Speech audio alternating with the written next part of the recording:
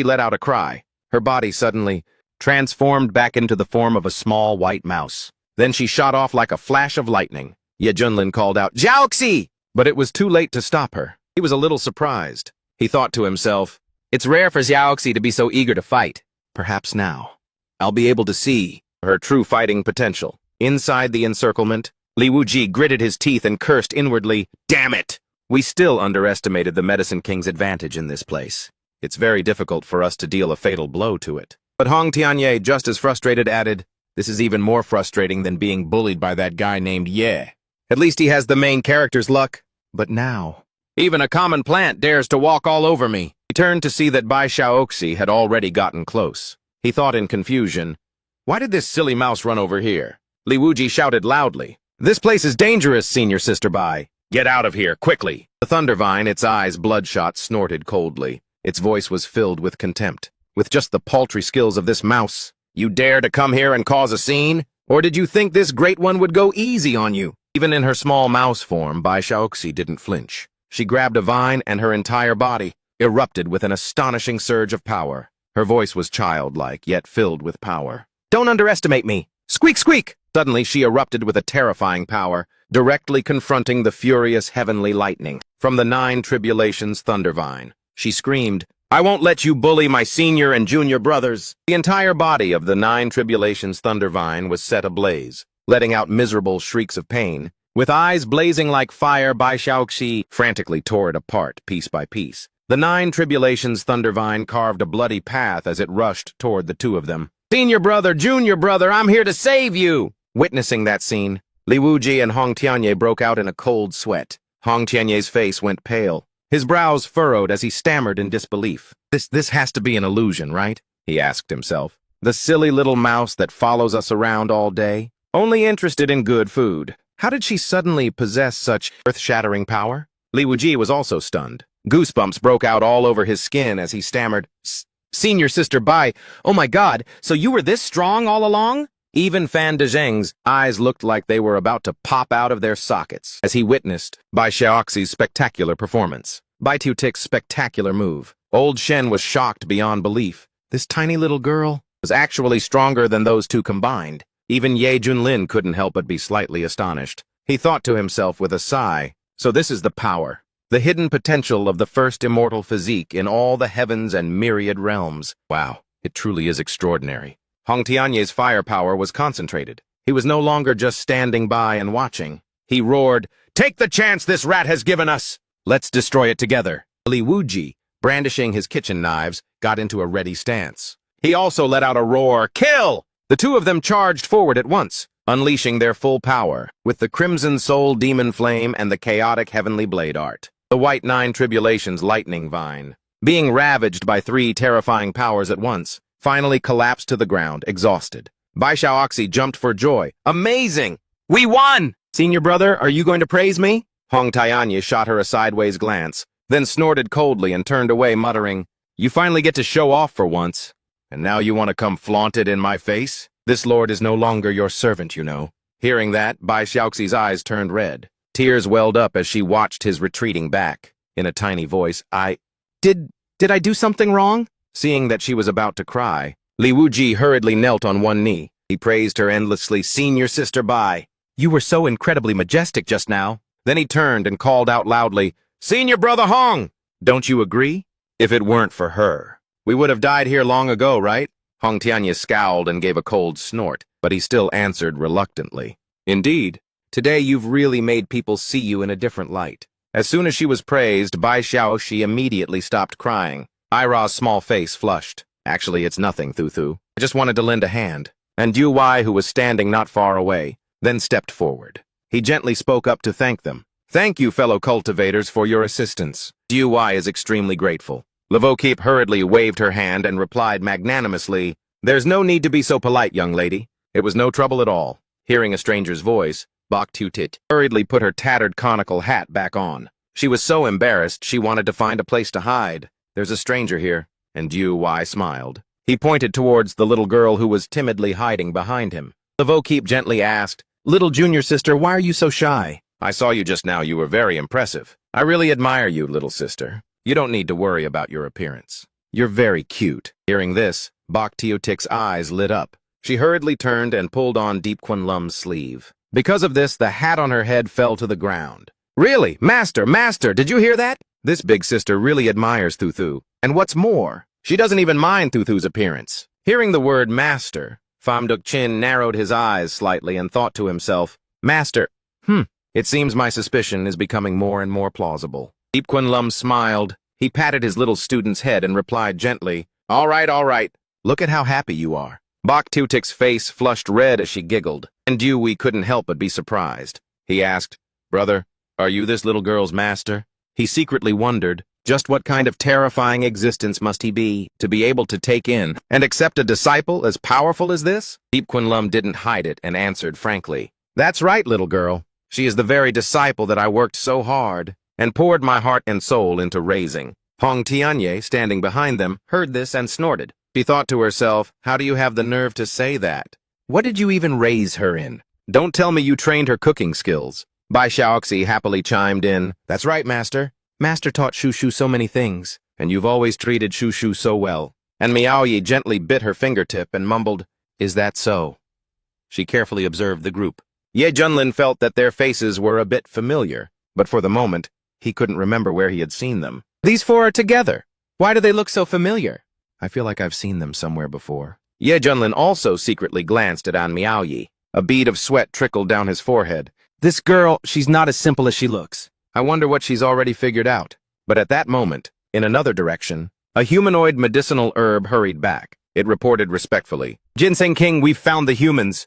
The fluctuations from the recent battle were caused by them. Another medicinal herb, shaped like a sunflower, coldly puffed and questioned.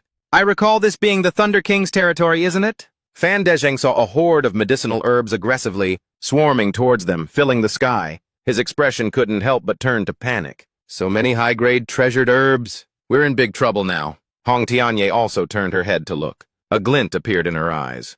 Oh? Among this crowd, there's an extremely domineering aura. The herb leading the group, its entire body erupting with terrifying power. It roared, You humans! How dare you cause trouble in our territory? And you even destroyed little Lei! Hong Tianye gathered firepower in both her hands. Bursting with excitement, he exclaimed, Oh! Interesting.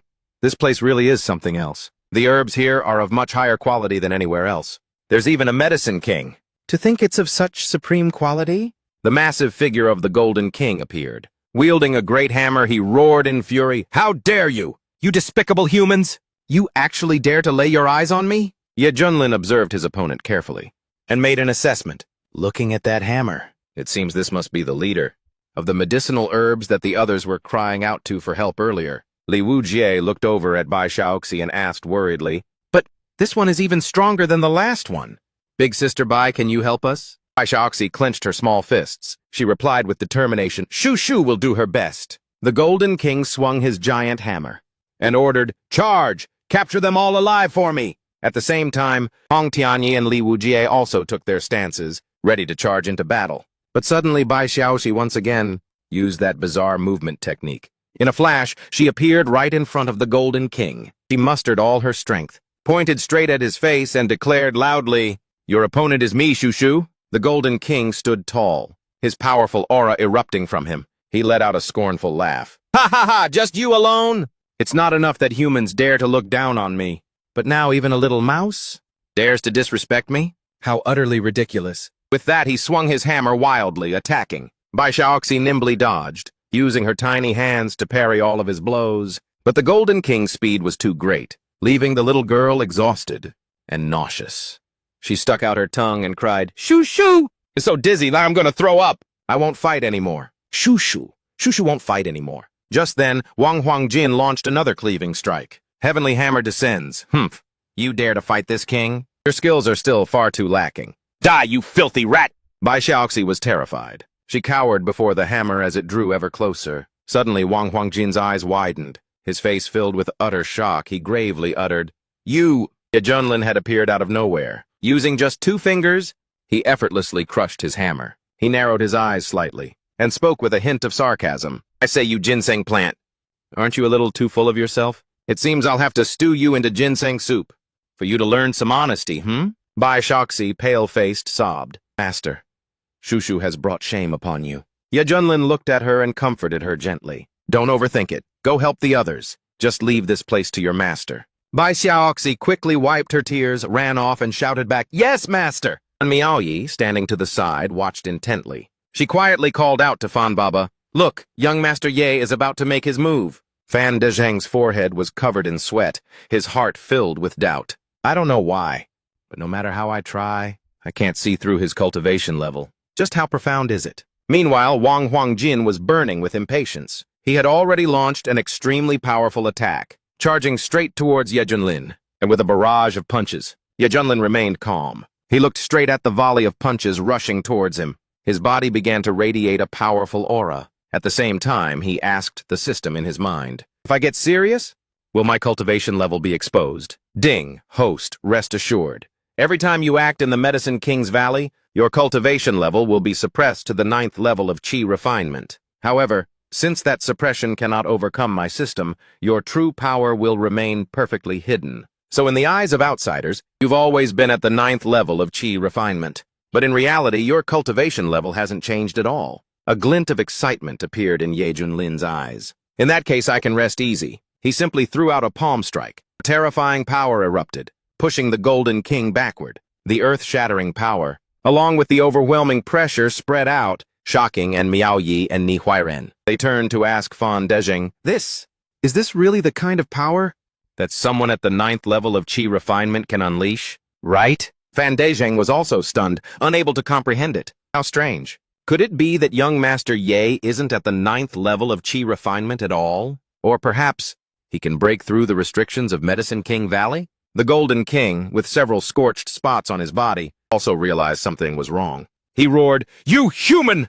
What kind of trick did you pull? This isn't the power of the 9th level of Qi refinement, Ye Junlin calmly retorted. I'm just a humble Qi refinement cultivator. What kind of tricks could I possibly pull? It's obvious you're just too weak. Why don't you try hitting me one more time? The Golden King roared in fury. Then he leaped into the air, unleashing a full-power punch towards the insolent human. Taste this king's golden fist! Seeing this, Fan Dezheng got goosebumps all over, inwardly terrified. What a powerful aura! I'm afraid this punch has the power of the Golden Core stage. Can young Master Yi block it? Ye Junlin just smirked slightly. Then he unleashed an even more terrifying power. The entire surrounding area was instantly enveloped by his immense pressure. From above, a giant seal of the human king appeared. With just one punch, he could unleash a force so terrifying it sent him flying. The Golden King flew straight into a large boulder. 2, Famduk Chin, 7. My God, what is this? How can a 9th level Qi refinement cultivator unleash such a powerful attack? An Miaoyi was also stunned, whispering, That's right. How did he do it? Could it be that he has some kind of exclusive secret technique that allows him to break the limits of his cultivation level? The Golden King trembled, struggling to get back up. He pointed forward, stammering, You cunning human! You tricked me! You're definitely not in the Qi refinement realm. Liar! Yet Junlin remained calm. The high heavens are my witness. I really am only in the Qi refinement realm. It's just that you're too weak, and I've also trained a bit more than others. The nearby spirit herbs turned pale, unable to believe their eyes. Impossible. How can a human be this strong? In all my years. This is the first time I've ever encountered such a bizarre situation. Is a great disaster about to befall our Medicine King Valley? Boo-hoo! 4. Li Wuji stood to the side, praising enthusiastically without end. No wonder he's our master, even if his cultivation is suppressed to our level. His actual strength is still something we can't possibly compare to. Hong Tianyi frowned, not saying a word, but inside his heart was in turmoil. Impossible. I could feel that this Ginseng King's cultivation level had completely suppressed my own. And yet, this guy defeated it so easily. On what grounds can a mere Qi refinement cultivator, a 9th level one at that, be so incredibly powerful? And to think I was arrogant enough before to believe I could suppress him at the same cultivation level. It seems I was truly a fool spouting nonsense. The remaining spirit herbs wailed miserably as they turned tail and fled. He screamed non-stop, The Great King is dead! Run, brothers! Levo keep. He swung his blade, creating dangerous streams of blade energy, slicing off their heads. He roared, Trying to run? You are all top-grade treasure herbs. Stay right here for me. Deep Quan Lam, satisfied, instructed Little Lei. You did a great job. Gather up all these treasure herbs, okay? Keep's hands didn't stop gathering the medicinal herbs, while his mouth replied cheerfully, "Yes, sir! Thank you for your praise, Master. It's all thanks to you, Master, for subduing the Ginseng King. Your disciple is merely benefiting from your efforts." At this moment, a few other groups had also found their way here. Everyone, look! There are treasure herbs everywhere! Oh my god, they've all been taken down by someone! Could it be that besides Great Master Nandang, there's another senior expert in Herb King Valley who could do this? There are some people up ahead. It looks like they were the ones who did it. A young monk pointed towards the defeated Ginseng King.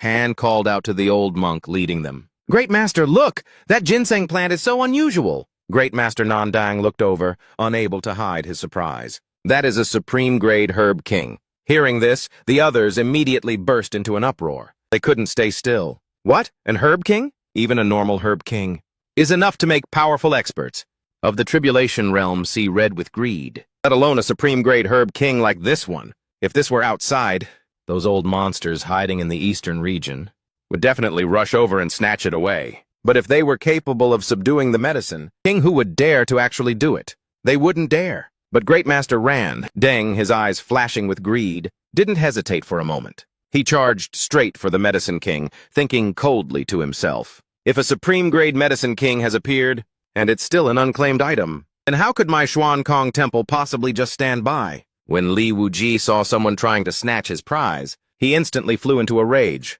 He swung his saber, unleashing a powerful wave of blade energy as he roared, "You son of a bitch! You dare to touch it? Get lost!" That old monk was caught by the surprise attack, and was sent tumbling to the ground, coughing up blood. Great Master Randung put his palms together and chanted, "Amitabha Buddha," then said gravely, "Alas, alas, this patron. Do you not know that the man you just struck is a man of my Xuan Kong Temple?" Hearing this, Li Wuji became even more contemptuous. "You bunch of bald donkeys came here to steal our things, and you still think you're Buddhas? You're nothing but a bunch of hypocritical robbers!" As soon as he finished speaking, he flicked his saber forward, releasing a considerable amount of energy. The other monks standing behind Great Master Randeng were furious. They pointed and cursed, "You bastard! Such foul language! Who can prove that this thing was defeated by you? You all just happened to get here one step ahead of us. And that's all, that's right. We advise you rogue cultivators not to be so reckless. If you provoke our Xuan Kong Temple, then from now on don't even think about setting foot in the eastern region again." A vein bulged on Great Master Randeng's forehead, and he too spoke in a stern, judgmental tone. "Benefactor, you are going too far." Li Wuji's entire body erupted with a violent spiritual energy. He continued to provoke the old bald monk. "Looks like you're not too happy about this, huh? Well then, come over here and try me." Another great master standing beside him, Randeng couldn't hold back and pointed a finger, shouting loudly, "You insolent whelp! Do you have any idea who you're being disrespectful to? You should know. This man is a genuine tribulation transcendence expert. Do you think you're worthy of being the great master's opponent?" When the surrounding onlookers heard this, they couldn't help but gasp in shock and break into a flurry of discussion. What, a tribulation transcendence expert? Although they had sensed early on that this great master's cultivation realm was very high, they never expected him to be a true virtual immortal. In Medicine King Valley, there were many individuals of noble status, but in front of a tribulation transcendence expert, they were nothing more than a swarm of ants. Iwuji broke out in a cold sweat, muttering, "Tribulation, transcendence realm." But then he erupted with an astonishing aura.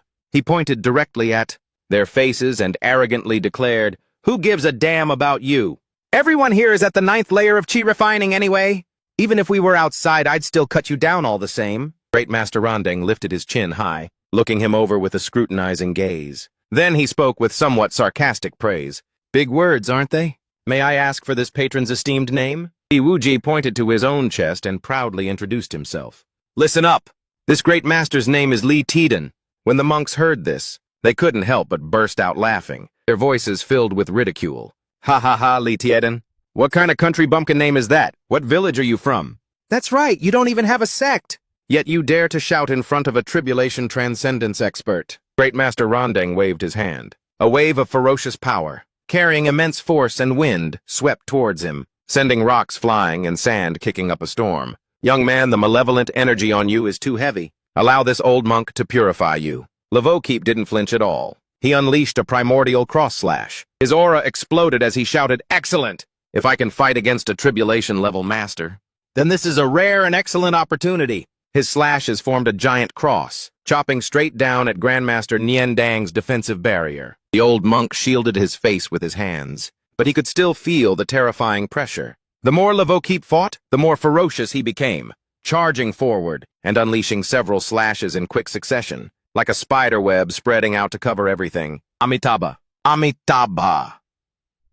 Grandmaster Nien Dang clasped his hands together, creating a giant golden Buddha's sacred seal, blocking all of his powerful attacks. The people standing on the sidelines, seeing Lavokeep fighting on par with Grandmaster Nien Dang, couldn't help but be astonished and started whispering, "I can't believe it. That Li Titdun guy is actually this strong? To be able to fight the Grandmaster for so long? The Grandmaster definitely isn't using his full strength yet. After all, if he went all out against some unknown, nobody, it wouldn't look good for him." But Grandmaster Nien Dang gritted his teeth, struggling to hold on. He thought to himself, "I have painstakingly cultivated for 100,000 years for the sake of this Medicine King Valley, and yet I can't even beat some kid. I guess I have no choice but to use that move." With that thought, he clasped his two hands together again, unleashing an immense power. It was absolutely terrifying.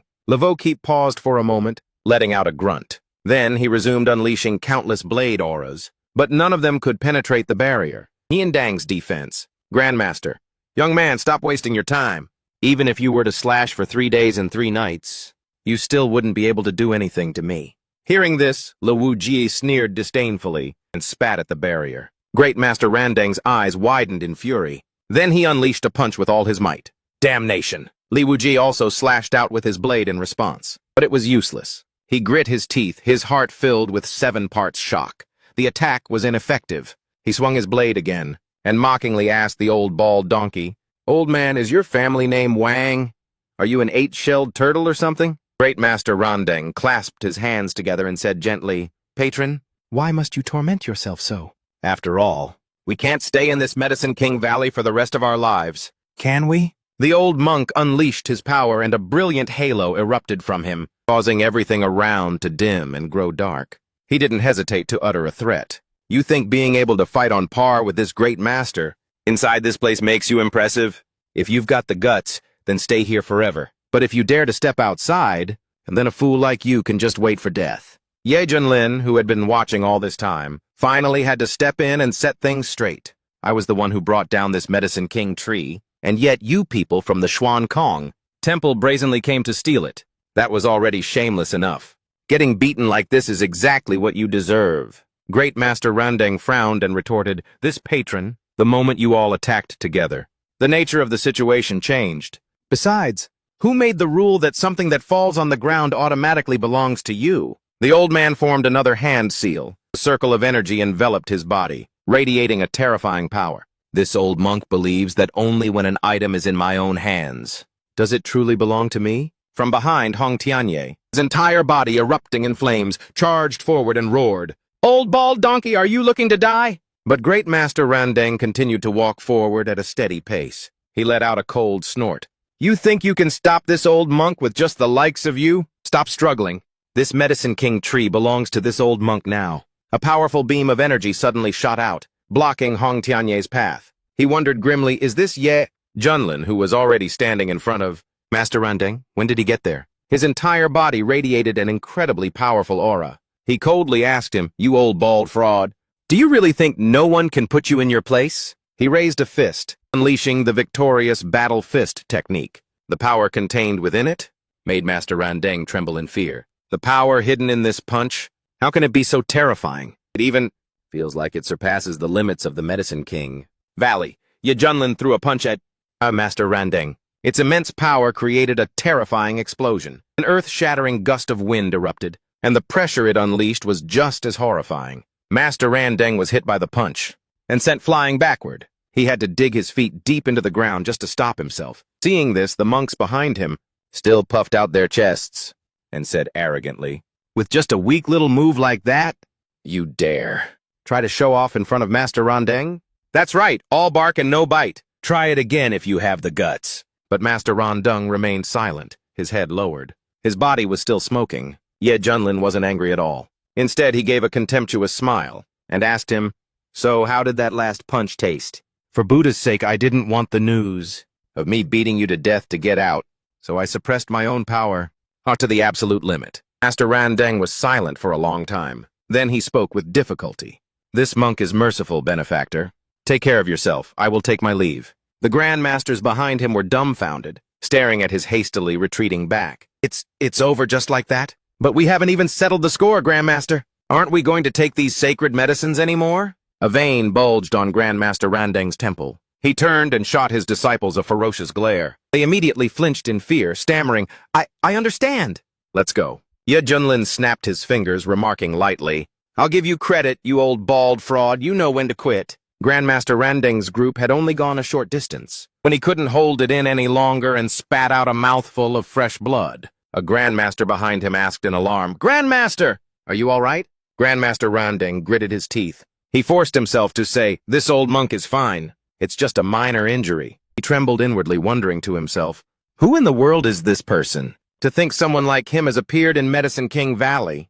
How can he possess such terrifying power? Could it be that the era of great strife has already begun? So even this old monk cannot escape the vortex of this new era? One of his eyes turned red as he glared at Ye Junlin from a distance. He silently gritted his teeth. Forget it. There are restrictions in this place. I can't finish you with a single punch. But you just wait. I will personally be the one to send you to the afterlife. At the Medicine King Valley headquarters, tense atmosphere filled the Council of Medicine Kings. The Golden Cherry Medicine King clasped his two hands together tightly. Cold sweat beaded on his forehead. He spoke in a heavy voice. A human cultivator is rampaging through our Medicine King Valley. Even the Thunder King and the Ginseng King have been captured. The very survival of our clan is hanging by a thread. Everyone, we must quickly decide whether to flee, wait for Medicine King Valley to automatically seal itself, or resist with all our might. The Blood Jade Flame. Bone Bamboo Medicine. King clenched his fists. Veins bulging, he growled in rebuttal. Why should we have to hide? This is our territory. For ages, every single human cultivator who dared to set foot here has been enslaved by us. This time, we absolutely cannot retreat. We must resist together until the very end. The Red Star Medicine King immediately chimed in, his voice filled with determination. That's right! We must resist. We are the true masters of this place. If we surrender now, we'll never be able to hold our heads high again. The Frigid Spirit. Nether Lotus Medicine. King's face showed clear apprehension as he spoke hesitantly. But the human cultivators this time are truly very strong. Even if we mobilize all our forces of the Medicine King level, it would be extremely difficult to fight back. In fact, there's even a risk that we'll be overpowered by them instead. The Deer Antler Medicine King nodded in agreement. His voice trembled slightly, that's right. Especially that white-haired guy, with just a single move. He effortlessly defeated the Ginseng King. He's truly terrifying. The He Shou Medicine King pondered for a moment, then made a suggestion. How about we ask that person to take action? Back in the day, he was an earth-shattering existence. He even once followed the Medicine Sovereign. As long as he agrees to help, he can definitely crush those humans to dust. But the Frigid Spirit Nether Lotus Medicine King still looked apprehensive. He replied hesitantly, but with his personality, I'm afraid he might refuse us. You all know he's a bit. The Blood Jade Flame Bone Bamboo. Medicine King couldn't contain his anger. He slammed the table and roared. Humph! Right now the Medicine King Valley is facing a disaster of annihilation as his successor of the first Medicine King. Is he just going to stand by and watch us get cut into pieces and stewed into soup by them? How can he not feel any guilt towards the Medicine Sovereign? Towards his own people? There's no more time for hesitation. Our very survival hinges on this one gamble. And so the group of Medicine Kings traveled together to the dwelling of their only savior, the Great Demon Mushroom King. A supreme-grade Medicine King, He Ling Yo Lian. The Medicine Kings and the others knelt down respectfully. They spoke in unison to pay their respects. We pay our respects to the Great Demon King. We beg you, Great Demon King, please save Medicine King Valley. The Red Star Medicine King took a step forward. He held out his hand. He pleaded urgently, please wake up. Great Demon King, please wake up. The Great Demon Mushroom King was in a deep sleep. Awakened by the calls, he slowly opened his eyes. A terrifying, soul-shattering power instantly erupted, shaking the very fabric of space in the area. The Medicine Kings below had to brace themselves to withstand that terrifying pressure. One of them shouted with joy, Look! The Great Demon King is awake! In a flash, the Great Demon Mushroom King leaped down. In another flash, he scurried behind an ancient tree. His posture was timid, on the highest alert. He stammered, his voice trembling, You people don't come over here! If you have something to say, just say it from over there." The Medicine Kings stared at each other, bewildered. The healing Yulin Medicine King's legs were sore from kneeling for so long. She quickly turned to explain to the new Medicine Kings. "To all the new Medicine Kings, please forgive him. The Great Demon King, he has social anxiety. He's terrified of seeing strangers. He prefers to be alone and absolutely hates being disturbed." She prostrated herself on the ground again. Along with the others, she earnestly reported, "Our revered Great Demon King, the human cultivators are slaughtering our kin in the Medicine King Valley. If we don't fight back, I'm afraid our entire race will be wiped out. The Medicine King Valley truly needs your help. Great Demon King, I beg of you." The Great Demon Mushroom King clenched his fists, his expression a mix of anger and bewilderment. Impossible. The Medicine Sovereign personally set up a restriction. It's not supposed to allow those human cultivators to threaten us. But unless the enemy is the greatest prodigy of all time, the most powerful one there has ever been. The blood jade, flame, bone, bamboo medicine. King clenched his fists and replied in a firm voice, "It's true. So many of our kin have fallen to their cruel hands, and now only you can save us. Your power is the greatest and your seniority is the highest. As long as you're willing to step forward, the medicine race will surely unite and fight back against those invaders together." Tears welled up in the Great Demon Mushroom King's eyes. He stammered out a fearful refusal. "No, I can't. I just want to wait here in peace. Besides, the time the Medicine King Valley is open is limited. When the time is up, those humans will be automatically ejected. Everyone should just go hide for now." The Crimson Star Ganoderma. Medicine King anxiously snapped at the Great Demon King. "You're being too naive. The final target of those humans is you. You are the most ancient being in this entire Medicine King Valley. They will never stop until they've captured you." The Great Demon Mushroom King's jaw dropped. His entire body trembled violently. "There are many humans coming to capture me?" The Crimson Star Ganoderma Medicine. King gritted his teeth, voice filled with indignation. "That's exactly right. That's right. They're incredibly cruel. Once they capture you, they'll all humiliate you. They'll torture you and even drag you out to be auctioned off. Then there will be so many humans surrounding you, touching you all over." The Great Mushroom Demon King trembled uncontrollably with fear. He stammered, crying out, Don't say any more!" But the blood jade flame bone bamboo. Medicine King just kept talking. Crimson Star Ganoderma, his voice filled with urgency. "Great Demon King, if you would just agree to make a move and take care of the toughest one among those humans, then you can leave the rest to us." The Crimson Star Ganoderma Medicine King quickly chimed in, "That's right. Helping us is the same as helping yourself. Once this is all over, you can go back to sleeping in peace. No one will ever be able to disturb you again." The Great Mushroom Demon King clenched his fists. After a moment of internal conflict, he finally agreed. All right, I'll only deal with the most powerful human, all right? You all will have to handle the rest yourselves." Hearing this, the Medicine Kings were overjoyed. "Great Demon King." "Thank you." The Great Mushroom Demon King timidly hid behind a tree trunk again. He mumbled, You all go outside and wait for me for a moment." The Velvet Antler Medicine King looked at his cowardly appearance and couldn't help but sigh, feeling utterly helpless. The way he is now, can he really overpower those ferocious humans? He doesn't seem reliable at all, contrary to his doubt. The Cold Spirit Nether Lotus Medicine King seemed very confident. She retorted, Don't you dare underestimate the Great Demon King. He is a supreme-grade Medicine King at the perfected Golden Core realm. Dealing with that bunch of human brats won't take much effort." Meanwhile, in another area, an old man was eagerly bowing to Great Master Rondeng, his voice filled with the intention of making a deal. "I am the Grand Elder of the Setting Sun Sect. After we leave the valley, could you sell me a few of those precious herbs? Would that be possible?" Great Master Rondeng smiled and replied, "Rest assured, the price will absolutely satisfy you." He loudly chanted Amitabha Buddha, then continued, "To meet is to have fate, and I only enlighten those with whom I have a fateful connection.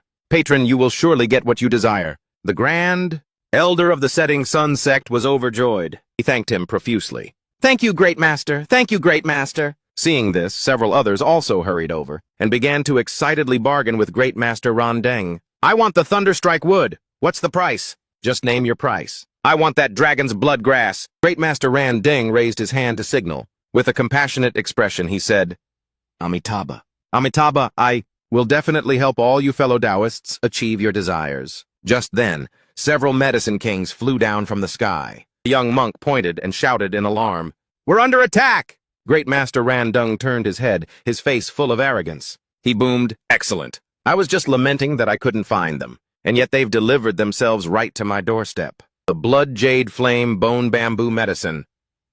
King snorted coldly, pointing directly at Great Master Randung's face. You bald swindler, still feeling smug, huh? Humph! I'm here to take you down. Great Master Randung was both surprised and somewhat excited. So many medicine kings? My merciful Buddha has truly blessed me. He channeled his immense power and roared stubbornly, Unrepentant, I shall send you to the afterlife! Healing you, the Lotus Medicine King and the Blood Jade Flame, Bone Candle Medicine King, charged forward together, roaring, Die, you old bald fraud! Unexpectedly, the defensive shield of Great Master Randing was incredibly sturdy, completely blocking all of their attacks. It didn't even budge. The Medicine Kings couldn't help but exclaim in shock. Such powerful defense. The Red Star Medicine King furiously turned his head and yelled, That old bald fraud is the Great Demon King! Great Master Randing paused, a bit bewildered. What, the Great Demon King?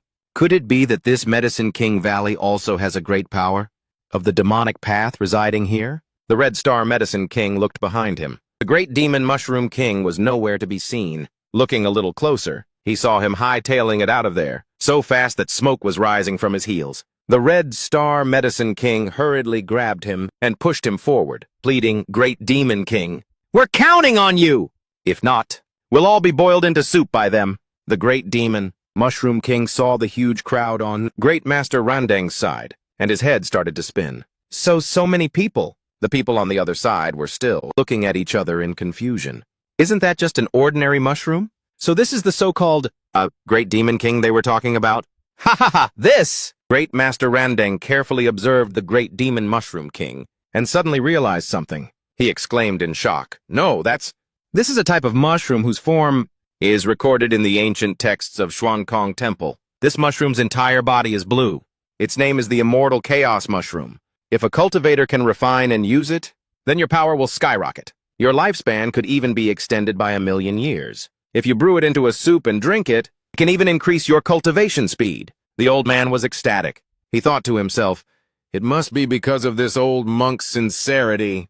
And that has moved the Buddha himself. The day of my ascension to immortality is near. But at that moment, Great Master Randing became even more frenzied. He manifested a giant hand made of energy and rushed forward. This mushroom has a karmic bond with my Buddha. This old monk shall accept it first. He struck the Great Demon Mushroom King with all his might, but he was furious. Waving his 2 mushroom arms, he roared, You've gone too far. Why are you trying to hit me on the head? A powerful and terrifying pressure suddenly erupted. The old man in green nearby hurriedly raised his hands to shield himself. He cried out in shock, Heavens! This mushroom is actually a supreme-grade Great Medicine King. At the peak of the Golden Core stage, Great Master Randung put one hand behind his back, trying to stabilize his body. He shouted, Evil creature, don't you dare cause trouble! The Red Essence Medicine King stood behind and pointed, yelling, Great Demon King! He wants to capture you for an auction! The Great Demon Mushroom King tensed up, gritting his teeth. An astonishing power emanated from his entire body. I won't let you get your way. But Great Master Randing pointed a finger to the sky. Along with it, an immense power also burst forth. He declared confidently, This old monk possesses the Vajra's indestructible body. You will never be able to... Before he could finish his sentence, the Great Demon Mushroom King had already condensed his killing intent into a physical form. Using his own mushroom body, he roared, Mushroom's rage shakes the 8 directions! And then viciously stomped down on Great Master Randing. The old man let out a blood-curdling scream of pain. It was furious. It used its ultimate technique.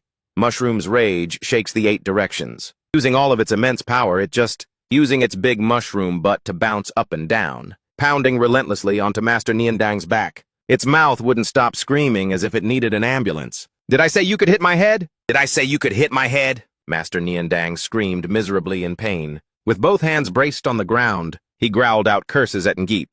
You wretched creature! If you have the guts, let this old monk get up. Just then, countless vines flew in from out of nowhere, tightly binding Master Niandang's hands and feet. Startled, he looked over. He was then completely restrained. His face turned ashen from the utter loss of face. He roared, "Hurry up and kill this old monk!" To be humiliated in public by this pathetic mushroom. After this, how can I possibly guide people anymore? The great demon Mushroom King pointed a finger, a smug look on its face. I've taken care of it for you all. I'm not dealing with the rest. The other medicine kings let out sinister, wicked smiles. They looked at Master Niandang and replied, "Just leave him to us." Cold sweat poured down Master Niandang like rain. He looked at them and stammered, "What do you want to do?" The Buddha will not forgive you." He trembled in fear, thinking to himself, could it be that this old monk must once again experience the ultimate humiliation?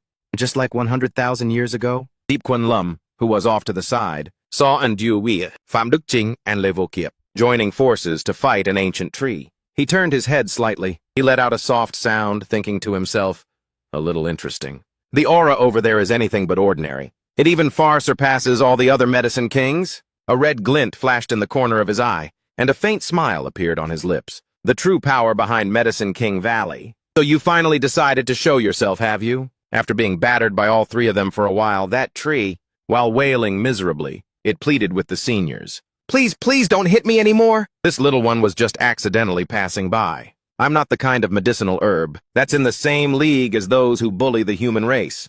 Whatever you seniors want, I can give it to you directly. And I pointed to the few plump fruits on the branches and asked curiously, really? The fruit on your tree looks quite beautiful. The tree looked at the fruits on its head, then hurriedly and happily replied, "This, as long as you all spare me, I'll give you all of this. If this stuff falls to the ground, even spirit beasts won't bother eating it. I'll give it all to you." And Yugi happily turned her gaze towards Pham Duc Chin. He was just as overjoyed, calling out, "Young miss, this is the spirit origin heavenly fruit. After eating it, one can enhance their spiritual power. It's extremely beneficial for your constitution." Pham Duc Ching looked at the fruits in his hand and emotionally recounted, "Back then, our Vandao sector, we searched the entire Kong Cho, but couldn't find any trace of this immortal fruit. And now, in the blink of an eye, we found dozens of them at once. This is truly a great heaven-sent opportunity." Ndu Wei held the spirit origin heavenly fruits and replied with a radiant smile, "You're right, Granny Fam. This trip was truly worth it. As long as I swallow these fruits and refine them, my spiritual power will be able to break through once again." The tree gave a forced smile and spoke timidly. Esteemed seniors, can this little one leave now?" Hong Thian-Diep snapped angrily. "Scram!" The tree cowered in fear and quickly replied, "Thank you, senior," then took to its heels and vanished. Only then did Diep Kun Lum speak up, calling out, "Everyone, there's an extraordinary aura over there. Let's go over there and take a look. Maybe we can find the real power behind this Medicine King Valley." Luigi turned around, his face full of excitement. "Seriously? This time? We can really find the secret of Medicine King Valley?" Hong Tianye, on the other hand, looked completely astonished. He was stunned for a moment. He thought to himself, why? Why can't I sense any unusual aura at all? Is he really only at the 9th level of Qi refinement right now? Miaoyi approached Ye Junlin, holding a celestial spirit origin fruit in her hand. She said gently, "Young Master Yi, we were able to get these fruits, all thanks to your 2 disciples. Please, you should take a few more." Ye Junlin calmly raised his hand to refuse. "No need, you can keep them." Fan Dezheng, standing behind them, couldn't help but exclaim, "Young Master Ye is truly righteous. In the future, if you ever need anything from the Wen Dao sect, please just say the word." Ye Junlin nodded slightly and said, "You're too kind. Let's all go over there and see what's going on." After about the time it takes for an incense stick to burn, Fan Dezheng's group, following Ye Junlin, suddenly stopped in a large open area. This is... How can there be so many Medicine King-grade herbs? Holy crap, this is amazing. It's truly incredible. Several Medicine Kings were surrounding a group of humans, viciously beating and torturing them. Bai Xiaoxi pointed forward and shouted, "Master! That blackened thing hanging over there? It looks really familiar." Ye Junlin only needed a single glance to recognize an acquaintance. It hasn't even been that long. So how did that old fraud of a bald monk end up in such a pathetic state? But Great Master Ron Dung was hung upside down, while the monks below were being tormented by the Medicine Kings, who were putting them through hell. "Hurry, hurry! Crawl for me and bark like a dog. Hurry up! Woof, woof, woof, woof!" Ye Junlin crossed his arms, an amused look on his face. To be able to humiliate Great Master Ran Dung and the cultivators of the eastern region to this extent, it seems the power behind them is anything but simple. Zhengli Wuji raised a kitchen knife, his face full of enthusiasm. He said, the stronger the medicinal herb, the higher its grade.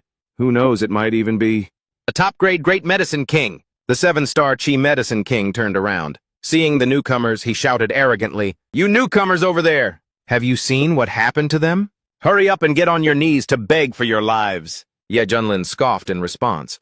"I'd like to see just who gave you all such courage." Grandmaster Rondeng, who was hanging upside down, saw Ye Junlin and thought to himself, "That kid! Go ahead and enjoy being human while you can. In a little while you'll regret why you were so naive." "The 6 red star Chai?" Medicine King pointed at Ye Junlin. The one with the silver hair asked, "Are you the one who killed the Thunder King and the Greed King? But what a pity. Now that the Great Demon King is here, you're only fit to be our plaything. Fellow compatriots, please invite the Great Demon King to act." The remaining Medicine Kings shouted in unison, their voices full of excitement. "Great Demon King! Great Demon King! Great Demon King!" Fanda's face grew solemn, his expression filled with shock. "This place, how can such a terrifyingly evil being even exist?" Hong Tianyi gritted his teeth, a sense of apprehension growing in his heart as he thought to himself. Even I, at the peak of my power, wouldn't dare call myself a Great Demon King. Who in the world is he? Ye Junlin kept his arms crossed in front of his chest, his arrogant expression unchanged. He spoke up. "I'd actually like to know too. What exactly is this Great Demon King thing?" The Red Star Medicine King looked behind him. Seeing no sign of the Great Demon Mushroom King, he hurriedly ran off to find him. He shouted as he ran, "Great Demon King! This is the most powerful villain among the human race. Only you can defeat him," Ye Junlin asked with interest. "Oh? So you're the strongest being in this Medicine King Valley, are you?" And Miaoyi's eyes also widened, with curiosity, looking towards the Great Demon Mushroom King who was appearing timidly. She whispered, This is the Great Demon King?" The Great Demon Mushroom King was chilled to the bone, shivering uncontrollably. But he still tried to sound tough as he replied, Yes, that's right." Hong Tianyi recognized it at a glance and exclaimed in shock, "Wait a minute! Isn't this the immortal chaos mushroom?" Ye Junlin narrowed his cat-like eyes and asked curiously, "Jade King?" Hong Tianyi, "What did you say, a mushroom? Is it that powerful?" Hong Tianyi replied with a serious expression. "This thing is called the immortal chaos mushroom. Those who eat it can increase their power and lifespan. It's incredibly miraculous. Legend has it, this is the closest thing to a divine elixir." Fan Dezhong raised his hand, wanting to stop Ye Junlin, his voice full of worry. "The closest thing to a divine elixir? Then wouldn't that make it a supreme Great Medicine King? It has the cultivation of a perfected golden core." "Young Master Ye, you must be careful." "If that doesn't work, then we need to find a way to teleport out of here fast." Ye Junlin raised his hand, gesturing to calm them down. "Don't panic. I know what to do." The Great Demon Mushroom King had now unleashed its full power. Its aura exploded as it roared its accusation. "You humans are too cruel. All you want is to eat me. Why? Why do you keep disturbing my sleep?" It frantically released a terrifying power, screaming, "Why?" The pressure it emitted was incredibly terrifying. Even Hong Tianyi had to admit, "This pressure is truly frightening. My strength is far too inferior compared to it." Ye Junlin casually raised 2 fingers, unleashing a stream of mystical power. His eyes lit up with excitement as he said, "A fine speech." Then Ye Junlin raised one hand high. A wave of power, no less formidable, surged from his palm, effortlessly. It blocked the Great Demon Mushroom King's powerful attack. The other medicinal herbs allied with the Great Demon Mushroom King, witnessing this, grimaced in terror. They stammered, Great Demon King." An Miaoyi, somewhat frightened, quietly called out to Fan Dezheng, "Uncle Fan, young Master Ye's technique. It doesn't seem to be suppressed by the Qi Refining Realm's restrictions." "Is it?" Fan Dezheng frowned, his heart filled with shock. What a powerful method. To think he can ignore the restrictions of Medicine King Valley. Hong Tianyi clenched his teeth, staring intently at Ye Junlin. His face was filled with doubt and disbelief, as if he was witnessing the most absurd thing in the world. This is impossible. How on earth did he do it? The reason the Medicine Clan here is so powerful is because of the rules set by the Medicine Sovereign. And the rules here are techniques that only an immortal should be able to perform. He gritted his teeth, seething with anger. He thought that once someone entered the domain of the Medicine King Valley, they would all be affected by this rule. But only someone with an equal cultivation level, or even one that surpassed the person who had cast the spell, could ignore it, or even break this kind of rule. Hong Tianyi wondered, could it be him? Then, he refuted his own thought, muttering, No way. He absolutely cannot be that existence. Absolutely not. Otherwise, I basically wouldn't have had any chance to escape from his clutches. Seeing Hong Tianya's face turn pale, then green, and contorted, Li Wujie curiously approached and asked, "Jade King's sister, are you all right?" Hearing this, Hong Tianya shouted, "Get lost!" Li Wujie was stunned for a moment, then snorted coldly. He thought to himself, I just casually asked a question, and I had to run into this unlucky bastard? Greatmaster Randang, who was dangling in the air, witnessed the entire event. He couldn't help but be utterly horrified, screaming internally, "Oh, Buddha! What in the world is happening?" The palm strike he hit me with earlier, compared to the power I used to hit that great demon king, was like comparing a novice to a Grandmaster. And yet now, with just a light clap of his hands, he sent the great demon king flying. This old monk's Buddhist heart is truly about to shatter. The great mushroom demon king was struck by a devastating blow. His body slammed hard onto the ground. He lay there, flattened, his eyes vacant. He couldn't believe he had been sent flying so easily. "No, impossible," he muttered. Back then, the medicine sovereign himself personally set up the restrictive seal. He even guaranteed to me that anyone below the immortal level would never be able to break it. Now, how did it turn out like this? Could it be that after so long, the restrictive seal has lost its power? Ye Junlin gently raised a single finger. A stream of energy condensed at his fingertip. Preparing to deliver the finishing blow to the great demon king, he spoke. "If you don't have any other tricks up your sleeve, then I guess I'll just have to take you to make some soup." Hearing this, the great mushroom demon king's blood boiled with rage. It shot up to a sitting position. Gritting its teeth, it cursed, "You damn bastard! I won't let you get what you want!" It let out a roar and charged forward, frantically unleashing a flurry of vicious attacks. But Ye Junlin was no pushover. He effortlessly neutralized all of its moves. Suddenly he raised his hand, condensing a surge of violent power. Then he unleashed a heaven-shattering palm strike, blasting the great mushroom demon king, sending it flying backward while spitting blood. It was terrified as it realized a horrifying truth. He can actually ignore the suppression of the rules. This medicine sovereign is completely unreliable. He set up the rules, and yet he let some human cultivator break them with his fists. Ye Junlin raised his hand high. His entire body flared up. With an excited aura, he activated the indestructible tyrant body, a terrifying surge of power from the heavens, and slammed down on the great mushroom demon king, causing the entire forest to shake violently. The pressure became increasingly unparalleled. The great mushroom demon king's head was spinning. It lay flattened in a deep crater, created by the force of Ye Junlin's power. Its heart was filled with unexpected despair. To think that right here in the Medicine King Valley, I can't even defeat a single human. Am I really this weak? The other Medicine Kings, watching from the sidelines, became panicked and chaotic upon seeing the scene model. The great demon king, lost? We're doomed. We're doomed. Medicine King, our valley is truly finished this time. The great demon mushroom king was foaming at the mouth, his whole body trembling. He whispered in a weak voice, "My skills were inferior. Don't blame the medicine sovereign and don't blame anyone else. You should only blame me. This life of mine was long and dull. In the next life, I don't want to be a mushroom anymore. I want to be human." Ding! Congratulations, host, for successfully activating the mission. Recruit a disciple. Subdue the undying chaos mushroom and make it your disciple. You will be rewarded with the peerless divine ability. 1 chi into 3 pure ones. 1 chi into 3 pure ones can create 2 clones. The clones will have the exact same cultivation level and strength as the original body. Ye Junlin looked at the dying great demon mushroom king and frowned slightly. "System, are you sure about this?" he asked silently. "You're not even going to spare a mushroom? But the reward this time is indeed tempting." He raised his hand and said, "You don't want to die, do you? If so, I can give you a chance." He thought smugly to himself. This mushroom looks so terrified of death.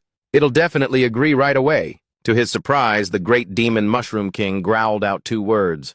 "I refuse." Ye Junlin was stunned, frozen to the spot. He approached it, a look of utter confusion on his face. "I haven't even stated my conditions.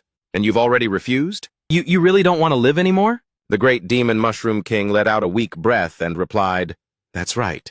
I don't." Ye Junlin fell silent. A look of annoyance was clear on his face. Could it be that it really doesn't want to live anymore? He thought to himself. But this time the reward is just too tempting. 1 chi into 3 pure ones is both cool and incredibly powerful. I absolutely can't miss out on this. He leaned down, placing a hand on his chest, and spoke with the utmost sincerity. Then before you die, please do me a favor. The great demon mushroom king asked in bewilderment, What? What is it? Ye Junlin's eyes were as sharp and cold as a blade. He said slowly, Become my disciple. The great demon mushroom king was so shocked his face turned ashen. His mind was filled with question marks. He couldn't believe what he had just heard. In this world, who on earth on their deathbed would still be begging someone to become their disciple? How utterly shameless. Ye Junlin held out his hand. With a sinister smile, he called out, Brother Mushroom, just give me your word. He grinned brightly. And I promise I'll do my absolute best to strike you until you explode. And I guarantee you'll die completely pain-free? The great demon mushroom king turned away, crossing his arms. With a look of utter contempt, he said, Are you insane? What kind of person begs like that? I'm not interested. Ye Junlin's expression suddenly changed, becoming incredibly fierce. He put on a terrifying expression and threatened, Well then, I'll just have to throw you in a pot first, then kill a few chickens, and toss in some other rare herbs. Just let it simmer over and over, and it'll become a delicious mushroom and chicken stew. And I'll eat every last bite, leaving nothing behind. He held up a ladle and a pan. Flashing a horrifying grin, he yelled, Come here! Let me put you out of your misery! The great demon mushroom king was so scared he burst into tears. This is terrifying. It had no other choice. It could only kowtow repeatedly, stammering, I agree! Its face flushed bright red as it shouted, I agree to become your disciple! Thud, thud! Congratulations, host, you have successfully accepted a disciple. Obtained the peerless divine art. 1 chi into 3 pure ones. Ding! Disciple's aptitude has been detected, awarding a supreme cultivation technique, the Azure Emperor Longevity Art. Ye Junlin was overjoyed, thinking to himself, Finally, I've succeeded. He raised his hand and said, Stand up. From now on, you are my disciple. You must address me as master. As your master, I will give you my absolute protection. I won't let anyone devour you. He raised his hand. Forming a hand seal, a stream of spiritual energy emanated from him. This is the technique I, your master, bestow upon you. Take it and begin your cultivation. He tapped a finger on the great demon mushroom king's forehead. Its eyes widened in astonishment as it asked, Is this the Azure Emperor Longevity Art? It clenched its fists, its voice filled with shock. What kind of marvelous high-level technique is this? Ye Junlin replied. Your medicine clan is naturally weak. You are not fond of combat. You rely entirely on the restrictive rules of the medicine sovereign to be able to suppress the human clan. A terrifying burst of power erupted. It shot straight up into the sky. White smoke billowed everywhere. Then it slowly dissipated, revealing a handsome man with an ethereal aura. That was the great demon mushroom king after taking human form. This Azure Emperor Longevity Art not only solves the deficiencies in the cultivation process of the medicine clan. He raised his hand, gazing at his new hand.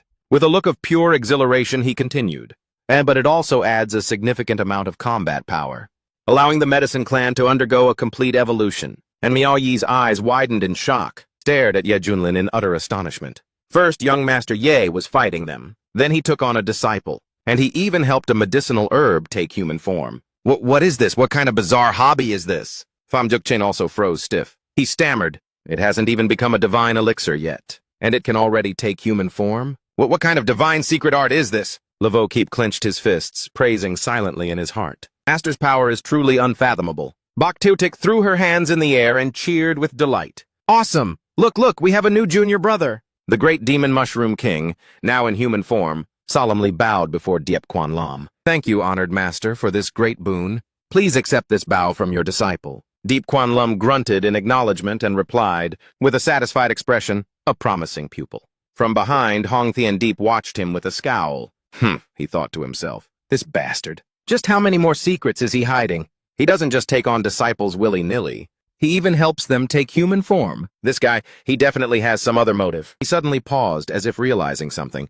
I see now, this immortal chaos mushroom has a huge potential to evolve in the future. It could transform into a divine elixir. The value of a divine elixir is something even immortals would fight tooth and nail for. Getting battered and bruised. So that's it, this guy is just planning to cash in. He's probably just waiting for the right moment to refine it for his own use. Grandmaster Nu Dang's eyes widened in disbelief. He mumbled, his face a mask of existential doubt. This old monk, I can no longer comprehend the ways of this world. So, from the very beginning, I'm the only one who's lost out the most? He thrashed about frantically, swinging his body that was hanging upside down. He screamed, "Someone! Get over here and cut me down!" Deep Quan Lum touched his chin, a look of amusement on his face. "Since you've already joined my school," he said. "In that case, I need to give you a proper name. I'll call you." He looked up, his eyes shining brightly, his face full of anticipation. Ye Kunlun looked at him, then casually gave him a name. "Xiaohei." He froze completely, but he still managed to force a smile, comforting himself. It's very simple, but that's fine. This kind of modesty suits me well." He spoke up, his voice filled with gratitude. "Thank you, Master, for giving me a name." Ye Kunlun suddenly remembered something important. "Oh right, I wanted to ask you something. If the Medicine Sovereign already agreed to open the gates of the Medicine King Valley, then why did he also set up these measures? To suppress human cultivators?" Xiaohei replied, his voice tinged with sadness. "Because the old Medicine Sovereign, he is also a member of the Medicine Clan. So he wants to protect us from being wiped out." Lei Wuji asked in astonishment. "What? The Medicine Sovereign, he's actually not human?" Xiaohei hummed in affirmation and replied, "The Medicine Sovereign is a Keelan herb, a rare existence in this world, so he knows very well just how sinister and unpredictable this world can be." Hong Tianyin Ningzhong's inner thoughts. A Keelan herb. That's a divine medicine from the legends. It has captured the very essence of creation, from heaven and earth. Anyone who can consume and refine it can even bring the dead back to life. Their combat power would be unmatched, and the path to immortality would be wide open for them. Ye Kunlun gestured toward Xiaohei and asked, "If that's the case, then the Medicine Sovereign must have made some kind of sacrifice in order to protect all of you, right?" The Medicine King, standing behind them, unable to contain their resentment, answered in unison. "And isn't that all thanks to the blessing that you humans so graciously bestowed upon us?" Six-tailed Star Chai. The Medicine King clenched his fists in resentment as he recounted what happened back then.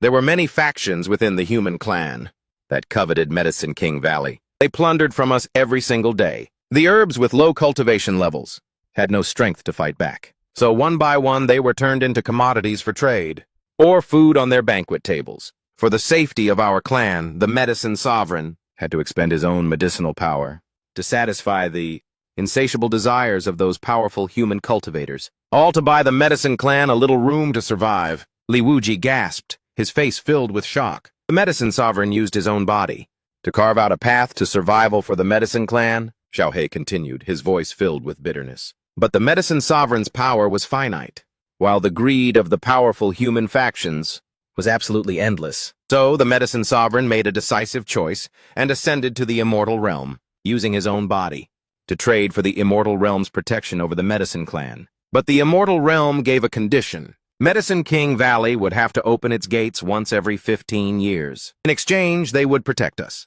On the surface, it seemed like the Medicine Sovereign had conceded, but in reality, he secretly strengthened the formations that suppressed the cultivation of the human clan to better ensure the safety of the Medicine Clan. But these matters are only known to high-grade herbs, like us. There are quite a few lesser herbs who relied on the Medicine Sovereign's sacrifice to be able to achieve immortality. It's only because of that Medicine King Valley has the peace it does today. He clenched his fists tightly, his voice choked with indignation. Our Medicine Clan, even if we have to live in this dull and desperate situation, would absolutely never harm other cultivators. The human cultivators have entered this place. They just wanted to relieve their boredom and kill time. When Ye Junlin heard this, a deep sense of admiration couldn't help but swell within his heart.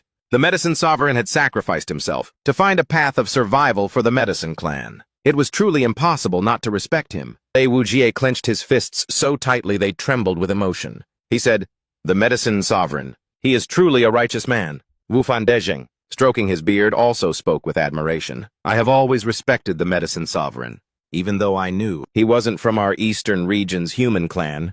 The fact that he would make such a great sacrifice for his own people, that makes me respect him even more." An Miao Yi frowned, her face filled with sorrow. Looking back on what the human cultivators had done before, she couldn't help but feel ashamed. It's really truly disgraceful. Just then, a massive teleportation gate slowly swung open. "The exit portal is open!" Finally, we can leave this place." Several cultivators looked up and mumbled to each other. "This godforsaken place.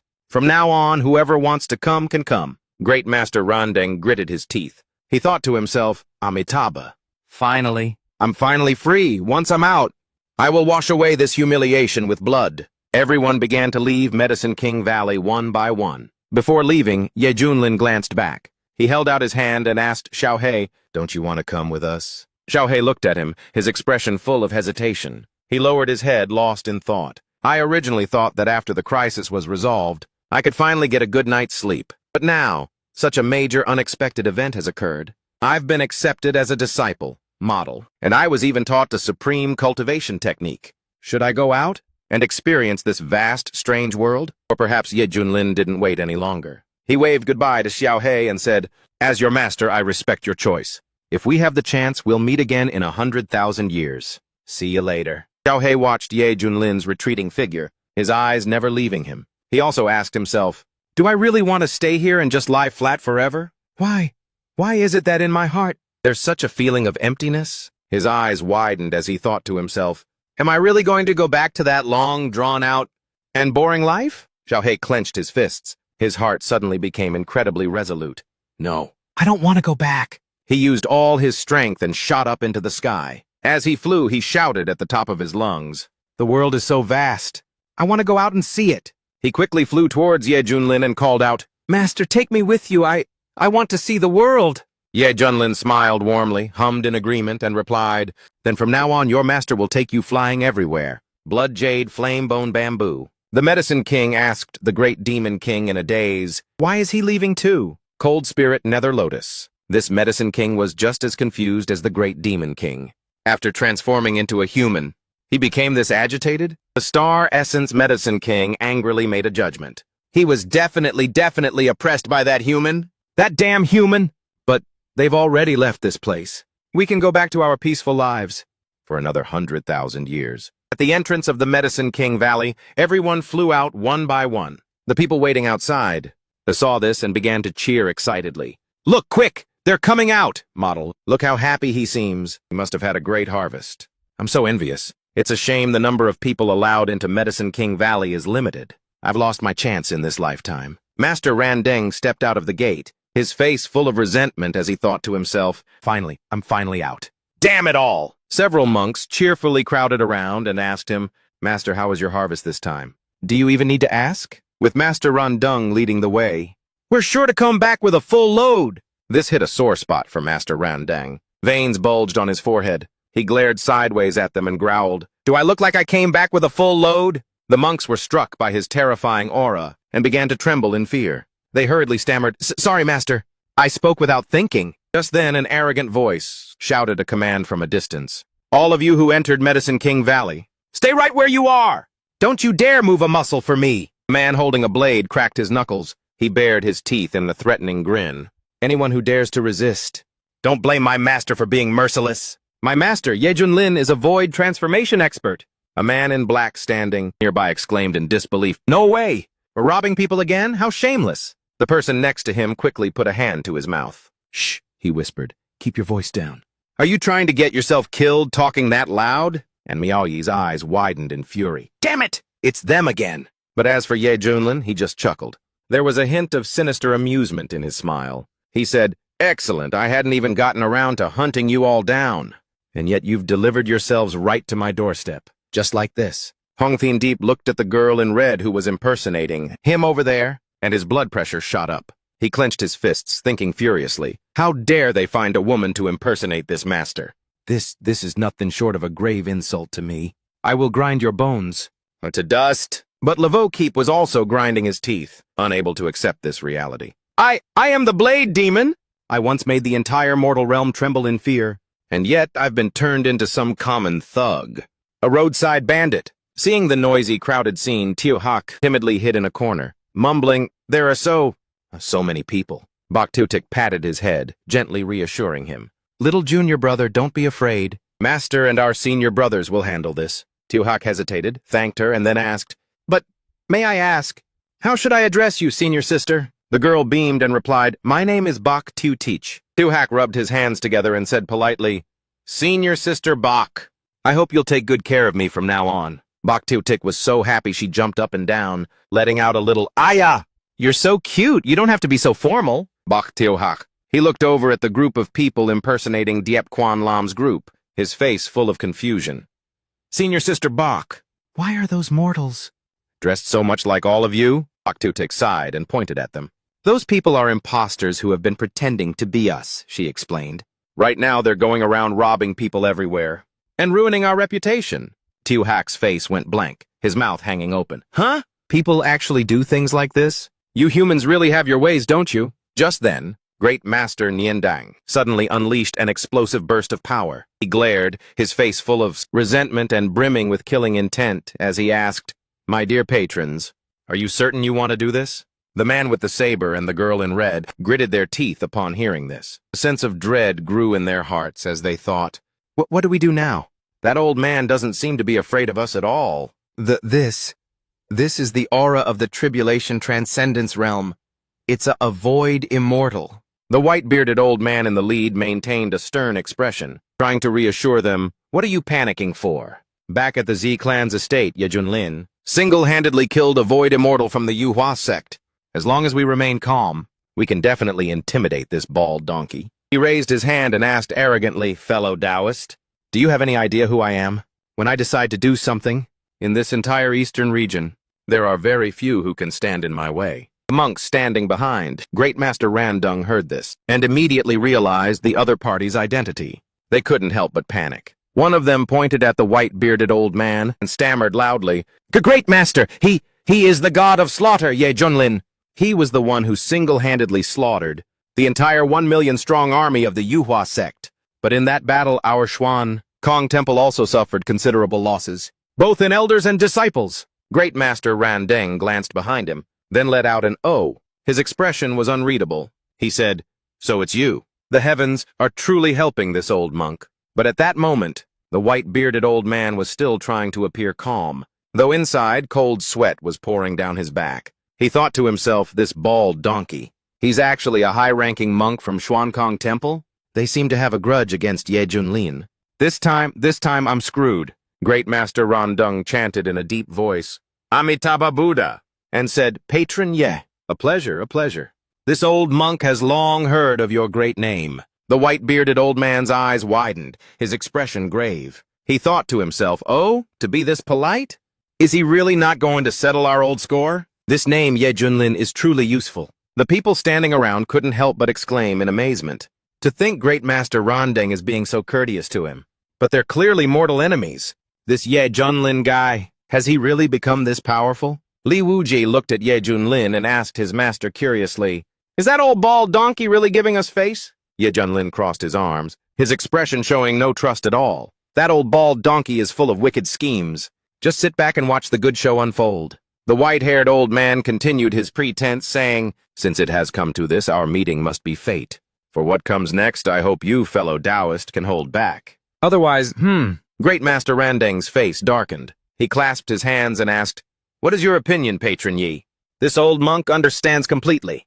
How about I lend you a hand?" As he spoke, he unleashed his full power, shooting up into the middle of the sky. Great Master Randeng summoned a giant golden bell.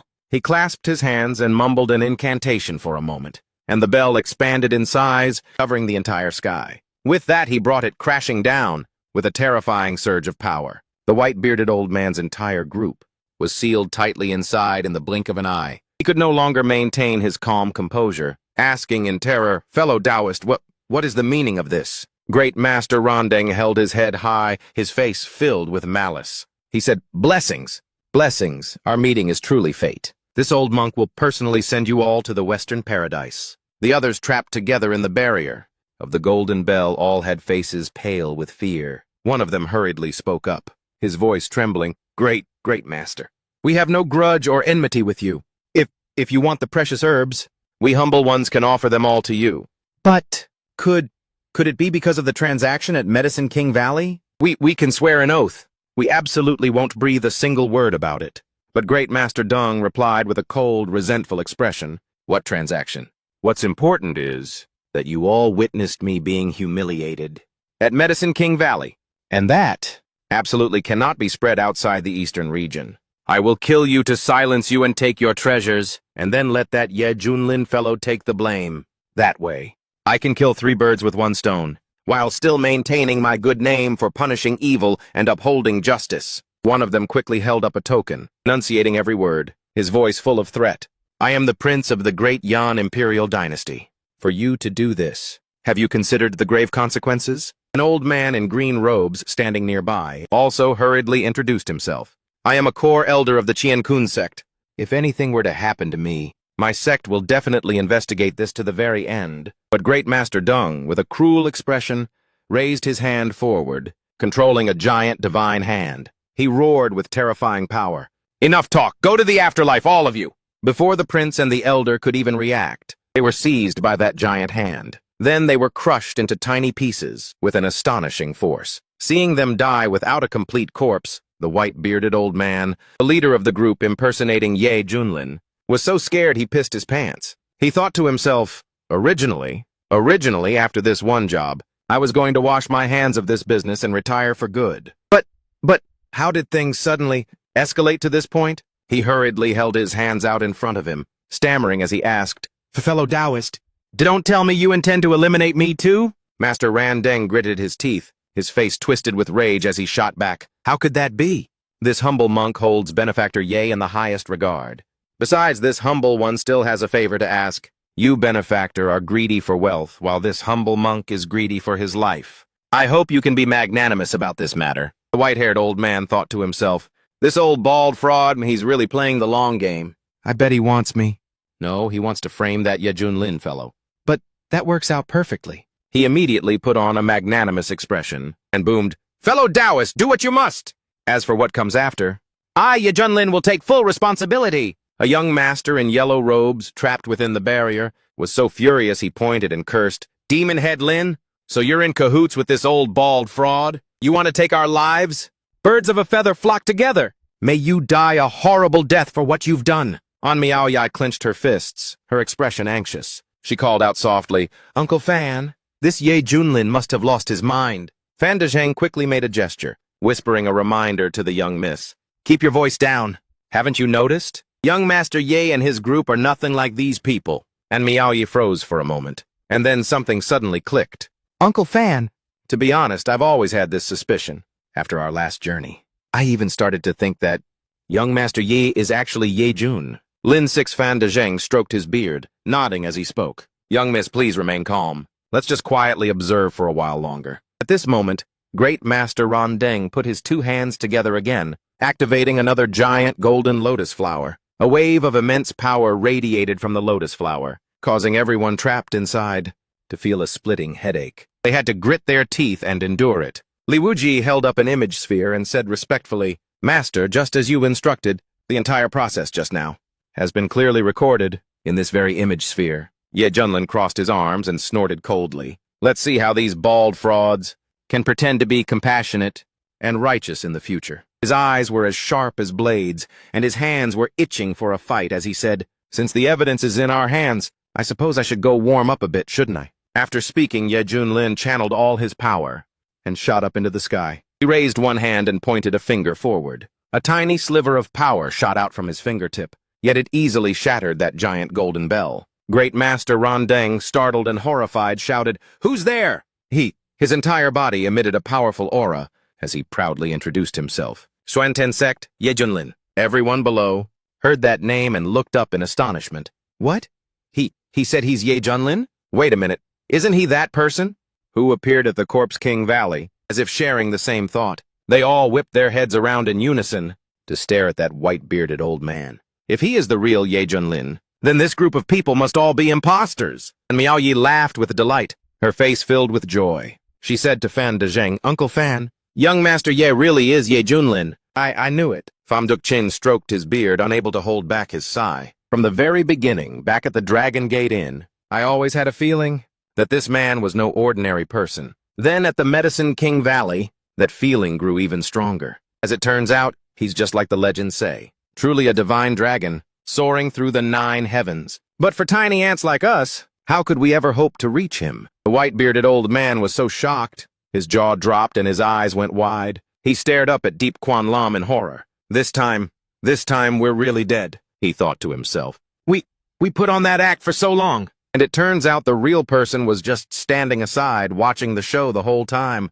It's over, it's really over. However, Master Dang gritted his teeth, his face filled with indignation. He chanted, Amitabha Buddha, and then said, Patron, you certainly know how to play games. Making me act so polite to you for so long. He gathered all his strength, glaring at Deep Quan Lam and roaring hoarsely, No wonder, no wonder. You were able to be at the Corpse King Valley and humiliate me like that. So you're the real Deep Quan Lam? Good. Old grudges and new, we'll settle them all today. Deep Quan Lam raised a hand, a look of amusement on his face as he said, You old bald-headed fraud, that little play you just put on? I've recorded the whole thing. What do you think? If I were to release this to the public, how would the world view your Huyan Kong? Temple, then? But Master Dang's face contorted, and he retorted with a cold snort, No one is getting out of here alive today, so who would ever know? Besides, all that good reputation you've built up recently, isn't this all your own doing? Ye Junlin said seriously. You're far too confident. Master Rondung was furious. He launched a powerful palm strike, carrying with it countless ferocious bolts of lightning. Back when I was in Medicine King Valley, this old monk's cultivation level was suppressed. He roared, That's how I fell into your trap. But things are different now. He gathered all his strength and unleashed a palm strike that carried an earth-shattering momentum. He roared, Die, you monster! Seeing this, Li Wuji was a bit worried. He frowned slightly. This old bald donkey is at the peak tribulation transcendence realm. I wonder if Master is in any danger. Hong Tianye crossed his arms in front of his chest, showing no signs of worry at all. He thought to himself, This guy must still be hiding a trump card. Someone who can even break the rules of immortals? How could he be so simple? Ding! A palm strike carrying the ferocious power of a tempest shot straight towards Ye Junlin. Ding! Detected that the host is facing an attack from an enemy with a cultivation at the peak tribulation transcendence realm. Now activating the passive effect.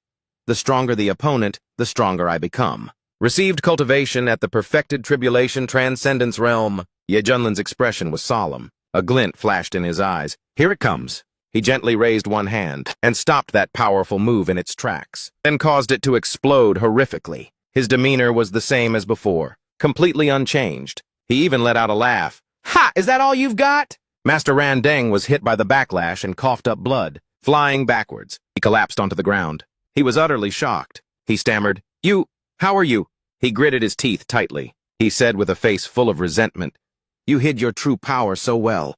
I can't believe you're actually at the perfected tribulation realm. Ye Junlin raised his hand forward. A formidable surge of power radiated from the palm of his hand. He said coldly, How do you wish to die? But Master Rondung clenched his fists. An immense power erupted from him, unleashing outwards. He roared, So what if you're at the perfected tribulation realm? The Vajra indestructible body that this old monk has painstakingly cultivated was meant for battles within the Medicine King Valley.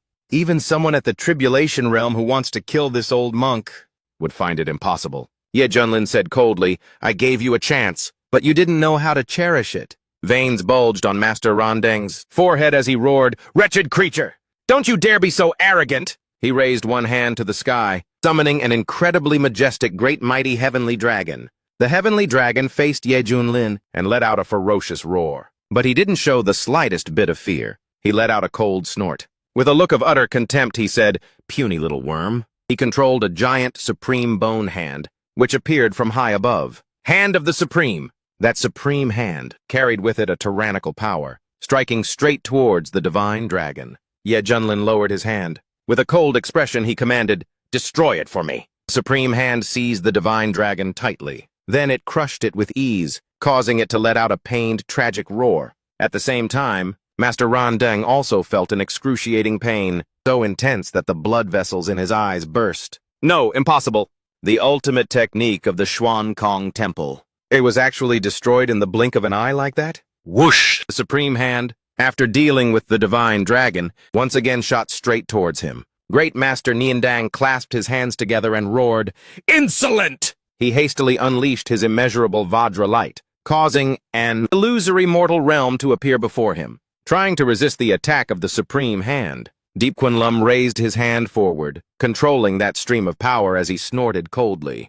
You don't know your own limits. The hand, infused with more power, quickly shattered his immeasurable Vajra light. Great Master Niandang once again coughed up blood and fell heavily to the ground, causing the surrounding earth to crack and shatter. The few monks standing to the side were so terrified they froze on the spot. Lying on the ground, Great Master Niandang coughed violently. Fresh blood streamed continuously from the corner of his mouth. Deep Kunlun lightly touched his chin, a look of amusement on his face.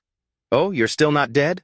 Great Master Niandang struggled, trying to crawl out of the deep crater. His body trembled uncontrollably. "My strongest defensive stance is unbeatable by anyone of the same level. And yet today, it was easily defeated by his physical body. If that's the case, then it's time to use the rare, precious elixirs that I obtained from Medicine King Valley." The few precious elixirs that were in the hands of one of the monks suddenly shot out. Then, along with the elixirs from the others, they all flew straight towards Great Master Niandang, who then absorbed all of them. He spread his arms wide. A formidable stream of power radiated from his body. His eyes blazed as he declared confidently, "This battle is only just beginning."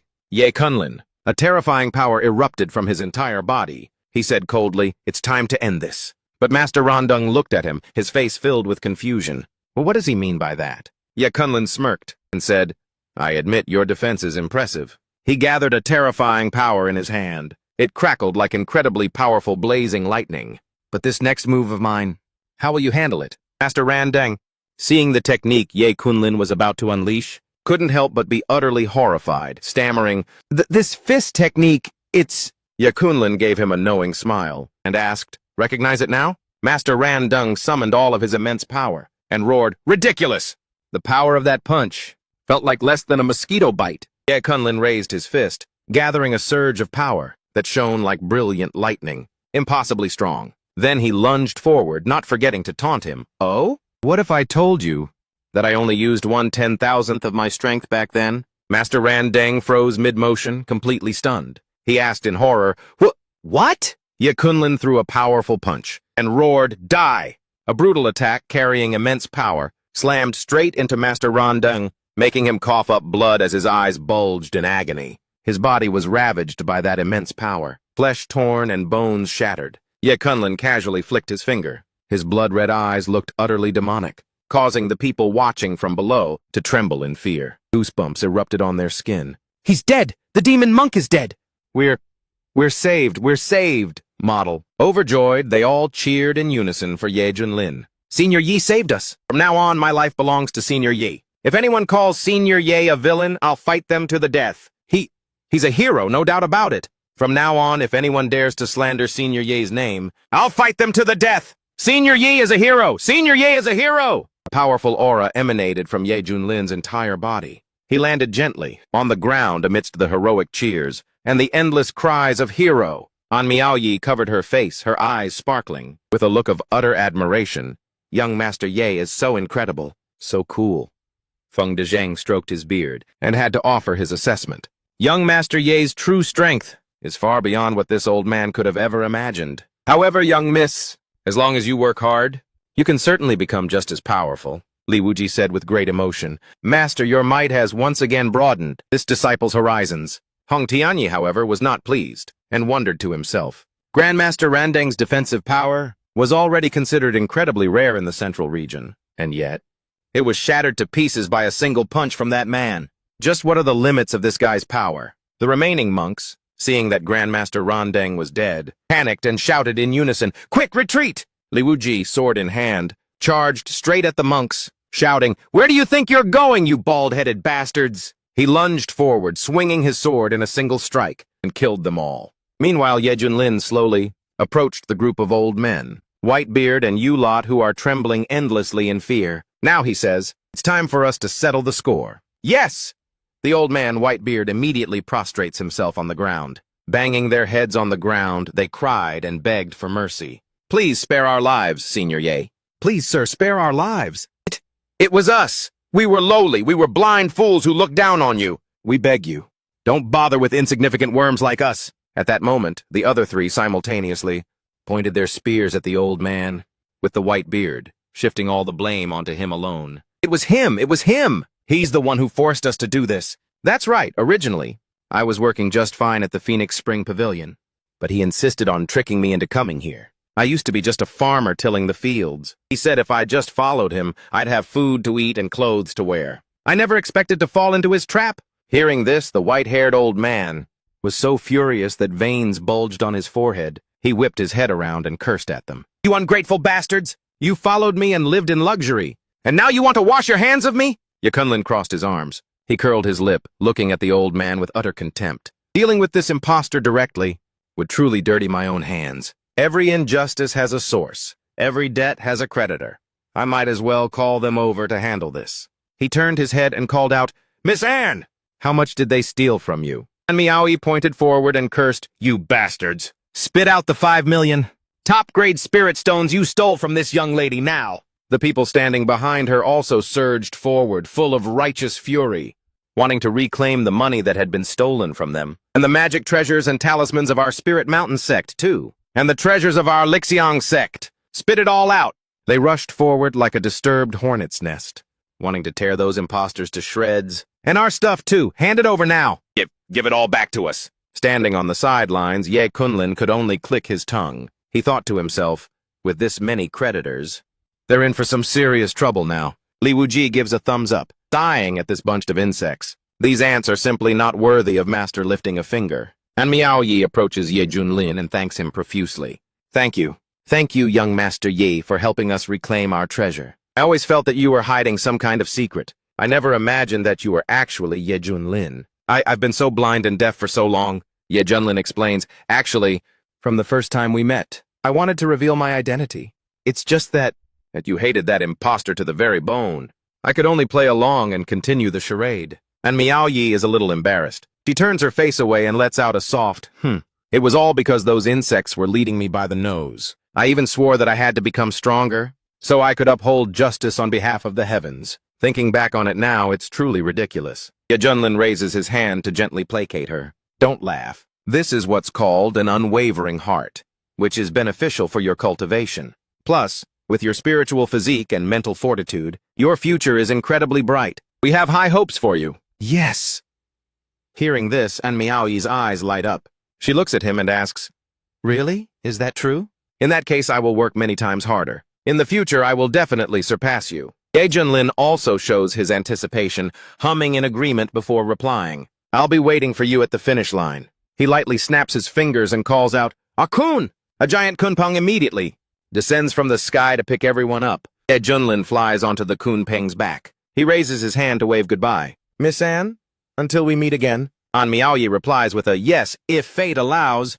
We will surely meet again." Everyone watched as the kun's silhouette flew away, unable to stop the buzzing discussions. The rumors were true. Senior Ye's mount is really the divine beast, the kunpeng. Senior Ye is truly a prodigy of the eastern region. He's both kind and powerful. I was wrong to so easily believe those rumors that slandered the senior. We have to find a way to clear his name of those rumors. He's the one who saved our lives. Right, we must repay his kindness." In just a few moments, their killing intent flared. They all turned their heads in unison, looking towards the imposters who were getting beaten to a pulp.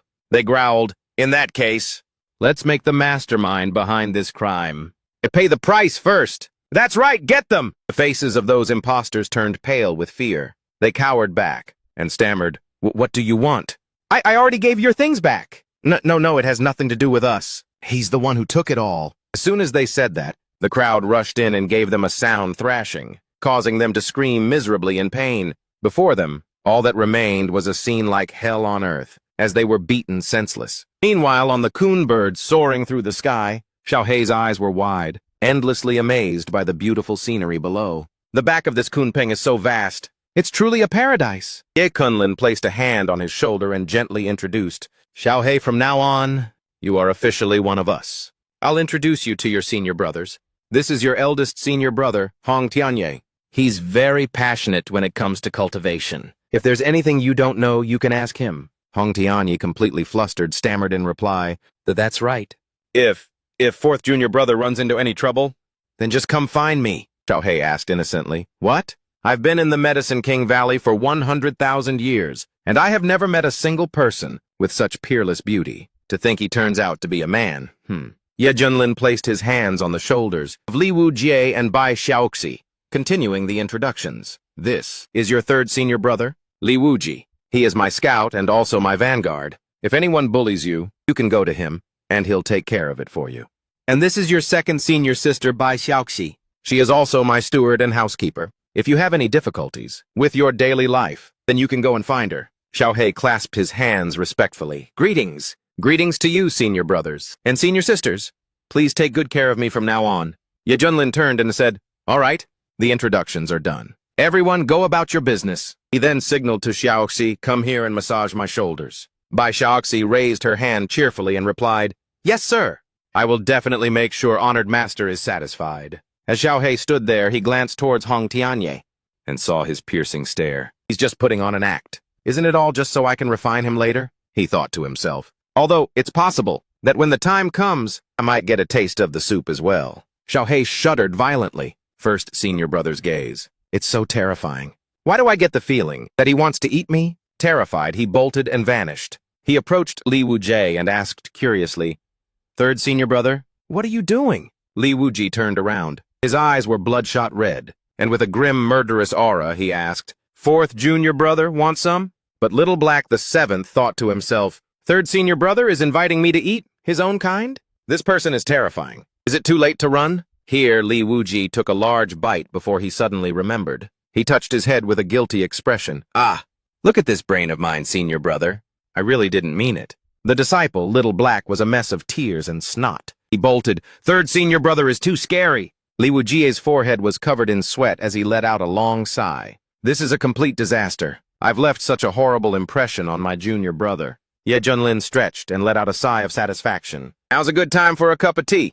Bai Xiaoxi's eyes lit up as she said, Master, it smells so good. Ye Junlin said, Xiaoxi, let's go make some tea. Hong Tianye turned his head to look at the tea leaves. Then he put on an expression of utter shock. He stammered, Master, could this be enlightenment tea? Ye Junlin replied with a calm expression, Yes. You know of it too? Hong Tianye's eyes widened, unable to hide his extreme astonishment. He recounted, It's really enlightenment tea.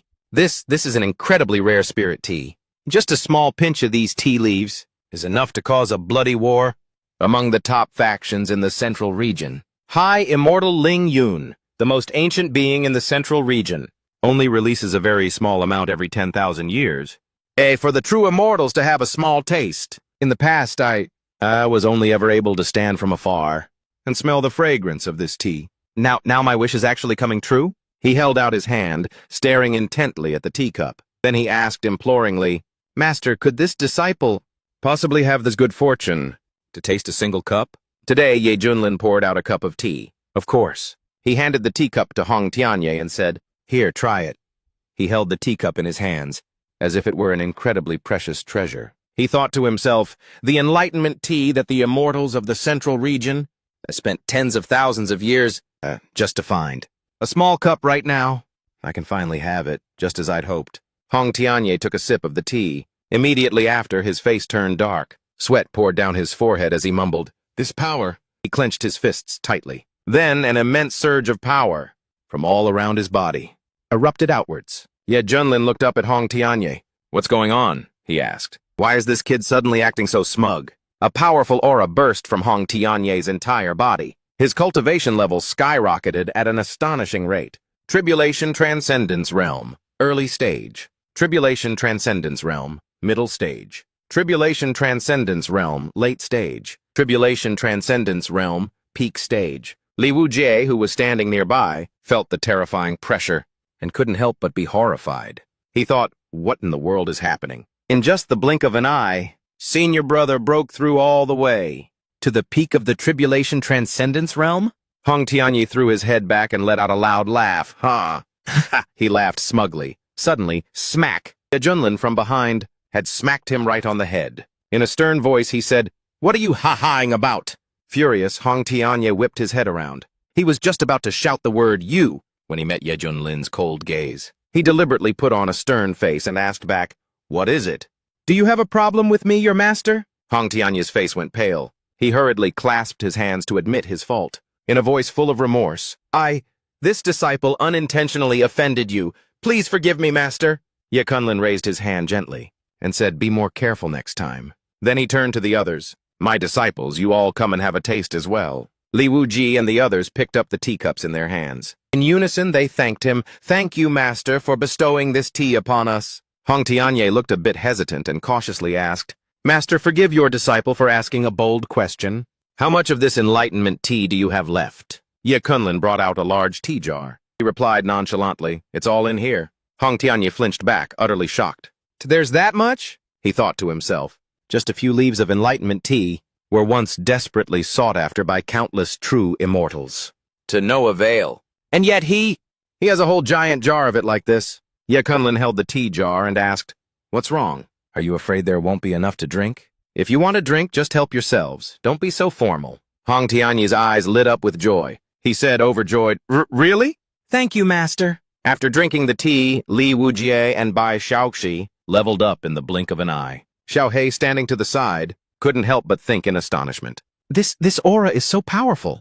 Could this tea leaf really have such a profound effect? Li Wujie turned his head to thank his master, then looked at Bai Xiaoxi in shock. "Senior Sister Bai, you've actually reached the late-stage tribulation realm?" Bai Xiaoxi clenched her fists and happily exclaimed, "Master!" I only took a small sip, and I can already feel myself becoming so much stronger. Besides, this tea is delicious. Li Wujie urged Xiao He, "Fourth junior brother, hurry up and drink it. It can help you achieve enlightenment and level up." And Xiao He looked at the teacup in his hand, no longer hesitating, and drank it all in one gulp. All the senior brothers and sisters have had a huge increase in their cultivation levels. I just don't know if it will have any effect on our medicine clan. In just a few moments, Xiao He also erupted with a tremendous amount of power, making Li Wujie's face turn pale. He hurriedly counted under his breath. Perfected golden core, nascent soul, soul formation, body integration, Mahayana. Perfected Mahayana. He broke out in a cold sweat and sighed in relief. Thank goodness. Thank goodness it stopped at the perfected Mahayana stage. Otherwise, the reputation of us senior brothers, it would have been completely ruined. Hong Tianyi also thought to herself, because of his enlightenment, everyone else was able to advance through so many realms. Although the second cup doesn't help increase one's cultivation level, when it comes to understanding the Tao, one's martial path is refined so much more. Ye Junlin looked at the teacup and couldn't help but sigh in admiration. This enlightenment tea is even more powerful than all the cultivation-boosting rewards I've received before. Suddenly, the system's voice rang out. Due to the host's disciples' cultivation levels advancing at a divine speed, a new mission has been activated. Go to Zhuankong Temple and check in. You will receive an incredibly amazing reward. Ye Junlin gave a faint smile and thought to himself, a new mission, huh? Perfect timing. It's time to go settle the score with that bunch of baldies. He called out, "Zhao Li, bring the image recording sphere." "We're taking a trip to Zhuankong Temple." Li Wujie, with his large blade slung over his shoulder, answered confidently, "Yes, Master. Zhuankong Temple is the supreme sacred land for Zen cultivation. That's in the eastern domain. This time we can finally dim in a bit of their halo." But Hong Tianyi, crossing her arms, thought to herself, I didn't expect it to be so soon. The time has come to settle things with those bald monks. But the abbot of Zhuankong Temple is also a profoundly unfathomable person. I wonder if this guy can even handle him. In the Lithian nation of the Buddha continent, eastern region, houses were engulfed in a sea of fire, burning fiercely. Several monks, with Buddhist prayer beads on their wrists, were brazenly killing people everywhere, causing the citizens to scream for their parents. Their cries of anguish echoed through the heavens. A person covered in wounds tightly gripped a monk's robe, pleading desperately, "I'm begging you, please don't take my child. I'm willing to bear all of it in his place." The monk grabbed the child's head with one hand. With his other hand clasped, he chanted, "The Buddha is merciful. You poor soul, your sins are heavy. The son must pay for the father's debts. Just let your child come and bear this debt." Suddenly, a sharp wave of energy flew in from out of nowhere. The monk hastily dodged it, dropping the child as he shouted, Who is it?" The Lord of Lock Ngu City, at the peak of the nascent soul stage, Mo Donghai, along with his soldiers, charged forward on horseback, roaring, "How dare you? This is the territory of the Lithian nation. How can we let you people from Zhuankong Mountain run rampant here?" The monk clenched his fist, his entire body erupting with immense power. A smug look crossed his face. So it's you again. Even if your nation's ruler came here himself, he wouldn't dare interfere in our affairs. Who the hell do you think you are? These pitiful children that we are taking in, under the merciful guidance of our mountain lord, will have a limitless future. Don't you dare ruin their prospects. Mo Donghai pointed his sword forward, retorting fiercely, "Mountain lord my ass! He's just an animal dressed in a tattered kasaya. And you still dare to stand here and preach your Buddhist nonsense? The children you people kidnapped. They've all ended up in that thing's stomach, haven't they?" The monk clenched his fist, gathering his spiritual energy. He threw a punch towards Muronghai, roaring loudly. How dare you slander the mountain lord? Murong Hai slashed sideways with his sword, cursing, "Take this, you beast!" Murong Hai unleashed a powerful strike, with terrifying force, knocking the monk right off his horse. He struggled to steady himself, stumbling back a few steps, then plunged his sword into the ground to keep his balance. A soldier rushed over, calling out worriedly, "City Lord! Be careful, let me help you." Murong Hai turned his head, a look of delight on his face, and said, "Commander Yang, you've come at the perfect time." He pointed his sword at the monk and ordered, "That demonic monk over there, surrender now." The monk put his palms together, his eyes wide as he called out, "Patron Yang, please show and your compassion." Murong Hai froze, unable to process what was happening. Then Commander Yang, who was standing behind him, suddenly took the large trident in his hand, raised it high behind him, and with all his might slammed it into the ground. It created a deep fissure in the earth. Murong Hai was caught in the aftershock of the blow and was thrown high into the air, then fell sprawling to the ground. He trembled as he looked at Commander Yang, stammering, "Yang, you?" The monk gave a wicked smile. He put his palms together and chanted, "Amitabha Buddha." "Patron Murong, are you surprised?" Commander Yang no longer bothered to hide it, mocking him instead. "You're the only one who's still so foolish and ignorant to keep going against Xuankong Mountain. The others all took refuge long ago." Murong Hai cursed angrily, "Shameless! Colluding with Xuankong Mountain to murder a city lord. Murdering a city lord. The Imperial Court will never forgive you." At this, that monk raised his hand. A blazing flame erupted from the palm of his hand. Then he laughed loudly, "Ha ha! The Luoshan Kingdom has long been in our hands. Who would even bother to investigate?" Commander Yang raised his mace and said, "Let me tell you the truth. The previous few generations of city lords were all because they stubbornly refused to be enlightened, and were delivered for it. Did the Imperial Court send anyone here?" Murong Hai gritted his teeth and stammered, "What? How can this be?" At this, that monk pointed his hand towards him. With a face full of compassion, he said, "Patron Murong, this humble monk warned you long ago, but you remained obstinate and refused to change. In that case, this humble monk has no choice but to send you to the pure land of ultimate bliss." Murong Hai gripped the sword in his hand tightly, raising it high to the sky. Power erupted from his entire body as he roared, "You bald bastard! I'll fight you to the death!" The monk laughed coldly and said with contempt, "Foolish!" At that very moment, at that crucial instant, a coon flew down from the sky, along with a majestic voice, echoing from above, "Fellow Taoist, do not act rashly." A powerful gust of wind pressed down, making all three of them look up.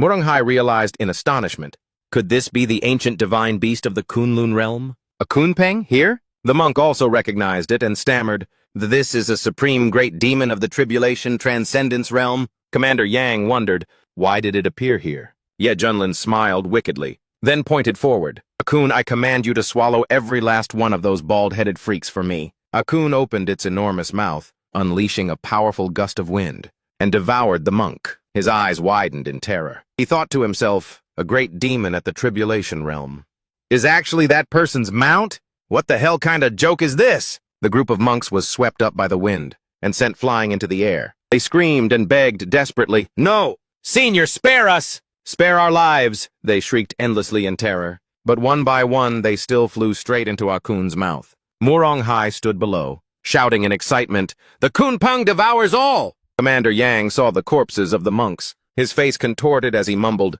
"These shaved heads, they're all dead. Damn it all, what am I supposed to do now?" Ye Junlin and his group flew down from Akun's back. He approached Murong Hai and inquired, "May I ask who you are, fellow Taoist, and those demon monks?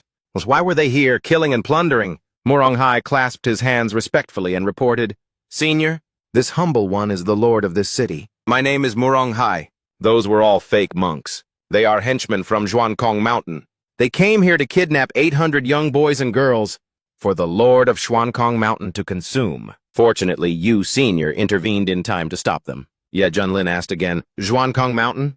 Is it related to the Xuankong Temple?" Murong Hai clenched his fists and replied, "That's right. The Lord of Xuankong Mountain was originally a foul wolf spirit who was enlightened by the abbot of the Xuankong Temple. Later, after enjoying the incense and offerings from worshippers, he secretly escaped and established his own mountain sect. Under his command are 3 great demon clans who act as protectors, leading 48,000 lesser demons." He gritted his teeth, his face filled with indignation.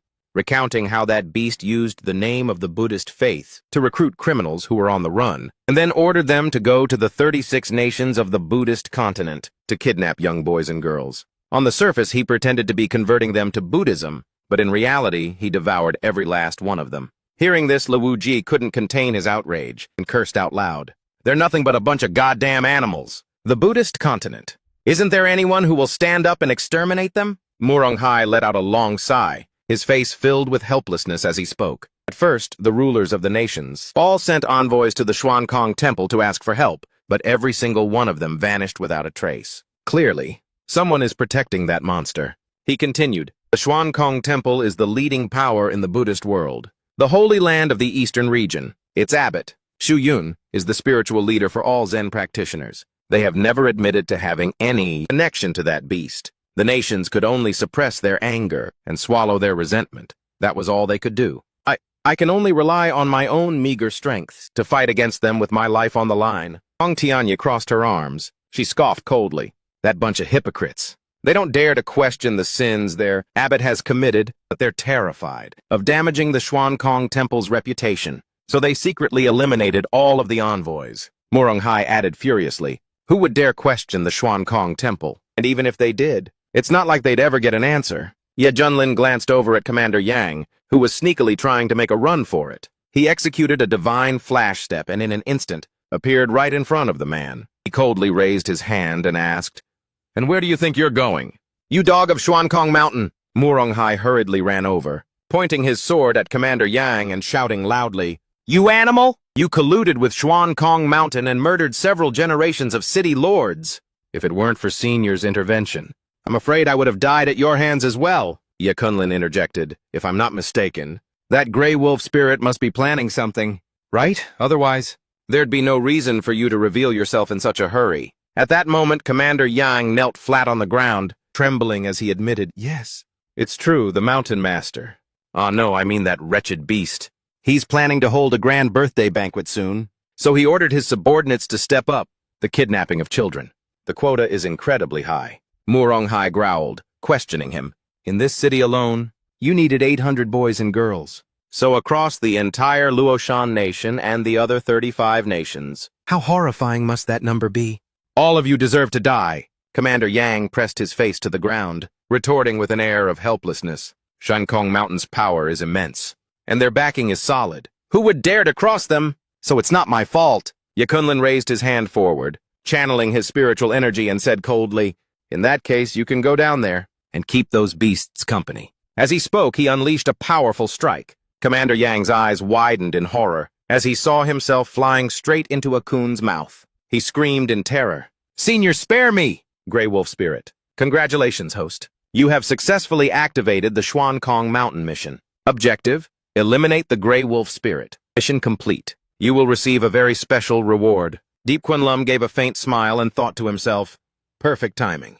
As it happens, I was just about to go deal with those beasts anyway." He held out his hand and asked Mo Dong Hai, "Are you willing to lead us to Huyen Kong Mountain?" Mo Dong Hai knelt on one knee. He answered resoundingly, "I am willing. Thank you, Senior, for agreeing to intervene and save the common people from this dire situation.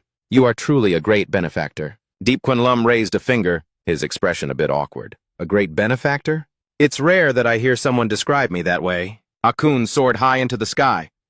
"Let's go." Mo Dong Hai looked at the surrounding scenery and couldn't help but be stunned. This is the back of the divine beast, the Kun Peng, and there's such a beautiful courtyard on it?" He approached Dep Kunlum and asked respectfully, "Forgive my impertinence, Senior, but may I ask your esteemed name? I will be sure to engrave it in my heart." He calmly introduced himself, "Zhuan Tian Sect, Deep Kunlum." Mo Dong Hai clasped his hands and said, "So you are Senior Diep." His expression turned solemn, full of agitation. He thought to himself, "Wait a minute. Deep Kunlum, isn't that the white-haired old demon whose fearsome reputation spread far and wide some time ago? The one people call the God of Slaughter? This is completely different from the image that Fo Zhou has been spreading all this time. Now the monks are going around kidnapping and plundering, while the God of Slaughter is out exorcising demons and saving the world. In this world, who is the real demon? Mountain Lord of the East Region, Fo Zhou. Huinkong Mountain, lair of the Grey Wolf Spirits. Mountain Lord of Huinkong Mountain, Hu Jinglang. Realm, perfected integration stage. He was ravenously chewing on a large piece of meat when he raised his head and asked, "What's the status of the matter?" One of the three great Dharma protectors, the five-colored Rooster King at the peak of the spirit transformation realm, hurriedly replied, "Reporting to the Mountain Lord, this disciple is about to arrive. The grand birthday banquet will be held in 5 days. I will definitely gather all 66,600 young boys and girls." Another of the three great Dharma protectors, the Red Bull King at the peak of the spirit transformation realm, laughed heartily. "This humble one will certainly do his utmost. Please rest assured, Mountain Lord." The last of the three great Dharma protectors, the Wild Boar King at the peak of the spirit transformation realm, was taking a huge bite of meat, grinning sinisterly, thinking to himself, "Just thinking about those tender-skinned, soft-fleshed morsels, and is enough to make my mouth water." The gray wolf spirit licked his lips. With a beastly expression, he said, "Excellent, excellent! Over 60-something thousand children with spiritual roots, coming here to form a bond with this Buddha." Suddenly, a heavy, oppressive aura descended from the sky. He shot to his feet. With a bewildered expression, he shouted, "What a powerful aura! Who dares to trespass here?" With that, he flew out, ordering, "Follow me and let's see." But outside, Akun was already approaching. Murong Hai pointed and shouted, "Senior! Down there is the lair of those beasts. Huyen Kong Mountain." Ye Junlin stated coldly, "From this day on, Huyen Kong Mountain will cease to exist." He turned to Akun. "Akun, along the way, you've consumed quite a few demon cores and spiritual herbs. You've now broken through to the Tribulation Crossing realm." The gray wolf spirit flew over, about to roar furiously. "Who dares?"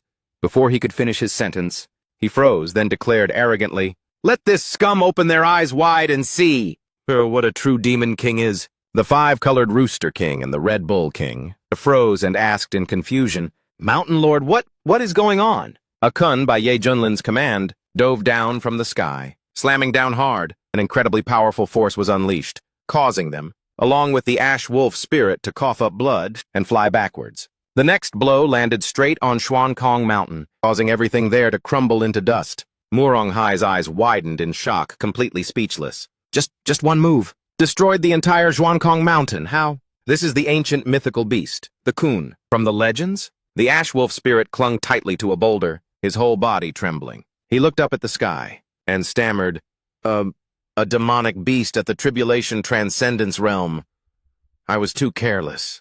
Just you wait for me." Suddenly he burst into arrogant laughter, the smile of someone holding all the cards. "I've dominated this far west region for nearly 2 centuries. And I have the great Xuankong Buddhist temple backing me up. Even the national sovereign has to show me some respect. You, a mere demonic beast, dare to provoke me?" As soon as he finished speaking, he touched the precious jewel on his forehead. Energy erupted. The towering figure of an old Buddhist master appeared. His entire body radiated a blinding light, causing the surrounding earth and rocks to crack and fly everywhere. The wolf spirit laughed again. This time his smile was twisted but full of triumph. He roared as if to reaffirm it once more. "I've got the Xuankong Temple protecting me, even if you're a demonic beast of the Tribulation Transcendence realm. Don't you dare look down on me, this Mountain Lord." The ethereal figure slowly opened its eyes. Its soulless eyes suddenly flashed with killing intent. Immediately, a giant hand, carrying the pressure of Mount Tai, came crashing down on Ye Junlin and his group. Li Wuji, standing beside them, curled his lips into a delighted smile. "Oh, so this is the real deal. A strike that carries the aura of the peak Tribulation Transcendence realm. The Xuankong Temple. It seems they're not just all talk and no substance." Murong Hai, on the other hand, looked as if all the blood had drained from his face. He screamed internally, "What terrifying power! Just a mere phantom is this horrifying. I wonder if Senior Ye can withstand it." Hong Tianye also furrowed his brow and muttered, "Even I, who stands at the peak of the Tribulation realm, wouldn't dare to beat my chest and say I could take that palm strike head on. Just what kind of god is that brat? With just this piece of junk, you dare to show off in front of me? As expected, with those demon monks backing you, it's no wonder you're so confident." Kunlun smirked, his voice dripping with sarcasm. Without another word, he leisurely stepped forward. He raised just a single hand to meet the attack. But strangely enough, that palm of Buddha's light, which seemed capable of destroying heavens and earth, as soon as it touched his power, it was like a deflating balloon. It was immediately pushed back and disintegrated in an instant. Kunlun's soul-shattering power smashed the last shred of Hui Xinglang's pride into 1,000,000 pieces. He let out a piercing shriek, his face turning dark with disbelief. Impossible, absolutely impossible. The abbot of Xuankong Temple's phantom should at least be at the peak of the tribulation realm.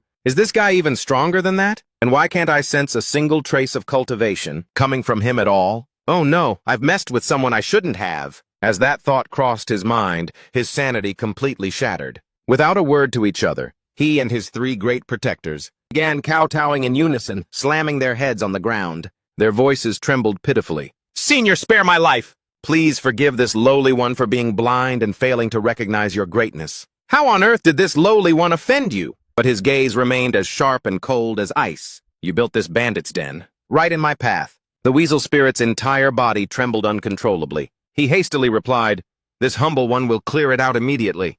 I'll get out of here right now. From now on, I will absolutely never show my face anywhere near here again." The man's face suddenly darkened. In a grim voice, he pressed, "You plan on returning to the Xuankong Temple?" The weasel immediately put on an obedient expression. He lifted his bruised and battered face, looking utterly pitiful. Yes, that's right. My relationship with the Xuankong Temple is very close. If Senior is interested in visiting the temple, this humble one would be happy to introduce you to the abbot to discuss the scriptures and exchange teachings with you." Inwardly, he was laughing himself sick. "Just you wait until you get to the Xuankong Temple. We'll see how the abbot skins you alive." The man smiled warmly. "Oh, perfect timing. I was just planning a trip to the Xuankong Temple myself. Why don't we go together for company?" The weasel's face lit up as if he'd struck gold. He nodded eagerly. Yes. Thank you, Senior, for the honor. The plan is a success. Once we get to the Xuankong Temple, you're a dead man." Swish! A cold light flashed and then vanished. The triumphant smile on the weasel spirit's face froze. Then his head separated from his neck. His eyes bulged, bloodshot with terror and indignation. He only had time to utter a single word, "You," before his consciousness faded completely into darkness. The man coldly brushed off his hands, muttering as casually as if commenting on the weather, "Did I ever say I'd let you go back alive?" Ye Junlin turned and gave an order. "Xiao Li, wrap this head up carefully. Consider it an introductory gift from me to the abbot of the Xuankong Temple." Li Wuji calmly took the still dripping head. He turned it over, examining it, before replying succinctly, "Yes, master." He turned back towards Murong Hai and said, "City Lord Murong, this den of Xuankong Mountain has been razed to the ground. You can rest easy. Go and rescue the remaining children." The four city lords hurriedly bowed their heads, their voices choked with emotion. "Thank you, Senior. This immense debt of gratitude. It Murong Hai and the children will engrave it in our hearts for the rest of our lives." At that moment, a mechanical voice rang out in his mind. Ding! Congratulations to the host for completing the mission. Quell the chaos of Xuankong Mountain. Reward: 9th grade profound tool, the Kang Yuan sword. This is an ancient flying sword. It contains a terrifying power and has the infinite potential to upgrade itself, its quality matching the user's cultivation realm. He let out a soft, "Oh?" Inwardly, a flicker of interest sparked within him. A terrifying power that's hard to imagine, huh? Just how terrifying could it be? This is truly something to look forward to. At the same time, at Mount Fanda, in the Pure Land country of the eastern region's Buddhist continent, countless cultivators were piously ascending the stone steps that stretched towards the sky like an endless ribbon of silk. Right before the majestic mountain gate of Xuankong Temple, a cultivator rushed inside. He clasped his hands and reported, "Reporting to the abbot. The Dharma altar will be opened shortly.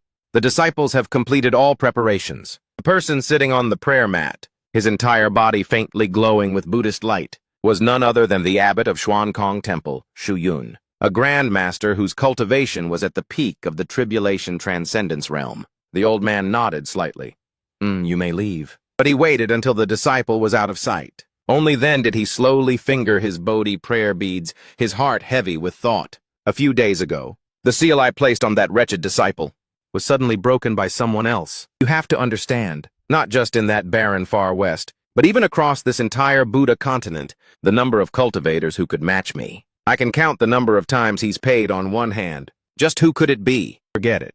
That wretched beast was always out there causing trouble. You could say his death was just karma. I just hope whoever did this knows when to stop.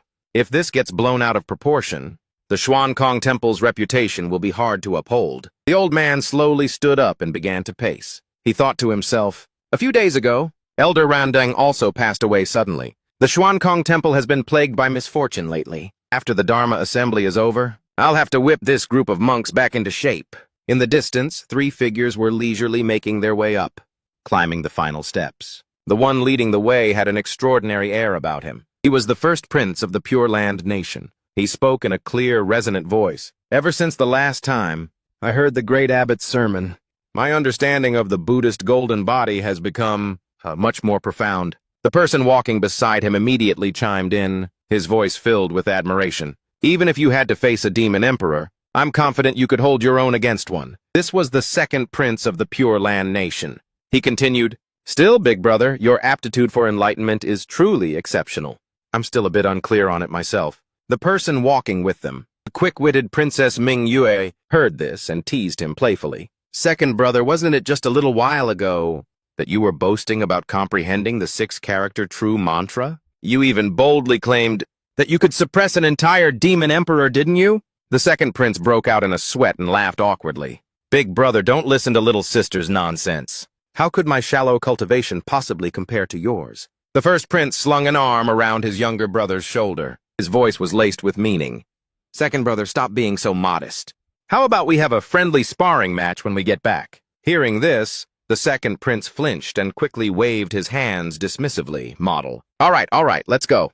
The princess followed behind, her voice as clear as a silver bell. "In 2 months, it will be Father Emperor's grand birthday celebration. I hope that this Dharma assembly can help us comprehend new Buddhist principles. That way we can please our royal father." On the high and wide Dharma platform, the abbot, Hu Yun, had already begun his sermon. His compassionate voice echoed throughout the space. "All bodhisattvas and mahasattvas should thus subdue their minds, all living beings of whatever type, whether born from eggs, from the womb, from moisture, or by transformation. I will cause them all to enter the ultimate nirvana and be liberated." Suddenly, the old monk's eyes narrowed. He looked up, his face filled with astonishment. 3 figures, Ye Junlin, Hong Tianye, and Li Wujie, had infiltrated the Dharma assembly at some point, causing all the monks present to be stunned. One of them hurriedly shouted a warning, "You intruders! You have trespassed into Zhuankong Temple without permission. This is disrespectful to the Buddhist sect. Please leave at once." The princes and princesses also looked displeased, whispering, "Who are these people to dare cause such a disturbance?" He said nothing, simply throwing out a wooden plank. His voice was cold. "Today I have come to deliver a gift." An unlucky Buddhist disciple was struck by the plank and fell, rolling on the ground, clutching his head in pain. Beside him, the wooden plank had broken in 2. The one who had just spoken roared in anger.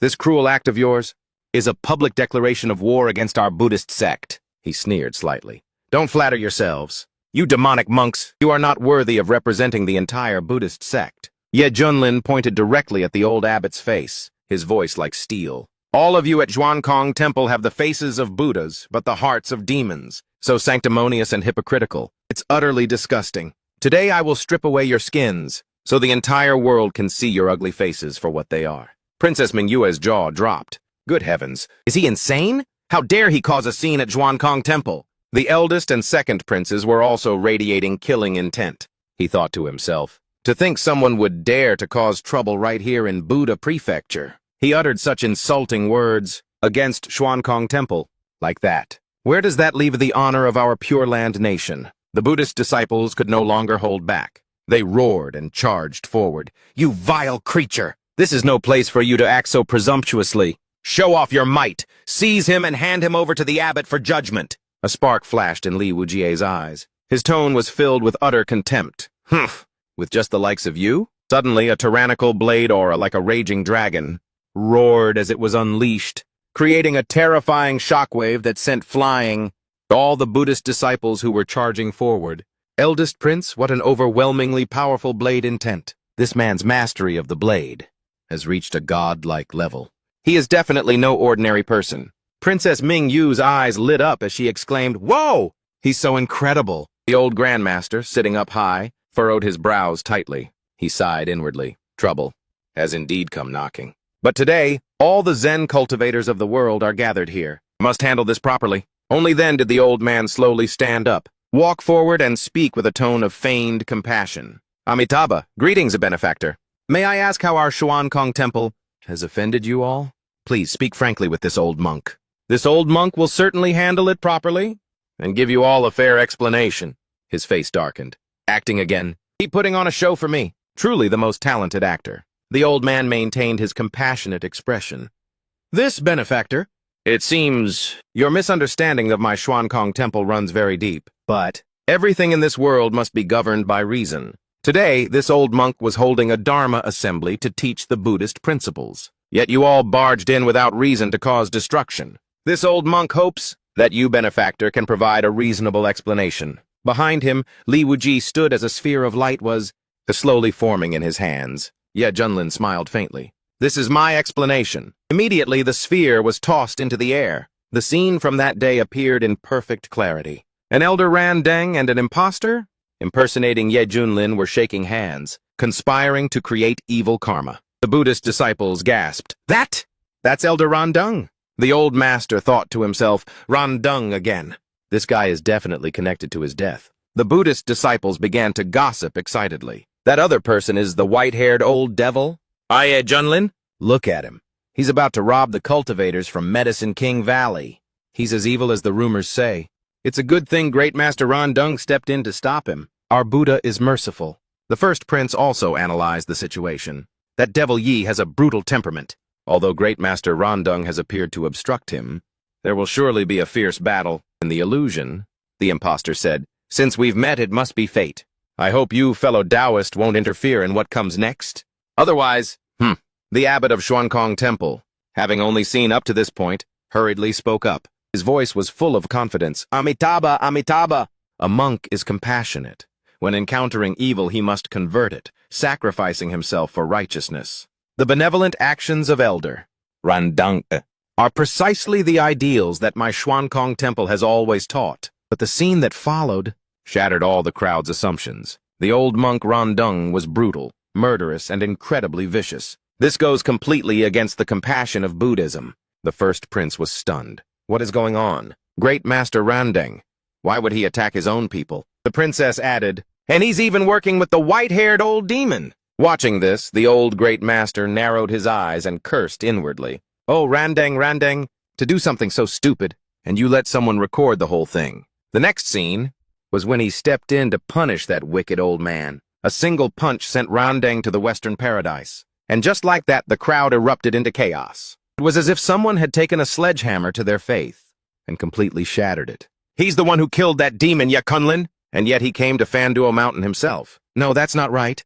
Ye Kunlin saved those cultivators. Randeng was the one who wanted to kill them. In fact, Ye Kunlin was the one who stepped in to stop him. Oh my God, an elder from the Xuankong Temple. How could he do something so despicable? Ye Kunlin stood with his arms crossed, watching the chaotic scene. A cold smirk played on his lips. Let's see how you'll talk your way out of this one, you old bald fraud. But, little sister, quick, hide behind me, the first prince whispered urgently. Princess Mingyue blinked in confusion. Her mind was filled with giant question marks. Huh? Why do we have to hide so carefully? Ye Kunlin clearly just saved all those cultivators. He's supposed to be a world-class hero, isn't he? But there's still something strange about him, the first prince mumbled, his eyes full of hesitation. This whole thing is just too bizarre. Let's just stay quiet and observe the situation a little longer, okay? Meanwhile, the old Abbot Shu Yun's brow was furrowed. His white eyebrows knitted together as he sank deep into thought. Unbelievable. That old fool ran?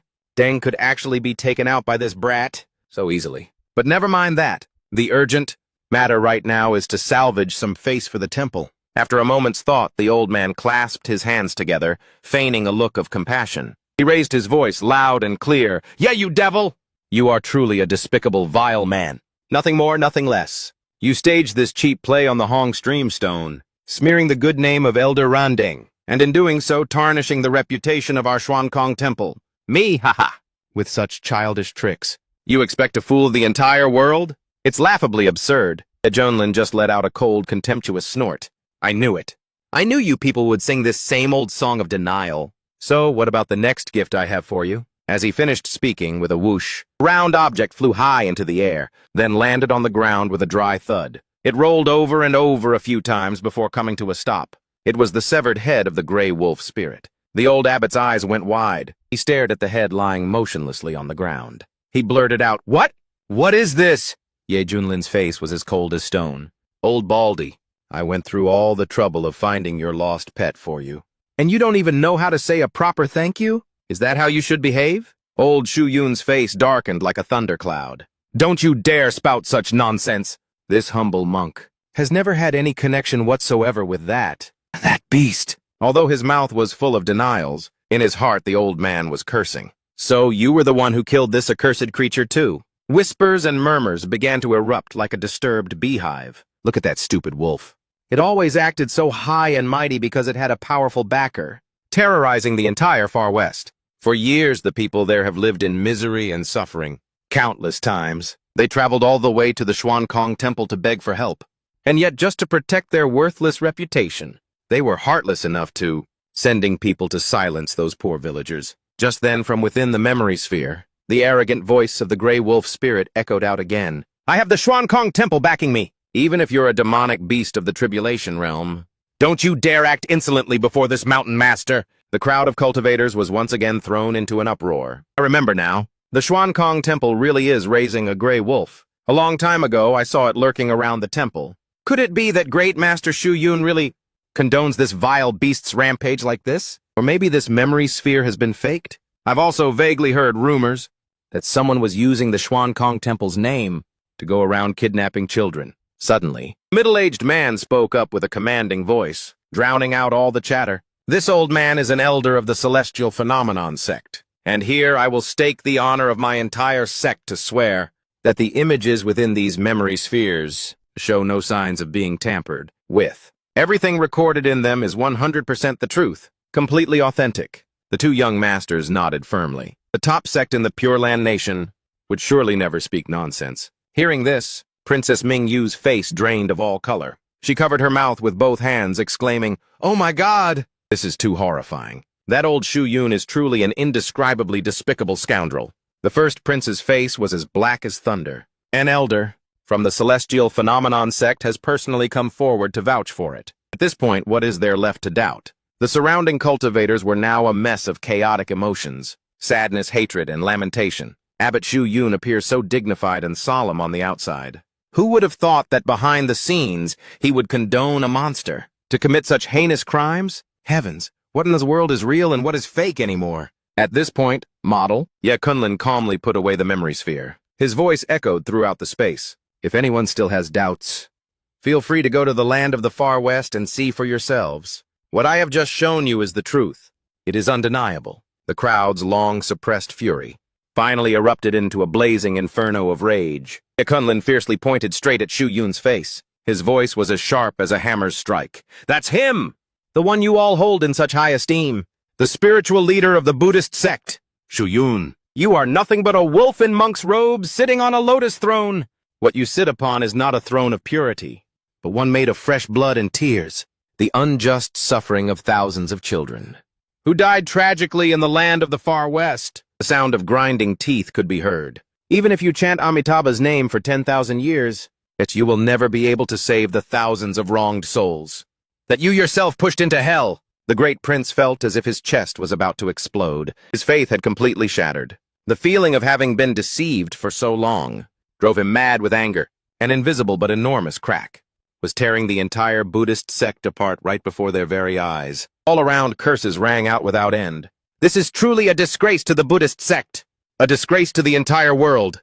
Old man Shu Yun, you are unworthy of wearing a monk's robe. You animal, get out of the eastern region, get out! Snap! The Bodhi prayer beads in old man Shu Yun's hand shattered. The beads scattered everywhere. The curses like, get out of the eastern region, get out of the Buddhist sect, were like 10,000 needles stabbing directly into his mind. It caused him to completely lose control. A terrifying surge of power erupted from him, and from the Xuankong Temple. An invisible shockwave swept out in all directions. It was accompanied by the old man's crazed roar. All of you, shut your mouths for me! The four unfortunate people who were exposed to that sonic wave immediately started bleeding from all 7 of their orifices. Fresh blood poured endlessly from their mouths and noses. Their faces were contorted in absolute agony. Fortunately, the majority of the cultivators had been shielded by Ye Junlin's barrier. It enveloped them just in time, keeping them safe and sound. The first prince quickly pulled Princess Ming Yu into a tight embrace, his voice filled with gratitude as he thanked him. Thank you, Senior Yi, for saving us. Beside them, the second prince was still shaken. He said worriedly, that was too close. We were almost killed by that sonic attack. The abbot is trying to silence all of us. Big brother, little sister, we must report this to father immediately. The panicked cultivators were like a flock of startled ducks, shoving each other as they tried to find a way to escape.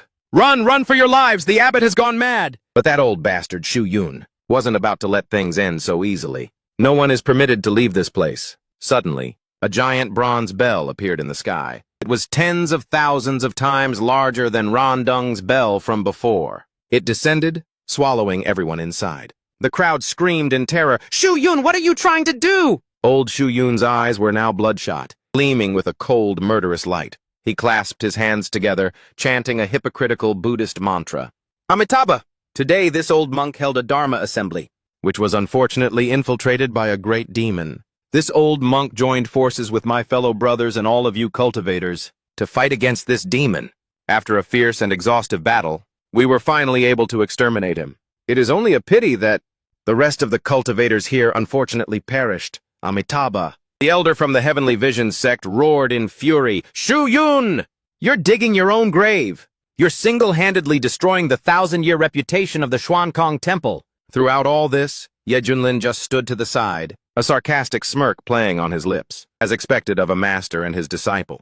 From the same temple as Rondung, both of you are just as despicable. The first prince was enraged. He looked at the group of hypocritical Buddhists and yelled, "You all want to collude with him and do these filthy things too?" But they remained foolishly and blindly loyal. Everything the great abbot does is for the survival of Xuankong Temple. We will never, because of a few one-sided words from that demon betray him! Amitabha, we swear to protect Xuankong Temple to the death. Ming Yuk worriedly tugged on her big brother's sleeve.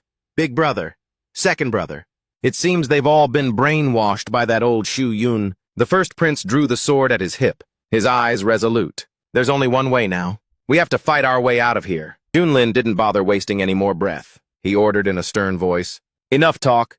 Xiaohong, you're up." Standing beside him, Hong Tianye looked incredibly badass. His killing intent surged as if an asura had descended upon the world. But inside that fiery head of his, a stream of not-so-elegant curses was screaming, "You son of a bitch. How dare you call this great one like some puppy? Am I your damn dog?" Abbot Shu Yun showed no restraint. He attacked directly. "You've come at the perfect time. I'll use you as a sacrifice for my array." Hearing this, Xiao Hong's blood boiled as he roared back, "Shut your filthy mouth!" But at the same time, at the foot of the mountain, in Fonda, people from all over the Pure Land Nation and the eastern region's Buddha continent all saw the terrifying tremor on the mountaintop. Xuankong Temple has even activated its great mountain protecting array.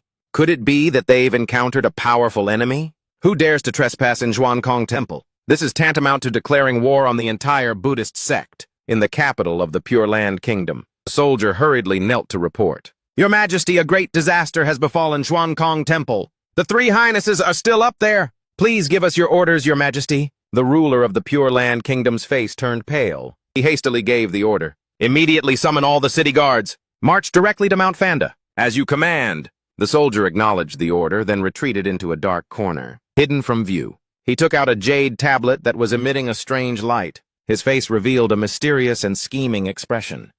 The time has come. Inside the Liwuji formation, seeing that the situation was not looking good for his side, he cursed in frustration, "Damn it! It's this blasted, bizarre formation." Xiaohong's eyes were cold, glowing red like embers. With her inherent competitiveness, she arrogantly declared, "This Brahma Cage Buddha prison, this technique of yours might be good enough to suppress some run-of-the-mill cultivators, but in my eyes it's as weak as a snail." Being looked down upon by a junior, Old Man Shu Yun was furious enough to explode. He let out an arrogant roar. His two hands emitted a dazzling light. A giant formation circle appeared. The Bodhidharma palm has been activated. Hong Tianyi was not to be outdone. She immediately unleashed the golden crow burning flame art to counter it. The two heaven-shaking powers collided with each other, causing a terrifying explosion in midair, creating a stalemate between two evenly matched forces. Old Man Shu Yun scoffed coldly.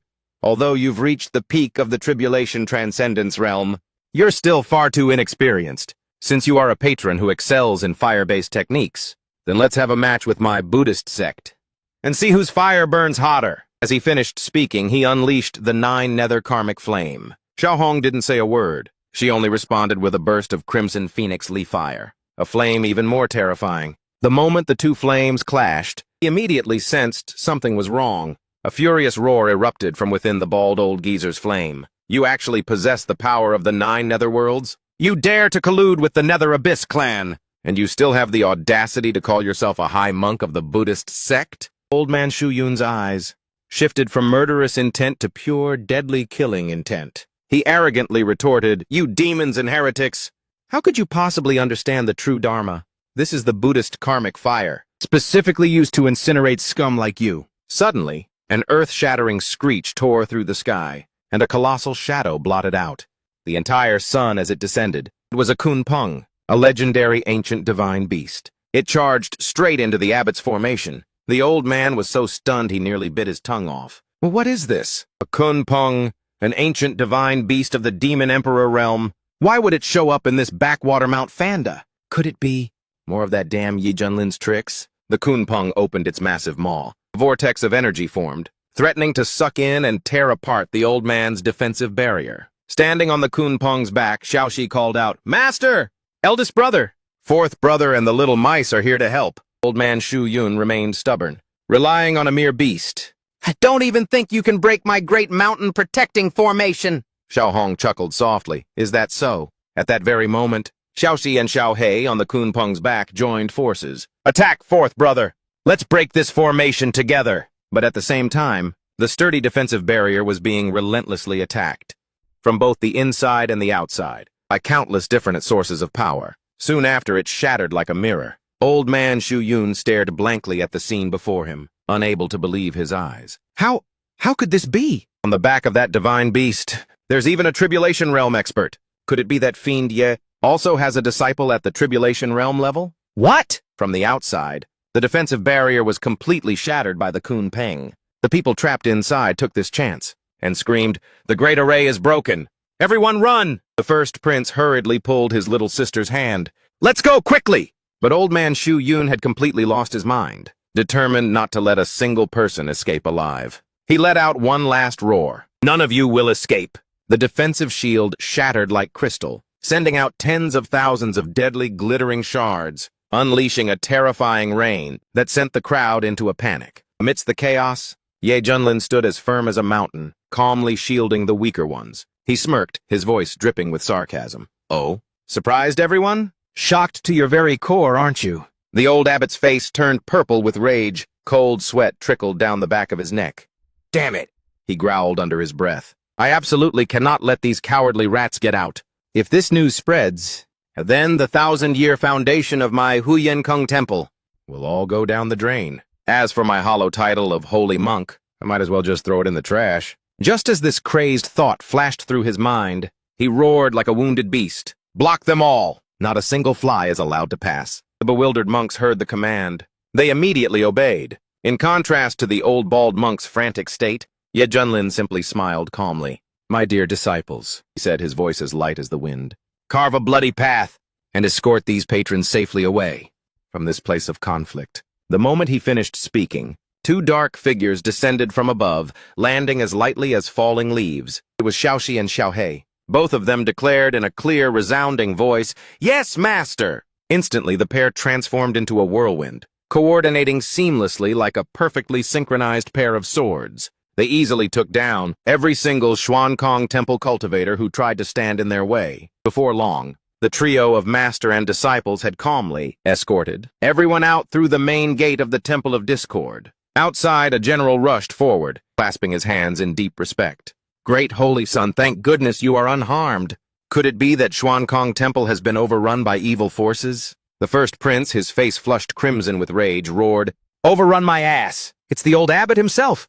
He's the biggest demon in this Xuankong Temple! Quickly, send a report to my father emperor. Tell him every detail of this despicable truth." Ye Junlin stood to the side, arms crossed, speaking as casually as if he were on a stroll. "Oh, Shu Yun, you've struggled all this time, yet you can't even match a single one of my disciples. Why don't you just obediently cripple your own martial arts, kowtow, and beg for forgiveness? It'll be quicker that way." Old Shu Yun's eyes bulged, bloodshot with a killing intent so thick you could almost see it drip. He hissed through his teeth, "In your dreams! Yeah, you demon, do you really think that the true power of Xuankong Temple is only this much? The commotion has gotten this big. Are the two of you still not planning to show yourselves? Suddenly, a majestic voice echoed from somewhere, like thunder rumbling by their ears. Who dares to come here and cause chaos? Shu Yun clasped his hands, his face a mask of feigned piety. Disciple Shu Yun respectfully requests the two saints to come out of seclusion, to slay demons and exorcise evil, and to protect the sect. From the main hall of Xuankong Temple, a massive spatial rift opened up, shooting out dazzling, mysterious beams of light. Ye Junlin merely smirked slightly, a look of amusement flashing in his eyes. Suddenly, two objects tore through the air, rushing out from the rift, transforming into two brilliant golden streaks of light, shooting straight towards his position. The monks of Xuankong Temple saw this, and overjoyed as if they had struck gold, cheered wildly. It's the demon-subduing staff and the Vajra ring. The two saints of Xuankong Temple have emerged. We're saved! Ye Junlin took just a single light step back, calm and composed as he faced the two lightning-fast attacks. He stared at the two treasures that were screaming towards him, the corner of his mouth curling into a contemptuous smile. Immediately after, with just a casual flick of his hand, both the staff and the golden ring were stopped by an invisible force, halting in midair. From the void, two sturdy hands materialized and casually seized the two treasures. Two old men, one tall and imposing, the other refined and otherworldly, were none other than two of the three renowned saints of Xuankong Temple, Elder Dragon Elephant, at the peak of the Tribulation Transcendence realm. One of them spoke, his voice booming like a great bronze bell. How audacious! Who dares to disturb the sanctity of our Buddhist sanctuary? The monks, overjoyed, all bowed down in unison. Amitabha Buddha! We welcome Elder Dragon Elephant and Elder Pure Tranquility. My heavens, they're the legends of old. Their fame is on par with the abbots. They are hailed as the three saints of the Xuankong Temple. They are Buddhist monks, the most revered in all the land. Since I was a child, I've heard of their resounding fame throughout the eastern region. I never thought I'd be so blessed as to witness the esteemed faces of you two saints today, even though you've been in seclusion for tens of thousands of years. Amitabha Buddha! Shu Yun showed extreme reverence, bowing his head. It's been a long time, you two elders. If the situation hadn't forced my hand, this old monk would never have dared to disturb your peaceful cultivation. But inside he was screaming, "Took you long enough! If these damn old geezers had shown up just a little bit later, I would have been having a direct interview with the Buddha himself." Elder Longshang frowned and questioned Shu Yun. Who is this patron that he dares to wreak havoc in our holy temple? And to reduce you to such a pathetic state? Elder Qingjing added, Indeed, even the mountain-protecting Grand Formation had to be activated. Xuankong Temple has never faced a situation like this before. As the abbot, how do you explain this? As soon as the question was asked, Shu Yun unleashed a torrent of precomposed lies. Reporting to you two, he is the demon lord Ye who is causing chaos throughout the entire eastern region. This demon lord fabricated a recording sphere to slander our temple's reputation, then incited a mob to come here and cause destruction. This old monk had no choice but to activate the Grand Formation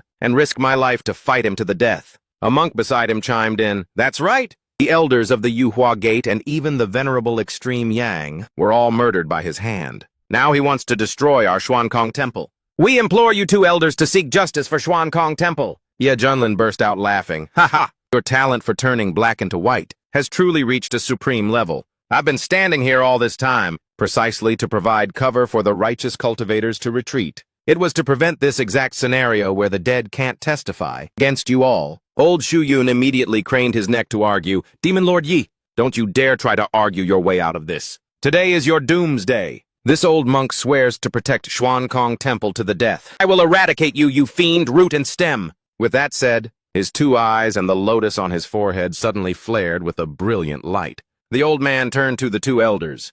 You two, let us strike together. Exterminate this evil demon and protect the righteous path. Suddenly, the old abbot shot up into the air. The scepter in his hand gathered an astonishing amount of energy, emitting a blinding light. The crowd of cultivators was once again left gawking.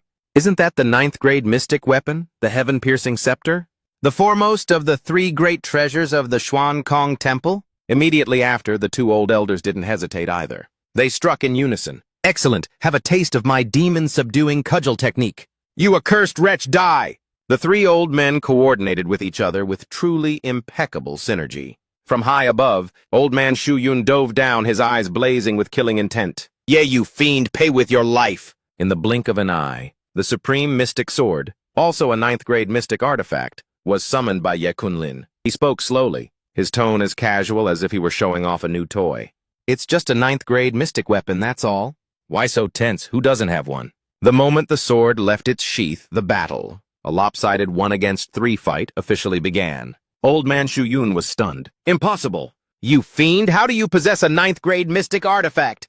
The sharp edge of this blade was right against his face. Ye Kunlin's voice was as cold as ice. I possess many more treasures that you all couldn't even dream of in your entire lives. The question is, do you have enough lives left to witness them? This really is a good sword. It's just a shame I don't have a decent sword technique yet. One that's worthy of it. Suddenly, the system's voice spoke up. In his mind, detecting that the host has checked in at the main hall of the Xuankong Temple. Host, do you wish to claim your reward? At this moment, he thought to himself, not bad. So you finally decided to show your face, huh? I was starting to think you'd embezzled my reward for yourself. Claim it right now! System notification. Congratulations, host, for the successful login. Reward. 1 supreme sword technique. The 6 immortals sword style. A massive and deadly stream of information flooded into Ye Junlin's mind. He smirked. Excellent. Ask and you shall receive. Not bad at all. All right, for the sake of this reward, I'll forgive your sluggishness this time. A sharp and brutal aura erupted from Ye Junlin's body, causing all 3 old men from Xuankong Temple to jump in shock. What? Such terrifying killing intent. A sudden sword strike as fast as lightning lashed out, catching all 3 old men completely off guard. They had to join forces and brace themselves to block it. Old man Shu Yun was both terrified and worried. You fiend! What kind of demonic sword style is this? Why does it have such overwhelming killing intent? He sneered. Listen closely. Its name is the ultimate baldy butchering technique, specially designed to send those who wear monks' robes, but have the hearts of wolves like you lot to meet Buddha a little sooner. Elder Longxiang, utterly enraged, swung his staff and roared, Insolent! Such arrogant words. Ye Junlin blocked the blow with just one hand. His tone was arrogant, mixed with a mocking taunt.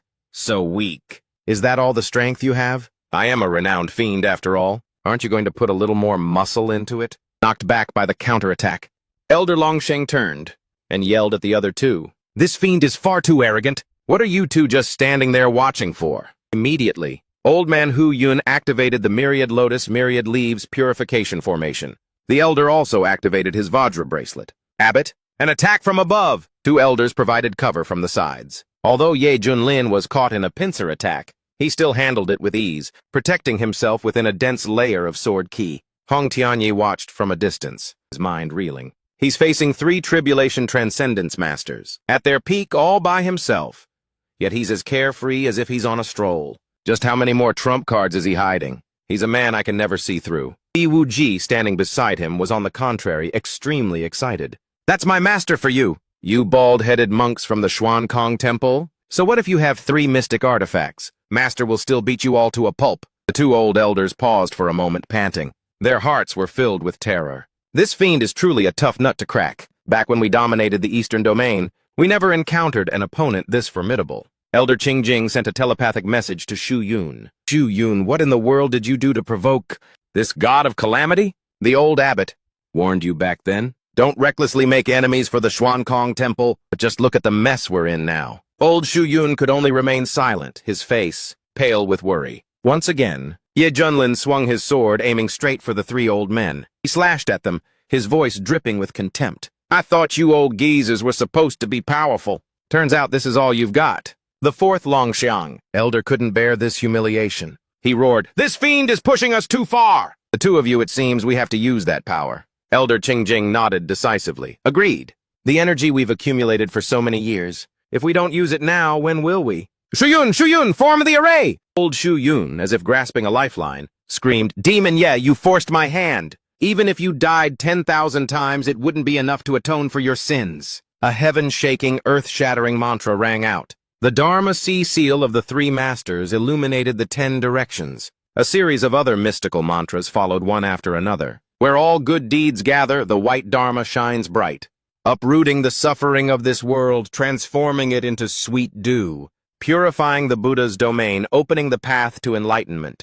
The 3 old men combined their strength, creating an unimaginable source of power. It transformed into the colossal pillar of light from the sky, crashing straight down on their opponent's head. A fight to the death was decided. the three Grandmasters of the Xuankong Temple decided to play their final hand. They poured all their life force into a single desperate life-or-death gamble to send Ye Junlin to meet his maker. The old demon monk leading the charge, his eyes were bulging, bloodshot and terrifyingly white, blazing with a terrifying heat. A murderous aura so thick it felt like it could tear space itself apart. Faced with this heaven-shaking, earth-shattering display of intimidation, Ye Junlin only furrowed his brow slightly. "Master, oh my God!" Li Wujie, standing not far away, almost bit his own tongue off in shock. Master's in a really tough spot now. The power of those bald old geezers suddenly shot up by several dozen times. Hong Tianye also held her breath, her hands clenched tightly. That's the power of incense. In the eye of the storm, the old abbot was still fondling his scepter, muttering the familiar Amitabha Buddha under his breath. But in his mind, he was calculating meticulously. Damn it! I was originally saving this pile of faith energy, accumulated over tens of thousands of years, to break through to the true immortal realm. Who knew I'd have to spend it piece by piece today? Ah, whatever, I'll just use it to take down this little bastard first. When the incense power runs out, I'll just trick the followers into donating more. What's there to worry about? Yet Junlin's expression changed slightly.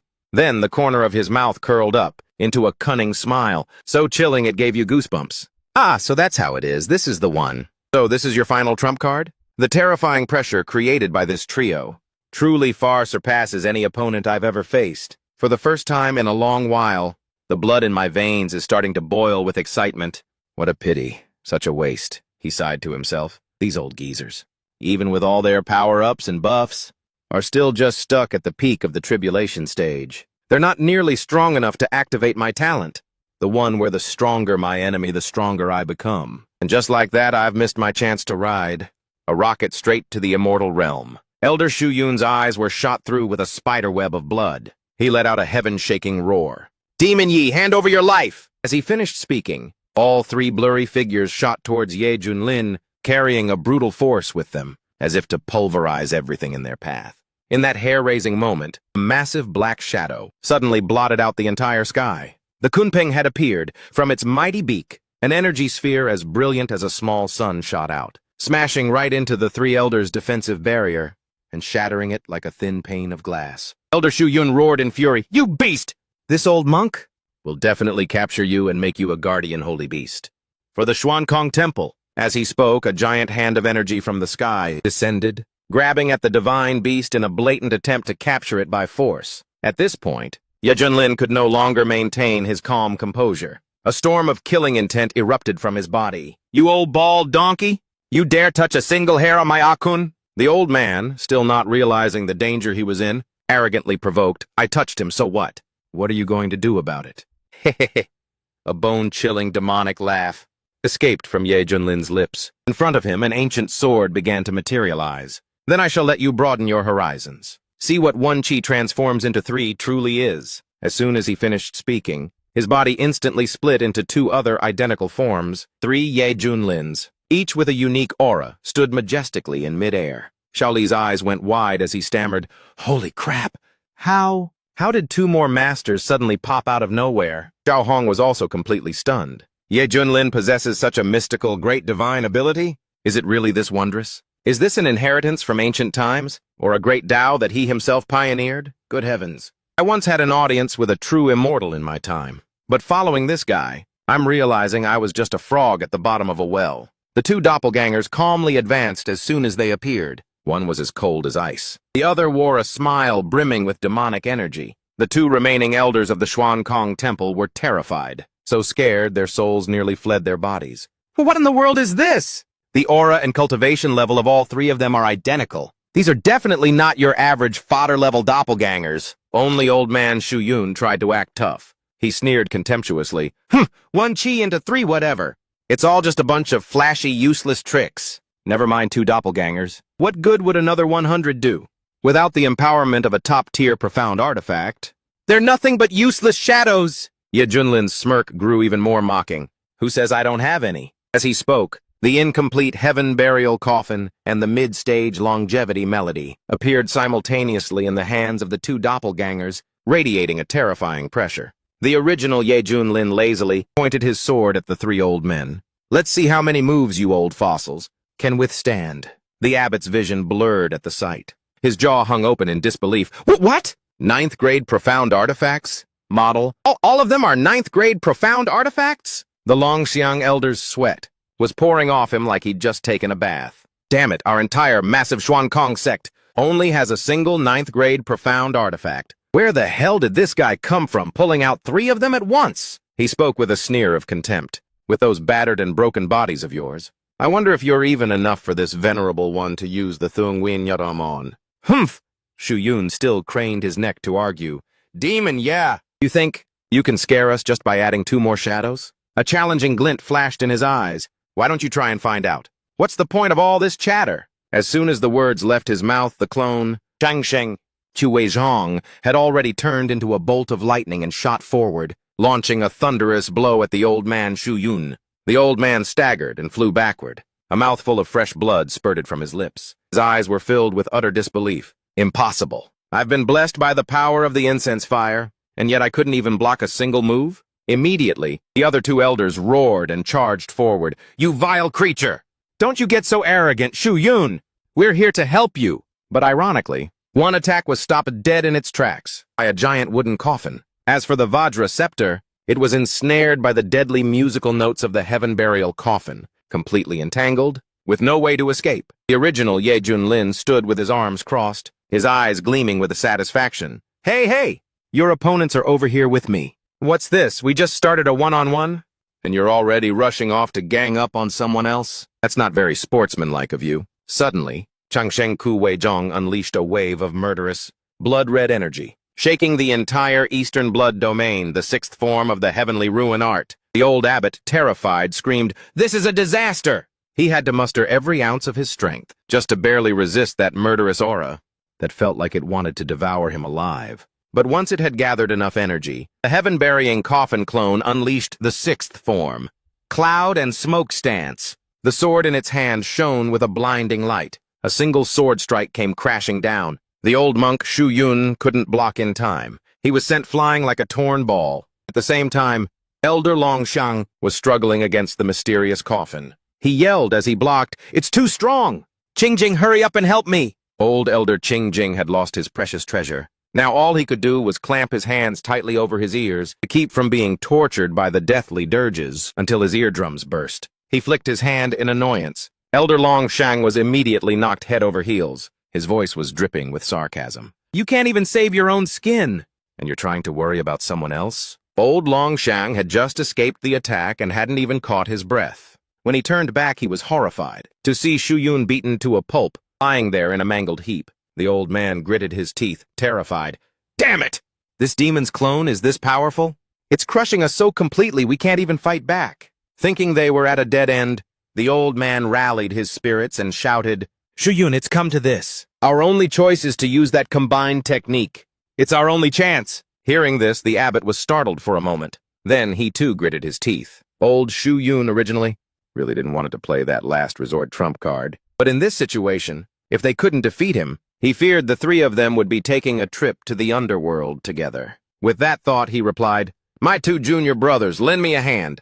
The 2 clones, Heaven-Burying Coffin and Eternal Life Dirge, also temporarily stopped their attacks. His face full of anticipation. "Oh, you old geezers still have some tricks up your sleeves?" Suddenly, from the hands of the 3 elders, a magic circle emerged. In the center was the Wan character, a symbol of Buddhism. The 3 of them seemed to merge into one. All their energy was channeled into Elder Shu Yun. His 2 eyes suddenly glowed with a terrifying light. His mouth opened to a grotesque width. Unbelievable. The 3 old men had fused into a single entity, a ferocious, 3-headed, 6-armed creature. Its hands held all 3 of their treasures. Ye Junlin laughed with amusement. "Oh, now this is interesting. 3 heads and 6 arms. I never thought you 3 bald donkeys knew how to transform into Nezha." The 3 heads of the demonic monk roared in unison, enraged. "Yeah, you demon, your time has come. Amitabha, Tathagata descends." Back then, the 3 saints of the Xuankong Temple, we relied on this very move to dominate the Buddhist sects of the eastern region. This old monk and my 2 junior brothers will enact justice on behalf of the heavens today. We will crush a demon like you. The 3 treasures merged together, forming a completely new weapon. Shu Yun thought to himself, "I have to end this quickly." With every second that passes, this combined body Burns my meridians like fire. I can't maintain it for long. This ultimate weapon is the three worlds combined. The great sun Tathagata's edict. His eyes blazed with fire. This one move will completely eradicate a scourge like you. His attitude also changed completely. His eyes lit up with a fighting spirit. Interesting. It seems I'll have to get a little serious, too. Perfect. I'll use you. Mongrels to test the strength of my one chi transforms into 3 pure ones. Yejunlin's eyes shone as brightly as the stars. Crown shakes the cosmos. Stars guide to immortality. His 3 incarnations, simultaneously activating their ultimate power. 3 weapons merge into one. 3 energy dragons surge forth. Along with the serene sword, everything transforms into a single blinding beam of light, powerful enough to annihilate heaven and earth. On the old abbot's side, their combined form doesn't flinch in the slightest. Yeah, you demon, die! The old man swings his weapon, unleashing a relentless storm of attacks. But he remains calm, his tone utterly contemptuous, like a mantis trying to stop a chariot. Abyss spear today? I will use their fake Buddha blood to christen you. Christen your blade. The 2 sides clash, in a heaven-shaking, earth-shattering battle. Below, the disciples can only clutch their heads and scream, Master! What in the world is happening up there? Oh, my eyes, I'm going blind. Oh my God, the human race. How can they be this terrifying? The terrifying power from the collision creates a horrific earthquake. The surrounding cultivators panic and flee in all directions. I've never seen power on this level before. It's too scary. Run! Staying here is a death sentence. The cultivators who were so cheerful earlier are now pale as ghosts. Our abbot will definitely win, right? But as the light fades, the scene that appears leaves everyone speechless. Lying scattered on the ground are the 3 old elders of the Xuankong Temple, in a pathetic state, floating in midair, majestic and imposing, is Ye Kunlin and his cold, sharp blade. Desperate cries erupt from the crowd. No, abbot elders! He looks down at them, his voice filled with triumph. Well, is there anyone else who's not convinced? A disgruntled elder roars, You demon! Don't you get too smug? Based on the 1,000 years of good karma of my Xuankong Temple, fellow cultivators from the righteous sects will soon be here to enact heaven's justice and execute you.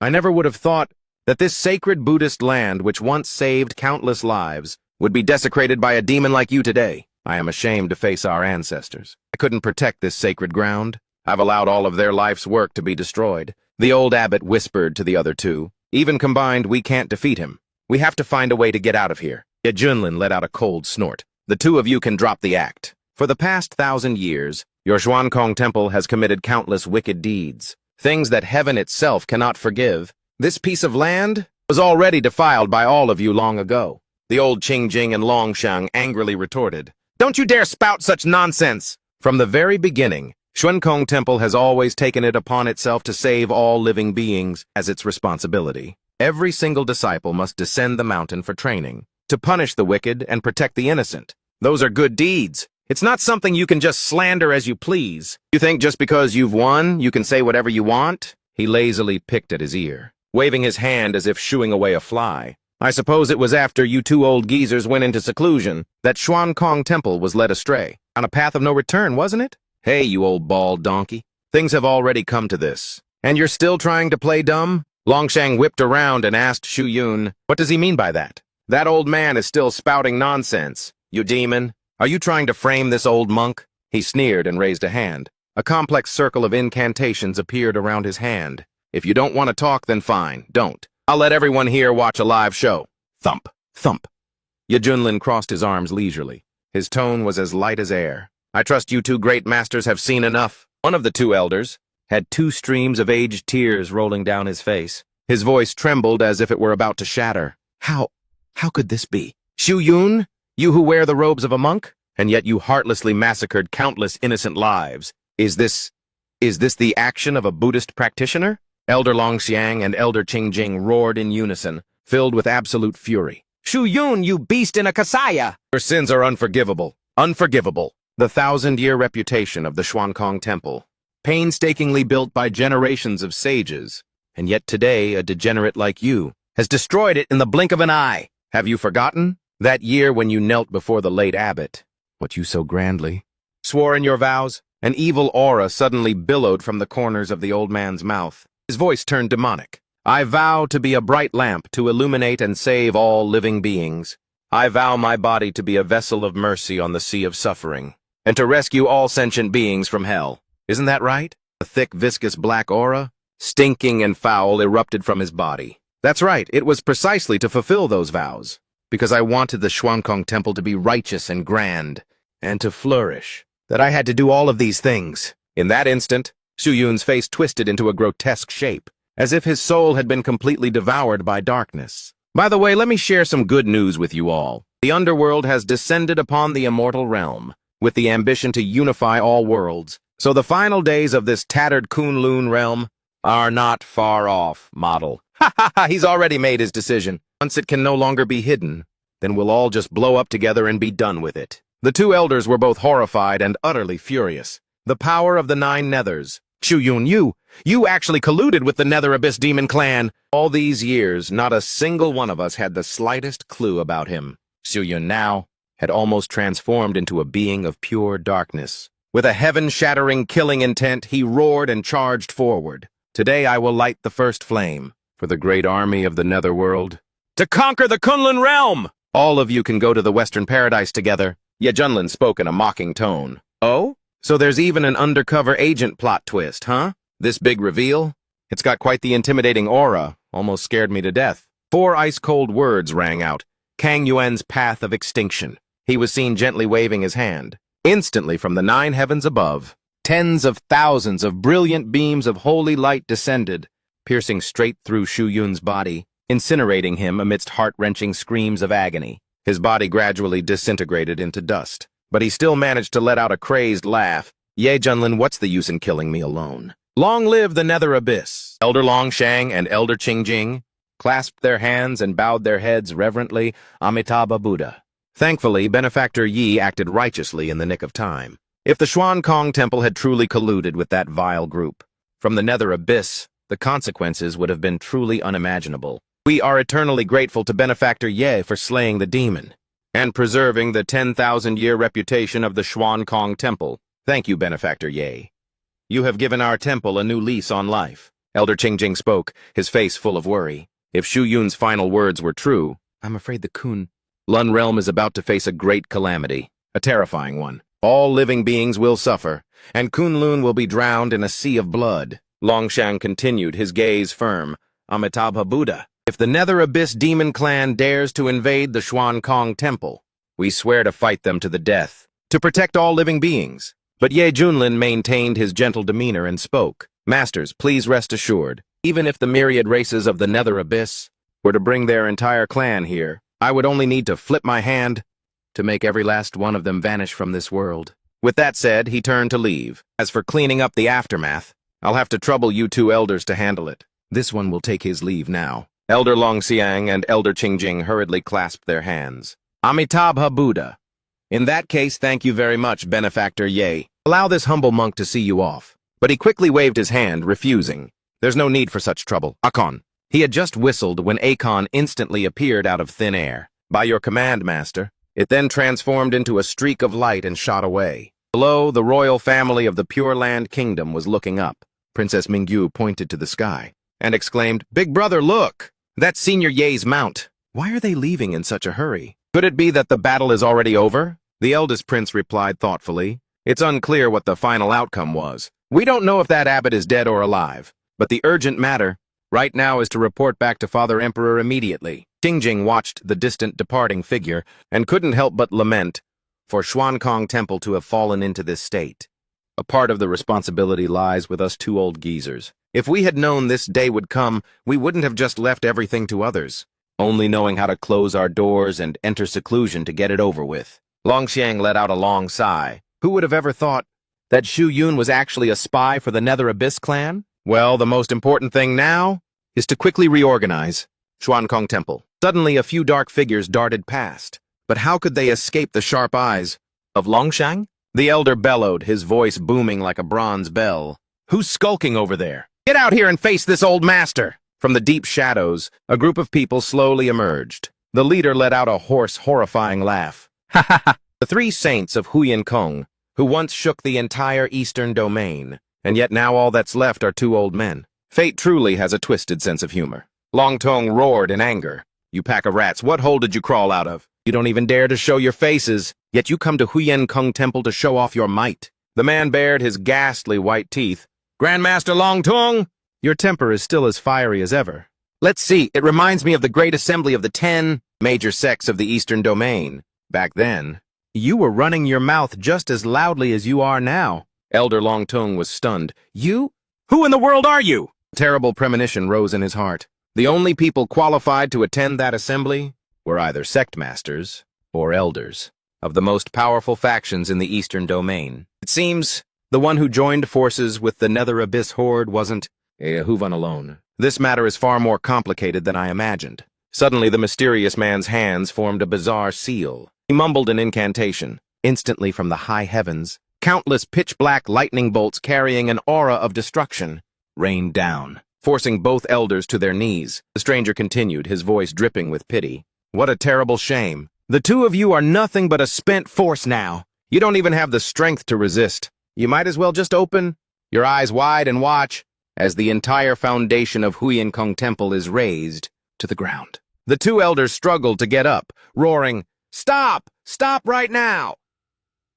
Model. But before the words could even finish, those deadly bolts of lightning had already struck down upon the main hall of Xuan Kong Temple and the monks below, causing all of them in an instant to have their souls utterly annihilated. Rivers of blood flowed. Long Sheng and Elder Qing Jing trembled all over, unable to stand steady. Who are you? Why would you do this? Could it be that Shu Yun has offended you in some way? He burst into maniacal laughter. Offended me? No, of course not. In fact, we were even close allies. If you must blame someone, blame that mouth of Shu Yun's who couldn't keep it shut. He single-handedly flipped the entire game board that Ming Yuan had so painstakingly set up. So now I'll have to trouble you two great masters to keep this secret and remain silent forever. Both of them were utterly horrified. Allies?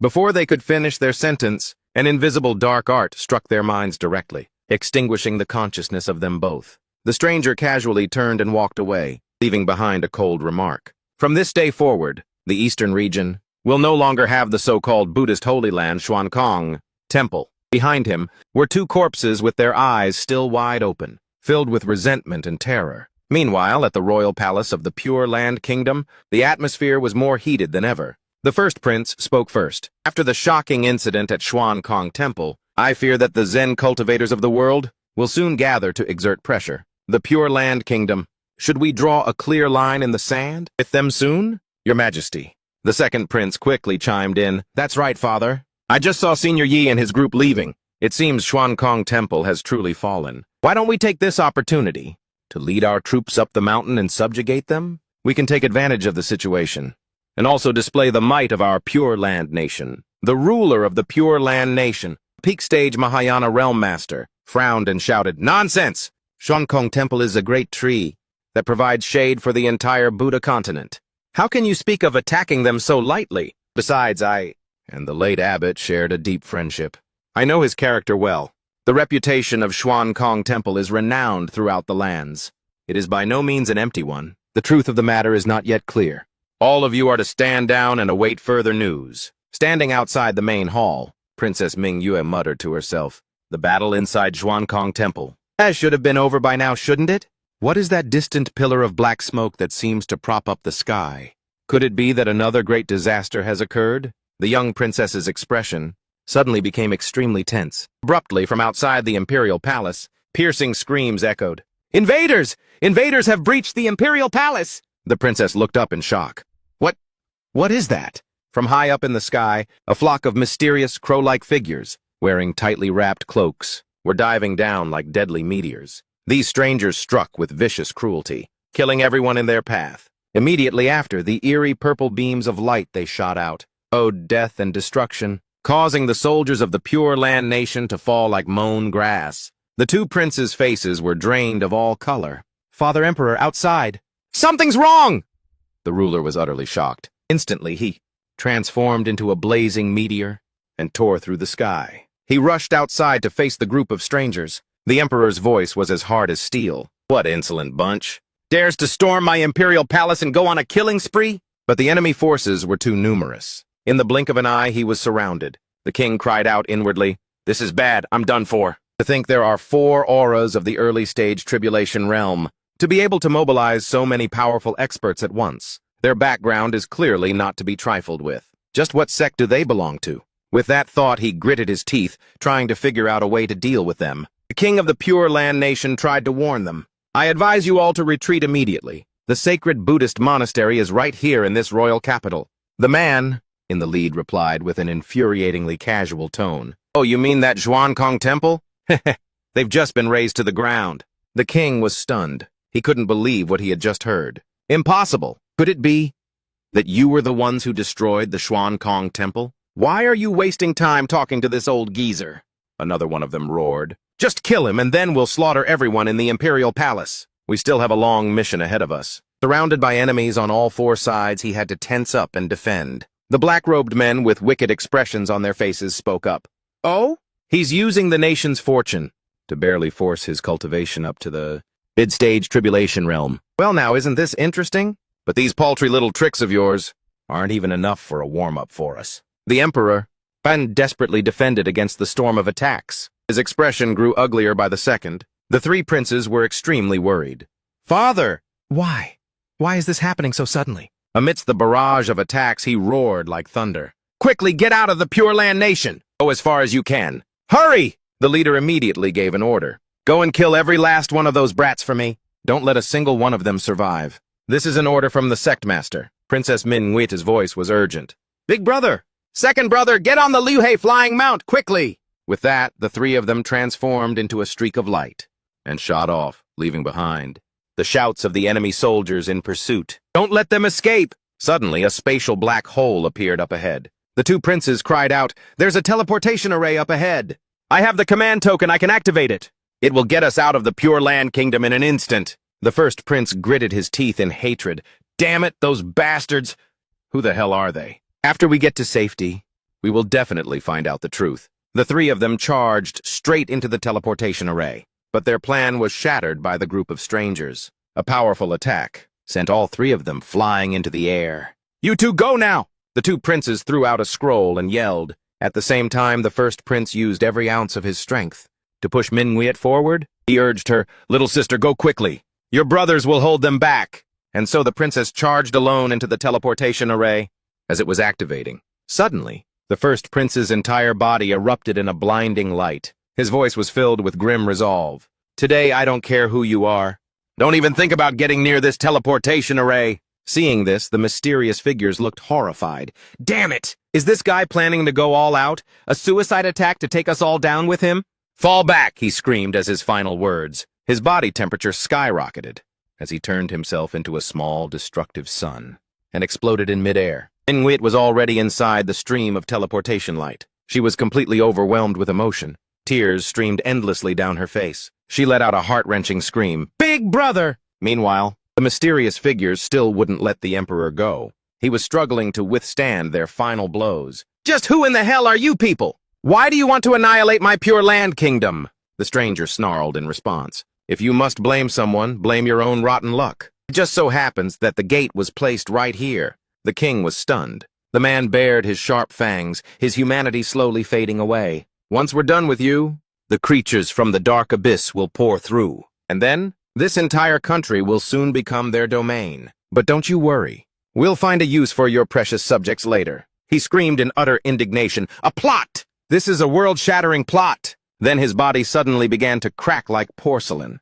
and shattered into 1,000 fragments. Right where he fell, a gloomy path shrouded in mist and bone appeared. In the deepest part of the Pure Land Kingdom's royal palace, a stargate, a deep, pitch-black vortex was slowly opening. From within, some kind of creature stepped out from the darkest of nightmares. It had razor-sharp fangs and claws and an aura of deadly mystery. 4 months passed in the blink of an eye. Aboard a luxurious magical vessel soaring through the clouds and wind, the atmosphere was no different.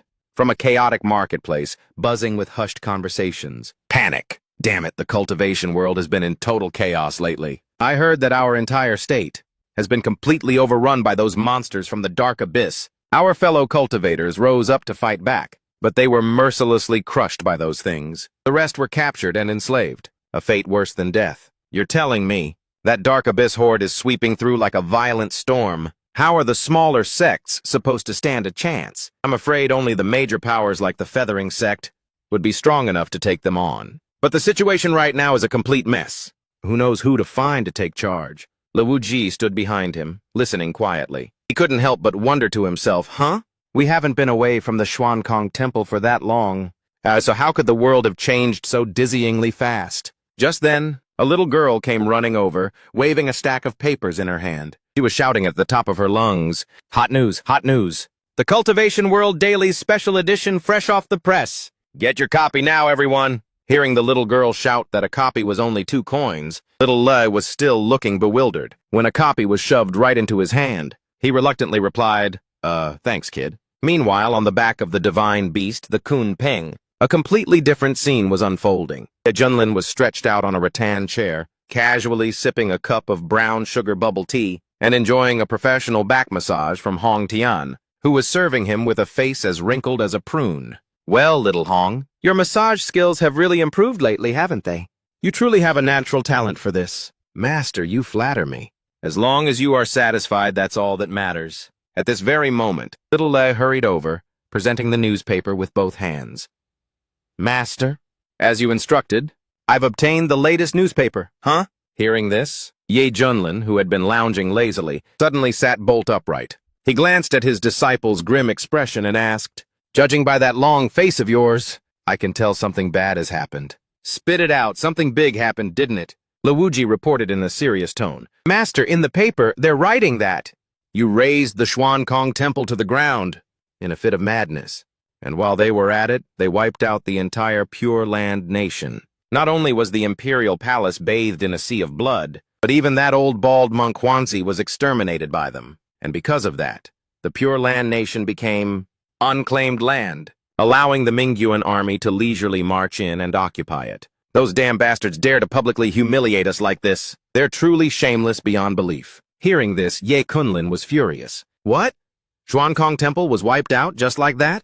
Xiao Li was stunned. Could it be the work of the Mingyuan clan? Ye Kunlin shook his head. Even if they did it, they wouldn't be stupid enough to expose their own dirty laundry. And they certainly wouldn't have the time to spread such pointless rumors. The human race must have had a hand in this, considering that Abbot, Xuankong already had ties with the Mingyuan. It's not out of the question that the other major sects in the eastern region have also secretly joined forces with those demons, he pondered grimly. We had just left, and then Xuankong Temple and the Pure Land Nation met with disaster, creating an opportunity that couldn't be more perfect for the Mingyuan to occupy the land. It seems the mastermind had a perfect plan laid out long ago, and I was merely a pawn, sacrificed on someone else's chessboard, and nothing more. Liu Ji hurriedly asked his master, "Could it be that their conspiracy is related to that gate?" Ye Kunlin's expression hardened. "Exactly. Everything revolves around opening the Stargate. I suspect the Emperor of the Pure Land Nation also possessed a Stargate.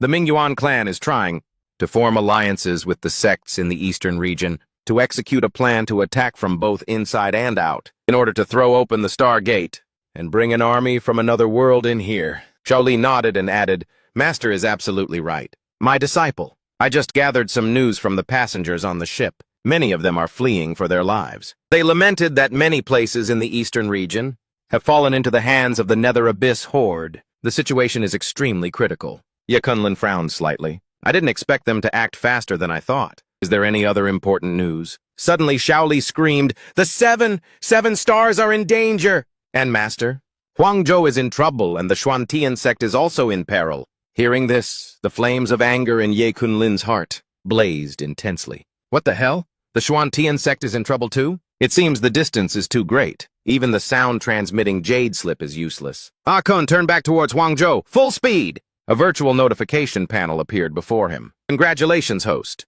You have randomly triggered the check-in mission.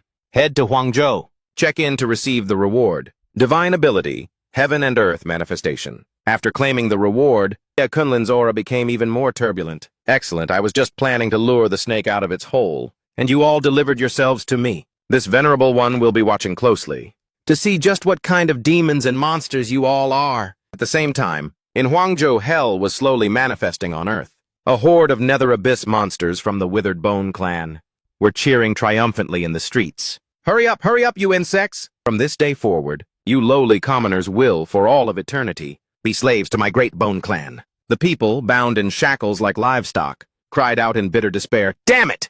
These bastards from the nether abyss bone clan are treating us worse than animals! And yet, there's nothing I can do. Is my Huangzhou going to be like this forever? Shrouded in darkness. So what? Back in the day, Senior Ye's power shook the world. It made all the major powers in the eastern region not dare to look down on us. Those glorious days of victory. It wasn't that long ago. How did it come to this? Now even the Xuantian sect is facing a great disaster. I'm afraid that even if Senior Yi were to return, it would be difficult to turn the tides. Inside a tavern, a panicked shout rang out, "Danger! It's them again, the withered Bone Clan. They're up to their tricks again. They're publicly executing cultivators who resisted them out on the street. This time it's actually Fairy Zhao of the Xuantian sect." Hearing this, the crowd frantically rushed outside. "What? Hurry, let's go see what's happening!" In the middle of the square, little Zhao was bound tightly by demonic iron chains. Her delicate body looked so pitiful, a sorrowful sigh was heard. To think that even Fairy Zhao of the Xuantian sect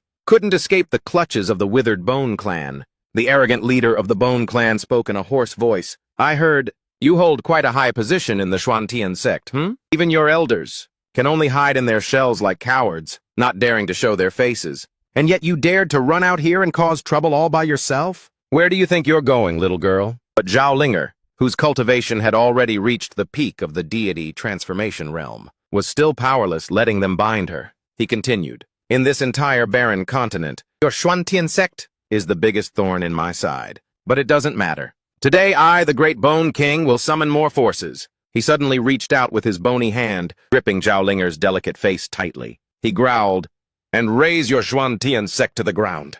Then slaughter every last person inside!" Even though she was in grave danger, little Zhao refused to submit. She shouted back, "If you dare, just wait until Sect Master Ye of our Xuantian sect returns from his travels. When he comes back, he will definitely wipe out your entire wretched bone tribe." He snorted coldly, his expression full of contempt. "Ye Junlin, is it? That so-called white-haired god of slaughter? I think he's just a man with an empty reputation. He doesn't dare to come back. He's probably so scared shitless that he's already run off to hide like a stray dog. Where would he find the energy to get revenge for you lot?" With that, he burst into a gleeful laugh. Ouyang Feng, the sect master of Banshan sect, spoke softly, reminding those around him, "Everyone, don't act rashly. The difference in our strength is too great. Even if we charge forward recklessly, we'd just be throwing our lives away for nothing." The Bone Tribe leader began to gather his energy, preparing to unleash a fatal blow. "Let me see if your body is as tough as your mouth." As soon as he finished speaking, countless sharp bone spikes pierced straight into Zhao Linger's body, carrying the dark energy of the Bone Tribe. Ouyang Feng could only shut his eyes in helplessness. "I'm sorry, Senior, yet this old man is truly powerless to help." The Banshan sect once tried to stop this horde from the Bone Tribe, but the result was that more than half of us were killed or wounded. The remaining disciples had no choice but to leave the sect, to save their own lives. This old man doesn't want to witness any more meaningless deaths. The leader glared, looking annoyed. "Why is it so quiet?" There are no tragic screams, no agonizing pleas for mercy. How am I supposed to achieve the effect of intimidating you humans? Ouyang Feng cried out in his heart, half in pity, half in prayer. "Such a tenacious woman. Senior Ye, the barren continent needs you." The leader roared in fury. Fine then.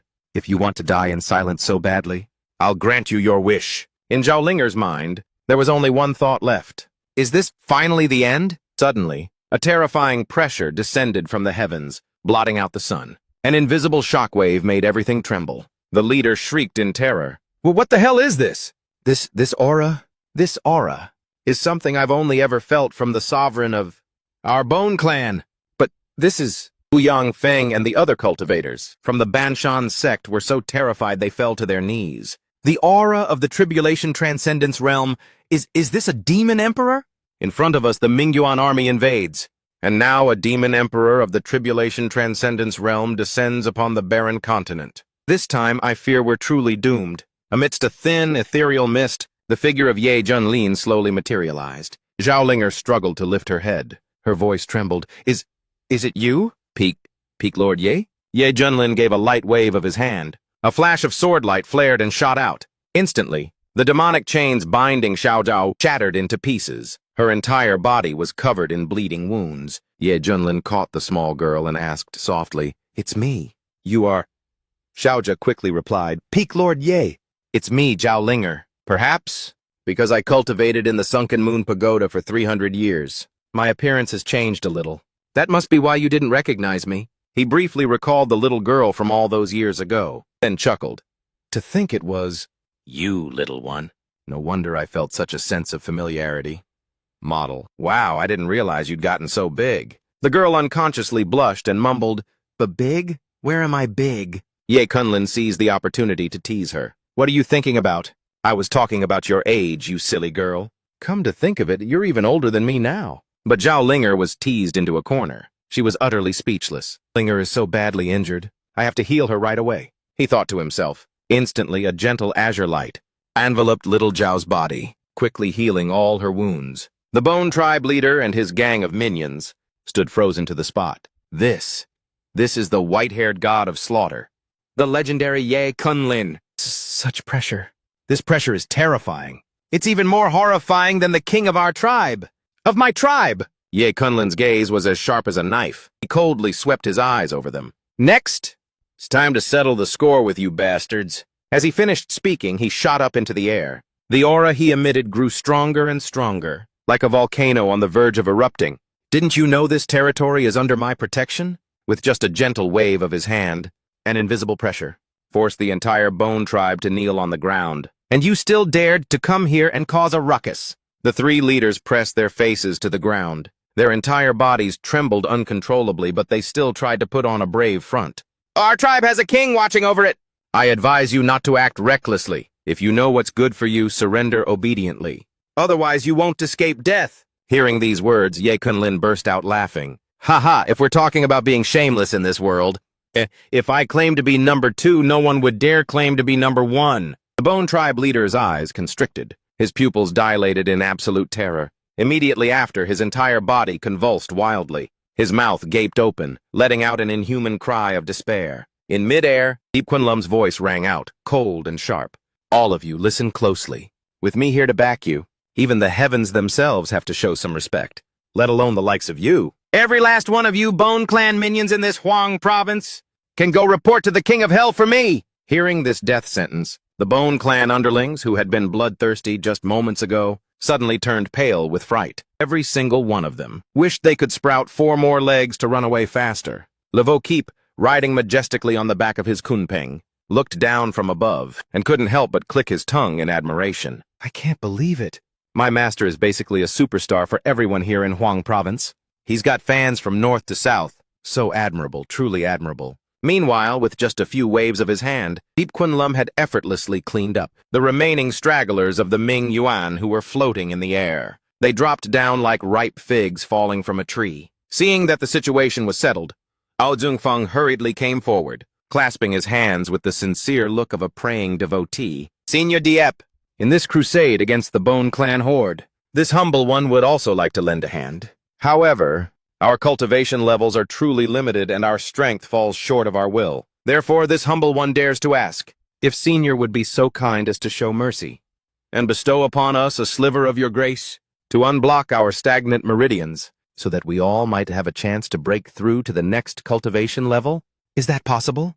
Trio Lin Yi quickly added. Her eyes sparkled with anticipation. "That's right, Peak Lord Diep!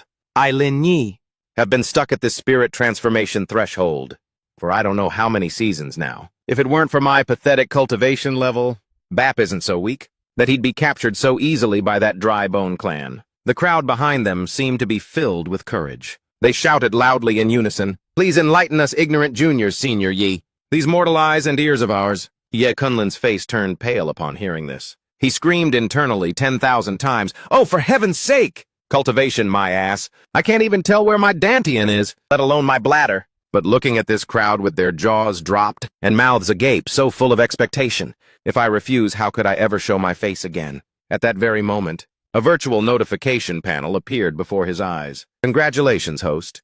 You have arrived at the Huangzhou check-in location. Do you want to claim your reward now?" Ye Kunlin almost coughed up blood. He growled in his mind. "System, where the hell did you learn to stall for time like this? I set foot in Huangzhou ages ago and you've been completely silent. Is your connection lagging or what?" Now I'm stuck between a rock and a hard place, unable to advance or retreat. What are you going to do about it? I just accidentally fell asleep for a little bit. The system replied in a completely nonchalant tone. Please calm down, dear host. As long as you accept this check-in reward, this system will immediately activate an additional function. Spoken words become truth. It will help you handle this current, awkward situation. Consider this a small gift, a little compensation for the network issue. That just happened, okay? Hearing this, Kunlun finally calmed down a bit. He reluctantly nodded. Fine. Check in. Congratulations, host, for completing the check-in mission. This time's reward is the Great Divine Art, Heaven and Earth Dharma form. It allows the user to transform into a giant, literally, a super-duper massive giant, and their power will skyrocket accordingly. Model. A Speak the Truth function has been activated. Effective duration, 2 minutes. Every word the host speaks will be blessed by the Tao. It has the miraculous effect of helping listeners achieve sudden enlightenment. Junlin felt a strange sensation. What the hell is this? Is it forcing me to put on a one-man show? Does this mean I can just spout a bunch of nonsense? And they'll all just automatically get enlightened or something? Correct. The host just needs to go with the flow and speak. And so Junlin slowly flew up into the air. He hovered like a god, then cleared his throat. Ahem, ahem. Everyone listen closely. The so-called cultivation, fundamentally, has no such thing as a bottleneck. When it's time for a breakthrough, you will naturally break through. It's as simple as that. As for the deeper Taoist principles and mentality, he furrowed his brows slightly, putting on a profound and unfathomable expression. This is as much as I can explain. Those who get it will get it. As for those who don't, well, I can't help you either. Anyone who understands, give me a round of applause. After hearing this metaphysical speech, the crowd of cultivators below had their eyes wide, and their jaws dropped, their brains temporarily hanging up an out-of-service sign. The space fell dead silent without a single sound.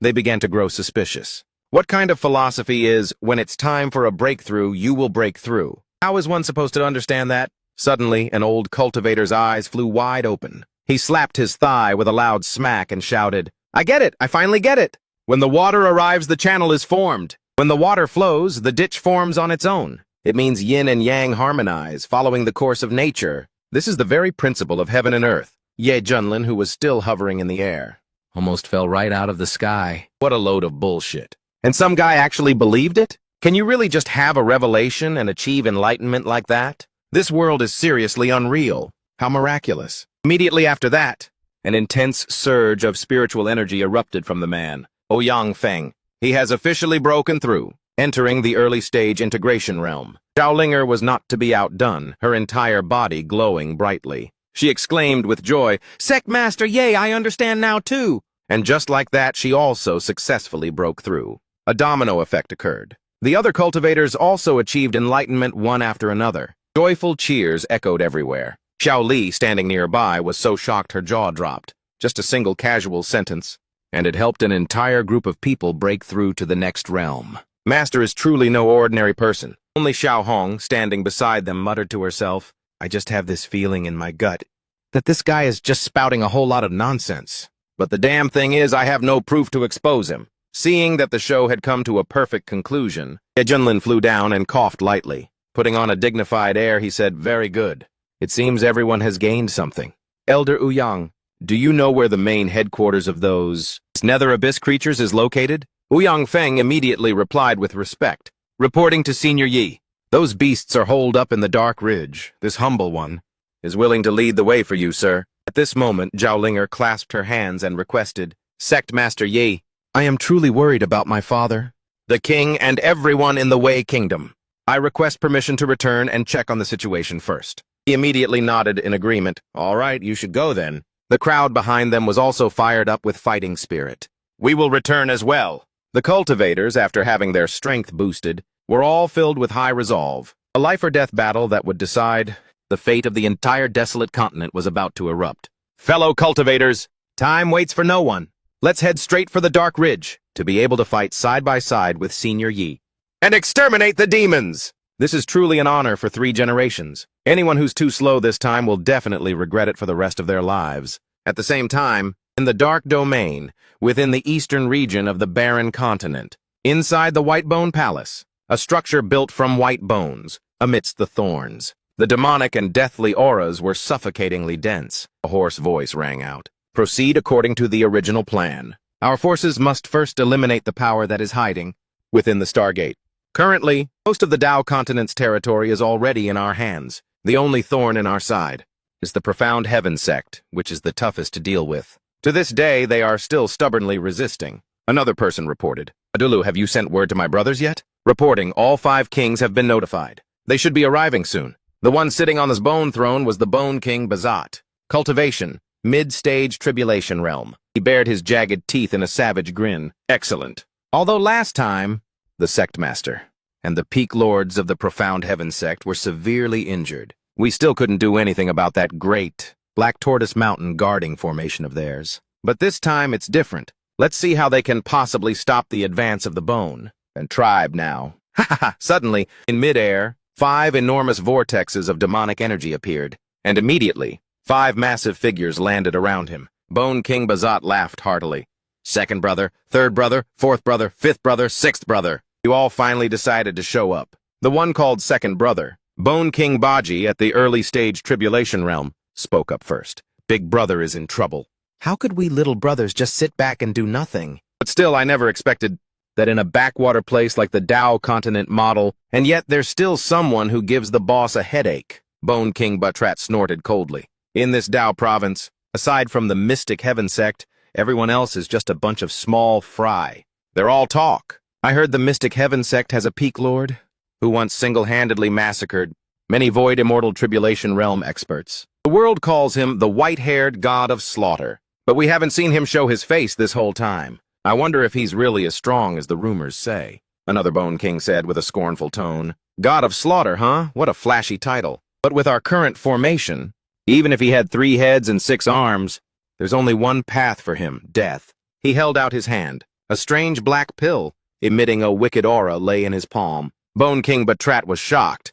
Second brother, this thing, could it be the Nether Abyss pill bestowed by the Lord Emissary? The second brother gave a cunning smile. Exactly. We each have one. Combined with the Bone Clan's secret art, I'm afraid no one below the true immortal realm will be our match. Another one chimed in excitedly. Excellent, excellent! Let's move out, brothers, and raise the mystic heaven sect to the ground! Before he could even finish his sentence, the foundation of the White Bone Palace suddenly began to shake violently. Giant boulders rumbled, crashing down like falling meteors. A subordinate ran in, panicked and out of breath. His face was drained of all color. My king, this is a disaster! Someone from the human race is attacking us right at our doorstep! Not giving them a moment to compose themselves, the entire headquarters shook violently. Several Nether Abyss soldiers were hit by a terrifying wave of power and sent flying backwards, their bodies shattered as they screamed in agony. The Bone King hurriedly roared, "Don't panic! Quickly get into formation and unleash the Bone Demon Dharma body."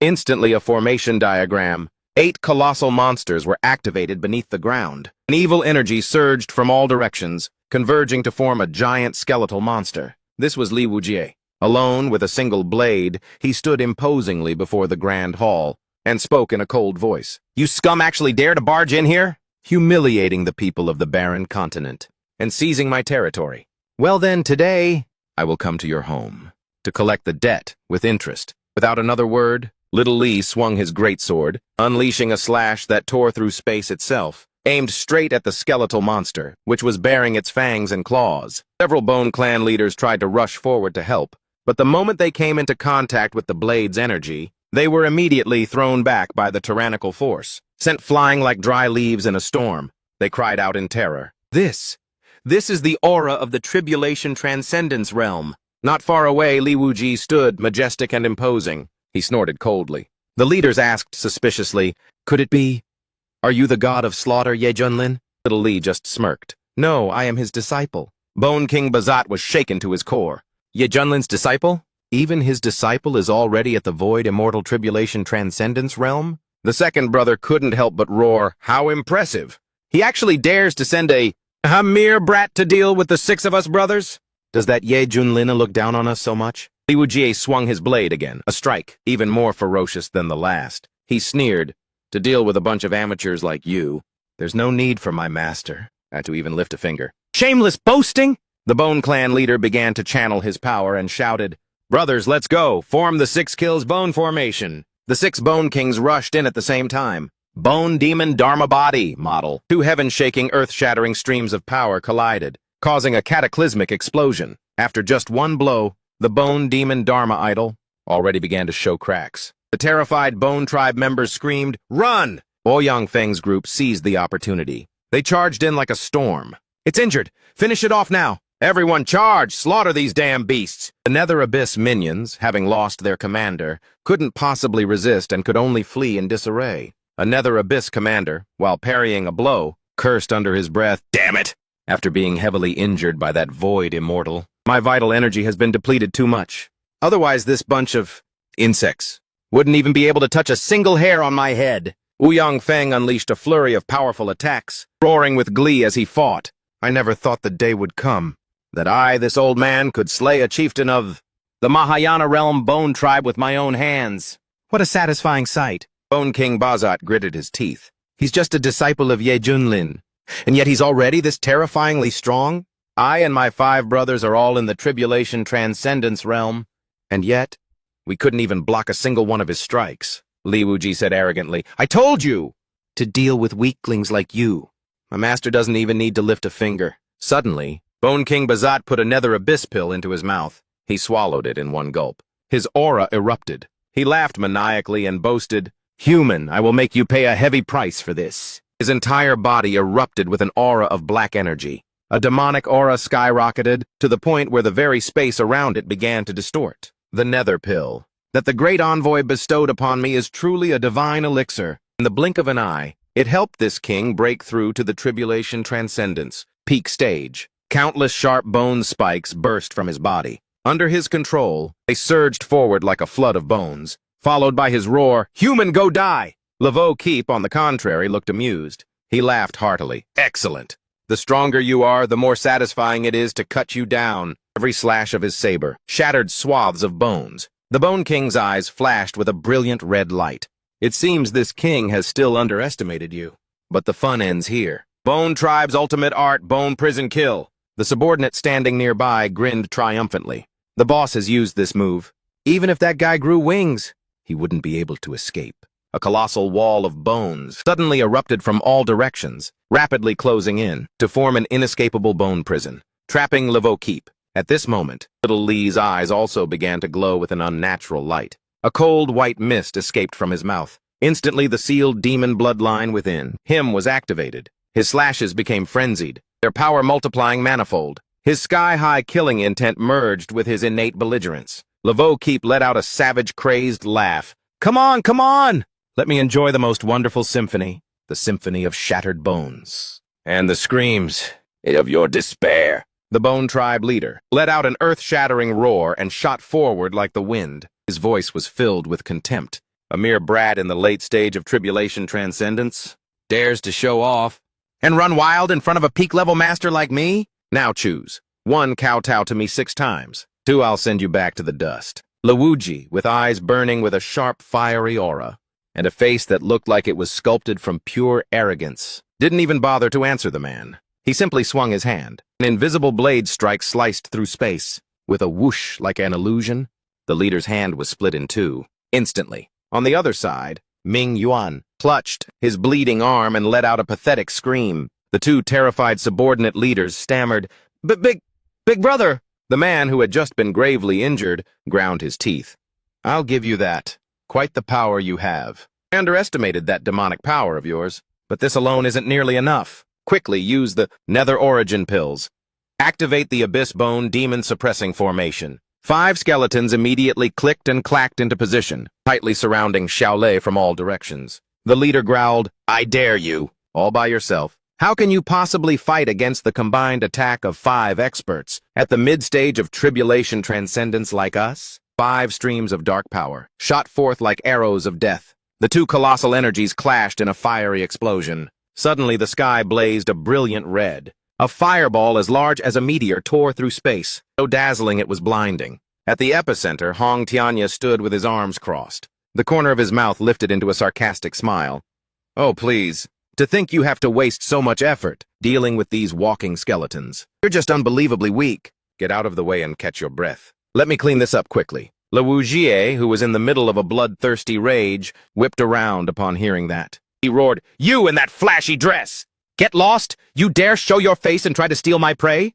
I'll cut you down too, right now!" Just as the Bone Clan leader was regaining his composure, his heart sank in terror. Another one. Another monster, and at the peak of the tribulation transcendent stage, no less. Just who in the world is this Ye Junlin guy? Meanwhile, Xiao Hong looked as if he'd been struck by lightning. He was so shocked and furious that his face turned beet red. "What, did you just call me?" Xiaolei replied smugly, enunciating every single word. "I called you." "And the guy in the red dress got a problem with that? Then let's go, one-on-one. Let's see which is stronger, your flames or my blade." Hong Tianyi's expression darkened so much it looked like a storm cloud. "Good, very good. Has going berserk completely addled your brain? How dare you be so insolent to your senior brother? You have no respect for anything. Today I will act on our master's behalf, and get rid of a traitor like you." The moment he finished speaking, the true flames of the blazing phoenix erupted violently behind him. It was followed by a blazing red palm strike, the crimson wind scorching flame. Both of them, with egos as vast as the heavens, charged at each other, beginning an earth-shattering life-or-death battle. They completely ignored the Bone Clan members standing nearby, who got a chance to laugh their heads off. "That Ye Junlin guy isn't even paying attention to us. He's even letting his own disciples kill each other. What a bunch of supremely arrogant fools." Gong Kankyu was on pins and needles, and with tears welling in her eyes, she frantically tried to stop them. "Stop, please, just stop! Everyone, please don't fight anymore, I'm begging you!" Ye Junlin could only sigh wearily and mutter, as if to himself, "I clearly intended for the two of them to just practice and solidify their cultivation realms a little.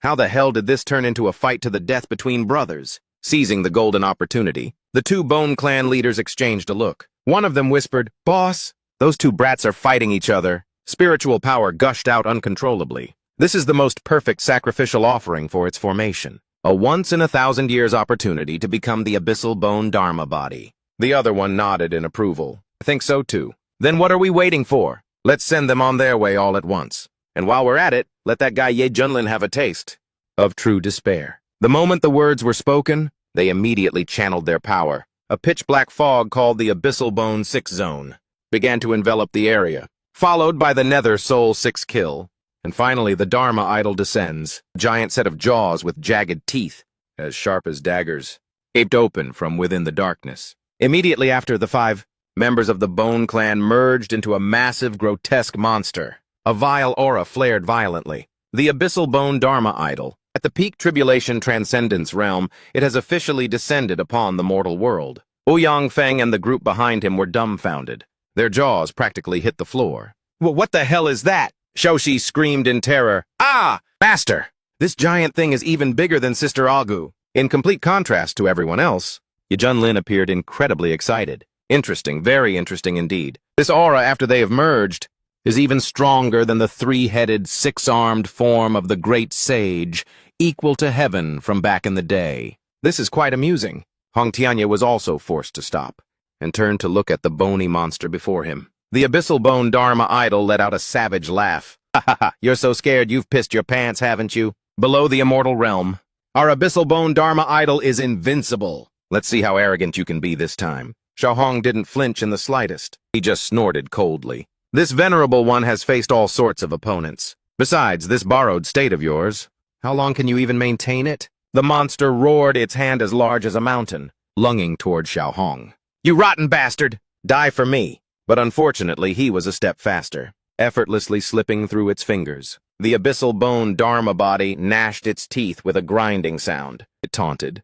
"Pretty quick on your feet, aren't you? Then how about this one?" It attacked once again, and Xiao Hong still dodged with ease. Enraged, it went berserk. It slammed its hands on the ground repeatedly like swatting a fly. No matter how fast you fly, you can't escape your fate of being squashed flat by me. "Where do you think you're going, you little fly?" Humiliated, Hong Tianyi let out an insolent roar and unleashed a crimson wind, raging flame palm in retaliation. Indignation seethed within him. I, the Great One, was once a true immortal, one who stood at the very pinnacle, looking down upon the teeming masses of mortals. And yet now I'm being insulted by some low-class dark creature who called me a fly. The blazing flame and the stream of dark energy clashed violently in midair. But it wasn't long before his flame was gradually swallowed by the darkness. The Dharma body said arrogantly, Heh, that's pretty warm. I suppose you have some skill after all? Xiao Hong was stunned, unable to believe his eyes. What? Seizing the opportunity, the monster unleashed a fatal punch.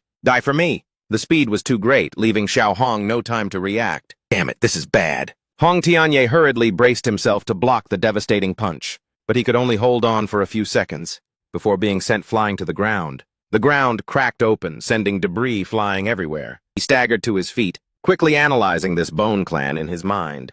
They're born with an incredibly powerful defense, relying solely on their tough bone armor. I'm sure that's enough to withstand most types of damage. If my cultivation level hadn't dropped by several major realms, I would have burned this pile of broken bones to ashes long ago. At this moment, Luwuji seemed to have sobered up from his demonic frenzy. The young man dazedly waved his hand. Huh? Senior Brother Hong? Wow, what a coincidence. You're here too? Xiao Hong turned around, his eyes blazing as he enunciated every word. It seems you're awake now, aren't you? Do you remember what you said just now? Xiao Le chuckled sheepishly, scratching his head. Hee, what did I say? After your junior brother goes into a frenzy, I don't even recognize my own family. I even forget my own name, so I must have been spouting some nonsense. Senior brother, you're a man of great magnanimity. Please don't take it to heart, don't hold a grudge, okay? But deep down, he was screaming. It's over, I'm so screwed, this damn bloodline. I think I just stepped right on senior brother's biggest taboo. Of senior brother. Is it too late to run for it now? Suddenly, Xiao Lei's eyes widened as he looked at the monster, his face turning pale. Holy crap! What is this? Why is this skeleton so terrifyingly huge? Could it be? Just now, senior brother was fighting this monster? Xiao Hong cleared his throat, trying to appear calm and dismissive. Fighting? What fighting? I was merely testing to see how much it weighed. It's just a pile of dry bones, what's there to worry about? Luwuji immediately started to flatter him. As expected. Senior brother is divinely powerful. You must have dealt with it beautifully. Hearing this, Xiao Hong became even more furious. Luwuji, shut your mouth for me right now. Otherwise, I really wouldn't mind helping Master cleanse the sect. Suddenly, Xiaoxi shouted, This is bad! That monster is heading towards Master. It's going to attack him. The Dharma form of Min Uyen burst into an arrogant laugh. You've finally realized it, haven't you? Who the real tough nut to crack is. Very good. The defensive power of this giant skeleton is unbeatable among those at the same level, and its strength is a rarity in this world. Old Sixth Yi, just you watch closely. Let's see if you can still pretend to be so high and mighty this time. Xiaoxi and Xiaohei hugged each other tightly, crying out in fear. Master, it's coming over here. It's so scary. The Dharma form's voice boomed with power. Enough! Ye Junlin, you are so arrogant. You're so confident that you think just 2 of your disciples can suppress us? Now it's your turn to pay the price. In contrast, he just replied calmly, I know you're in a hurry. But for now, how about you don't be in such a rush? With that, he turned around and broke into an incredibly cheerful and carefree dance. The leaders inside the monster were stunned, and then their blood began to boil with rage. What is the meaning of this? Boss, he's humiliating us. He's treating us like a bunch of circus monkeys. Suddenly, the dance stopped. His eyes blazed blood red. You think you're really something special right now, don't you? That you can actually put up a fight? Min Uyen let out a cold snort. My body stands between heaven and earth. With a flip of my hand, I can blot out the sun and moon. In my eyes, you are nothing more than a speck of dust. His body began to transform, swelling to a colossal size. His voice was filled with contempt. A speck of dust, you say? You'd better remember this arrogant posture of yours well, because I'm waiting for you to kneel and sing me a song of your defeat. He smirked. It's just a hastily patched-together skeleton, and you still dare to brag about holding up the sky? Allow me to show you what it truly means to stand between heaven and earth. Heaven and earth transformation. A towering figure appeared, its terrifying aura blanketing everything in existence. He looked down. His voice boomed like rolling thunder. Well, do I still seem small to you now? The Nether Abyss Bone Clan tried to put on a brave face. Size doesn't determine strength. You think just because you're big, you can compare to the Abyss Bone. Dharma body of mine? The moment it finished speaking, it roared and charged forward, throwing a world-shaking punch. The eyes of the heaven and earth transformation glowed brightly. No wonder you're from the Bone Clan. Your mouth is as tough as your bones. Using just one hand, he effortlessly stopped its punch. His stance was as solid as a mountain. Immediately after, he launched a counterattack, as fast as lightning tearing through space itself. The Nether Abyss creature winced in pain. So fast. Inside its colossal body, the panicked voices of its leaders echoed. Boss, This guy blocked our attack like it was nothing. Any harder and my joints would have been dislocated. The Bone King growled. I never expected his physical body to be this strong. But if he's just relying on brute strength, he doesn't stand a chance of defeating our Dharma body. The dark aura erupting from its body grew even more intense. After all, this is a heaven-reaching idol. It was condensed from the power of 1,000,000 lost souls from the nether abyss. An ordinary cultivator at the peak of the tribulation stage is absolutely no match for this. Yet Junlin's colossal form finally spoke, giving a command. Xiao Li, Xiao Hong, both of you watch closely. I, your master, will personally instruct you. This one time only. Laveau Keep was practically buzzing with excitement. I finally get to see it with my own eyes. Master's invincible presence. In contrast, Hong Thien Deep just pouted, muttering jealously, he gets to show off again. The avatar of Min Uyen roared once more, its killing intent piercing the heavens. It lunged at Deep Quan Lum. Wipe that smug look off your face! He didn't even flinch. On the contrary, he replied with a calm swagger. Today I am not Diep Quan Lum. You can call me Yip Wen, Master Yip. The enraged Min Uyen unleashed a furious barrage of punches.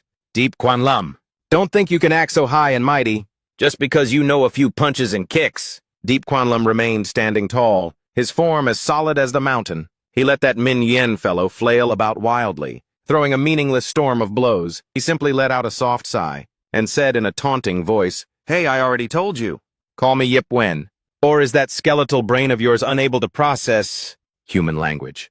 Then again, you're not exactly human, are you? Min Uyen was so furious his guts twisted, a growl rumbling deep in his throat. Why? Why was it that all of his earth-shattering punches couldn't even touch a single hair on this man's head? He wasn't even bothering to dodge, let alone fight back. It was crystal clear. He was treating us like a bunch of circus monkeys. Not letting the creature guess any longer, Deep Quan Lum suddenly adopted a stance. His expression turned serious as he shouted, My disciples, open your eyes and watch this closely. The moment he finished speaking, a wave of immense force erupted from the palm of his hand. Boundless and majestic, it was like an invisible sphere that slammed straight into Min Uyen, launching him 100 miles into the distance. He plummeted headfirst like a stray meteor. With a dismissive wave of his hand, he concluded that the martial arts of this world are in decline, utterly stagnant. This guy is way too green. That general of the bone race was defeated in the most pathetic way imaginable. His colossal body, like a moving mountain of bone, came crashing down. It dragged countless subordinates down with it, crushing them like rice crackers. Agonized screams echoed endlessly. He ground his teeth and groaned. It hurts! It hurts so much, this old body is going to die, big bro! That Ye Junlin guy isn't just outrageously arrogant. He even turned me and the brothers into living punching bags. For his disciples! This is a humiliation I simply cannot swallow. We carry the great responsibility of the underworld race. Coming to this godforsaken wasteland, how could we possibly be defeated? At the hands of some insignificant human? If we don't find that damn Stargate, how can we possibly show our faces when we report back? Hearing his subordinates whining, the Bone King suddenly erupted in a towering rage. His entire body abruptly emitted a ghastly aura, one of darkness and death. Ye Junlin, you brought this upon yourself! He roared 4 words, 6 bones, 1 heart, abyssal bone sacrifice, uttered like a curse. In the next instant, a tornado of death formed. Inside it were thousands of ghastly white skulls, spinning around, shrieking mournful sounds in a frenzy. All of them were aimed straight at their enemy, their one sworn mortal enemy. Master, be careful! Xiao Li let out a heart-wrenching scream. But unexpectedly, faced with that horrifying scene, Ye Junlin merely curled his lip into a smirk. He charged straight into the eye of the dark vortex, like a moth drawn to a flame. He didn't even forget to offer his critique. What a flashy, over-the-top performance. With more openings than there are stars in the sky. Just as the distance between them closed to its absolute limit, the sharp, powerful names of his martial techniques rang out. Wing Chun, Inch Fist, Meridian Sever, an invisible force of energy pierced through all defenses. The bone armor, as hard as steel, which the Bone Clan had always taken pride in, suddenly shattered like cheap pottery. The Bone King only had time to let out a single scream. 7 inhuman blades of nothingness. Immediately after, his entire body exploded in midair. His soul and spirit dissipated along with it, vanishing into the void. Amidst the scattered, falling bone fragments, only the final, fading death rattle echoed. Nether Clan, Jingate, our mission has failed. Ye Junlin just stood there. His hands were clasped behind his back,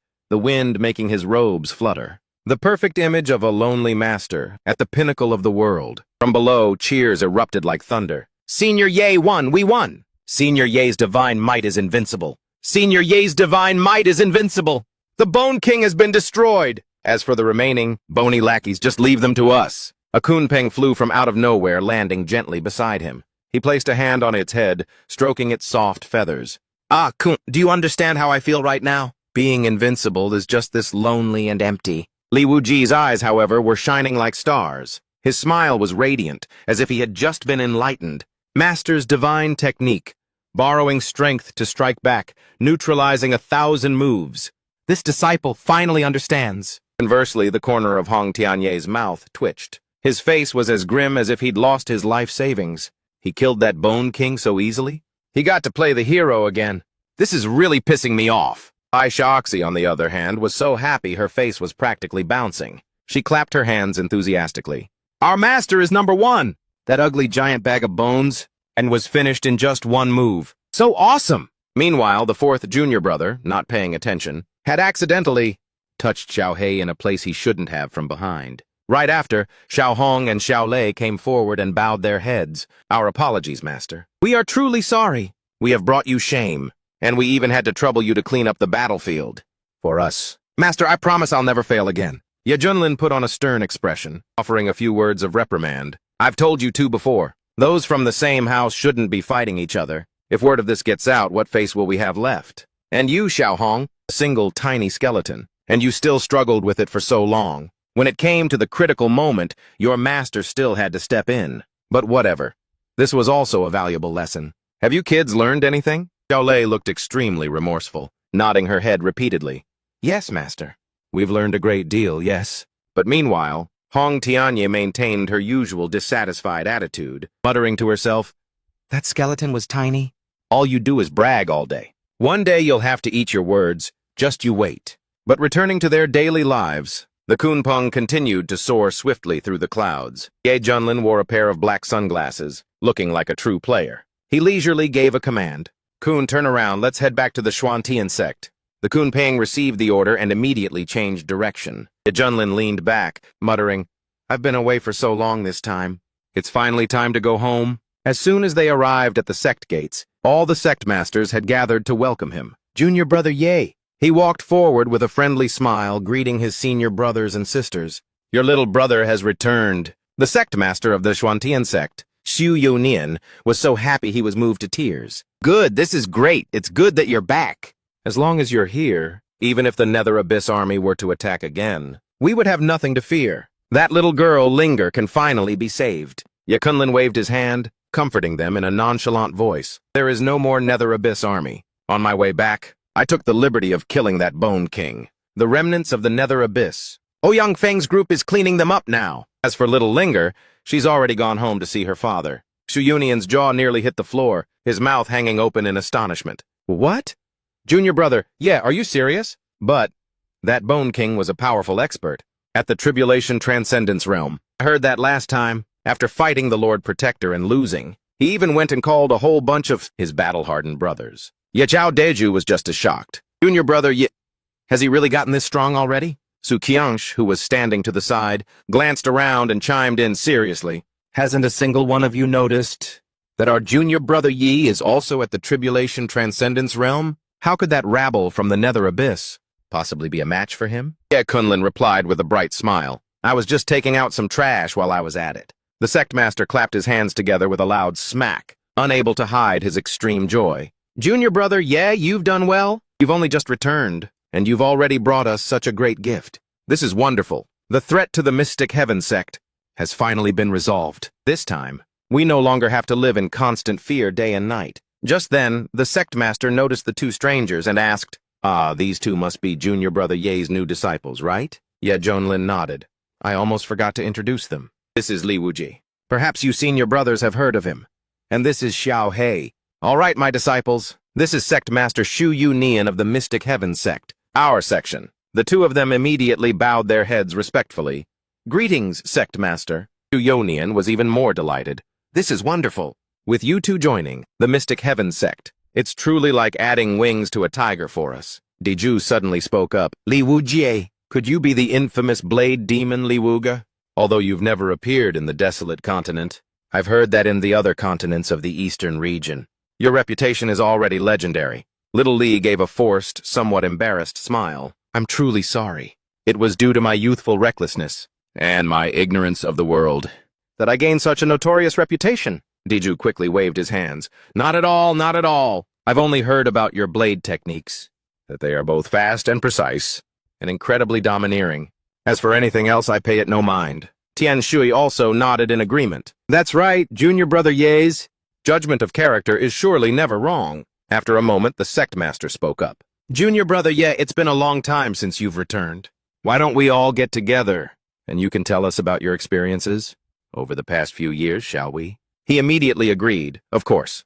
In that case, let's all head back to my ethereal peak. Disciples, follow your master home. As soon as they sat down at the tea table, Yi Junlin, playing the part of the host, didn't forget to give orders. Xiaoxi, go and brew a pot of my finest tea for everyone here. Xiaohong, you're the eldest senior brother. Take little Li and little Hei on a tour. Show them around, all right? Xiaoxi quickly jumped in and replied, Leave it to me, master. Xiaohong also replied politely, Understood, master. But he thought to himself, he's ordering me around again. He's only good at bossing people around. But Zhao Deju couldn't wait any longer. He hurriedly asked, Junior Brother Ye, quickly tell us, over this past year, what interesting things have you encountered out there? Not only has your cultivation realm soared, but you've also taken in 2 such formidable disciples. Ye Junlin pondered for a moment, then smiled and said, Since you're so eager, senior brother, I'll tell you all about my heroic deeds. This story has to start from the floating island of the Zhui clan. The time it takes for an incense stick to burn passed, Deju exclaimed in astonishment. In just 1 short year, a junior brother Ye, you've experienced such earth-shattering events. Your life is my dream. After hearing the story, the sect master also showed his displeasure. The Xuankong Temple was annihilated. The imperial palace of the Pure Land nation was massacred. And they even framed you for it. Just what force is behind all this? Pulling these demonic strings? Tian Shui also spoke up indignantly. That's right. This is clearly a world-shattering conspiracy. He took another sip of tea, calmly analyzing the mastermind pulling the strings. This matter is definitely closely related to the creatures of the nether abyss. It's even possible that it's some powerful figure from the eastern region, just like that Shu Yun from the Xuankong Temple. Looking at the current situation, their target is the Stargate, so our desolate continent will find it hard to escape this vortex. Su Tianshu was startled. Wait a minute. The Bone Clan keeps targeting our Xuantian sect. Could it be? Our Xuantian sect has a Stargate too? He nodded. I thought so too. A Stargate is a portal that connects to all the heavens and myriad realms. Since ancient times, cultivators could use this gate to reach every corner of the universe. Its strategic value is truly immense. The sect master slammed the table in anger, his voice filled with determination. Su Yunian, I swear on my life, to protect the Xuantian sect. But where on earth is that Stargate? Junlin let out a soft sigh. Considering the current situation, finding the Stargate would be like opening the door and inviting a wolf into our home. At that point, endless wars will break out, and the slaughter of countless lives will be inevitable. Another voice replied, That's right. The most urgent matter at hand is to protect the Xuantian sect well. At the same time, in the distant divine continent within the forbidden grounds of the Yuhua sect, a great tremor occurred. Chen Zhao, the holy son of the Yuhua sect, a mid-stage tribulation realm expert, stepped out, his killing intent rolling off him like violent waves. The crowd immediately knelt down. We respectfully welcome the holy son out of seclusion, they chanted in unison. His voice was as cold as ice. Hong Tianye and that Ye Junlin, the cultivation of you two is merely at the insignificant Mahayana realm. Before me now you're no different than flies and worms. He burst into a wild laugh. Chen Zhao will be the one who has the last laugh. He suddenly suppressed his anger and demanded, Where is Zhu Yang? Why hasn't that old man come to see me yet? For the sake of our past master-disciple relationship, I can help him break through to the tribulation realm and reach the false immortal stage. A subordinate immediately reporting to the Holy Sun, not long after you entered seclusion, Elder Zhu Yang broke through to the tribulation realm, becoming a true false immortal. Seeing the man hesitate, Chen Zhao pressed, Oh, just what is it? I am his disciple after all. I've finally come out of seclusion. And yet, he didn't even bother to come and congratulate me? The man stammered, Yes, about that. This subordinate must tell you the painful truth. He couldn't make it. It's because he was murdered. Chen Zhao lost his composure and roared, "What? Murdered? Who did it?" The man quickly replied, It was that guy from the Xuan Tian sect Ye Junlin." Chen Zhao felt as if he'd been struck by lightning. He was pushed to the absolute limit. He gritted his teeth and growled, word by word, "Damn it! He killed my father. And now he's killed my master, too! If I don't eliminate a man like this hatred in my heart will never fade." The subordinate nearly fell to his knees, pleading, "Holy Son, please keep a cool head. I'm afraid that Ye Junlin has already cultivated to a realm that you couldn't even touch in your wildest dreams."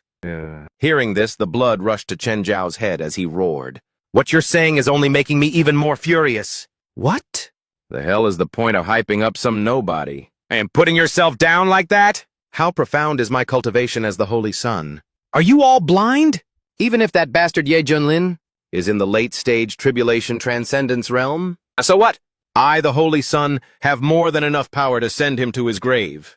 And open your eyes. Besides, it's only been a short while. The best he could have done is crawl his way to the early-stage tribulation transcendence realm. That's his absolute limit." The subordinate's face was drained of all color. He stammered, trying to explain that Ye Junlin guy is a truly cunning old fox, who has cultivated to a monstrous level. He's an old monster who pretends to be a pig to eat the tiger. He is not in the early-stage tribulation transcendence realm. It's not the late stage, either. It's the perfected tribulation transcendence realm, Holy Son. This was a huge bombshell for Tran-Q. It felt as if a 100-pound lightning bolt had struck him right on the head. What? No way. Him? A master of the perfected tribulation transcendence realm? Absurd! I don't believe it. I don't believe a single damn word. The subordinate blurted out in a rapid-fire burst. Not long ago, it was Ye Junlin himself, who single-handedly leveled the Xuankong Temple. And the 3 old holy monks of that temple? Every single one of them was at the perfected tribulation transcendence realm, sir. Ye Junlin's cultivation has long since surpassed that level. Holy Son, you absolutely must not be foolish and go throw your life away. That man, it felt as if an invisible hand was squeezing his heart. His teeth ground together loudly. The words surpassed, just kept buzzing in his head. Surpassed. The psychological shock was too great for him to bear. A mouthful of fresh blood. I sprayed from the corner of his mouth in a beautiful arc. Through the air. His face turned as purple as a wild eggplant. The subordinate frantically rushed forward to catch him. He desperately shook Tran-Q, calling out, "Holy Son! Wake up! If you go down, we're all done for! Even though right now, your strength is a level below Ye Junlin's. Heaven has just given us an opportunity, a once-in-a-thousand-years chance, a chance that can help you soar to the heavens in a single step, to make a spectacular comeback." Tran-Q wiped the trace of blood from his lips. His face was still twisted with indignation. Suddenly, a majestic voice echoed down from the void. "Holy Son of the Taoist sect, you have been in seclusion for a long time. I fear you do not know that the Great World War is about to begin." The mysterious voice began to recount the entire chaotic situation for him. After listening, Tran-Q ground his teeth. Veins bulged on his forehead. "The eastern region? Has it really come to this? It seems I must prepare early to wage war against those Nether Abyss insects. The Nether Abyss bugs are here." Seeing that his master had regained his spirit, the subordinate hurriedly began to flatter the Holy Son. "With your heaven-shaking, earth-shattering strength, my lord, once you join the Great War to exterminate the Nether Abyss, you will surely be the brightest star in the sky. When your fame resounds across the 4 realms, the future position of Sect Master of the Ascension Gate, how could it possibly fall into anyone else's hands but yours? At that time, all the sect's resources will be yours to command. With the talent of a prodigy like yourself, won't ascending to become a true immortal be a simple matter within your grasp?" Hearing these sweet words whispered in his ear, the arrogance inside Tran-Q was once again inflated like a balloon. "I must become an immortal. Once I become an immortal, I will settle every single score. Once I become an immortal, I will be the one who stands above all others." Thinking of his sworn enemy, Tran-Q threw his head back and let out a roar that tore through space. "Ye Junlin, you just wait for me." After Tran-Q majestically emerged from his seclusion, he relied on the immense prestige of the Ascension Gate, and naturally took the seat of Grand Marshal of the Righteous Alliance. The creatures of the Nether Abyss were scared out of their wits upon hearing his name. A few months later, Tran-Q led the Alliance on a campaign across the various prefectures, exterminating the rampaging hordes of the Nether Abyss. Relying on his mid-stage tribulation transcendence cultivation and the invincible explosive power of his supreme son, immortal physique, he was victorious wherever he fought. 100 battles, 100 victories. Countless occupied territories, both large and small, were liberated. It got to the point where the nether abyss creatures, just by hearing his name, would piss their pants. Tranque's fame skyrocketed without stopping, becoming the center of the universe, an idol in the hearts of the masses model. Countless cultivators have even composed poems and songs to praise his glorious achievements, turning Tranque into the spiritual leader of the younger generation within the righteous path. Meanwhile, in the eastern region's barren continent, on misty peak of the Xuantian sect, Ye Junlin was lounging on a large armchair, clicking his tongue in satisfaction. Li Wuji timidly approached and presented a stack of papers. "Master, this is the latest issue of the Cultivation World Daily. Would you like me to read it to you, to pass the time?" Hong Tianyi stood nearby with her arms crossed, pouting and grumbling. "This old master of ours, it looks just like a paralyzed emperor. His limbs are perfectly fine, but he still needs someone to feed him right to his mouth." Ye Junlin, while munching on the piece of fruit she had just fed him, lazily replied, "I don't even need to guess. It's news about that guy named Chen again, isn't it? Lately, every time I open my eyes, I see news about him. He must have stuffed a lot of money into those news agencies." But Xiaoli couldn't hide his admiration. "Master, you truly foresee things as if you were a god. It is indeed news about Commander Chen. It's said that he just defeated the great army of the demon clan in the southern continent, rescuing countless innocent people who were captured as slaves. He also boldly declared that he will continue to advance north to provide reinforcements for Gong province, which is currently engulfed in flames." Ye Junlin paused for a moment. "Gong province. Isn't that where An Miaoyi's Wen Dao sect is located? What's happening there?" Xiao Li continued to read. According to the newspaper, 3 formidable races from the nether abyss that specialize in the art of assassination, the Shadow Clan, the Dark Clan, and the Night Clan, have joined forces to invade Gong province. Currently, many powerful experts at the Tribulation Transcendence level have already been slaughtered by them. Even the sect master of the Wendao sect, Anzizai, has been gravely injured. The situation is extremely dire. Ye Junlin sat up straight. He asked again, "Is it really that serious? Is this information reliable?" Li Wuji nodded firmly. "Reporting to Master, I have already inquired from many other sources. Gong province is truly on the brink of annihilation. Ding, system." A notification sound echoed in Ye Junlin's mind, crisp and clear. "Congratulations, host. You have activated a check-in mission. Please go to the Wendao sect in Gong province to perform the check-in. After a successful check-in, the Kang Yuan sword will be upgraded to the immortal grade ahead of schedule." Ye Junlin was visibly delighted, thinking to himself, "Excellent. This reward is amazing. It's exactly what I needed. Heh, once I have an immortal grade weapon in my hands, cutting down those old geezers in the Tribulation Transcendence realm will be as easy as slicing up a chicken, won't it?" With that thought, he waved his hand, his tone full of urgency. "Disciples, pack your things and prepare to go with me to the Wendao sect to uphold justice and save the common people." Li Wuji immediately complied. "Yes! Master, your righteousness is boundless." Only Hong Tianyi, standing to the side, shot him a sidelong glance. She thought to herself, this guy is usually lazy as hell. He wouldn't care if the sky was falling. Since when did he put on such a righteous face? Acting all understanding and reasonable like this. Did he take the wrong medicine or something? Or maybe he's got his eyes on some young lady over there? Sect Master Shu Union watched from the courtyard below. He couldn't help but wonder, Junior Brother Yi is going out again? Last time he brought back a few pounds of enlightenment tea. It was truly a divine medicine.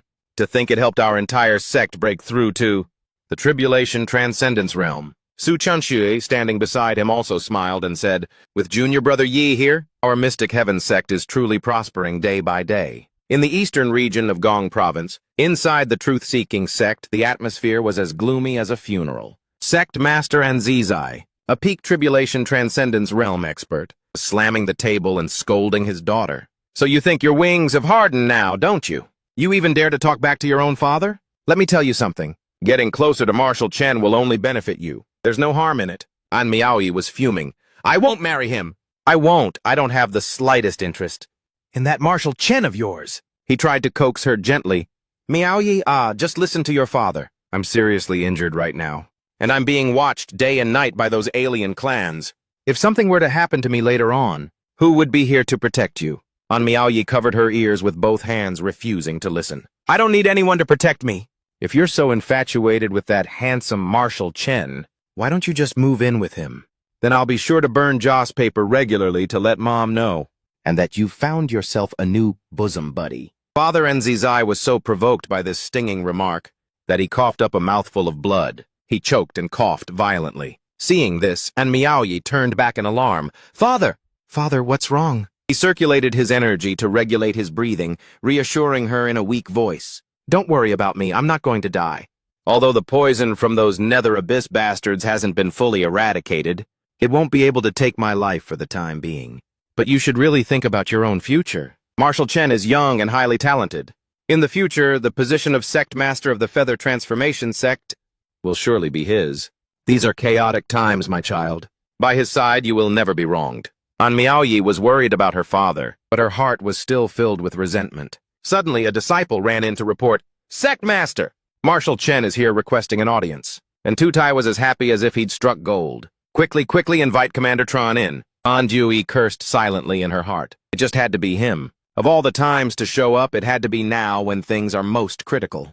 Tran Qiu strode in, chest puffed out with confidence. Sect Master An, just now, I and the elders of your esteemed sect have discussed and finalized our strategy. With me here, I guarantee that even if those foreign tribes grew 8 more wings, they wouldn't be able to touch a single hair on the people of the Wendao sect. Sect Master and Tutai hurriedly clasped his hands in a polite gesture. We've truly troubled you too much, Commander Tran. Our Wendao sect will forever remember this great kindness. He asked with false concern, Oh, that's right, how are your injuries? Are you feeling any better? If they haven't improved, I'll head back to the Yuhua Gate later and ask for a few king-grade medicinal herbs to bring back to heal your wounds and cure the poison. The touched sect master An replied, Oh, that would be too much trouble. Outwardly, Tran Qiu said, It's a small matter, just a flick of the wrist, that's all. But inwardly he sneered. I was just saying that to be polite. Does this old fool actually believe me? Yes, and Tutai was still immersed in gratitude. Then I truly thank you, Commander Tran.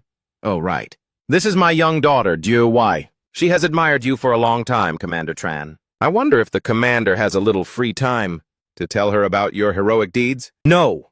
And Dieu Wai was so indignant she was speechless. But she didn't dare defy her father in front of an outsider. Hearing this, Tran Qiu's eyes lit up. He immediately chimed in, Oh, if Miss Anne is so interested, then I must certainly recount them in great detail. Hearing this, the sect master quickly found an excuse to slip away. Excellent, excellent. I just remembered I have some urgent business to attend to. Please excuse me, I must take my leave. You two please feel free to chat. You are watching the conflicted Miaoyi call out after him. Her father watched Anzizai's departing figure, inwardly ecstatic. Sect Master An, take care. Oh my god. Chen Zhao turned back to look at An Miaoyi, his mind screaming. Come here, hurry up and come flatter me. As long as you serve me well, I will generously deign to help your family out. In this entire Kong Trao, the only one who can save your and family is me, Chen Zhao. Seeing her turn her face away, he wondered, what trick is this woman playing now? Trying to play hard to get with me? Your father already made it crystal clear he wants to offer you to me, and yet you're still putting on this fake shy act. It was only then that he cleared his throat and spoke. Miss Anne, it seems you're quite interested in flowers and plants, aren't you? In the future, I will have my men gather all the rare and exotic flowers and herbs in the world, and personally bring them to you as a gift. What do you think? An Miaoyi just replied indifferently with a single, Oh. Chen Zhao still didn't give up, continuing to drone on in her ear. Miss Anne, you seem to be troubled by something. You can confide in me. I am willing to share all your sorrows. Ha ha ha, Miss Anne, you truly are an interesting person. How about we take a stroll? We arrived at your esteemed sect in a bit of a hurry, so we haven't had a chance to enjoy the scenery here yet. Her reply was still just a single cold oh. This made him furious inside. What the hell? Besides the word oh, does your mouth not know how to say anything else? Everywhere I go, I am the center of the universe. Beautiful women fight to throw themselves at me, and this woman dares to put on such a high and mighty act. What for? Suddenly a giant shadow streaked across the sky, catching the attention of them both. An Miaoyi looked up, her eyes suddenly shining brightly. He's here. Chen Zhao was bewildered and confused. What the hell is this? Why is there a demon in the Asking Dao sect? An Emperor-level Tribulation Realm demon attacking? Could it be that the Nether Abyss Horde is attacking again? Yes, at that very moment in the main hall of the Asking Dao sect, an elder named Fan said worriedly, Sect Master, marrying the young miss to an outsider like this? Isn't that too cruel to the child? Nzizai replied without a moment's hesitation. Chen Zhao is young, yet his achievements are already astounding. In the future, few in the eastern region will be able to match him. What's wrong with me entrusting Miao Yi to him? Just as he finished speaking, a disciple rushed in breathlessly to report, "Sect Master! A demon emperor is heading straight for us!" Sect Master An jumped in shock and blurted out, "What? A demon emperor is paying a visit? Let me go see for myself what this thing looks like." The moment he spoke, the group of Asking Dao sect elders scrambled to follow close behind him. Old Man Fan narrowed his eyes, his voice full of suspicion. "This massive bird of prey. Could it be the legendary Kunpeng?" "That's it. But why would it show up in a backwater place?" Like this?" And Zizai turned and asked curiously, "Oh? Elder Fan, you're familiar with this demonic beast?" Old Fan replied in a flash, his tone as if he were revealing an earth-shattering secret. "Familiar, Sect Master? That's the prized mount of Ye Junlin. That elder, the infamous one from Misty Peak of the Profound Sky Sect." There, in mid-air, the giant Kunpeng circled once before stopping. From its back, a voice, both majestic and lazy, echoed down. "I, Ye Junlin, have come to pay your esteemed sect a visit." Hearing the three words, Ye Junlin, all the Taoists of the Asking Dao sect suddenly erupted into a commotion like a disturbed beehive. "Ye Kunlin? Isn't that the name of the great demon who leveled the Xuan Kong Temple and bathed the entire Pure Land nation in blood? That god of slaughter? This heaven-smitten fiend suddenly showing up at our Wen Dao sect as a guest? What kind of dark scheme is he plotting?" And Zizai suddenly shouted, silencing all the chatter, "Do not be disrespectful. Quickly, lower the mountain protecting Grand Formation. Invite Taoist friend Ye inside for a chat." The mountain protecting Grand Formation slowly opened a path. Three figures, a master and his two disciples, calmly entered the Wen Dao sect. And Miao Yi joyfully rushed forward. "Young Master Ye!" Sect Master An, standing behind her, could only call out after her in vain, "Miao Yi, my child." Ye Kunlin smiled gently. "Miss Anne, fate has a funny way of arranging things. We meet again." The young lady's eyes, shining like stars, asked eagerly, "Young Master Ye, did you hear that our Wen Dao sect was in trouble and came specially to help us? Or did you come here on purpose to see me?" Sect Master An, listening from the side, felt his heart skip a beat. "Oh dear, my precious daughter's feelings for this young Master Ye seem to have grown quite deep." Ye Kunlin subtly avoided her intense gaze. He cleared his throat a few times. Both of them understood implicitly. Of course, the most important reason had to be the third one. "To collect my system's check-in reward, what else?" "Hey, system boy, it's payday, can't you hear me?" The young man screamed silently in his mind. Seeing that the damn system was still fast asleep, his expression darkened. "It's dozing off again. This familiar employee has been slacking off lately, always late with the rewards. This time I have to give it a serious review. I'll dock its pay to teach it a lesson." And Miao Yi stood beside him. Seeing him remain silent, she thought he was being shy. Her cheeks immediately flushed red like a ripe tomato as she mumbled, "Thank you very much, young Master Ye." Sect Master An witnessed this scene. He couldn't help but turn to Old Fan, bewildered, and asked, "Elder Fan, this is still my daughter, right?" Old Fan chuckled and replied to the Sect Master, "You truly are blind to what's right in front of you. Can't you see it?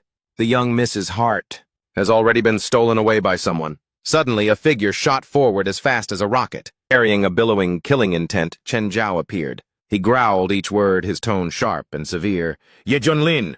His entire body radiated a blazing battle intent. "You who bear the title of the god of slaughter, whose might shakes the entire eastern region. The massacre in the Pure Land nation back then, to this day, you still haven't given the world a proper explanation. Right now, Gong Province is being invaded by the three clans of the Nether Abyss. The people are suffering immensely. I wonder, for a god of slaughter like you to grace our Wen Dao sect, and are you ultimately here to offer aid, or are you planning to loot a burning house?" Sect Master An's expression immediately darkened.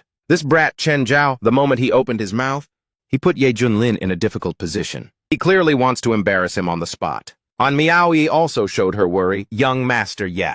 At this moment, the master and his two disciples, Ye Junlin, Hong Tianye, and Li Wuji, were still standing calmly in one spot. Their eyes were all fixed on this Chen Zhao fellow, who was making a scene. Ye Junlin put on a clueless, innocent face and asked nonchalantly, "And who the hell are you?" Little Hong, standing beside him, still maintained her ice-cold expression. Meanwhile, Xiaoli couldn't help but burst out laughing, as expected of Master. It was just 3 words, and while the physical damage was 0, the emotional damage was maxed out. Humiliated to the core, all eyes immediately turned to Chen Zhao. His face flushed red with fury. "Your anger is boiling over. He gritted his teeth, forcing a contemptuous smile. Go on, keep pretending. Have you really forgotten me so quickly? Ye Junlin responded with an indifferent gaze, utterly nonchalant. Some little nobody from who knows where expects this venerable one to carve his name into my memory. Chen Zhao could no longer hold back. He roared like a wounded beast. How dare you say that? Your arrogance is infuriating. My father,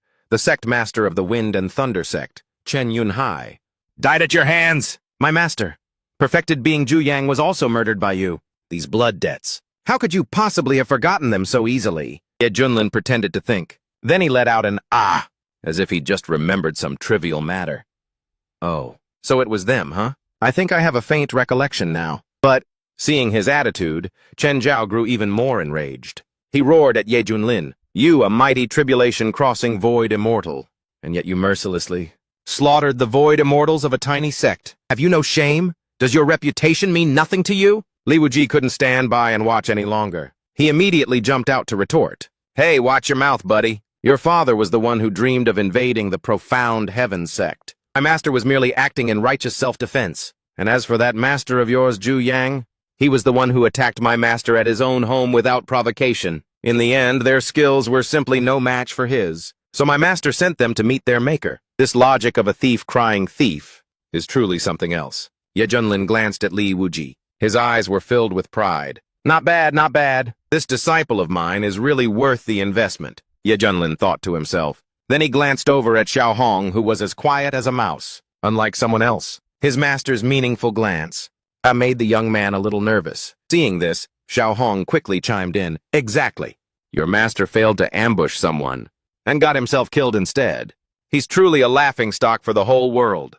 And now you, seeking revenge, only dare to fight with your mouth. And you still have the nerve to call yourself the Holy Sun? Aren't you ashamed? Chen Zhao was so furious he was speechless. His two hands clenched into fists. He just wanted to rush in and tear those three, master and disciples, into 100 pieces. On the other side, the crowd was still watching the good show. Just then, Nzizai let out a few dry coughs and spoke up to mediate. You two are both outstanding talents of the eastern region. The situation with the invading alien race is extremely critical. Why don't we temporarily set aside our personal conflicts and join forces to fight against the foreign invaders? That should be our top priority. Who would have thought Chen Zhao would suddenly turn around and shout right in his face, "Shut up! This is no place for you to speak!" And Zizai's expression changed. Then he suddenly broke into a series of difficult, racking coughs. And Miaoyi quickly supported her father. Then she pointed straight at Chen Zhao's face and cursed, "You bastard! As the commander of the Allied forces, how dare you be so disrespectful to an elder like him?" What? An elder from the Yuhua sect, Elder Liu, a man who had reached the peak of the tribulation transcendence stage, hurriedly stepped forward to mediate. The Holy Sun was just momentarily blinded by anger. "Fellow cultivators, excuse us! Holy Sun, let's go!" Chen Zhao gritted his teeth, feeling of bitter resentment and suffocating rage churning within him. At first I thought that as long as I worked hard enough to stand at the pinnacle, admired by tens of thousands, I thought I could rightfully face my father's killer without being at a disadvantage. Who knew that from the very beginning?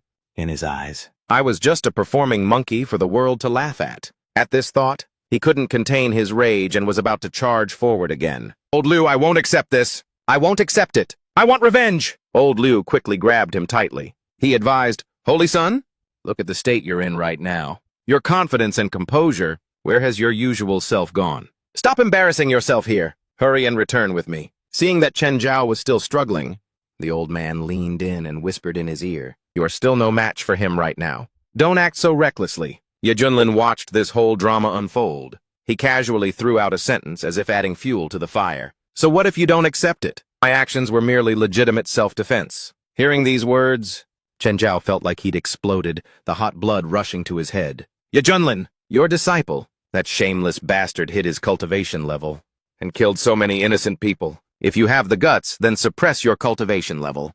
Down to the same as mine. Let's have a fair life-or-death duel. We'll see who's superior." He was roaring in his heart. After refining the true sunfire, my sun-immortal body has reached a flawless, perfect state. At the same cultivation level, I am absolutely invincible. As long as you dare to accept, I will show you what hell on earth truly is. Hong Tianya stepped forward on behalf of his master. His expression was full of disdain. "A little shrimp like you dares to challenge my master, the invincible champion of the universe? Humph!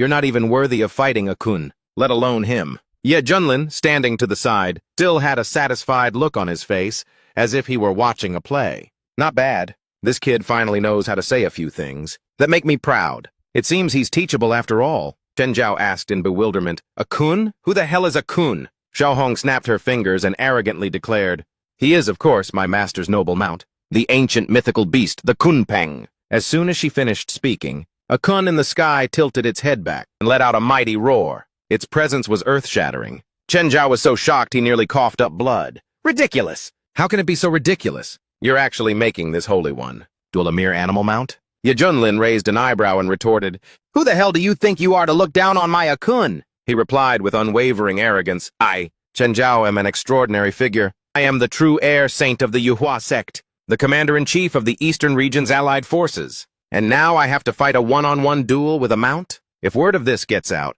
where could I possibly show my face? Hong Tianye replied calmly, Those are nothing but empty titles and a meaningless reputation. Forget about challenging my master. You aren't even qualified to challenge me. Chen Zhao clenched his fists, looking up at the giant Kunpeng in the sky. He growled, Akun is it? Fine! I, Chen Zhao, accept your challenge today. Down below, Ye Junlin clapped and cheered for Akun.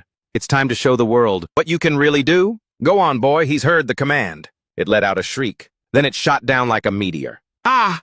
A pained scream rang out. Someone below hurriedly shouted a warning. Holy Sun, be careful. That vile creature. That's a descendant of the ancient divine beast, the Kunpeng. Chen Zhao gathered his strength and unleashed a great sun fist. But the Kunpeng moved with a whoosh, like a bolt of lightning, nimbly dodging in midair. A nearby spectator exclaimed in awe, such terrifying power. In Chen Zhao's hand, a giant fireball was now gathering. Beast, watch as this holy sun subjugates you. The fireball collided violently with the Kunpeng, creating a terrifying shockwave. He thought he had won. He threw his head back and laughed. Ha ha ha ha ha. How does that feel? You vile creature! The spectating cultivators couldn't stop murmuring in awe, as expected of Commander Chen. With this level of combat power, it's enough to strike terror into the hearts of the foreign clans. So strong, so domineering. Even a descendant of an ancient divine beast was suppressed. Iran asked worriedly, Master, Akun is in danger. Ye Junlin continued to watch calmly. He gently reassured her, Don't worry. Akun is still full of energy. Chen Zhao gloated loudly. Ye Junlin? My apologies. It seems I accidentally killed your little pet. Ha ha ha. In contrast to his attitude, Ye Junlin just smiled knowingly. Oh, is that so? Suddenly, a boy of about 10 years old appeared from within the dust cloud. He closed in on Chen Zhao as fast as lightning. You bastard, taste my kun fist! With that, a barrage of punches rained down on his head. He staggered to his feet and stammered, Who are you? The boy, Kia, grinned and replied, Don't you recognize me? It is I, the handsome icon. Tranq seethed, So you're still not dead. Icon made a funny face to taunt him. Heh. No, your whole family is dead. He roared in a frenzy, his killing intent erupting. You animal, how dare you be so insolent to me? On his forehead, a glowing lotus-shaped seal suddenly appeared. He immediately chanted, Solar Immortal Body, activate! Akun didn't flinch at all, puffing out his chest and declaring, I Kun am not afraid of you. The boy quickly charged forward to meet him head-on, directly blocking every single one of his opponent's attacks. From below, the crowd cheered relentlessly, Go, Kun, go! Go, Kun, go! An Miaoyi enthusiastically chimed in, Kun, you're the best. Get him, beat him to a pulp! Tranq, while struggling to defend against Akun's relentless attacks, wondered to himself, Strange. How is this kid getting more fired up the more we fight? Elder Liu, standing high above, couldn't help but exclaim in shock as he witnessed the whole scene. A Kunpeng descendant is this powerful? To be able to fight one-on-one with the Holy Sun to this extent? Meanwhile, the battle raged on with intense ferocity. Tranq condensed his spiritual energy, forming a giant sword in mid-air. He roared with determination, Die for me! Akun, not to be outdone, also roared. Back in response, Witness my Kun fist! The moment his giant sword began to crack under one of Akun's punches, he realized the situation was not good. Seizing the opportunity while his enemy was at a disadvantage, Akun immediately unleashed his ultimate move, Kun's Iron Mountain Cannon. The ground shook violently, as if a massive earthquake had just struck. When the dust settled, everyone saw that Tranq had been defeated, sprawled out on the ground, but that wasn't all. He also had some strange liquid splashed directly onto his face. Akun is such a mischievous beast. It peed right on his face, the ultimate humiliation. And it's even laughing with such glee. This is hilarious. Wonderful. Kun won. Ha ha ha. You did great, Kun. Old Man Liu trembled with rage, his face turning purple. You filthy animal!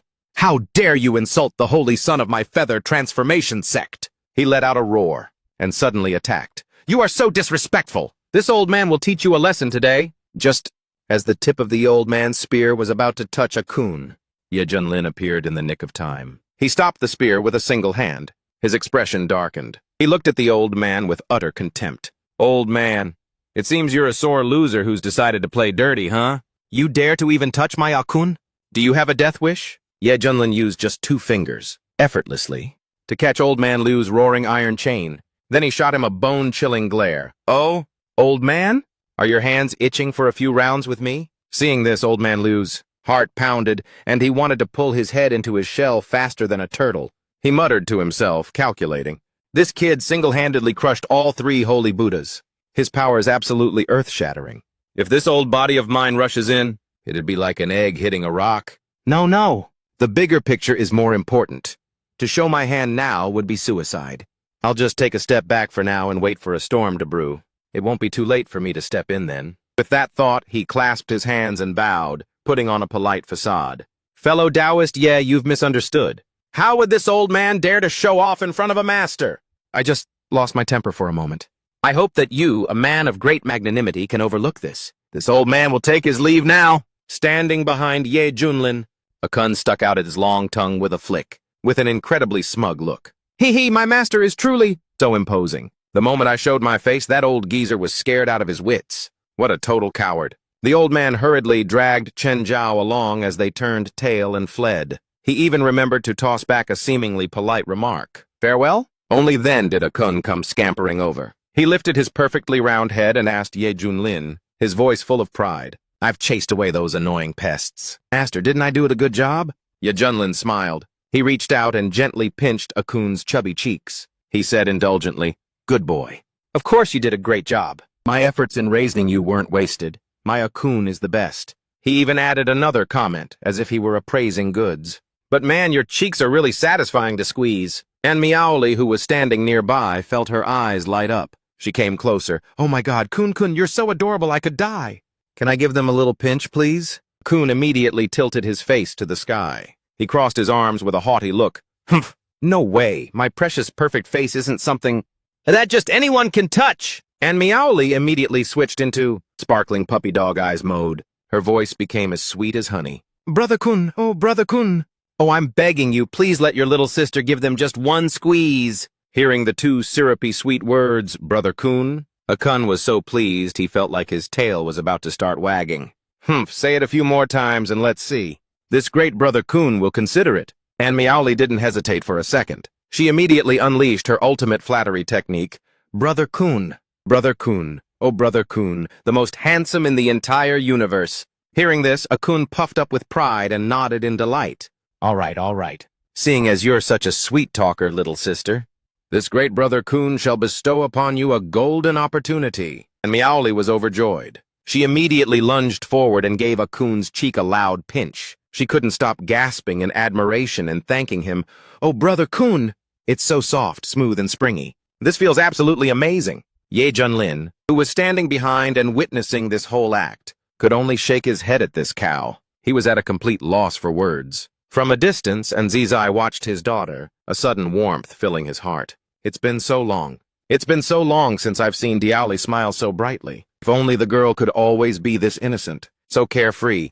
What a blessing that would be for me. Just then, his internal injuries suddenly relapsed. His chi and blood surged violently, causing him to lose control and spit out a mouthful of thick, dark blood. And Diaoli, who was on the other side, saw what happened to her father. She rushed over, her face pale with panic. Father! Another person also hurried forward to support him. He anxiously questioned Zizai, sect master. Are you all right? Why do you look worse and worse? And Zizai waved his hand, forcing himself to answer. I'm fine, this old man can still hold on. The other person gritted his teeth. Those damn alien races! How dare they use such a poisonous scheme to torture our great sect master to this state? With tears welling in her eyes, and Diaoli asked, Father, is this poison really incurable? At that moment, Ye Junlin casually walked over, his tone as nonchalant as if it were nothing. This trivial poison? Just let my disciple handle it. After hearing this, Anzizai looked up at him with an expression of disbelief. Fellow Taoist Ye, please don't joke at a time like this.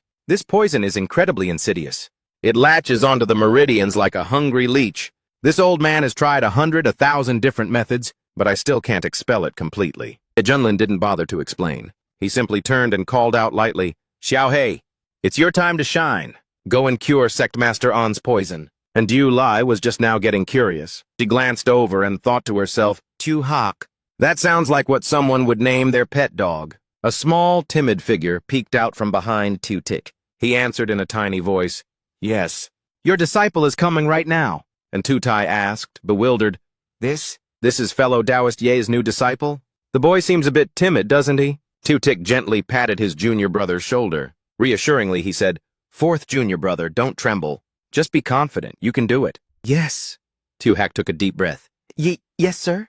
With that, the boy stepped forward. He placed his hand on Tu Tai's back and channeled his power. A stream of pure, warm life force from the Azure Emperor longevity art began to surge forth. At first, Tu Tai was skeptical, but in the next moment, he was utterly shocked. He could feel a surging power, cleansing every inch of his meridians. Suddenly, an extremely powerful stream of black chi was violently expelled from his body and exploded in the air. It startled Tu Hak, making him jump and cry out, Ah! And Du Lai watched as her father's complexion turned rosy again. Miraculously, she cheered with joy.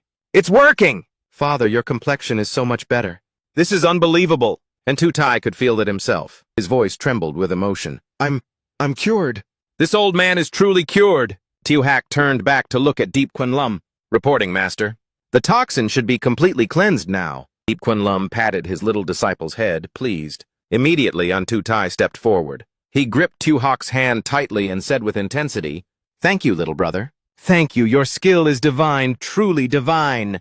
To think you could neutralize such a terrifying poison in the blink of an eye. Xiao Hei's face turned beet red as he stammered. Yes, it was nothing, really. A warm feeling surged through the boy's heart. So this is the feeling of helping someone else. It's this wonderful. I'm not even scared anymore. But then, Anzizai solemnly walked up to Ye Junlin and bowed deeply. Taoist Yi, you truly live up to your reputation as a world-renowned master. Your method of teaching a disciple is truly awe-inspiring. Anzizai, I will definitely hold the most magnificent banquet to welcome you all. Ye Junlin waved his hand and replied with a smile. Sect Master An, you're being too formal. Once those troublesome flies have been dealt with, and your illness is fully cured, we can just take our time and enjoy your generous hospitality, Sect Master An. Standing to the side, An Miaoli was utterly astonished. The most magnificent banquet? Ever since I was born, the Wen Dao sect has never held a banquet of that caliber. According to the historical records, it has only happened twice in our sect's history,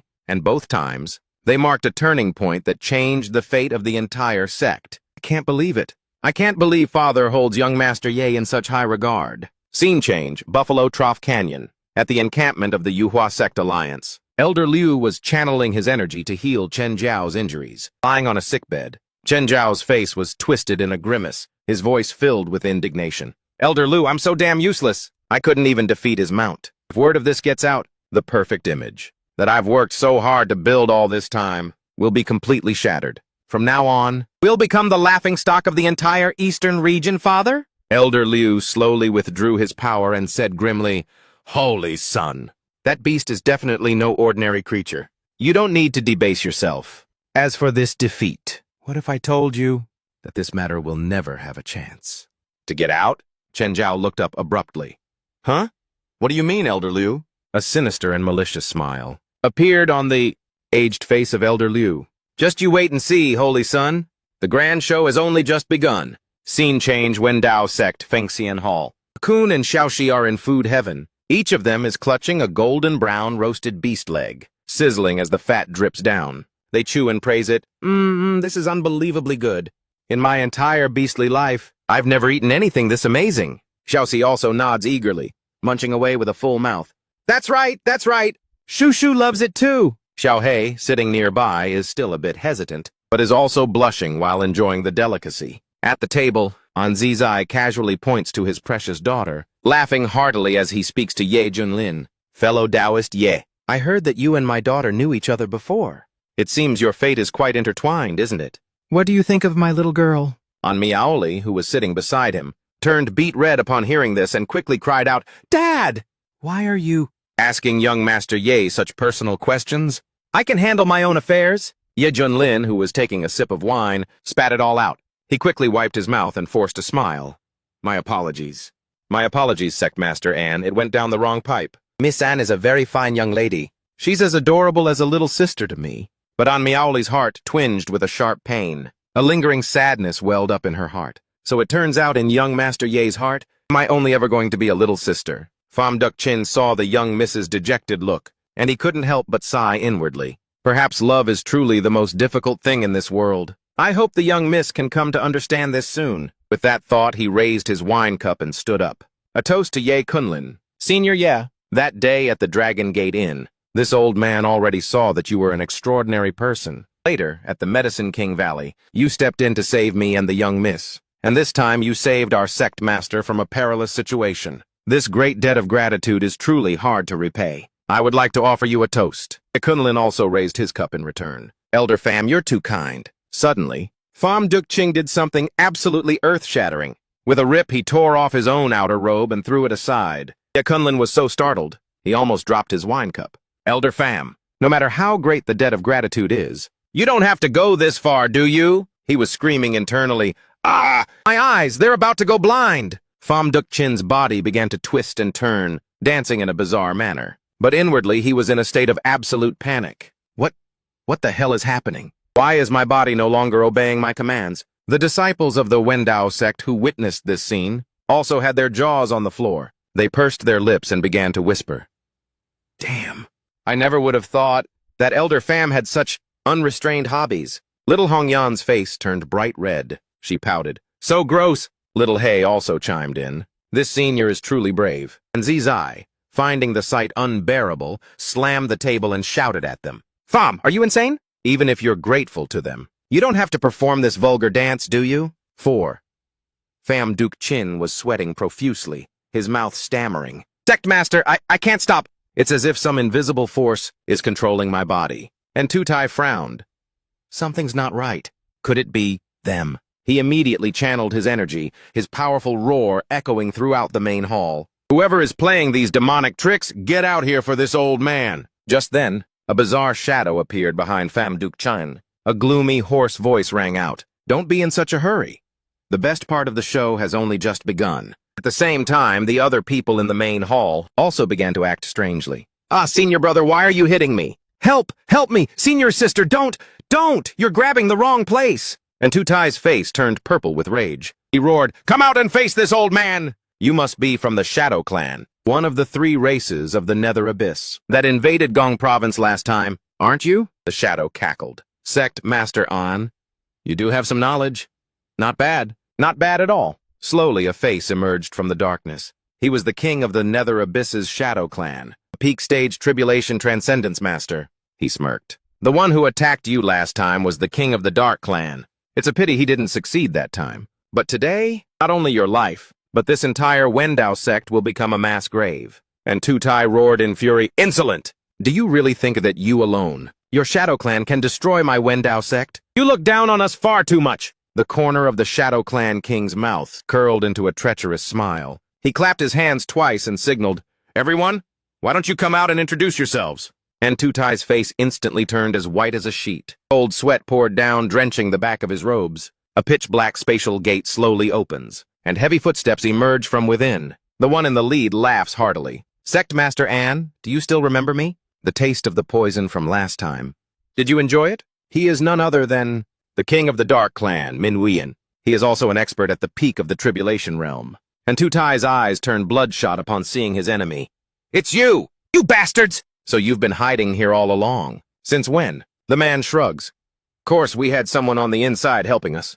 And I suspect he's about to make his move. And Tutai quickly glances towards Ye Kunlin. His heart sinks into an abyss. This is bad. At the same time, more than 10 masters, at the peak Tribulation realm from Min Huiyan's clan, emerged from their ambush within the sect. Who on earth led them in this time? I'm afraid that even with fellow Taoist Ye here, it will be difficult to turn the tables. I originally wanted to repay a debt of gratitude, but I never thought I'd end up harming them instead. However, at that critical moment, Ye Kunlun remained seated. Calmly, he poured himself a full cup of wine, looking as if he were enjoying a spectacular play. Outside, on a distant mountain peak, a figure stood watching. A demonic, dark aura was enveloping the entire Fengxian hall. He revealed a triumphant and cruel smile. Ha ha ha, so it's finally starting, is it? Just then, old Lu suddenly spoke, his voice full of hidden meaning. Holy Son, how about we take this chance to avenge Qiu Shuihen? We can make the entire Wendao sect be buried along with her, so they can be a pair in the afterlife, don't you think? After hearing this, Tran Qiu felt his mind go completely blank. He stammered, What do you mean by that? Don't tell me the arrival of Min Uyen's nether soldiers at the Wendao sect was all orchestrated by you? Old Liu squinted, flashing a smile that was as cunning as they come. Very clever. You're not wrong. Today marks the death anniversary of this Wendao sect. Chen Chao was so horrified he nearly bit his tongue. Old Liu, are you insane? You dare to collude with those creatures from the dark abyss? This is treason against our race, a crime grave enough for the entire world to spit in your face and for you to be damned for all eternity. If word of this gets out to the sect, how do you plan to explain yourself? The smile on old Liu's lips grew even more sinister. In that moment, a cold chill shot down Chen Chao's spine. He was frozen to the spot, cold sweat pouring off him. So, the sect knew all along. They were even the masterminds behind it, heavens above. The Yuhua sect, the greatest pillar of the Eastern Domain, was secretly shaking hands with those devils from the dark abyss. And ironically, he himself, the holy son of the dark god, was the one who raised the banner and initiated the righteous alliance. It was truly one of fate's cruel jokes. Old Liu patted him reassuringly. His tone was like that of an elder, enlightening a naive child. Holy son, you will eventually understand why the sect had to do this. This is the inevitable trend of the times. You must believe that we are on the right path. Chen Qiao's face was as black as thunder. He growled, So that whole commander-in-chief of the righteous alliance position, was that also something you all arranged for me? Old Liu didn't even try to hide it. He nodded in admission. Precisely. Your previous unstoppable winning streak, your rampage, across the lands, it was all a part of the script we carefully prepared. Surely you must have realized. Every battle you fought went suspiciously smoothly, didn't it? The great armies of the other races would scatter the moment they saw you, fleeing for their lives without daring to look back. Chen Chao gritted his teeth. His chest felt like it was about to explode with resentment. So it turns out it wasn't enough that Ye Kunlun was making a fool of me. Even my most trusted people are also spinning me around like a top. What on earth did I, Chen Jiao, do wrong? Oh, heavens. Why must you treat me like a clown? Just then, old Liu placed a hand on Chen Jiao's shoulder, his voice deep with meaning. Holy son, you are far too caught up in these trivial, empty matters of reputation. The truth doesn't matter. What matters is finding a way for you to climb to an even higher position. Chen Jiao was suspicious. What do you mean? Are you telling me to join you in this filthy scheme? If this gets out, not even jumping into the Yellow River could ever wash away this stain. Old Liu's expression suddenly turned ruthless. This handshake between our sect and the Nether Abyss, to put it nicely, is just an introductory gift. A ticket for us to join? A far more terrifying power that lies beyond. The so-called great cause of humanity? In the face of one's own survival. It's nothing but a bunch of empty theories. This world is about to welcome a great upheaval. If we don't start preparing now, the reign of the Yuhua sect will soon vanish into thin air. Hearing this, Chen Jiao was so stunned his soul could have left his body. He let out a choked cry. What? Old Liu held out a hand, his tone full of temptation. Holy son, your potential is limitless. Even those esteemed figures have sung your praises. Your future has already been decided. You are destined to ascend to the heavens, to see farther than ever before. Why must you trap yourself in this tiny, stagnant pond? Well, I've said all that needs to be said. You just wait here obediently. Now is the time for this old man to start the blood feast. As he finished speaking, old Liu transformed into a streak of light and flew straight inside. A blood-curdling scream echoed out. Ye Kunlun, hand over your worthless life to this old man! A dumbfounded Chen Jiao stood there, his mind completely blank. Meanwhile, at the party inside, a royal from the Dark Clan had just thrown a medicinal pill into his mouth. Instantly, the aura around him exploded violently, reaching the threshold of the peak tribulation transcendence realm. He roared at his comrades, All you royals, swallow the nether origin pills for me now. Tonight, not a single blade of grass will be left standing in the Wendao sect. This place must become a living hell. Ye Junlin was sitting in a corner, leisurely sipping a cup of wine. Only then did he lazily raise his head and speak in a taunting tone. Hey, hey, you beasts from the nether abyss! Don't you have any basic manners? Can't you see that I'm busy drowning my sorrows here? The Dark Clan Royal, who had just taken the pill, stepped forward, his aura blazing. He said with contempt, "You little brat! What hole did you crawl out of to dare lecture me?" "Excellent, I'll use your blood to christen my blade," Ye Junlin muttered to himself in his head. "You damn system, did you oversleep until now? It's time for the daily login reward, isn't it? My Azure Abyss Spear is about to starve to death. Here it is! Ding, ding, ding. My apologies, handsome host, I'm here. Congratulations, host, for completing the login. The Azure Abyss Spear has been successfully upgraded to an immortal-grade weapon." Ye Junlin looked annoyed. "Why have you been so late with the rewards every day recently? Do you always have to wait for trouble to start before you show your face at the party?" The system hurriedly flattered him. Of course not. Next time I will definitely be on time. I swear on all 4 of my legs." Just then, the Dark Clan Royal let out a roar and lunged forward to attack. Ye Junlin remained calmly seated, not even bothering to move. When his opponent was just an arm's length away, the spear, the Yuan sword, suddenly appeared in Ye Junlin's hand. He just thrusted lightly. Once. The sword pierced straight through the monarch's chest. He spat out a large mouthful of blood. Sweat poured down like a river. His face was a mask of absolute terror and utter disbelief. How is this possible?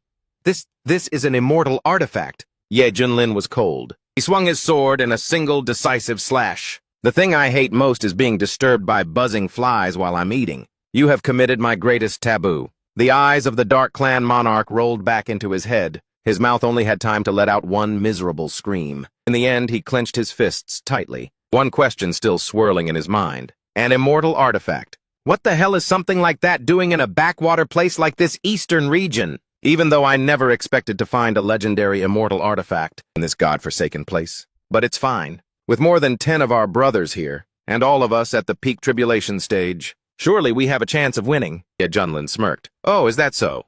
Immediately after, he just lightly flicked his finger. The Yuan sword flew out on its own once again, piercing through the body of the Dark Clan monarch. Xiao Hong, who had been watching silently this whole time, was so furious she gritted her teeth until they squeaked. "This bastard, he even has an immortal artifact, and he uses a sword like it's a damn toothpick, easily killing a master at the peak tribulation stage." The remaining monarchs, seeing this, began to reassure each other. "Brothers, stay calm. This guy is only at the peak tribulation stage, too. He must be under immense strain to use that immortal artifact." "That's right. He's swung it twice already. He must be running on fumes. Let's all rush him. We've still got a good chance." "Well said. We have to work together, kill him, and take that immortal artifact." With that, the whole group roared, their spirits soaring as they charged forward. Ye Junlin let out a cold snort. "A bunch of fools who don't know their own limits." With those words, he raised the Kongyuan sword high. Then he slashed down in a single decisive strike. A world-destroying wave of sword chi swept through everything. This was the ultimate technique. Kongyuan Calamity Light. Wherever the sword chi went, agonizing screams followed. It didn't just pierce through the entire building, it refused to stop. It continued to tear through the sky, soaring high into the air. Just then, old Liu was aggressively charging forward. The moment he saw that terrifying sword chi, his face went pale. This Ye Junlin guy, he can actually wield an immortal weapon. With that thought, he hastily turned back. He grabbed Chen Zhao and ran for his life. Chen Zhao stared at the scene before him, utterly horrified. "Oh, old Liu, what the hell is happening?" Old Liu snapped. "What do you mean, what's happening?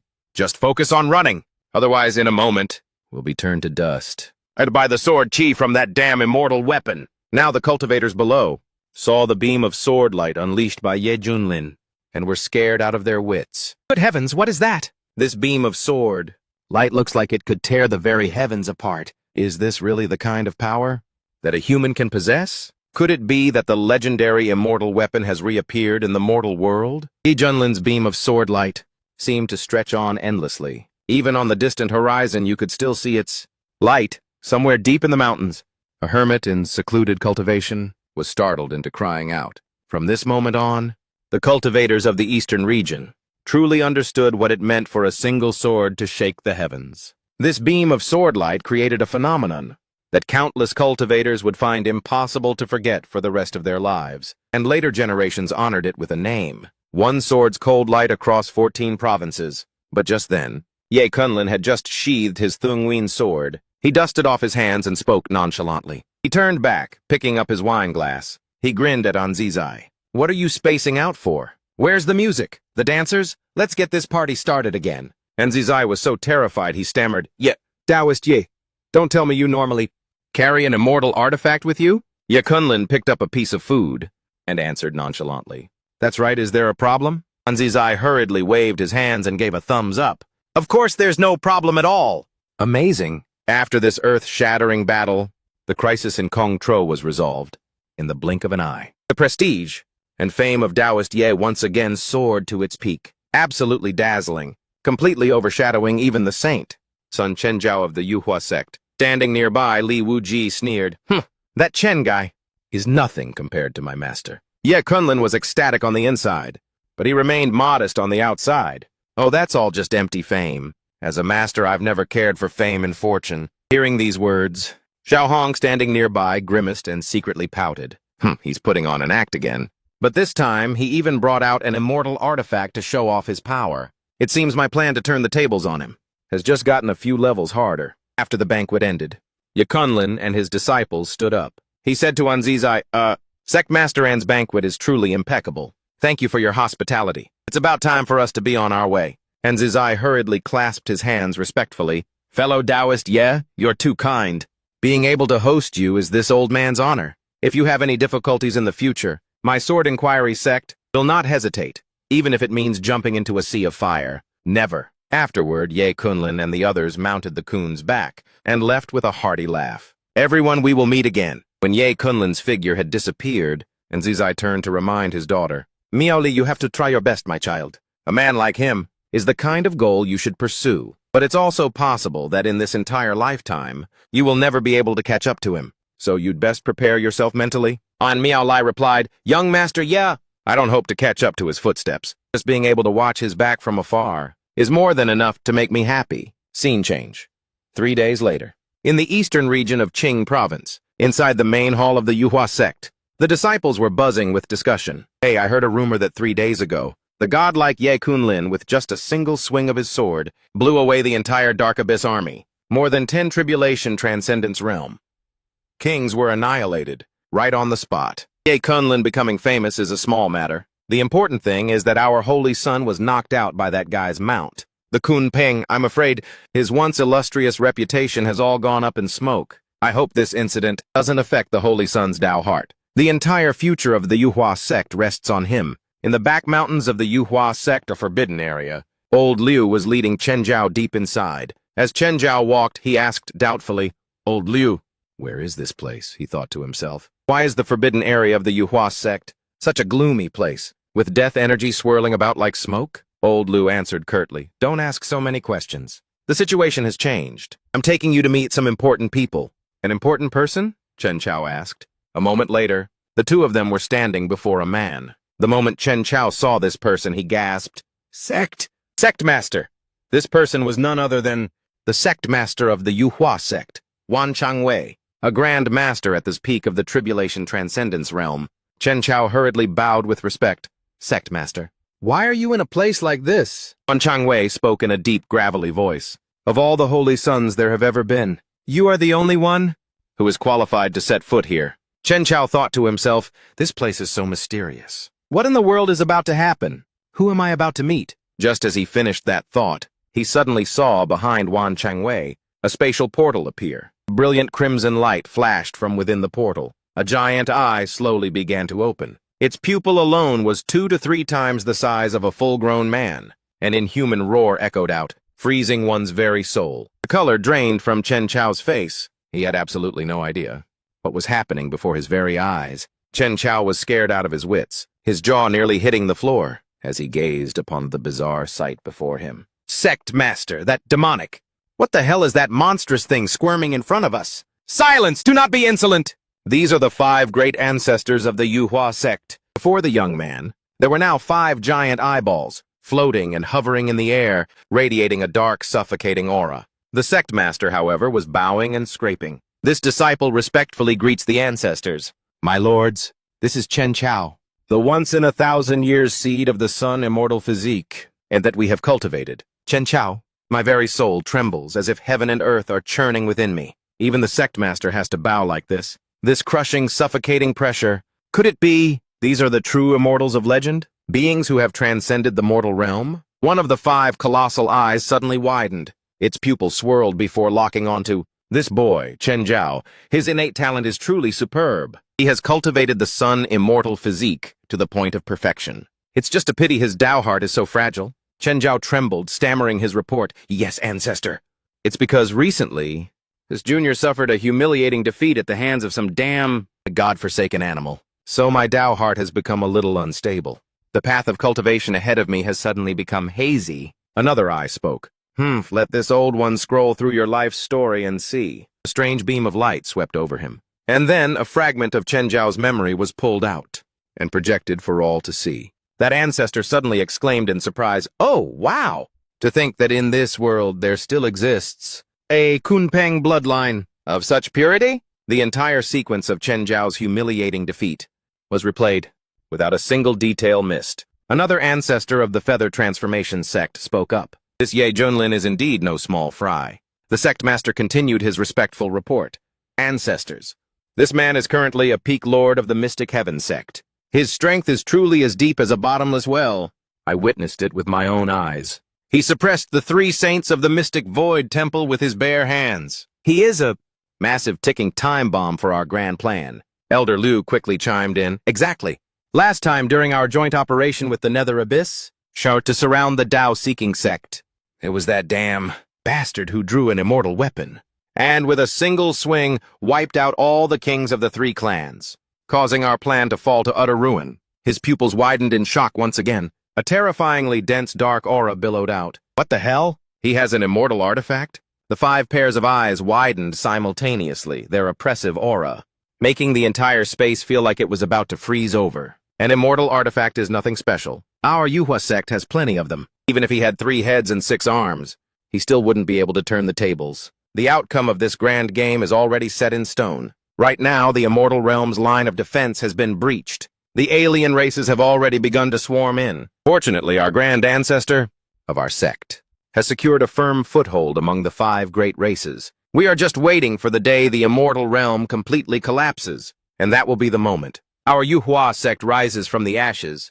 and takes control of the world. Chen Zhao was so shocked his ears started ringing. He couldn't believe what he was hearing. What in the world are they talking about? The Yuhua sect, the renowned righteous sect. When did it become a lackey for the alien races? And what's more, is the immortal realm really about to be destroyed? Seeing his stunned expression, one of the ancestors roared, "You Junior!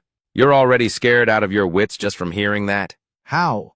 Can you possibly be worthy of becoming the holy son of our Yuhua sect?" Startled, Chen Zhao immediately fell to his knees. He kowtowed repeatedly, "Please, ancestors, calm your anger." It's just that this junior was momentarily confused and couldn't process the information so quickly. Another Yuhua sect ancestor spoke more gently. There is no shame in losing to someone with the Kunpeng bloodline, but to just remain silent, nursing your resentment like a fool, that is truly a path with no future. You heard everything we just said. This is a secret that someone in your position deserves to know. This Kunlun realm is the battlefield of the myriad races, an era of brutal contention. Don't you want to ascend to the heavens in a single step and become the overlord of the world? Chen Zhao shot up, but, do we really have to abandon our homeland? Another ancestor spoke, his voice filled with ambition. As long as the benefits are great enough, then any damn thing in this world can be traded away. Think about the humiliation you've had to endure. It's all because you're too weak. If you side with us, you will hold absolute power in your hands, able to crush anything that stands in your way. Chen Zhao's hands clenched tightly, so much so that his nails dug into his flesh, drawing fresh blood. The image of Ye Junlin, with his unparalleled power, appeared in his mind again. That feeling of being mercilessly crushed. Chen Zhao had been completely corrupted by these sweet words. Right, I must become stronger. I want power, the great righteousness of the human race. Can you even eat something like that? It's all just a bunch of useless dog fart trash. The ancestor looked pleased. Haha, the young are so easy to teach. Very good. From now on you will stay here. We will personally guide you so that you may soon ascend to immortality. Chen Zhao knelt down again. This time it was with complete sincerity. Thank you, ancestors. I, Chen Zhao, vow to dedicate my heart and my strength to serve the great cause of the Yuhua sect like a dog or a horse. As soon as he finished speaking, a wave of sinister dark energy enveloped him. In Huang Province, Eastern Region, Xuantian sect, on the peak of Piaomiao Peak, Ye Junlin was leisurely sipping tea and eating pastries, enjoying life. Ever since the day Chen Zhao was taught a lesson he'd never forget, the Yuhua sect had suddenly gone silent, unusually so. Even the attacks from the nether abyss had abruptly stopped. He had no idea what conspiracy these sewer rats were plotting now. What kind of trick is this? He thought to himself. Meanwhile, at the gates of the Xuantian sect, a princess from the Pure Land Kingdom, looking exhausted, her face haggard, was slowly approaching. The Xuantian sect. I finally made it here. 2 guards immediately appeared to block her path. Miss, please stop right there. What business do you have with our Xuantian sect? The princess replied in a hoarse voice. I have an urgent matter and wish to request an audience with Senior Ye. The 2 guards looked at each other, their expressions showing they were all too familiar with this scenario. One of them said, looking for Peak Lord Ye again, are you? It's definitely another crazed fan trying to meet her idol. The other guard added, that's right. It's been happening a lot lately. We've already had 3 of them this morning. Let's just turn her away quickly. The girl pleaded desperately, please, sirs, I beg you. Can you please let me inside? We're sorry, miss. Rules are rules, we can't let you in. They refused her outright. The princess hurriedly took out a gleaming golden token. Her eyes were filled with sincerity. I am a survivor from the royal family of the Pure Land Kingdom. I need to find Peak Lord Ye to report the truth. About the tragedy that day, the 2 guards burst out laughing. One said, Miss, you've got to be kidding. Coming up with such a clumsy lie. Just to get in and see Peak Lord Ye? You're really something else, miss. The girl shouted helplessly, everything I'm saying is the truth. Why won't you believe me? The guard then explained the reason clearly. We heard the entire Pure Land Kingdom was wiped out by the Nether Abyss army. Not a single person survived. They even had the audacity to frame our Peak Lord Ye for it. Something so absurd. How do you expect us to believe you? The other guard added, look, miss, that script of yours is old news. Other young ladies have come up with far more tragic stories. Just to meet Peak Lord Ye. We've even had pregnant women show up at our door, crying their eyes out, claiming they're carrying Peak Lord Ye's child and want to see the baby's father. So, miss, I suggest you go home. If you want to try again next time, remember to think of a more believable reason, all right? The princess gritted her teeth in anger. She couldn't believe she had traveled thousands of miles in hardship to get here, only to be stopped at the front gate. Her aura erupted from her entire body. Her gaze turned solemn. No, I must get inside. Forgive my offense, fellow cultivators. The 2 gatekeepers immediately took a defensive stance. Their demeanor changed completely. Miss, please don't seek your own death. The girl was stunned by their auras. Soul Formation Realm? Heavens, they're just 2 ordinary gatekeeping disciples. Yet they're actually great cultivators of the Soul Formation Realm. The 2 gatekeepers stepped closer, their voices full of warning. Miss, please leave here at once. Don't make us get rough. The princess of the Pure Land Kingdom retreated in embarrassment. What do I do now? I can't just give up like this. Suddenly a clear voice echoed from behind. What's all the commotion here? The 2 gatekeepers immediately turned to report, Senior Sister Zhao, this young lady claims to be a survivor of the royal family of the Pure Land Kingdom. She says she has inside information and is trying to sneak into the inner sect to see Peak Lord Ye. We juniors are stopping her. The young princess, on the verge of tears, lost her composure. Everything I've said is the truth. Here, I have the royal token. Here, Zhao Linger said. Let me see it. One of the gatekeepers quickly warned, Senior Sister Zhao, be careful. Props like that are definitely fakes. These days, these impersonating fans are getting really sophisticated. But when Zhao Linger took the token, her eyes suddenly lit up. This material is imperial gold. The runes on it are flowing with spiritual energy. This is definitely not some ordinary fake. The princess standing beside her continued to plead. This celestial maiden, please, you must believe me. Zhao Linger said loudly, this is a real imperial token. All of you get out of the way. You almost ruined our important business. The 2 guards froze for 5 seconds. What? A real princess? Damn it, we really messed up just now. Linger's attitude changed in an instant. She warmly led the way. Follow me. I will take you to see Peak Master Yi. The young princess was overjoyed. She hurriedly ran after her. Thank you, Celestial Maiden. Thank you, Celestial Maiden, she thought to herself. Finally, I can meet Peak Master Ye, the last hope of the Pure Land Kingdom. It all depends on him. In the Hongtian courtyard, he was diligently massaging his master's shoulders. Master, is this pressure hitting the spot? Ye Junlin squinted in enjoyment, his face beaming. Not bad at all. Your skills are improving. Suddenly, Li Wuji rushed over to report, Master! Junior sister Zhao has brought someone seeking an audience. She looks like she's traveled a very long way. He grunted and waved his hand. Let them in. Hearing this, little Hong immediately froze. Oh, crap. This casual image of my esteemed self enjoying such comforts absolutely cannot be allowed to spread outside of the Xuantian sect. Ye Junlin frowned, displeased. Hey, little Hong, why did you stop? It was just getting to the good part. Zhao Linger led the person inside. Peak Master Ye, this is Princess Ming Yue of the Pure Land Kingdom. He was quite surprised. The Pure Land Kingdom. Isn't that the place that was wiped out by the Nether Abyss? Tears welled up in Min Nguyen's eyes. Her voice choked with emotion. Senior Ye! I was the only one lucky enough to escape. My royal brothers, in order to protect me, they all lost their lives in the Imperial Palace. Ankao replied, the rumors say that it was I who massacred your Imperial Palace, but it seems only those who were actually there know the truth of the matter. The young woman clutched her head as the horrifying memories flooded back. That day, a thick mist of blood rose from the Imperial Palace. The men in black were as numerous as ants. There were 4 masters of the Tribulation Transcendence realm who surrounded and killed my father, the Emperor. He had to rely on the nation's destiny just to barely hold them off and create a chance for us to escape. My 2 royal brothers used their own bodies as shields just to push me into the teleportation array. Thinking back on that horrifying scene, Min Nguyen was overcome with unbearable pain. And as for me, I could only watch helplessly as they were turned to ash. I had to hide like a rat for 3 whole months. Every night I dreamed of my father, and the nation's destiny being consumed to its very last shred before vanishing. It wasn't until I heard the news about the Pure Land Kingdom that not even a single brick in the palace was left intact. Even the dragon throne of my father was used as a footstool by those monsters from the Nether Abyss. Min Nguyen's resolve hardened. Those people in black robes colluded with the Nether Abyss, and then they dared to frame you, Senior Ye. It's a crime worthy of 1,000 deaths. That night, I saw all of their techniques. They were clearly the methods of the Feather Transformation sect. It's just that I am weak and all alone. I didn't know what else to do. But to come here and beg you, Senior? The little girl suddenly dropped to her knees, kowtowing and begging. Senior, please seek justice. For the countless souls of the Pure Land Nation, I am untalented and useless. Apart from this life, I have nothing left. If you can avenge us, I am willing to serve you for the rest of my life without any complaint. Ye Kunlin thought to himself. No wonder.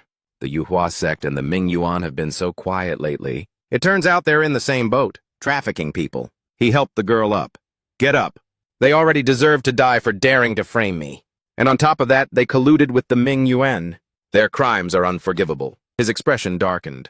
I will take on this grudge of yours. Ming Yu was so overjoyed she burst into tears. Senior! Are you really agreeing to help me? I thought that no one would care about the fate of the Pure Land Nation anymore. He replied, rest assured. As it happens, Piao Miao Peak is in need of a steward. You can just stay here. He thought to himself, this girl's eyes are so determined. She's like a precious gem. With just a little polishing, she could shine brilliantly. The girl, filled with hope, said, thank you, Senior. I will definitely do a good job. Ye Kunlin gave an order. Xiaoxi, get her some snacks to fill her stomach. And then show her around Piao Miao. Oh, Peak, okay? Sis, and the appearance of Ye Kunlin only made this dark place even more gloomy than ever before. The aggressive soldiers roared, urgent report from the front lines. His Majesty has issued a conscription order. All those with a cultivation of the 9th level of Qi refining or higher must participate in the holy war. A man sitting on the ground hurriedly begged. No, please, don't. I have an elderly mother at home who needs me. The surrounding crowd also looked on with pity. It seems the war is getting more and more intense. They're even taking away Qi refiners now. Wouldn't it have been better to just live peacefully in Ming Yuan? Why did we have to go coveting the territory of the Outer Realms? Watch your mouth. If they hear you, you'll be severely tortured. At that moment, within the imperial palace of the Ming Yuan's Yu clan, the sounds of ceaseless arguments rang out. This holy war. We've already lost far too many of our people. At this rate, I fear the lineage of the 100 clans will be severed. King Dang Yu, if you continue on this path, can you guarantee that we will be victorious? If we lose, can the Yu clan bear that responsibility? The one seated upon the throne at this moment was none other than the leader of the Yu clan, King Dang Yu. His face was deep in thought. After a long moment, he finally spoke. Calm yourselves, everyone. We can still risk one more roll of the dice. Immediately, the court officials erupted in protest. How can we possibly risk any more? By relying on those few Mingyuan pills that the envoys bestowed upon us? Against the immortal artifacts of the human clan, those pills aren't even worth mentioning. Suddenly, in the middle of the air, a mysterious black hole materialized. A group of figures in black robes emerged unexpectedly, letting out a booming laugh, ha ha ha. And you dare to call our elixirs useless? King Dongyu was stunned. Divine Envoy, he hastily said with reverence. Divine Envoy, please quell your anger. The divine elixirs are indeed potent, but the human clan has deployed their immortal artifacts, which has caused us devastating losses. That is why we wish to ask you, Divine Envoy, what should we do now? The leader of the black-robed figures boomed, What should you do, you ask? Of course, the 100 clans of the Dark Abyss will continue. All of you, charge! You are not permitted to retreat, because you don't have a choice. The Yu-King clearly voiced his opposition. Your Excellency, please watch your words. We of the Dark Abyss and you are partners. We are not your subordinates. At worst, we can end our cooperation right here. After that, you can get the hell out of the Dark Abyss. The Divine Envoy spoke with a scornful voice. A bunch of slaves. How dare you speak to your masters like that? Do you really think that your Yu clan are still the rulers of this Dark Abyss? The Yu King was stunned, as if struck by lightning. What do you mean? My Yu clan has ruled the Dark Abyss for tens of thousands of years. How could it possibly belong to you? The man in black immediately ripped off his mask. That's right, and now, I will show you lowly slaves what true loyalty to a master looks like. Everyone from the Yu clan was stunned. This wasn't just an overwhelming aura. It was a suppression originating from their very bloodline. What the hell is happening? The crowd was hit by an invisible force, forcing them to their knees. Their entire bodies were paralyzed. They could only open their mouths to ask, Who in the world are you? The Divine Envoy let out a grotesque laugh. This Dark Abyss is nothing more than a minor world that the ancestor of our Nether clan created. And all of you have had a bloodline seal placed upon you by our ancestor since the moment you were born. For generation after generation, you are all destined to be the slaves of my Nether clan. The Yu King's whole body trembled, his heart completely shattered. What? How can this be? To think that I commanded the Dark Abyss for tens of thousands of years, only to end up as a pawn in someone else's game. He continued to speak. In ancient times, a great cataclysm occurred in the Kunlun realm. The old ancestor had to lead our people to flee into the outer regions. But now, we will return as kings, and your mission is to do everything, use any means necessary for the Nether clan to return to the Kunlun land. The Nether King looked at him with eyes that seemed to see through everything. So that's why you ordered us, at all costs, to seize control of the Stargate. Isn't that right?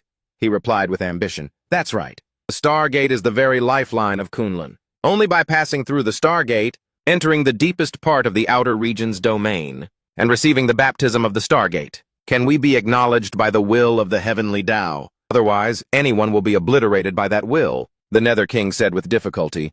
But why must we return now? The leader quickly answered, Because the Kunlun realm is about to recover. Heavenly and earthly treasures will emerge like a tide. Immortal opportunities will be everywhere. Finally, it will be restored to the glory of ancient times, and our Nether clan will be the masters of that glory. At this moment, the members of the Nether tribe were finally able to break free from his control. One of them immediately said, So that's what this is all about. But right now there's a powerful being named Ye Junlin. He can wield an immortal weapon. He wiped out a large number of the Nether Abyss's kings. We suffered a devastating blow, and we have no way to deal with that immortal weapon. That's right, in the battle at Gongzhou, he used just one sword strike to annihilate our main force. The man snorted coldly. An immortal weapon requires immortal power to unleash its full potential. But that Ye Junlin hasn't reached that realm yet, so he can only bring out 1/10 of its power. The Nether King was shocked. Just 1/10? If I were to unleash my full power, wouldn't it shake the heavens and the earth? He then said, We came here this time, specifically to grant you a treasure. One specifically for dealing with that Ye Junlin. The power that just manifested before my eyes left King Dongyu utterly shocked. This flame, it seems like it can burn right through one's divine soul. Just looking at this light makes you want to kneel in worship. What in the world is this forbidden object? The leader gave a cunning smile. This is the Nether artifact that our clan secretly forged. The Netherworld soul-devouring lamp. The moment the seal is broken, the supreme Nether power will transform into a soul-devouring flame. Even a true immortal, and it will have their divine soul utterly annihilated. King Dongyu held the Nether artifact, his hands trembling. He inspected it with a careful gaze. The leader continued, The human faction has one of our moles inside. From now on, you just need to cooperate with them. With this lamp in your hands, Ye Junlin? He's nothing more than a flickering candle in the wind.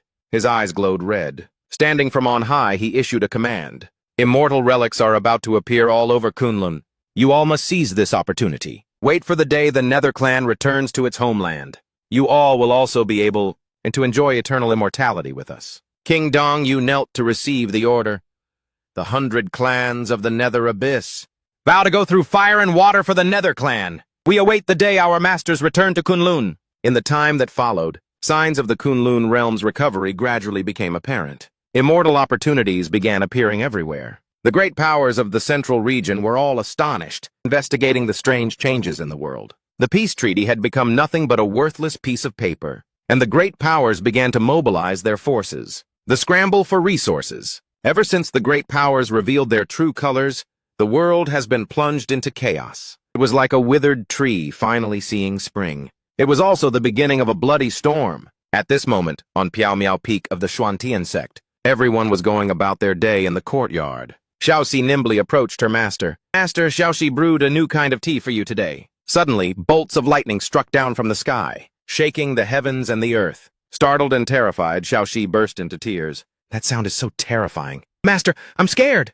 Ye Kunlun gently pulled the little girl into his arms to comfort her. Don't be afraid, your master is here. Hong Tianyi looked up at the sky with an expression of utter disbelief. This is a celestial sign. A supreme celestial sign has appeared. You're wondering if it's a celestial sign? It is. Moreover, a celestial sign of this magnitude has never been seen before. A hazy figure slowly materialized in midair, surrounded by relentless bolts of lightning. I am the overlord of fallen Immortal Island. In 10 days, the trial will begin. Anyone who passes will receive a corresponding reward. The final victor will become the new master of fallen Immortal Island and control all the cultivation resources hidden on the island. I hope that everyone will work together to protect the Kunlun realm. But Hong Tianyi's eyes darted towards his master. If I can win this trial, I'll obtain his inheritance and become a supreme great immortal. And then I'll be able to... Ye Kunlun, however, seemed completely indifferent. He went back to lounging on his chair. He let out a yawn. So boring. It ruined my wonderful dream, he thought to himself. This so-called immortal opportunity. Compared to my system, this is nothing. But for immortal ruins like these to appear, I wonder if it has anything to do with the actions of that Nether Abyss group. Xiao Hong urgently tried to persuade his master. Master, how can we possibly miss out on such a great opportunity? System notification. Congratulations, host, for refreshing the check-in location. Go to Fallen Immortal Island to complete the check-in. The host will receive a large amount of golden luck. He asked curiously, golden luck? The system immediately replied, that's right. Luck is divided into 6 types. Gray, white, red, blue, purple, and gold. Any living being, as long as they obtain even a sliver of golden luck, if they are in the mortal world, can become the founding monarch of a nation. And in the cultivation world, they will become a mighty figure in their own right. He was astonished. In that case, a large amount of golden luck. Isn't that just too heaven-defying? Ye Junlin took off his sunglasses and slowly sat up. Then he coolly delivered a line to Xiao Hong. Look at you getting all impatient again. How can a cultivator be so rash? Always in such a hurry? How are you ever going to become an immortal like this? Xiao Hong clasped his hands, putting on an act. Master's golden words have penetrated deep into my heart. Yes, Master's teachings are absolutely right. But inside he was burning with anxiety. He was an absolute mess. This was a once-in-a-millennium chance to turn things around. If he missed it, it would be all over. It would be the end for him. He had no choice but to swallow his pride and humble himself. My dearest master, lately your disciple has encountered a bottleneck in his cultivation. I urgently need a small opportunity to clear my head. No, I mean to achieve a breakthrough. If you would be so kind as to accept. This disciple is willing to personally wash your precious feet for an entire year, master. Deep down, he was screaming, his throat raw. This feeling of having to be the one to speak up. How desperate. It's only natural. Serving him day and night is my undeniable duty, whether I live or die. But this time, it's under the guise of a mission. Quan Lam feigned a thoughtful expression for a moment, then declared, very well, very well. It's your own fault for becoming my disciple. Since you're so eager to go, I, your master, will have no choice but to bring Xiao Li along and join you all on this little trip. Xiao Hong was overjoyed. He quickly bowed his head, so low it nearly touched the ground. He chirped his thanks, grateful for his master's leniency. He silently made an ironclad resolve. This time, it's do or die. I must win the fair lady's hand. 10 days flew by in a flash. Outside still immortal island, a massive crowd had already gathered. The sound of ceaseless whispers and chatter filled the air. Heavens above. Who was it that dared to call the barren continent? A remote backwater? The spiritual energy here is so dense that just one breath is enough to fill you up. It's so filling it might even surpass the green continent. I'll admit, it's a world of difference from how I remember it. But the stigma of it being a remote backwater still remains, doesn't it? A cultivator hastily chimed in with a scornful tone. Times have changed, everyone. Let me give you a friendly reminder. Don't be foolish enough to cause trouble in the barren continent anymore. That man is one of our own from the barren continent. The crowd immediately agreed, exactly. We've learned that bloody lesson and seared it into our memories. We wouldn't dare court death here again. Not even for all the gold in the world. Standing on a towering cliff, Chen Zhao gazed down at the crowd with a complicated expression. Unbelievable. How could the barren continent have developed to this extent? In the past, I considered being born here a disgrace. Who would have thought it would now become so glorious as to surpass even the green continent? Meanwhile, my own reputation has turned to dust. Old Liu, standing beside him, quickly tried to comfort the Holy Son. With the current situation, Lord Crane, why should you concern yourself with such trivial matters? You see, in just 10 short days, the 5th Patriarch has already helped. You achieve a meteoric rise, breaking through directly to the late stage. The path ahead is clearly one of glory, but his heart remained restless and uneasy. For every day that I have not yet set foot on the path to immortality, I can never be at ease. This trip to Vantine Island, I must have victory firmly in my grasp. That's a given, old Liu said decisively. The Holy Son is the most perfect heir to the legacy of Vantine Island. Suddenly, the old man's gaze darted to a spot not far away. Huh? That person is... Chen Zhao also exclaimed in shock. What? Even that old monster showed up here? That is the legendary sword cultivator of the Xuanjian sect, Xue Wuyin. Ever since he was in diapers, this man had already reached the realm of divine swordsmanship. 5,000 years ago, he was hailed by the entire eastern region as the strongest sword cultivator. During the trial in the secret realm that year, old Liu recalled, still trembling at the memory. The light from his sword grazed past this old man's throat. It was just half an inch away, and this head of mine would have become an offering to his blade. Chen Zhao furrowed his brow. For such an earth-shattering figure, why isn't his name more renowned? I've never heard this name before, old Liu explained. For thousands of years, he has been in seclusion at the Xuanjian sect, the number 2 sect in the eastern region, undergoing arduous training in his sword arts. He pays no mind to worldly affairs. It's precisely because of this monster's existence that the 5th Patriarch doesn't dare to act rashly. They always have to be wary of the Xuanjian sect. Chen Zhao frowned, deep in thought. No wonder the 5 ancestors, as formidable as they are, didn't personally show up to help the Ming Yuan Warstar sect. It seems the Xuanjian sect and the colossal power behind it also have roots that are immeasurably deep. The surrounding cultivators couldn't help but be stunned. A legendary figure from several thousand years ago has also been stirred into action. I fear this trip to Immortal Inquiry Island will stir up a whole terrifying storm. Good heavens! To be able to manifest an invisible sword intent without even needing a sword. With this level of cultivation in the way of the sword, I'm afraid he's only a single step away from the realm of an immortal. And that's it. Just then, from a spatial rift, 3 figures leisurely stepped out. Ye Junlin, Hong Tianye, and Li Wuji. Their appearance immediately drew everyone's gaze. Look, Senior Ye has arrived. That man has finally decided to show his face. And he even brought along his 2 god-slaying disciples. It seems the inheritance already has a destined owner this time. Everyone bowed their heads in unison, shouting, "We pay our respects to Senior Ye!" Hearing that sound, the flames of anger in Chen Zhao's heart raged fiercely. Ye Junlin, all of this glory should have been mine, and yet now I have to hide in the shadows. Li Wuji puffed out his chest and said loudly, "Our master is truly popular with the people, having such an illustrious master, and is truly an unparalleled honor." Xiao Hong, standing beside them, seethed with jealousy and secretly pouted. Back in the day, I, the great leader of the fire-worshipping demon cult, was 10,000 times more glorious and magnificent than this scene. Xue Win, the person who had been standing quietly in a hidden corner all this time. Suddenly, his eyes lit up. "That's him! Ye Kunlin!" From the distance, piercing shouts rang out. "Get out of the way! Move it! Move it!" Sword cultivators, That legendary figure was rushing straight towards Ye Junlin like an arrow. The two faced each other, the tension as taut as a drawn bowstring. Ouyang Feng was stunned. What is this guy trying to do? Could it be that he wants to attack? Senior Ye, oh my god! If two top-tier powerhouses like them were to clash, this battle, it would surely shake the heavens and earth. Xiao Hong quickly warned, Master, be careful. This guy is an extremely powerful grand sword cultivator. His level is absolutely on par with an immortal's. Old Liu, however, was so delighted his beard was trembling. Excellent, excellent! Fight! Go on and fight! If Ye Junlin dares to use his immortal artifact to kill Shui Wu Yin, the Snow Sword sect will definitely risk everything. For revenge when that time comes, a Yuhua sect can leisurely sit on the mountain and watch the tigers fight. However, an unimaginable scene unfolded. Everyone present was frozen on the spot as if struck by lightning. Shui Wu Yin's sword remained still in its sheath. He was seen suddenly bowing his head and speaking. Senior Ye, you... Could you teach me swordsmanship? Ouyang Feng rubbed his eyes several times and stammered, Am I hearing things? The #1 sword cultivator of the eastern region is humbling himself. To beg Senior Ye to teach him swordsmanship? Is this still the proud sword immortal?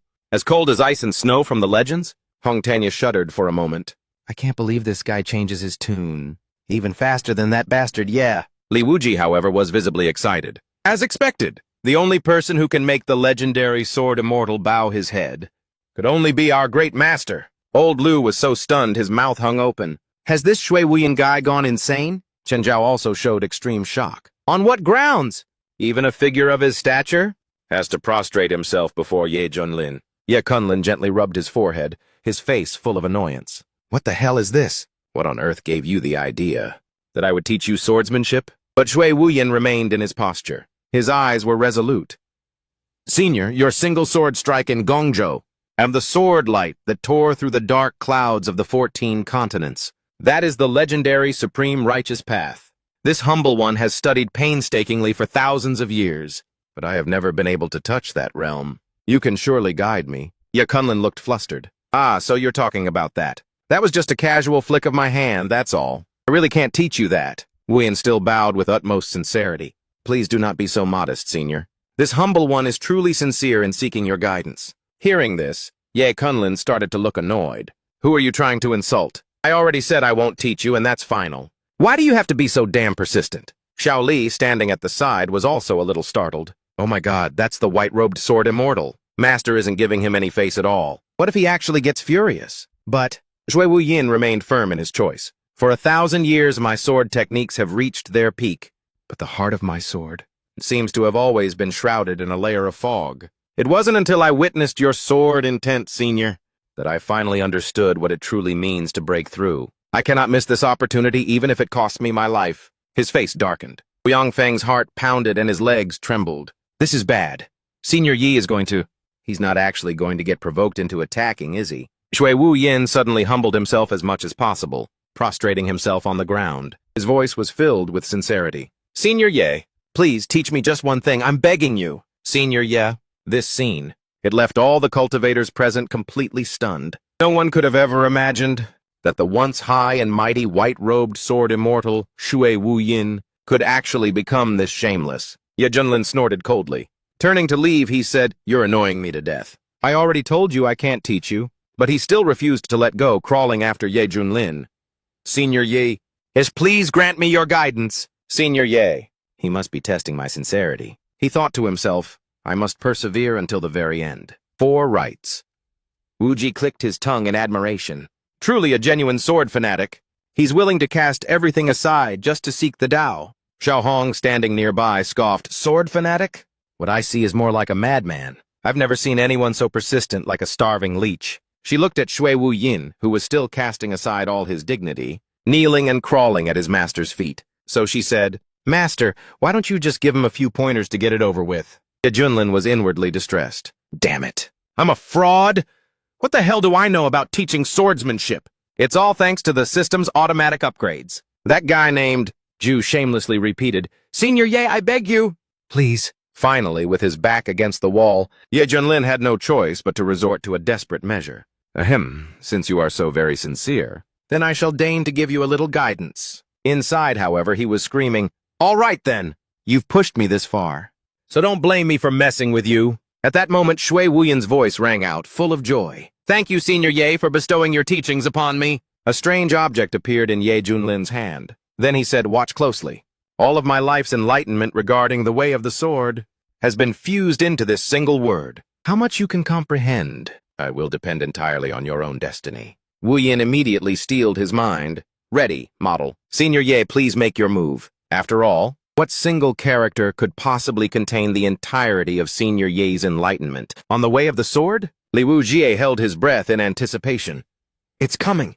It's coming! Master is about to display his divine ability. Xiao Hong, however, thought jealously, putting on a mysterious act again. Let's see what kind of trick you can pull this time. Ye Junlin suddenly waved his hand, drawing a few strokes that flew through the sky like ribbons of golden silk. The ground and the surrounding mountains trembled violently, slowly cracking open. Li Wujie was shaken. Within this character, there's actually a hidden power that can overwhelm heaven and earth. One character. Just one single character was deeply carved into a stone stele, continuously radiating a brilliant golden light. Ye Junlin stated calmly, go on, comprehend it.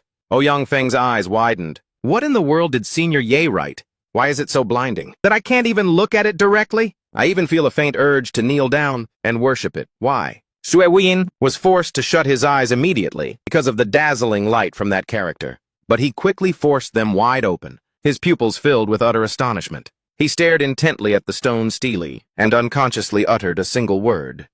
Grass. The crowd of cultivators immediately burst into an uproar. For Senior Yi to write this character, what profound intention could he possibly have? Shui Wuyan kept muttering it over and over. Grass, grass, grass, grass. Grass is the most common plant in the world. For Senior Yi to write this character, surely the meaning can't be as simple as it appears on the surface. He suddenly screamed in his mind, my grass! My grass?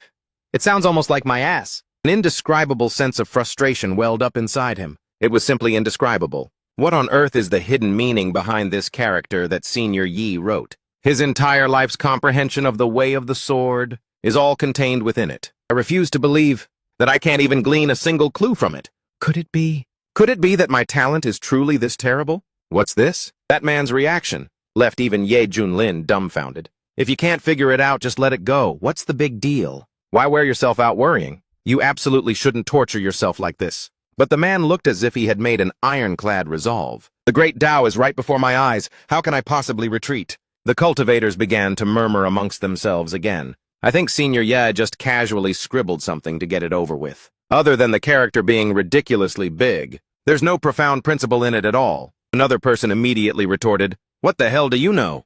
Is Senior Ye's realm something that small fries like us could ever hope to comprehend? Just then Li Wujie spoke up, his voice full of pride. Master is truly as profound and unfathomable as they say. With just a single character, he's driven Senior Zhu to the brink of madness, and caused all these heroes to debate endlessly. This is the true formless great Tao of legend. Xiao Hong muttered to himself, oh, give me a break.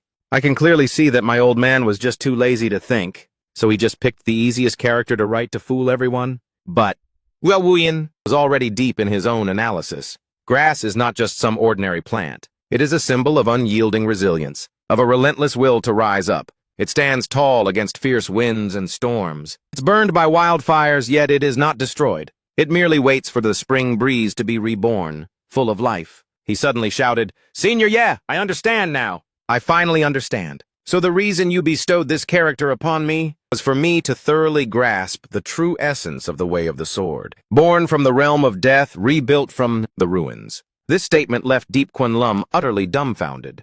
Holy crap, you can even deduce that? The imagination of these old cultivators. It really soars beyond the ninth heaven. A strange light suddenly flashed in Tweet Vongun's eyes. His entire body shot up into the sky. A heaven-shaking, earth-shattering energy erupted from his body. Deep Kunlum cursed under his breath, gods and demons above. Is this old man really calling down heavenly thunder to throw a jealous fit? All because of a single word. Grass, that I said? The Vokip stammered. Hong, senior brother Hong? Could it be he's about to... Tu Hong's eyes went wide. No way. It can happen like this? The density of this tribulation cloud is even more terrifying than when I had my breakthrough all those years ago. This is truly the legendary one step to heaven. The crowd of cultivators erupted into chaos. If Senior Tuyet successfully passes this tribulation, And that will be the line between immortal and mortal. From this day forward, he will be the #1 figure in the Eastern Domain. Not only that, even across the 5 great domains of the Central Region, the number of immortals can be counted on one hand. Each one is a pillar of the undying, ancient sects and holy lands. Tran Q was horrified beyond belief. Impossible! Absolutely impossible! Just based on a single word, Tweet Vongun can receive the opportunity to become an immortal? What kind of demon is that bastard, Diep Quan Lum? Someone was one step ahead of me again? I'm supposed to be the chosen one! Tweet Vongun roared at the sky. 1,000-year predicament. And today I will break it! Lightning tribulation, you've come at the perfect time. Let me test the sword path. I have just comprehended. He gripped the Juo sword and charged straight into the thunderclouds. My sword is born in desperation and dies in nirvana. Today, and I shall use the fire of this lightning tribulation to forge my path to immortality. Countless bolts of lightning raged in unison, struck straight at Wu Yin's sword, creating an unprecedentedly majestic scene. He let out a great roar. Break for me! The sky seemed to be split by a single slash, a world-shaking tear ripping it open. A new expanse of space appeared. Witnessing this scene, even Ye Kunlin was truly shaken. A wisp of white mist escaped Shui Wu Yin's lips. His entire body radiated a brilliant aura. The sword in his hand also glowed dazzlingly. Is this the feeling of becoming an immortal? Yue Wu Yin whispered, feeling the spiritual energy in his body had completely transformed into immortal essence as condensed as the quintessence of the entire galaxy. Every circulation resonated with heaven and earth. The power of a single sword swing was truly unbelievable. This power must be 10 times greater than before. A casual swing of the sword could now sever a 10,000-meter mountain range. A single slash that previously would have required 70% of my full strength. The gap between an immortal and a mortal is indeed not just a difference in realms, but a chasm as vast as the one between the clouds and the mud. Before everyone's eyes was the sight of a majestic mountain range, split in two. Li Wujie was stunned. Is this the power of a true immortal? It feels like just a single gentle swing of the sword would be enough to send a Tribulation Realm cultivator to his grave. He thought to himself again. However, such terrifying power was brought about by a single touch from Master. No wonder he is. All the cultivators present immediately erupted in cheers. Congratulations, Senior Shui, on achieving the Tao and becoming an immortal. Congratulations, Senior. From now on, your lifespan is freed from its shackles. With a wave of your hand, you can move mountains and rivers. From this day forward, Senior, you are the pillar of our Kunlun realm. Hong Tianye couldn't believe his eyes. He actually became an immortal. Could it be that the sloppy, tattered calligraphy of that old man really contained the great Tao that I can't see through? Just then, everyone came to their senses. Wait a minute. Senior Shu, he only became an immortal because of Senior Ye's enlightenment, right? Last time in Gong Province, a single sword strike illuminated 14 provinces, and now a single word has enlightened a true immortal. This Senior Ye, just what kind of earth-shattering background does he have? Ouyang Feng also nodded. That's right, Senior Ye continuously shatters the limits of our imagination. Could it be that he's actually some ancient immortal lord living in seclusion and cultivating in secret? Seeing this, Zhu Zhenjiao roared in fury. Why are you letting that punk steal all the attention? Senior Zhu, you've become an immortal now. That guy named Ye humiliated you like that just now. You absolutely cannot let him go. But who would have thought? Shui Wuyin clasped his hands respectfully and bowed to Ye Kunlin. Thank you for your guidance, Senior. The reason this humble one could attain the Tao and become an immortal is all thanks to your guidance. Even Ye Kunlin himself was getting goosebumps. Holy crap, it's really that miraculous. He actually became an immortal. Maybe I should let this old guy slash me with his sword and see what happens. Who knows, I might become an immortal on the spot too. He forced a calm expression and replied, Not bad. It's good that you were able to comprehend my enlightenment. Inwardly, he comforted himself. Oh well, might as well go all the way with this act. Besides, I don't even need to worry about cultivation anyway. Maybe my destiny lies on that fallen immortal island. Then Shui Wuyin spoke again. As expected of Senior Ye, your intentions were truly profound. This humble one doesn't know how to repay your immense kindness. From now on, no matter what you command, Senior, this Zhu will follow you with sword in hand. Even if I have to jump into boiling oil and blazing fires, I will not hesitate to die 10,000 deaths. He simply replied, It's all a matter of fate. There's no need to be so troubled by it. Zhenjiao clenched his fists tightly, so tightly that his nails dug into his flesh. Why is it like this? A cultivator, can cast aside even their dignity just to advance their cultivation realm. After being humiliated like that, he doesn't even think about getting revenge? Old Liu gritted his teeth now that the heavenly mystery sect has a true immortal watching over them. The Ascension Gate's upcoming plans. I'm afraid we will face a massive obstacle. This time on Fallen Immortal Island, we absolutely must succeed. Otherwise, we will lose our position of dominance. Suddenly, 3 mysterious beams of light descended from the sky. All the cultivators were ecstatic. They shot up into the air. Fallen Immortal Island is open. Those are teleportation pillars of light. But just as they approached the pillars of light, an invisible force threw them all back. A bewildered old man roared, "I am already at the Tribulation Transcendence realm. How can I be denied entry to this trial? This is absurd, it's not fair. Even those newly ascended Mahayana cultivators can get in. So why am I being rejected?" They begged desperately. "Great Immortal, we beg you, please give us a chance." Li Wuji found it strange. What is the criteria for entry? Hong Tianyi surmised. I believe it depends on each cultivator's potential. Anyone who has reached their limit is not qualified to enter this island. The 3 of them, master and disciples, shouted, "Let's go!" and quickly flew into the pillar of light. Old Liu observed for a moment, then said to Zhen Jiao, "Holy Son, you should go. I know my own potential has been exhausted. The immortal opportunity here is surely not meant for me. But you, Holy Son, are different. You will surely succeed." With a look of ambition in his eyes, Zhen Jiao replied, "Very well, Old Liu.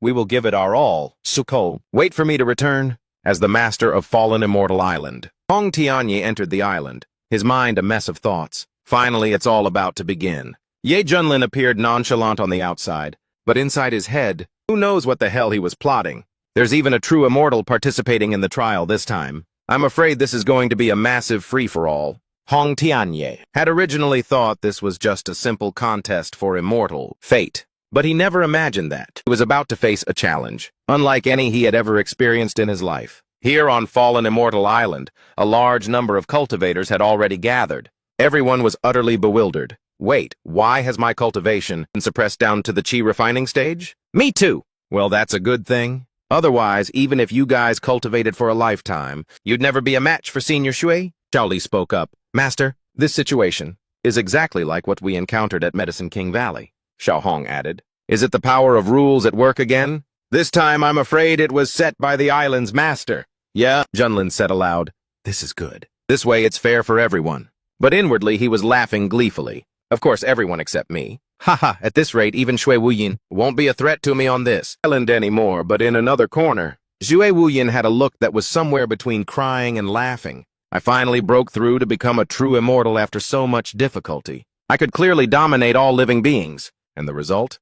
The moment I set foot here, I get knocked down a peg. Forget it, even without my cultivation. As long as I have this sword by my side, I'm not afraid of anyone. A giant boulder slowly began to crack open. A blinding light, impossible to conceal, instantly spread everywhere. Everyone was buzzing with excitement. "Looks like the trial is about to begin." Suddenly, Laveau Keep exclaimed, "What in the world is this supposed to be?" Before them was what looked like a giant game board, divided into glowing squares. On it, shimmering items appeared, as if they were alive. Then a voice rang out. "These are the rules for the first trial. You will all use dice to determine how many spaces you move.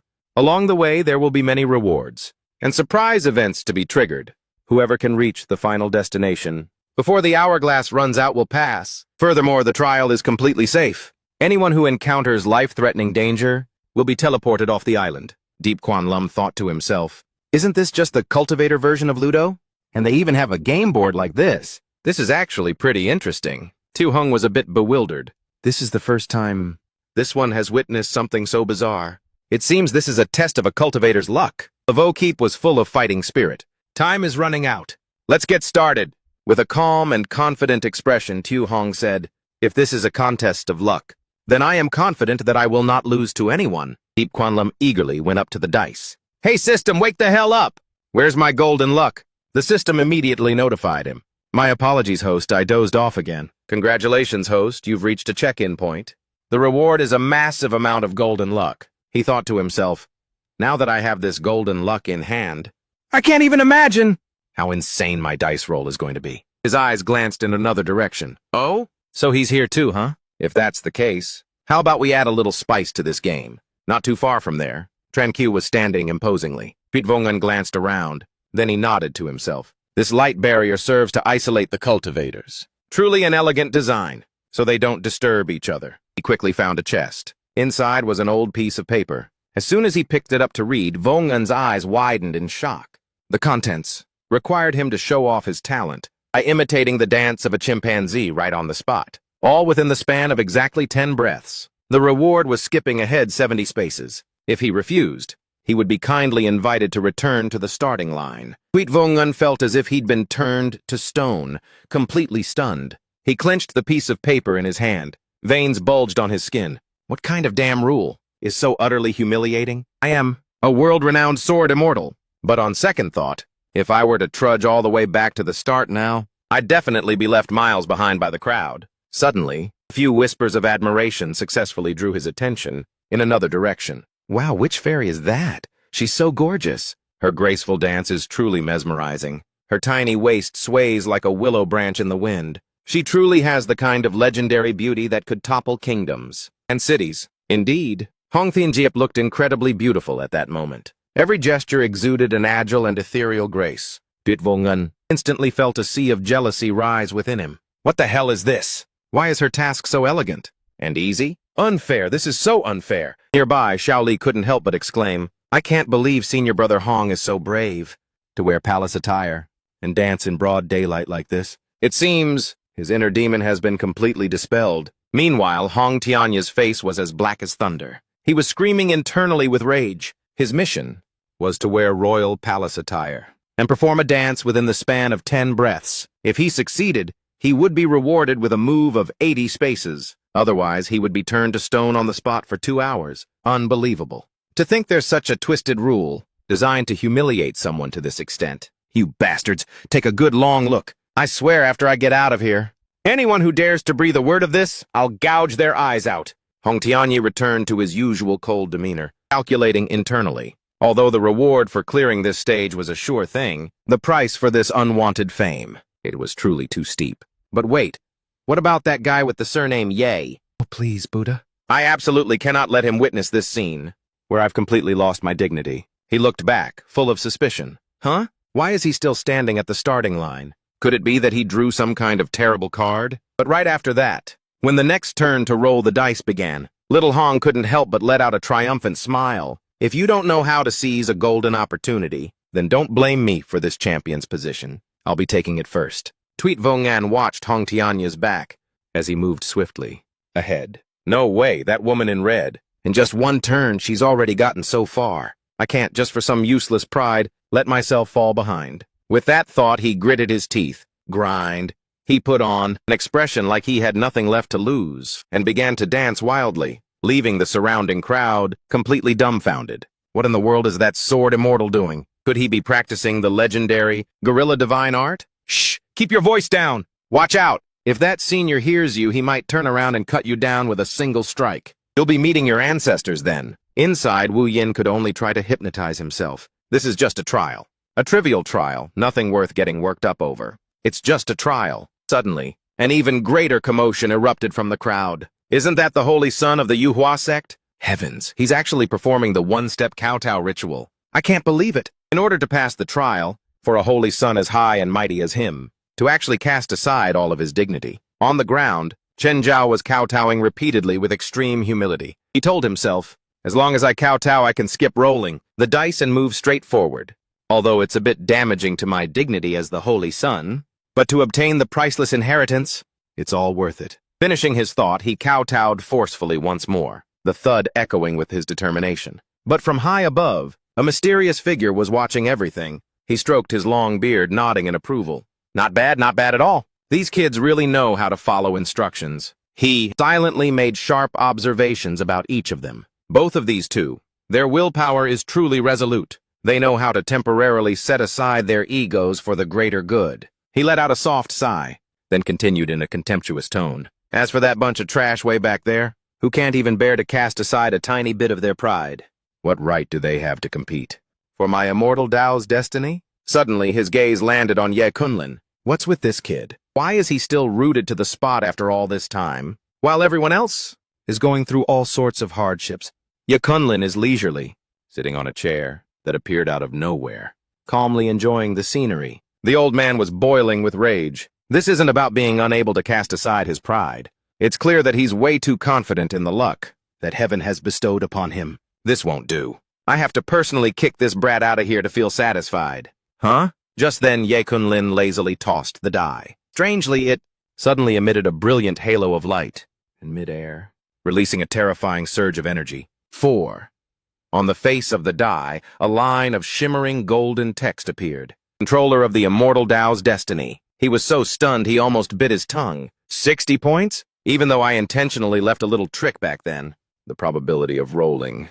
This number is only 1 in 1,000, and yet this kid, this bottom ranker, managed to roll it on his very first try. A 60? Seeing the die in his unwavering hand, the old man was so terrified he broke out in a cold sweat. 17 times in a row it landed on 60 points. Just what kind of god, what kind of place could have possibly raised this so-called son of luck? Fine, I'll just wait and see how long your luck can possibly last. The crowd once again erupted into a commotion. Everyone, look! Senior Yi rolled another 60 points. Are your eyes playing tricks on you? How the hell can a die have a 60-point face? I saw it too, and it was a blindingly bright yellow. Senior Ye truly lives up to his name, the man blessed with great fortune. He could only sigh to himself. Why do I keep getting 60 points like this? Playing like this is no different from blatantly bullying people. But in the second area, the land of ice and snow, Ye Junlin had already arrived with ease. So fast, he's already at the second area in the blink of an eye. I wonder what kind of treasure is inside this first golden chest.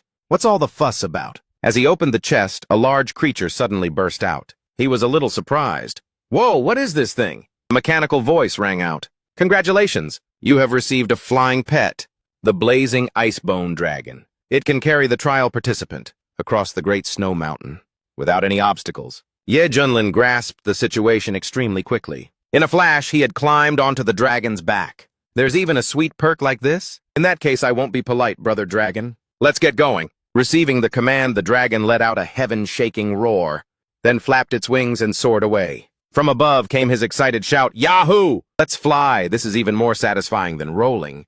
The 60 points over and over again. So, Duet Vongan, who was currently struggling with a giant snowman, was so shocked his jaw dropped when he saw the scene. It's Senior Yi. Why is he able to fly in the sky so effortlessly? Many people, watching his figure gradually disappear, Tuyet Vongan vowed to himself, model, it seems I'm still 1,000 miles behind Senior Yi. I hope I can catch up to him next time. Area 3, Flame Mountain. The cultivators were struggling to withstand the streams of molten lava erupting from the volcano. It's so hot I feel like I'm going to evaporate. Everyone, watch out for the lava! Just one drop, and you'll be teleported right off the island. With the help of the icebone wyvern, Ye Junlin quickly landed in the third area. He glanced around and remarked, a world of both ice and fire indeed. What a wild sensation. I wonder if this stage will be generous and give me another mount. He rolled the dice again, and once again a gleaming golden number appeared. Inside the golden chest,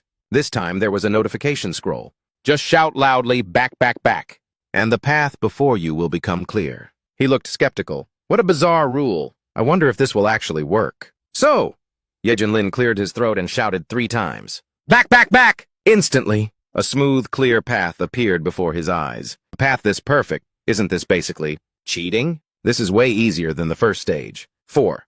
Area 4, the Great Plains. He walked leisurely, remarking on the plains. The air is fresh, and much more pleasant than the last 2 areas. Let's see what kind of awesome items we've got this time. Yang. Next came an even more incredible announcement. Congratulations! From now on, you can run as much as you like. Ignore all the squares and run in a single stretch until you are out of this grassland. With his newly bestowed power, he immediately got into a starting stance. Awesome. This time I don't even need to roll the dice. There's no need to shake them anymore. At the same time, Hong Tianyi had just set foot on the Great Plains when he was suddenly attacked by something. He cautiously scanned his surroundings.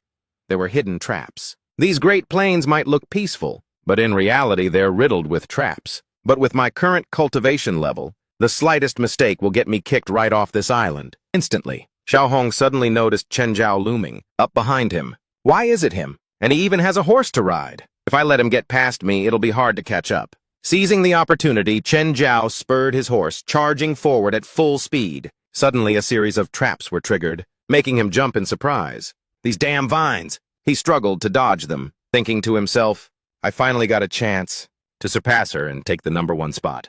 These petty tricks won't be enough to stop me. I just need to deal with this poison gas first. As long as I have my horse. This holy sun will sooner or later finish first in this round. But it was out of this frying pan and into the fire. His horse, unfortunately, lost its footing and fell into a swamp, quickly sinking. He flew into a rage, shouting, "Damn it, my horse!" Hong Tianye, watching his miserable state, let out a smirk. Let's see. Without your horse, how are you going to compete? With me for first place? Oh? Suddenly, Xiao Hong froze as a black shadow zipped past him. Startled, he whipped his head around. Wait a minute. I think something just ran past me. Yet Junlin stopped and turned his head back to look at Xiao Hong. He asked nonchalantly, Oh? Oh, so you're here too, huh? Hong Tianye couldn't believe his eyes. Master, why are you here? I clearly remember you were still standing at the starting line. Nearby, Chen Zhao roared in frustration. On what grounds does this Yi Kunlin guy get to do this? Why, in a fair trial, can he just run around freely like he's on a stroll? This is unfair! Ye Kunlin smiled teasingly. Your master was just afraid of accidentally bullying you kids, so I deliberately waited for you all at the starting line for half a day, you know. With that said, he dashed off, not forgetting to look back and add, It's a pity you kids still have a long way to go. I'll be waiting for you at the finish line! Hong Tianye was in complete shock. Just a moment ago, he had boldly declared he wanted to win first place. But now, not only had he been overtaken, but he was also being mercilessly mocked by his opponent. Chen Zhao was also seeing red. He must be cheating. Why do I have to suffer and endure all these bizarre tricks, while he gets to just casually stroll around like this? Suddenly, both of them snapped out of it. They glanced at each other warily. Then, without a word, they both started frantically rolling the dice. Little Hong thought to himself, even if I can't beat that Ye guy, I can't let myself lose. Second place to anyone else. Chen Zhao was not to be outdone. This is just the first hurdle. We still have a chance. Meanwhile, Junlin had already left them far, far behind, so far away that there wasn't even anyone to chat with. The more you win, the lonelier you get. Those masters who stand at the pinnacle are truly always lonely and desolate. He let out a soft sigh. If I had known, I would have slowed down a bit. And yet, to think there's still half the time left. He glanced at the hourglass, its sands steadily pouring. A faint smirk appeared on his lips. This golden fortune thing is truly a joke against creation. Without a doubt, it will lead to some unbelievable performances in the challenges to come. The island manager's eyes widened, looking as if they were about to pop out of their sockets. What the hell kind of freakish luck does that brat have? He just casually strolled to the finish line this early? Not only is his comprehension absurdly profound, but every single treasure he stumbled upon was a top-grade item, allowing him to breeze right through every zone. The old man began to wonder, could this kid be an illegitimate son of the heavenly Tao or something? In this brutal war for the heavenly Tao, perhaps only those with such terrifying luck even have a chance of survival. Otherwise, sooner or later they'll be crushed by the flow of time and ground to dust, just like the great calamity of the past, a horrifying event where even a figure of his stature was utterly powerless, he mused to himself. And now a young brat has appeared, with such overbearing luck. Could it be that the time for the Kunlun realm to change its fate has finally arrived? Suddenly the old man's gaze froze. His expression shifted from astonishment to absolute fury. Amidst the solemn atmosphere of the trial, Ye Junlin was lounging casually in a chair, nonchalantly munching on grilled meat skewers. Hey, you goddamn brat! What the hell do you think you're doing? This is the ultimate inheritance trial of the Kun. What a big shot. Please, can you give this old man a little face? The other contestants are out there, half dead. So what are you doing enjoying yourself in here? Meanwhile, Hong Tianye was straining himself to avoid the traps. Vines, mud. The man knew. He absolutely could not let this damn thing touch him. With his meager chi-refining cultivation, neutralizing this kind of poison was almost impossible. Chen Zhao, who was nearby, wasn't any better off. His face was pale. Why are these damned vines so endless? That guy named Ye has vanished without a trace, leaving me behind to suffer in this godforsaken place. Little Hong, after struggling for his life, finally managed to drag himself to the destination, and the scene before him made his blood boil with rage. Does this Ye guy think this is his own Misty Peak? To be so carefree and at ease? Chen Zhao was also so angry he was seeing stars. I nearly lost my life. And yet he's in the mood to sit here and have a feast? It's unfair, so incredibly unfair. Seeing him stumble over, Junlin greeted him with a wide grin. Well, well, if it isn't Little Hong. Is your stomach growling? Come over and have a hot skewer. On the outside, Hong Tianye clasped his hands and said, Thank you, master. but inside he was screaming, "Humph! Keep up your act. There will come a time when you'll cry without tears." The remaining cultivators also dragged themselves to the finish line one by one. Every single one of them was in a tattered state. Their clothes and faces were caked with mud. Shui Wuyan, however, was completely speechless. Senior Ye not only passed the trial with ease, but even had the leisure time to roast and enjoy some meat. This unbelievably carefree demeanor is truly unmatched by anyone. Suddenly, Li Wuji rushed out from nowhere, his face swollen, to the point where its original shape was unrecognizable. It even startled Ye Junlin. "Ah, we're finally here. There's grilled meat. Everyone save some for me." Not a single wasted motion. Ye Junlin sent Xiao Li flying with a single kick. He snapped, "Since when are we so close? You just got here and you're already trying to snatch food. Don't you have any basic manners?" Li Wuji lay sprawled on the ground, trembling as he said, Master, it's me, your third disciple." "How could you not recognize me?" He glanced over. Hong Tianye saw him and gave a slight nod of confirmation. Ye Junlin immediately tried to smooth things over. "Ahem! Ayah! I recognized you from the start. I was just testing your reaction time, that's all." Xiao Li looked at the grilled meat skewer, drool pouring from his mouth. "So, Master, is the test over? Can your disciple have the skewer now?" He replied cheerfully, "Go on, eat up. It's not like I, your master, would snatch it from you, right? But if you had been any later, I'm afraid your master would have eaten it all." Xiao Li's face turned pale. "Master, you really have a knack for comforting people, don't you?" Just then, the last grains of sand in the hourglass ran out. A solemn voice echoed. "The results of the first trial are in. Congratulations to the contestants who have advanced. The one in first place will receive a reward, the immortal marrow cleansing art." Ye Junlin calmly accepted the reward. Meanwhile, whispers broke out among the crowd.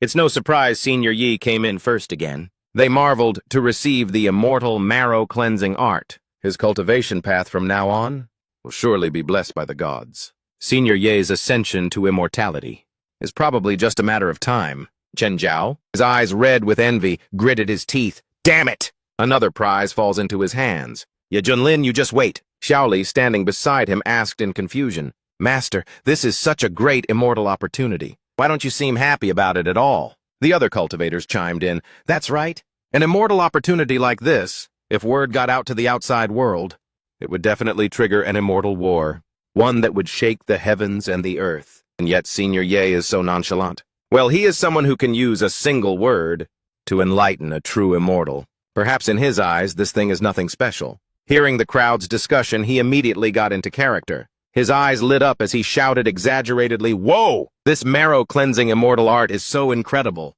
My whole body feels like it's overflowing with power. This is so exciting." The controller of the immortal vestige island was so furious.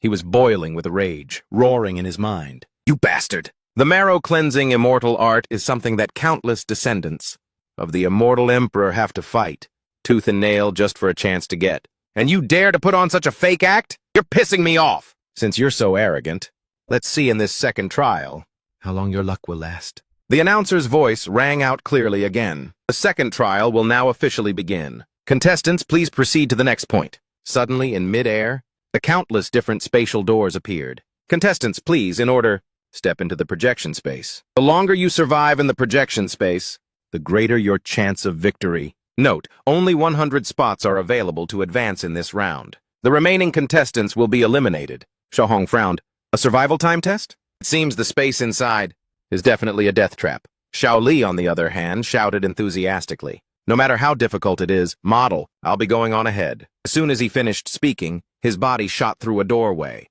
instantly vanishing. He appeared in a space completely filled with trees, dense and overgrown. He raised his own wrinkled hands. In a panic, "Hey, where's my saber?" Li Wuji was utterly bewildered. His once handsome face had now turned into that of a white-haired old man with decaying skin. "Wait a minute, this isn't my body!" Frail, decrepit old man, without a single shred of cultivation in his body. "How am I supposed to survive in a place like this?" The Vanyan Island system announced coldly, "Greetings, contestant. You will role-play as an ordinary old man. Try to survive in this mountain teeming with ferocious beasts until your death. The challenge will end when you die." Li Wuji's face turned purple with rage. "Rampaging beasts?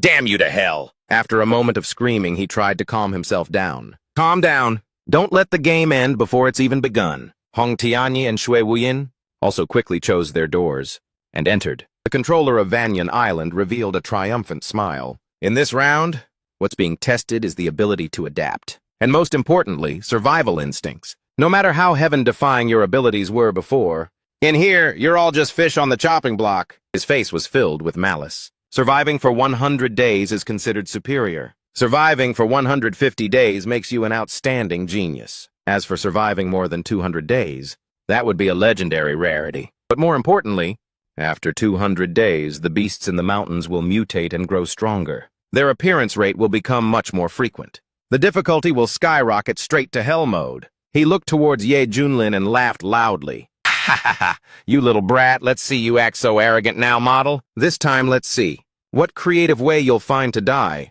in that world. In the second trial space, the first day, Liu Ji went through a trial he'd never forget. His whole body shivered uncontrollably in the bone-chilling cold. This damn weather is going to freeze me to death, he complained endlessly. This decrepit body can't even reach the threshold of chi induction. If back then, I hadn't secretly learned a few breathing techniques from martial artists, a mere mortal would have probably died in this god-forsaken place on the very first day. Looking at the shriveled wild fruits on the ground, he sighed again. In this desolate place, there isn't even a single decent thing to eat. But in the end, he had to pick them up and try his best to chew and swallow with his gappy teeth. This isn't even enough to get stuck in my teeth, but whatever. First, I have to endure. I made Master lose face in the first round. This round, I must prove myself. I have to survive for 100 days no matter what. On the second day, just as he took a sip of spring water, Liu Ji panicked and spat it all out.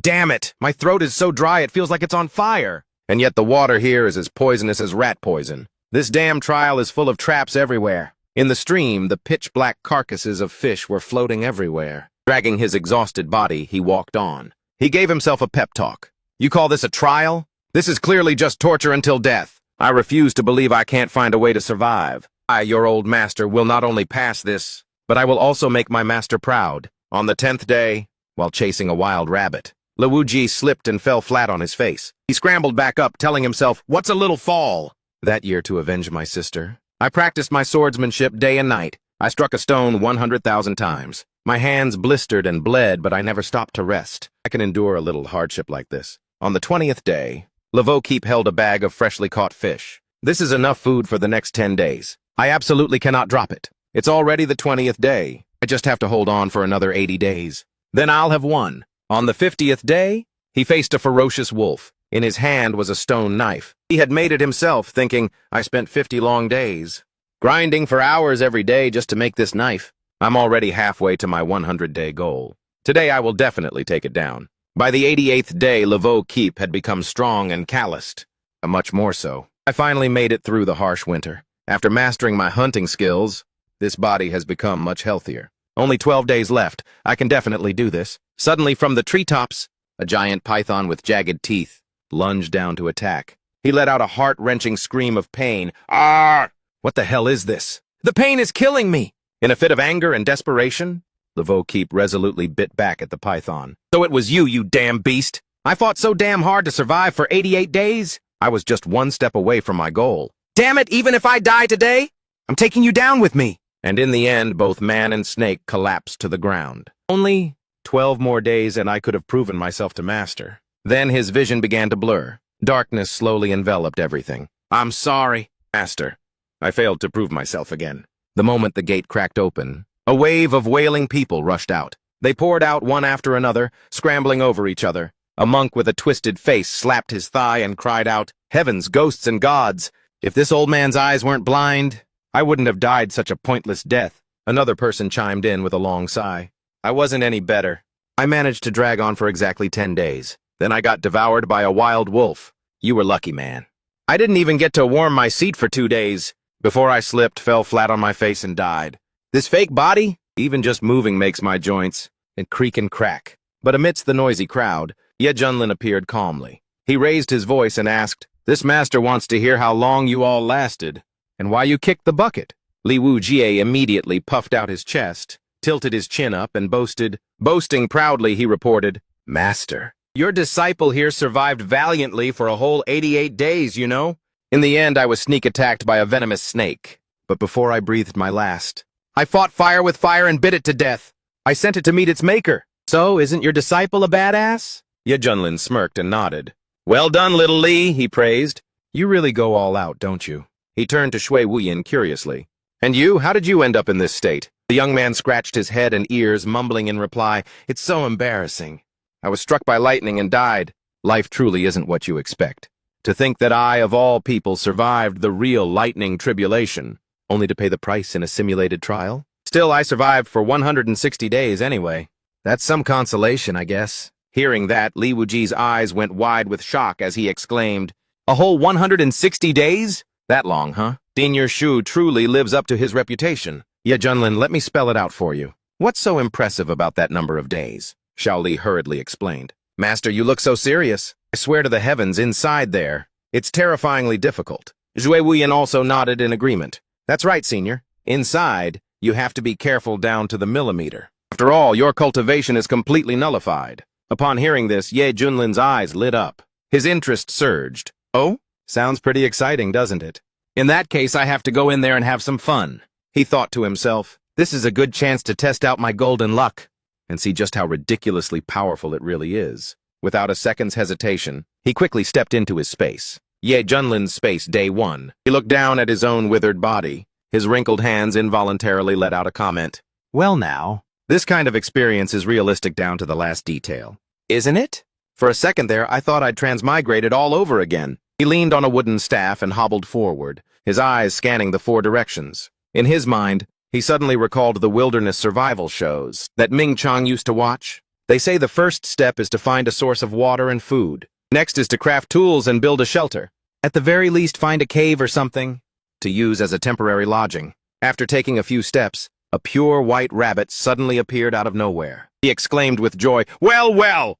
A rabbit! I've barely set foot in here. And there's already food being delivered right to my door? As if it had heard his words, the rabbit suddenly started convulsing. Its eyes rolled back, and it slammed its head straight into a nearby tree, dead before it could even gasp. Ye Junlin's jaw dropped. He was frozen for a good 5 seconds. What the hell kind of move was that? This old man hadn't even made a move yet. And you just offered yourself up willingly? He picked up the rabbit. A wide grin spread across his face. A tasty meal just walked right up to me. It'd be a crime against nature not to eat this. All right, let's find a spot to start a fire and get this feast started. A short while later, the rabbit was cleaned and prepped, lying golden brown on a rack over a blazing red fire. Ye Junlin clicked his tongue in approval as he roasted it. If only I had some rich sauce.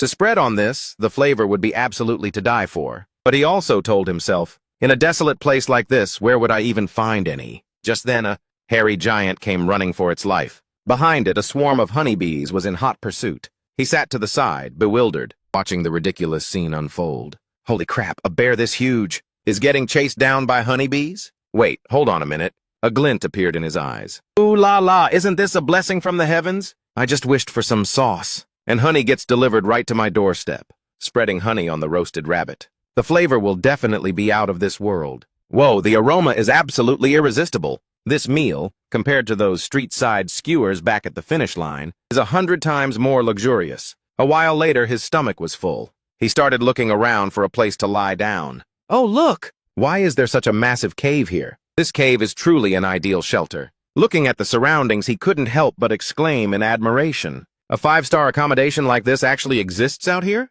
There's even a source of clean water ready to go. This means I don't even need to set up a tent and sleep out in the elements. He thought to himself, could it be that all of this is thanks to my golden fortune? So be it. If that's the case, then I won't be so polite anymore. Day 3. He was leisurely fishing by a crystal-clear stream. Yesterday he feasted on grilled rabbit. Today he needed a change of pace. A meal of fresh fish would be nice and light. Suddenly, the entire school of fish in the stream went into a frenzy. They started competing to leap onto the shore. Quan Lum held a pile of fish in his arms. His expression was a mix of satisfaction and utter helplessness. All right, this is getting ridiculous. You all are being way too proactive with this. This old man came here to experience the harshness of survival. Not to be served hand and foot like this? If this keeps up, I'm going to get soft. For the next 180 days, birds and wild animals were regularly delivered right to the mouth of his cave for Deep Quan Lum to feast on. He even casually planted all sorts of vegetables and fruits around the cave. And so his life passed by in an unbelievable state of peace and comfort. Meanwhile, the controller of Vantine Island was boiling with rage. This trial was designed to be a challenge. A hellish survival challenge. A frail old man was supposed to struggle alone in these desolate mountains, surrounded by danger on all sides. So why the hell did you come in here? And turn it into some high-class resort? Living out your days in peace with more than enough to eat, huh? Damn it, did you come here to retire or something?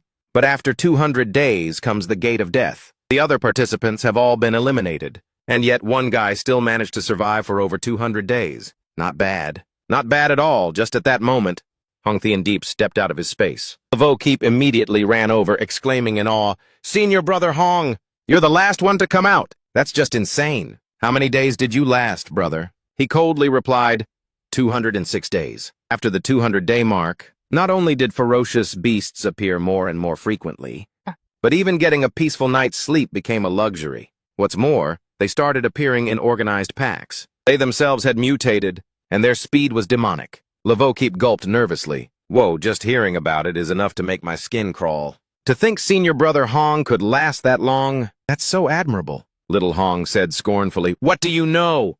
I could have lasted even longer, but the mutations happened too fast. I was ambushed by those damn beasts." He was filled with regret. In the end, I was surrounded by a pack of mutated wolves. An ordinary person definitely couldn't have survived in that situation. But he had used a secret technique from the demon sect to reform his physical body. If I had just been a little more careful, I definitely could have survived for a few hundred more days. Suddenly, another spatial gate slowly began to open. Hong Thien Deep was stunned. "Didn't you say I was the last one? Why is he still in there?" Little Le awkwardly scratched his head.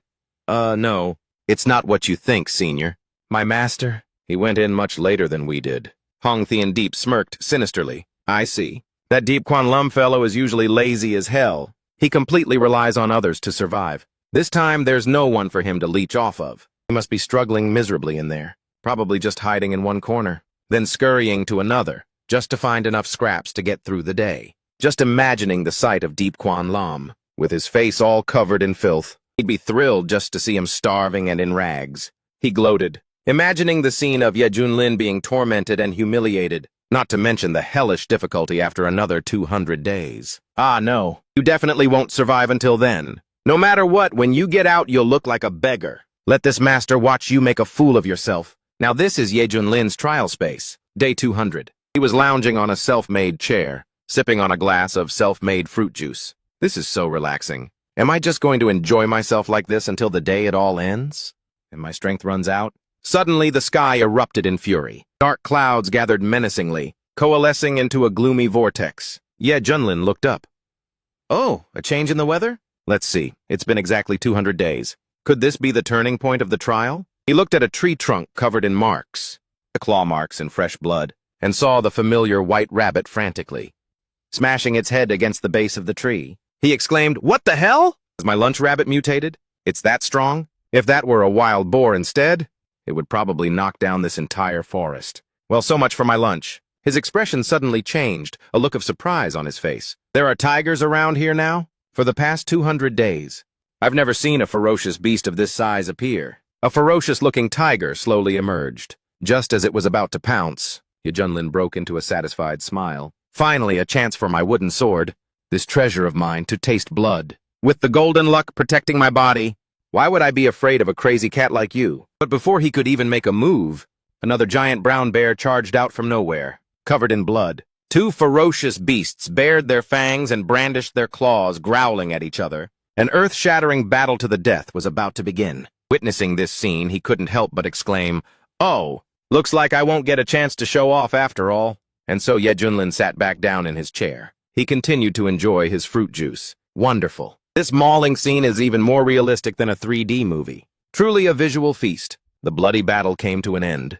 When both animals were heavily wounded, covered in injuries and exhausted, they collapsed. Leaning on his cane, Ye Junlin leisurely walked over. "Not bad, not bad. The bear's hide is thick and warm. It's perfect for making a winter coat. And the tiger's striped pelt would make a fine blanket, adding a touch of luxury to my cave dwelling." The manager of Vontian Island was once again completely and utterly shocked. How could this be happening? This kid's luck. How can it be so ridiculously, heaven-defyingly good? The wild beasts went crazy and slaughtered each other, just so he could reap the rewards without lifting a finger? But he still had another plan.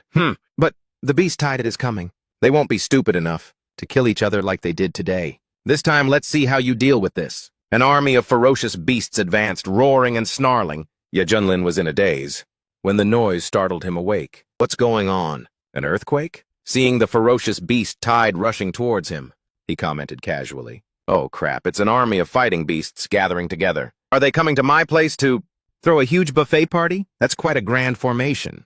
He raised an eyebrow and thought to himself, let's see what you minions are really made of. The manager of Vantian Island sneered, You rotten brat! Just wait to be torn to shreds by the beast army! Suddenly a soft, young voice called out from behind. Grandpa! Oh, Grandpa, Grandpa! Deep Quinlum turned his head in confusion. Huh? Why is there a child's voice here? Grandpa, are they calling me? From high up on the trellis, colorful gourds were continuously making human sounds. He was a bit stunned. Could these be the legendary Gourd brothers? The red gourd spoke again, its voice loud and clear. Grandpa, don't be afraid, we'll keep you safe. He thought to himself, it seems that an old man's diligent gardening, tending to his flowers and plants, isn't just good for his health, both physically and mentally, but at crucial moments, it can also bring about some unbelievable surprises. A giant wild beast, taking advantage of Deep Quinlum's distraction, charged to attack him from behind. The red gourd, as if filled with magical power, shot towards the beast. Don't you dare harm my grandpa! Then it magically transformed into a complete little boy and stomped the monster's head flat with a single kick. Watching from behind, Deep Quinlum couldn't stop slapping his thigh in praise. First brother, my boy, you're incredible. That move was absolutely flawless. Meanwhile, the old island master, who ruled this immortal island, had his jaw on the floor, his eyes wide in disbelief. Damn it all, what the hell is going on? A gourd can actually cultivate itself into a spirit? Right after that, two other mutated spirit beasts also let out a furious roar and charged forward to attack. First brother roared in fury and flexed. His muscles bulged, causing his body to swell up 100 times its size. He roared, You're just a bunch of animals. You dare come here to die? Earth-shattering punches rained down, pummeling the pack of spirit beasts senseless. His face was beaten so badly he couldn't even lift his head. The old island master got the shock of his life. How did this brat get so big? This monstrosity. How can something like this possibly exist? In my trial space? Suddenly, a wild wolf stealthily approached from behind. Baring its sharp jaws, it lunged forward for a sneak attack. Clank! A sturdy arm appeared, stopping its bite cold. You beast! You dare try to sneak attack us? Instantly, the wolf's entire set of teeth shattered into tiny pieces, while the boy's arm was completely unscathed. Another boy in a bright blue outfit appeared. He spat a raging sea of fire from his mouth, aiming straight at the pack of wild beasts. Ah, just die, all of you! At the same time, a boy, who wielded the power of the water element, also made his move. With just a wave of his hand, he submerged the entire horde of spirit beasts in a tidal wave. The boy warned in a loud voice, Don't even think about getting near our grandpa! A powerful shout rang out, and another boy appeared. Ye Junlin clapped endlessly in admiration, truly like the 8 immortals crossing the sea, each with their own vast and unique powers. This is even more epic than some kind of game hack. Ha ha, with a crew of super grandkids like this, around this remote mountain corner. And if I claim to be number 2, who would dare claim to be number 1? Won't I be the ruler of the world? The old island master's face had already turned black with rage. Models, I don't understand a single thing anymore. In the end, is this my domain or his? How can such an absurd ability even exist? The 4 young boys quickly gathered, surrounding Ye Junlin. The boy in the orange shirt spoke up to report. Grandfather, I've already scanned the area with my clairvoyance. Within a 10-mile radius around here, there isn't a single wild beast left. Ye Junlin smiled kindly, patting his head. You truly are my filial grandchildren. With you kids here, I'm truly blessed for 3 lifetimes. But inwardly he sighed. Well, this is just great. Other than dying of old age, I really have no other way to escape this godforsaken place. Day 300. In the days that followed, with the companionship of the Gourd brothers, Ye Junlin officially began his top-tier retirement life. He sat upon his mobile throne, Big Bro's shoulders, leisurely gazing over his kingdom. He couldn't help but exclaim, This feeling of being up high, looking down on everything, it's truly exhilarating. Hey, Big Bro, those birds perched on that tree over there, don't let them go to waste. Day 500. Ye Junlin's life became even more regal, and when he moved into a magnificent castle built by Big Bro himself. Day 1001. Ye Junlin stood on the towering city wall, his gaze sweeping across the 4 directions. In the blink of an eye, so much time has passed. Compared to that place, Kunlun, where all we did day in and day out was fight and kill, the peaceful life in this trial space isn't bad at all. It's as if I've traveled back in time to live a life of leisure. Meanwhile, in the outside world, the cultivators were still gathered in groups, whispering amongst themselves. It's been so long, and there's still no sign of Senior Ye. It's impossible. In a place swarming with mutated beasts like that, how on earth did he manage to survive? It's completely absurd. Li Wuji voiced his speculation. Master is probably still in there. He must have ascended to immortality by now. Otherwise, how could he have lasted this long? Hong Tianyi immediately shot the idea down. Impossible! There's absolutely no way. For all we know, he could be dead and gone in there. Or the dimension malfunctioned, and that's why he can't teleport out. At that moment, Xiao Li couldn't take it anymore. She looked up to the sky and yelled, "Hey, Island Master! Is there something wrong with your trial? Release my master now! Immediately!" An authoritative voice boomed down from the heavens. What the hell would you know? This trial was designed by this venerable one. It has never once malfunctioned. Just you wait, you ignorant little brats! Zaixiao Honglian was startled in disbelief. How can this be? That old geezer, he's actually still alive? An old man with absolutely no cultivation? How? Could he survive in a place that terrifying? For so long? The island master observed from the side, and suddenly burst out laughing. Ha ha! My trial has never had a flaw, but then it ran into a monster like you. Could it be that you'll actually become the first person in history to die of old age in the second trial? Huh? Ye Junlin's 3 trial dimensions, year 25. The Calabash brothers were kneeling around Ye Junlin's bed, their eyes filled with tears. Master, please don't leave us, Ye Kunlin whispered with his last breath. Thank you. Thank you, my children, for being by my side all these years. When I return, I will miss you all dearly. Boo-hoo. Master! The Calabash brothers wailed miserably. With that, Ye Kunlin smiled peacefully. He closed his eyes and passed away, announcing survival duration, cause of death, old age. The island master, who had been observing everything in secret, muttered to himself, unbelievable. He actually became the first person to pass the second trial by dying of old age, to be able to peacefully pass away from natural causes on this mountain of death. Just what kind of monumental and heaven-defying miracle is this? He continued thoughtfully. However, you completed the first 2 trials all by yourself. But this final challenge will be different. All participants will fight against each other. Let me see just how much further you can defy the heavens. At that moment, Ye Junlin gave a refreshing stretch and stepped out of the trial space. The crowd of cultivators, all wearing curious expressions, immediately gathered around him. Senior Yi is finally out. How can he be so calm? When we came out, some of us were in despair, others were filled with resentment. But Senior Ye looked so strangely calm and at ease. Master, Senior, what in the world did you go through in there? Li Wuji rushed forward. Master, you're finally out. How many days did you manage to survive? And how did you finally go? He answered calmly. Me? I died of old age. Everyone was stunned. He died of old age? How is that even possible? In such an incredibly treacherous place, a mountain teeming with wild beasts.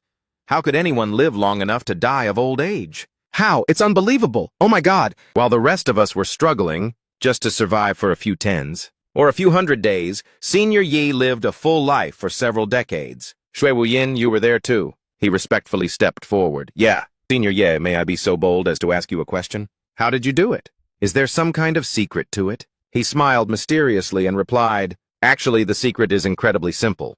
You just need to keep your minds at ease. Plant a few rows of flowers, water a few trees, and then you will harvest 7 magical gourds. From then on, you can just live out your old age in peace. Tit Vong An was a bit taken aback. Is it really that simple? Deep Quan Lum nodded firmly. It is. Everyone once again burst into a lively discussion. In a life-or-death situation like this, how could anyone possibly stay calm and focus on planting flowers? What are these 7 gourds? Are they some kind of treasure? Deep Hong Tien was so angry he gritted his teeth, acting all mysterious. If you don't want to say it, then don't. What's with this profound act? Suddenly, Tuit Vong An had a shocking realization. Could it be? This is the secret way to pass the second trial? Its core isn't about survival, but a test. A test to see if the participant can maintain their composure, their ease and freedom in desperate situations, or not. With that thought, he immediately knelt down. He bowed his head. Senior Dieppe, I have been enlightened. It turns out the path we've been taking was completely wrong. The island master sighed in exasperation. This damn brat managed to fool the whole lot of them again. Whatever, first I'll just give him the reward for the second trial. Deep Kwanlum once again received the blessing. His entire body seemed to emit a brilliant aura. Tule was filled with admiration. To receive the blessings of 2 immortal arts in a row, Master will surely gain an even greater affinity for immortality. His path of cultivation will be even wider from now on. Tu Hung was so jealous that his whole body trembled. Damn it! The rewards for both of the first 2 trials were all taken by him alone, but Deep Kwanlum didn't seem very interested in this reward. It's useless. After all, I have a golden finger. The stronger my opponent, the stronger I get. What's the use of a talent like this? The crowd of cultivators saw his expression and immediately began to speculate. Hey, look, everyone! It seems like Senior Yi is a bit unimpressed. Don't be ridiculous. The senior is definitely just being humble. He doesn't want to be too flashy, just to avoid discouraging us. The island master was boiling with rage. This is a blessing that even an immortal venerable would covet. Why has this brat, for 2 times in a row, acted so indifferent? Does he actually think my rewards are terrible? But he immediately pushed the matter aside. Forget it. I should just quickly start the final trial. This is the trial I am most proud of. A challenge of unparalleled creativity in all the heavens and myriad realms. In the final stage, trial takers ranked outside the top 100 will be eliminated. Watching the cultivators get eliminated one by one, Lawu, Jai felt a bit smug. Although I didn't achieve my goal in the second stage, at least I managed to hang on. How wonderful, Hong Tianye sneered. You say that as if staying here gives you a chance. Just as he finished speaking, an announcement rang out again. Next, please enter the passage in order to begin the trial. The final one. The participants entered the passage one after another. Chen Zhao also appeared at this moment. He schemed to himself, Ye Junlin. So what if you got the blessings from the first 2 stages? This third stage is the crucial one. As long as I win this stage, the inheritance of the fallen immortal island will still be mine.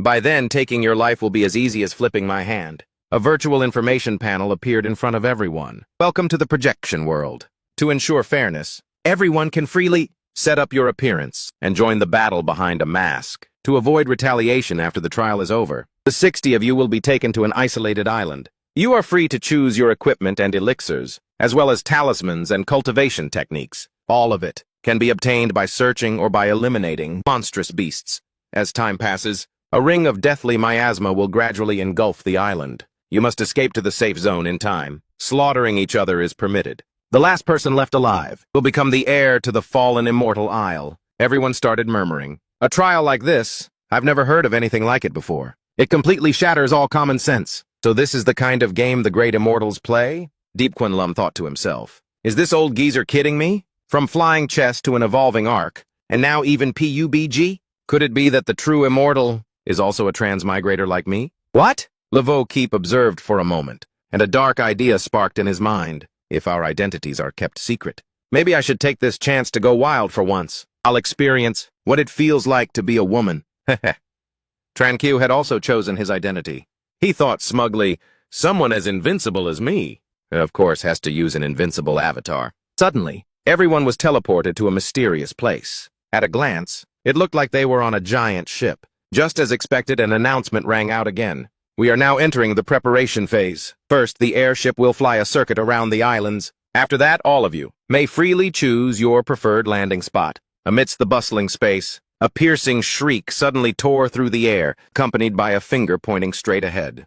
Oh my God, everyone hurry and look at that thing over there! All eyes immediately shifted to the target, and they beheld a brawny, muscular beauty, shyly clad in a deep violet cheongsam. She looked so peculiar that one couldn't bear to look directly at her. The Wu Ji, in his new form, cleared his throat and spoke with full confidence. Ha! Surprised, aren't you? There's no way any of you could guess who I am, right? However, a familiar voice rang out from behind her, making the lady jump in shock, nearly scaring the soul right out of her body. Ha! You damn I never knew you had such a perverted hobby. Fuji's heart pounded and his legs trembled as he hastily spun around, vehemently denying it. I am not a Li. Don't you go making baseless accusations. The young man before him just shrugged and replied nonchalantly. Can you guess why I was able to recognize you? Upon hearing this, little Li's face turned pale. He stammered, This solely honored senior brother Hong. We're all on the same side here. Did you really have to be so serious and scare me like that? Hong Tianyi pressed his advantage even further. He crossed his arms and smirked. Honestly, I never realized your taste was this intense. Just imagine, if this appearance of yours were to be discovered by outsiders, wouldn't it become the most brilliant stain on your glorious life? Little Lei was so furious he could spit fire. Stop threatening me! Where's your proof? Are you just going by this name floating above my head? That's just a wild guess. As long as I don't admit it, who the hell is gonna know who I am? In another corner of the ship, another character was also shining in his own way, becoming the center of attention and frustration. The crowd murmured restlessly, "Damn it, that bald head over there. It's so shiny it's blinding my eyes. Who the hell is this guy? He has such a clueless look on his face. But why does he look so damn punchable?" Hong Thian Deep also glanced over, making a comment. That aura of his really gets under your skin.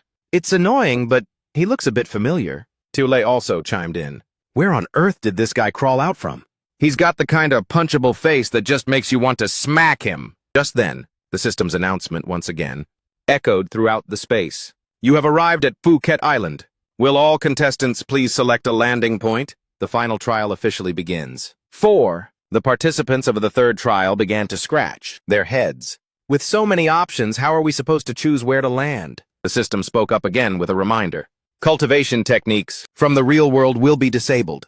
All new techniques must be acquired at designated locations. Choose your landing point wisely. Good luck, everyone. See you on the ground. Laveau Keep's eyes lit up as he declared boldly, In that case, Chaotic Blade Valley will be my starting point. Senior brother Hong, where do you plan on going? Hong Thian Deep scoffed. I'm not an idiot like you. Showing your hand so early? Tu Lei beamed. Haha, don't tell me you're afraid that I might send you to the afterlife before you know it. Hong just waved his hand dismissively and turned to leave. You?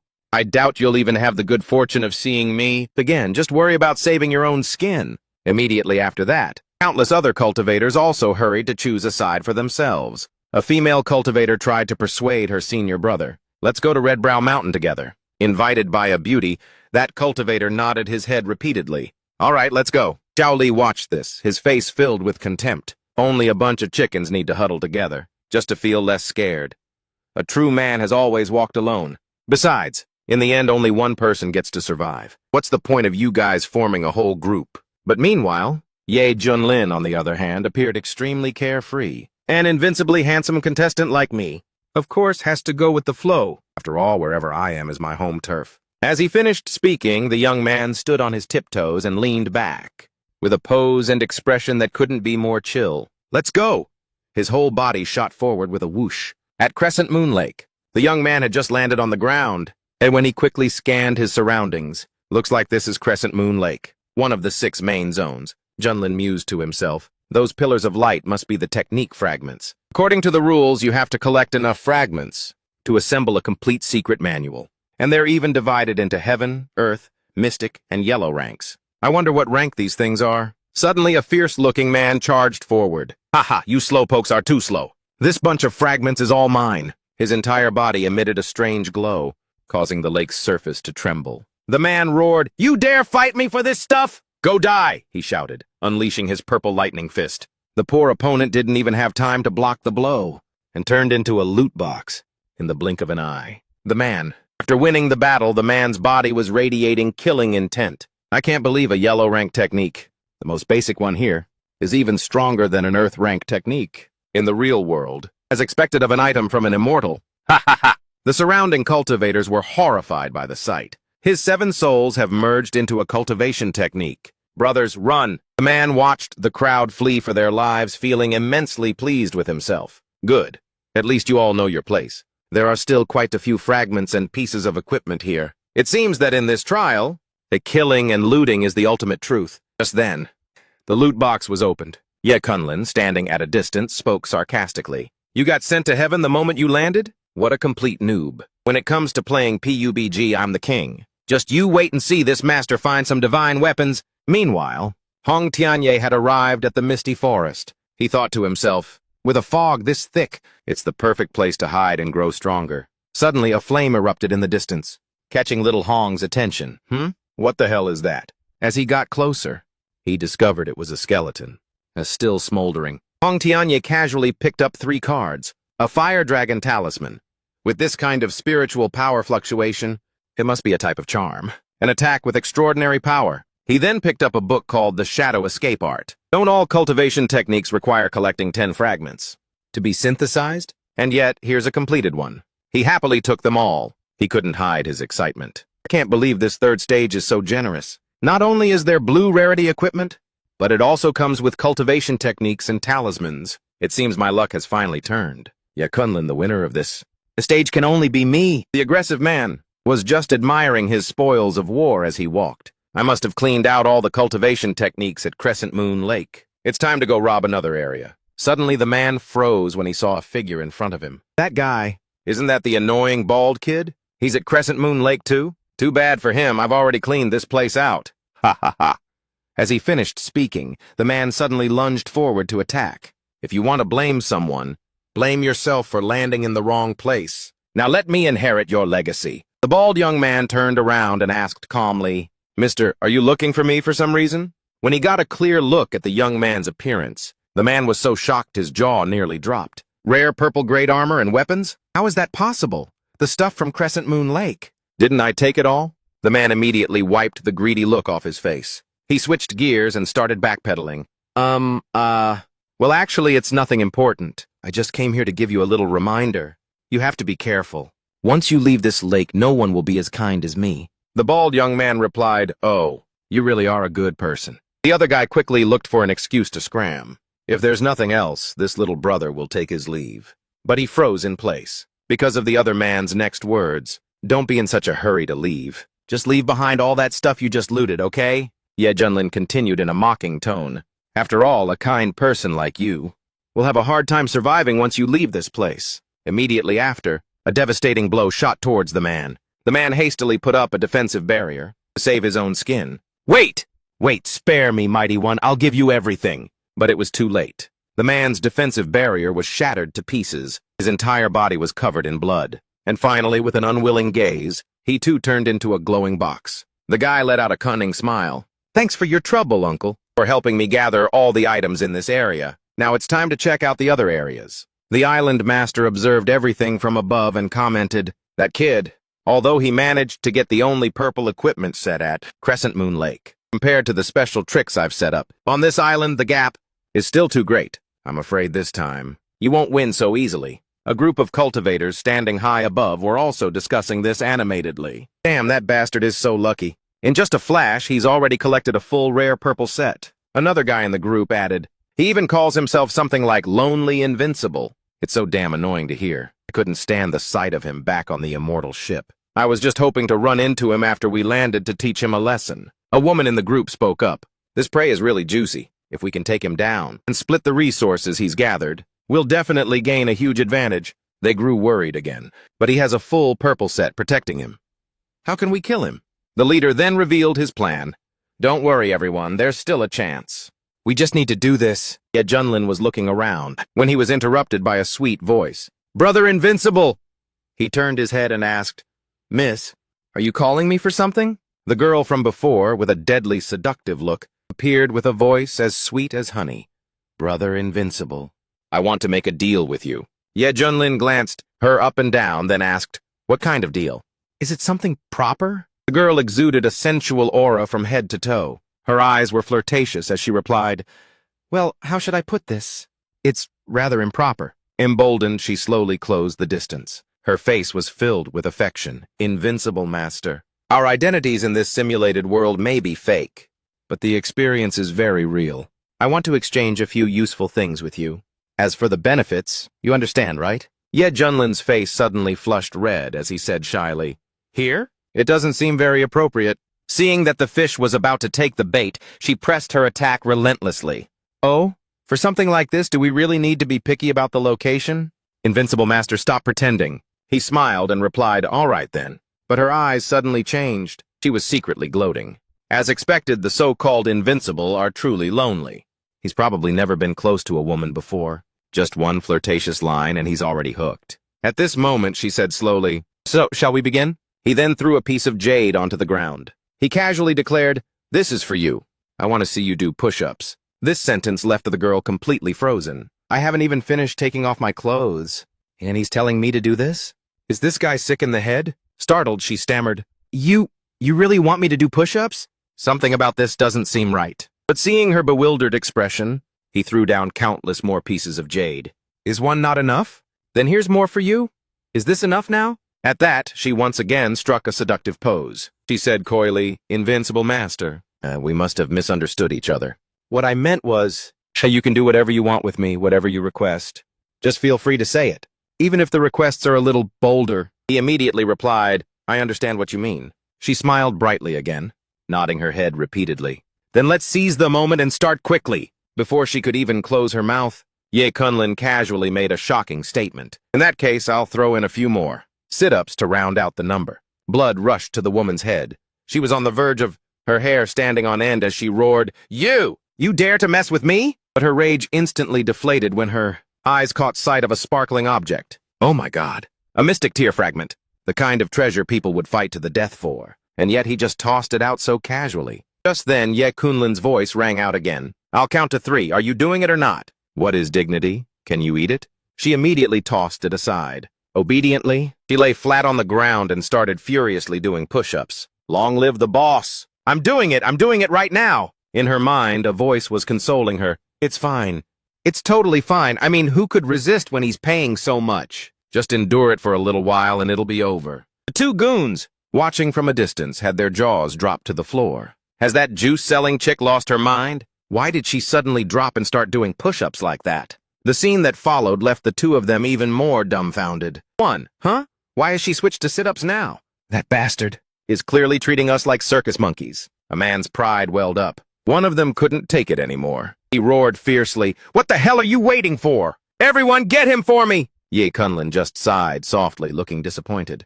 2. Why so impatient? We've only done a few warm-ups and you're already losing your temper? At the same time, the girl also felt utterly humiliated. She sprang up and charged forward to attack. "You dare trick me? I'll kill you!" The guy just lazily swung his sword once, muttering to himself. Everyone's in such a hurry. Before the woman could even register what had happened, was sent flying backward by an invisible force. The man carrying the mace also let out a roar. A world-shattering, mountain-shaking dragon slash. But what greeted him was a streak of Ye Junlin's cold sword light. The mace shattered into pieces, and its owner, with a pop, turned into a loot box. The last accomplice trembled as he witnessed the scene, muttering to reassure himself, "Low-grade heaven rank. Nothing to worry about, it's just a sword technique. If we brothers coordinate well, we can still send him to his grave.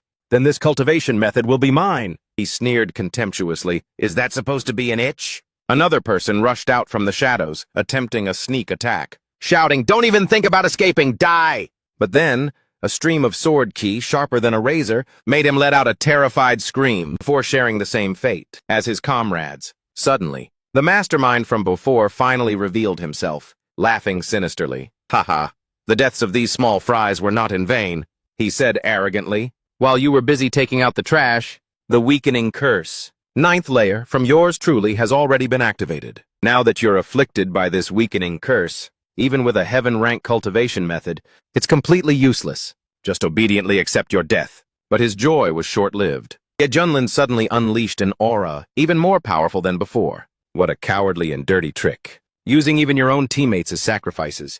Too bad for you. This old man always keeps a purification on hand. The other guy's face went pale as a sheet. What? How do you have a purification?" He and the surviving woman hurriedly kowtowed. "Wait, big brother. Invincible big brother, please don't kill us. I offer my entire fortune to you, big brother. Big brother, spare my life. After the trial is over, I will serve you with all my heart. I guarantee you'll be on cloud 9. Ye Kunlun shot them an ice-cold glare. Then he slammed his sword into the ground. An electric current instantly spread out around him. "Serve me?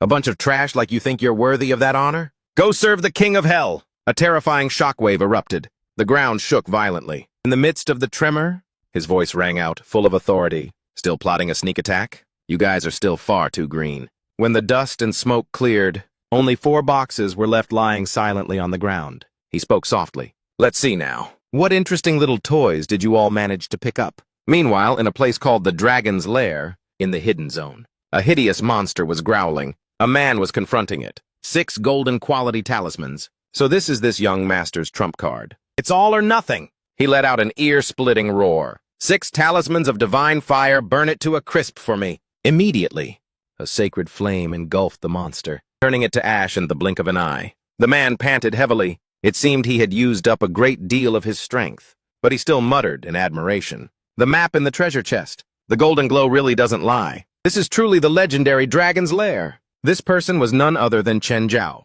He laughed like a madman, an irrepressible joy. As expected, I, the Holy Sun, am the child of destiny. No force can stop me from rising. He confidently stepped deeper into the mountain crevice. The scene that appeared before his eyes, leaving him both shocked and utterly ecstatic. This is the power of the divine dragon. I finally obtained it. Even someone wearing a full set of epic gear wouldn't be able to withstand a few of my blows. I, the Holy Sun, am invincible. High above, the island master was observing everything through a mirror. His expression held a hint of surprise. Oh? So someone actually managed to find the little toy that I casually left behind all those years ago? Could it be that this time's successor is him? He smiled faintly, his gaze turning in another direction. Ye Junlin, let's see how you'll handle this. Meanwhile, with the ancient sword clan, Shui Wuyin was dancing, with his sword like a soaring dragon and a dancing phoenix. Every single strike, pulsed with heaven-shaking, earth-shattering power. This level of sword intent, fit for a sword immortal. It can't possibly be real. The grunts facing him could only scream internally. Why in this damn virtual world? Is there someone who possesses such genuine power? To such an absurd degree? Please, Lord Sword Immortal, spare my life. But their prayers were clearly sent to the wrong address. Before long, the entire group was graced by Shui Wuyin and sent straight to the afterlife. The trial on Fallen Immortal Island was entering its most intense phase. The cruel circle of death tightened with every passing moment. The merciless countdown ticked on. From Chaos Blade Valley, the Red Brow Mountain, to the East Ice Glacier, Crescent Moon Lake, or the Misty Forest. All of them were arenas of life and death. You either die or you become the one who dictates the rules of death. Shui Wuyin glanced coldly at the screen, calculating every second as the death circle began to shrink. Although the ancient Sword Clan's faction was considered safe for the time being, but to face the special care that was to come, finding a reliable war steed is the #1 priority. Just then, a roar that shook the mountains and forests echoed from afar. Shui Wuyin snapped his head around. His eyes shone brightly. He grinned excitedly. Judging by that roar, that is definitely the roar of a ferocious tiger. But if I can manage to tame it, it'll surely be a badass mount. As soon as the words left his mouth, he dashed off, riding the wind. At the same time, in Chaotic Blade Valley, a giant eagle was circling in the sky. On the ground below, a man had just defeated his final opponents. He was looking up at the sky, laughing vilely. Ha ha, this huge bird is mine. With it, I won't be afraid even if the death key ring is right on my tail. Just as he was savoring his victory, Li Wuji slowly approached, his tone nonchalant. I've already laid claim to this eagle. The other guy's face turned pale as a sheet. His tongue was tied and he began to stutter. The other man just flashed an excited smile and swung his blade. A slash from the earth-splitting saber art shot out. The other guy vanished before he could even utter another word. Obviously, a divine beast like this eagle can only be owned by the strong. Li Wuji looked up, admiring the giant bird with eyes full of satisfaction. Big enough, majestic enough to make the world go cross-eyed with envy. I like it, Eagle, let's go. Let's do a few laps and give the world a show. Back in the misty forest, a dazzling streak of light suddenly ripped through the darkness, carrying with it a terrifying surge of power. The people below looked up, their mouths agape and their eyes wide in shock. Good heavens. Isn't this the legendary treasure? The whole group hurriedly gave chase until dawn. With a commotion this big, I bet it has to be epic-grade equipment inside. Hurry up, brothers, before someone else snatches it. One of them offered some reassurance. There are 6 of us here. Who would dare try to steal from us? The one-eyed guy next to them sneered, but in his mind he was already secretly plotting. Once I get my hands on that epic gear, who needs a bunch of useless trash like you anymore? Later, I'll have to find a way to send them to meet their ancestors. Keeping the treasure all to myself, that's the real prize. Before long, the whole group had landed right near where the streak of light had touched down. The guy standing next to the one-eyed man was still giddy with excitement. Is this the legendary treasure? Wham! Wham! Without a word, the one-eyed man suddenly threw a devastating punch right in his face. Then he roared, "What are you looking at? This belongs to me!" The girl in purple and the remaining guys were frozen for a good 5 seconds. Stunned, she pointed a finger. You? How dare you sneak attack old Lee? What are you trying to pull? The one-eyed man let out a cold snort. He couldn't be bothered to act anymore. You already know the answer, so why pretend to be naive? A treasure of this caliber, of course, must be kept for myself. The whole group, they never expected him to turn on them so quickly. They could only choke out a single word in stunned silence. You! The one-eyed man pulled out his gleaming weapon, a smug look on his face. Purple-grade equipment, an earth-rank, high-grade cultivation method. In old Lee and I had it all. Now that he's gone, do you really think I need to show any respect to a bunch of small fry? Like you? As he finished speaking, he waved his hand and summoned a giant demonic bear. Ham Tien Bao, take care of them all for me. Hiding behind an ancient tree, Hong Tianye toyed with the fire dragon talisman in his hand. He clicked his tongue and sighed. This trial is truly a harsh crucible, a place where the strong devour the weak. In a world where the strong devour the weak, there are still naive fools who trust their teammates. What a joke. Meanwhile, the one-eyed man, after having cleaned house, threw his head back and let out a maniacal laugh. Ha ha ha! From now on, all the treasure is mine alone. In the blink of an eye, Hong Thien Deep had already appeared looming behind him, along with a blazing fire dragon talisman. His voice was as cold as ice. If you're going to be a lamb, you should have the self-awareness of one. And you dare dream of taking the treasure all for yourself? Are you even worthy? The one-eyed man jumped and spun around. Veins bulged on his forehead. It's you! So you were hiding here this whole time. You despicable, shameless coward! Hong Thien Deep shrugged, scoffed, and retorted.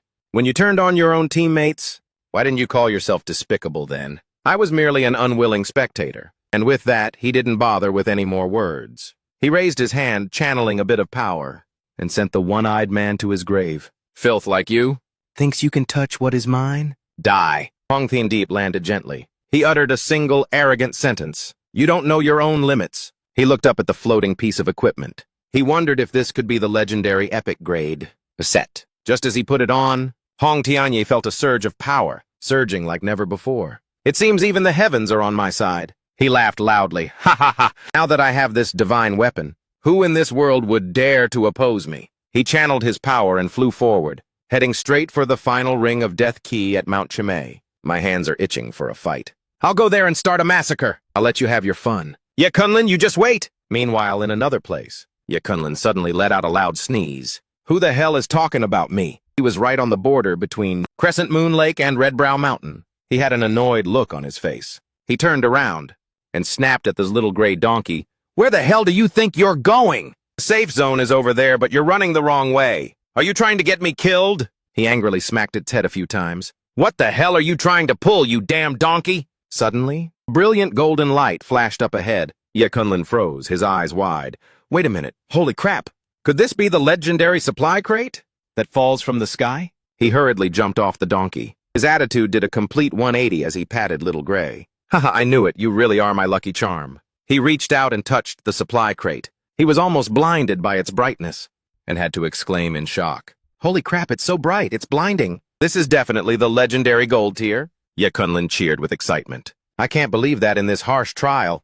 There's such good loot. This is going to be awesome. Meanwhile, at Red Brow Mountain, the number of remaining survivors was 40. Zhui Wuyin calmly rode in on a majestic white tiger. His imposing aura made the people hiding in the bushes cautiously peek their heads out to look. They whispered to each other. The white-robed sword saint, it's him, Zhui Wuyin. Look at his mount and the gear he's wearing. It's all purple tier or higher. Don't be stupid and mess with him. Let's just steer clear of him for now.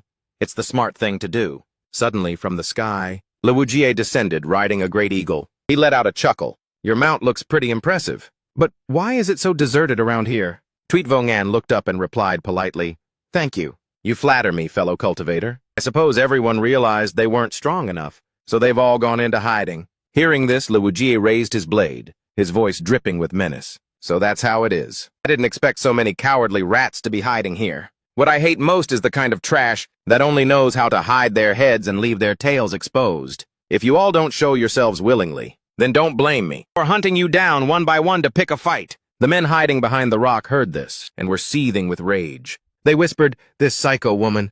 She was already getting on my nerves back on the ship, and now she has the gall to lecture us. We respect Senior Tuyet, but what right does she have? Hey, how about we brothers team up and take both of them down for good? Tweet Vongan heard Lewujie's words and drew his sword, showing his complete agreement. Fellow cultivator, you are truly a straightforward and noble person. I also can't stand these cowards who hide in their shells. Since we share the same ideals, why don't we join forces and wipe out this swarm of vermin? Luigi landed on the ground, gathered his power, and declared, "Excellent! After I wipe out these small fries, you and I will have a proper duel to see who's stronger. That is a battle worthy of true cultivators." Without another word, he swung his blade, unleashing a powerful wave of energy. The aura was overwhelming. "You cowardly rats! If you don't hurry up and drag yourselves out here, you'll be buried alive in there." Unable to take it anymore, the hiding group rushed out all at once. "You're pushing it! Kill every last one of them!" Tweetvongun couldn't wait any longer either. He unsheathed his sword. A bone-chilling wave of cold air swept through,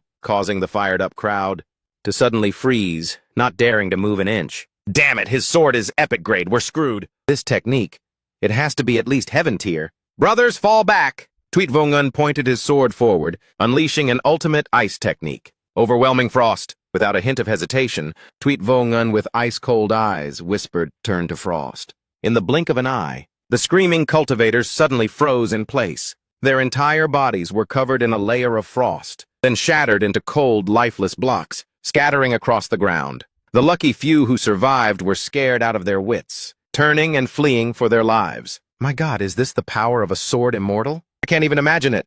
If I ever met a real sword immortal in person, I'd probably die from sheer despair. So terrifying. Run! How the hell are we supposed to fight this? Let's get out of here while we still can. But from the very beginning, Tweetvongun had no intention of leaving a single one alive. He pursued them relentlessly, his voice ringing out with menace. "You little rats, think you can run?" And obviously, no one could escape the Grim Reaper's blade. Just then, Lavokeep finally spoke. His tone was calm yet challenging. "The trash has been taken out. Now it's time for our main event." Suddenly, a sense of unease flashed through him. Tweetvongun immediately took a defensive stance. Wait, did one get through the net? He swung his sword forward, shouting, "Who's skulking around in there? Get the hell out here!" From within the hazy mist, Hong Thien Deep slowly emerged. He stood with his arms crossed, looking more arrogant than anyone. "Haha, how very interesting. You're certainly worthy of the name Sword Immortal. Your senses are even sharper than those who practice the blade." Standing to one side, Lavokeep's face darkened upon hearing this. Damn it, who the hell is this bastard talking about? Early in the morning, Tweetvongun glanced at the equipment on Xiaohong. A trace of wariness couldn't help but rise in his heart. I have to be careful. This guy is wearing a full set of epic-grade equipment. I'm afraid he's even tougher to handle than me and my Ice Soul sword. Hong Thien Deep's gaze gradually turned sharp and cold. He had originally planned to wait for the two of them to slaughter each other, and then swoop in to reap the rewards. But since you all forced my hand and made me show myself early, then don't blame me for being cruel. I'll send you both on your way with my own two hands. He smirked, glancing over at Lavokeep. Oh, that's right. You're not going to jump in and help him later, are you? Tweetvongun immediately looked at Lavokeep with suspicion. What do you mean by that? Could it be that you know her true identity? Lavokeep jumped, his heart pounding. He hastily roared to hide his flustered state. Shut your mouth! If you dare spout another word of nonsense, this won't end until one of us is dead. He cursed inwardly. If my identity gets exposed, this will be a stain that follows me for the rest of my life. Hong Thien Deep thought to himself. I can't believe this guy is so obsessed with saving face. Fine, all right. We're Marshall brothers after all. But who do you think you're trying to scare? As if I'd be afraid of you. If you've got the guts, then just wait. We'll have a one-on-one duel later. Hearing this, Xiaolei breathed a sigh of relief, thinking to himself, luckily, eldest Marshall brother is still giving me some face. Well then, I'll just go with the flow. He quickly replied, fine, I'll be waiting. Tweetvongun had already started to vaguely figure something out. It seems these two actually know each other. That woman. Who is she to be so concerned about her identity? Not wanting to waste any more time, he issued a challenge. Enough talk, let's see what you've got. Xiaohong, not one to back down, immediately retorted. Fine. Let me see for myself just how powerful this sword immortal truly is. Just as the battle, hanging by a thread, was about to erupt, suddenly both of them froze. An immense power suddenly surged from beneath the ground, stopping their fight. The moment this energy appeared, it caused a violent tremor. A colossal pillar of light shot straight into the sky like a bolt of furious lightning. Shui Wuyin and Hong Tianye were both stunned, staring towards the center of the explosion. Through the hazy smoke and mist, razor-sharp spikes slowly emerged, followed by a grotesque, scaly tail. Chen Zhao appeared in a completely different form. His entire body radiated an overwhelming murderous aura. He arrogantly declared, "Stop this at once, for this holy sun! This holy sun does not want a victory. that lacks the joy of slaughter. All of you will become stepping stones for my greatness. Hong Tianye was terrified. This aura, it's too powerful. And what's with this monstrous form? He frowned and asked, Who are you? Chen Zhao let out a horrifying laugh. Who am I? This holy sun is the child of heaven's mandate. The heir of Wen? Xian Island, Xiao Hong warned. Don't be so arrogant. Do you really think you're invincible? Chen Zhao stated with absolute certainty, precisely. This holy sun is invincible. Those sets of epic equipment you're all so proud of are nothing but a pile of scrap metal before me. Nothing more, nothing less. Thienjiep couldn't believe his ears and immediately retorted, Then I shall help you wake from your dream. At the same time, Laveau Keep proposed, This guy's power is just too bizarre. How about we temporarily join forces and take care of him first? Tweet Vong'an agreed without hesitation. I had the same idea. Tiu Hong was the one to strike first, but Tran Qiu had no intention of holding back either. The energy he unleashed created a small tremor, making it impossible for Hong Tiandeep to get any closer. Even Tweet Vong'an was astonished. Such a powerful blow. If I were to face that head-on, I'm afraid it would be difficult to retreat in one piece, Tran Qiu said scornfully. Is that all you've got? In his hand, a sphere of energy was gradually taking shape. This time, even Tio Hong was shocked. What? That was a full-powered blow from an epic-grade weapon. So why is he completely unscathed? Tran Qiu sneered. I already told you. The things you people call epic-grade equipment are nothing but garbage in the eyes of this holy sun. With that, he immediately launched a counterattack. Hong Tiandeep gave his all to defend against it, but he still couldn't withstand the blow, and coughed up a mouthful of fresh blood. Just at that critical moment, Tuyet Vong'an rushed in to save him. He used his Arctic ice sword in tent formation to block the next attack. Hong Tiandeep was bewildered, and asked, Where does your power come from? Laveau Keep chimed in as well. That's right. By what right can you transform? When we can't. Tran Qiu answered arrogantly. I've told you already. This holy sun is the child of heaven's mandate. The one destined to inherit Asking Heaven Island. You mongrels. And how dare you even dream of contending with me? Laveau Keep could not stand it any longer, and charged forward to attack. The thing I hate the most? It's that arrogant tone of yours. Blade that cleaves all creation, water that severs the flow. Ah, you rotten brat! A single slash. A blade of light shining like divine judgment was unleashed. Chen Zhao was furious. With a single palm strike, he sent Xiao Li flying for a whole kilometer. An ugly thing like you dares to even approach this holy sun? Just then the great eagle, Li Wuji's mount, let out a roar and charged forward to avenge its master. But before it could even touch Chen Zhao, it was restrained by an invisible force he controlled. Its entire body convulsed in agony. A mere feathered beast dares to be insolent before me? The last word he uttered was die, and the great eagle was crushed into pieces, its body completely obliterated. Blood-soaked feathers fluttered down in front of Li Wujie. This tragic sight completely shattered his sanity. He let out a savage roar. My Diao Bao! I'll kill you! I'll kill you! Li Wujie roared and shot forward, unleashing his signature move with a smug look on his face. Come on, enjoy this special appetizer that I prepared from 8 high-grade talismans. He gleefully believed that. With the demonic combination of 6 weakening talismans and 2 scorching talismans, his opponent, even if he had 3 heads and 6 arms, would have to suffer a bitter defeat. The flames of Chen Zhao's anger flared violently. His aura surged. How audacious! You dare try to sneak attack me, the Holy Sun? Are you tired of living? As he spoke, a wave of earth-shattering power was unleashed by him, aimed directly at the troublemaker. Knowing he was no match, Li Wujie swallowed his pride and called out to the 2 brothers behind him. Quickly avenge my beloved eagle! Zhue Wuyin and another sword cultivator immediately joined forces. Sharp sword energy thrust forward, seizing the moment of his weakness to land the finishing blow. At the same time, Hong Tiandeep didn't miss his chance. A spear thrust out, carrying the destructive power of a ray beam. Faced with 2 streams of power attacking at once, Tran Qiu didn't flinch at all. Instead, he let out a scornful sneer. You people think that you can deal with this saint with just these petty tricks? How utterly delusional. He roared, and a terrifying energy,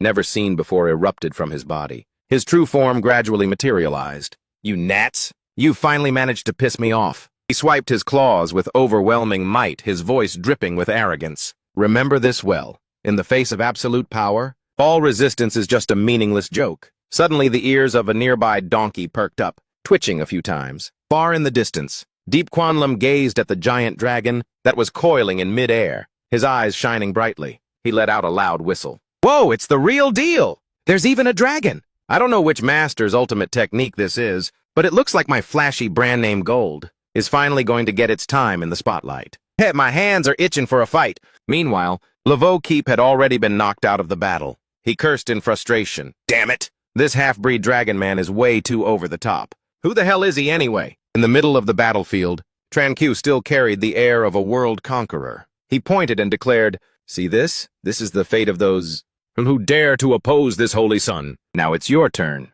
The crowd of onlookers felt a chill run down their spines just from watching. This dragon man form is truly terrifying. He looks just like a reincarnated demon dragon, ferocious and brutal. Compared to him, the other sword immortals, even if they were equipped with epic gear from head to toe, were nothing more than gnats buzzing before a hurricane. Hong Thien Deep gritted her teeth. She clenched her fists. How the hell did he transform into this horrifying form? Tweet Vongan's voice was filled with caution.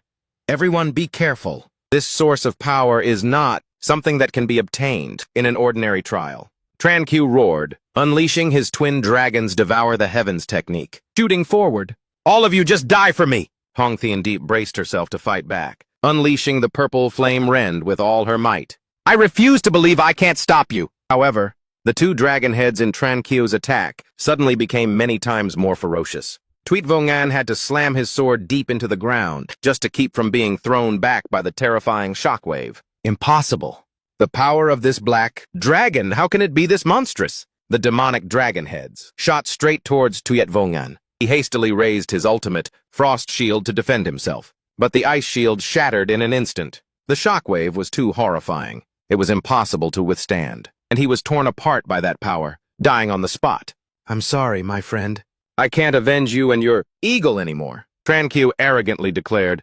The trashy inheritances and equipment that you all are so proud of aren't even worthy of this holy sun using his dragon claws on. Hong Thien Deep bit her lip so hard it bled. His eyes were filled with damn unwillingness. Could it be that the great immortal destiny was truly meant for him this time? Chen Zhao threw his head back and let out a wild laugh.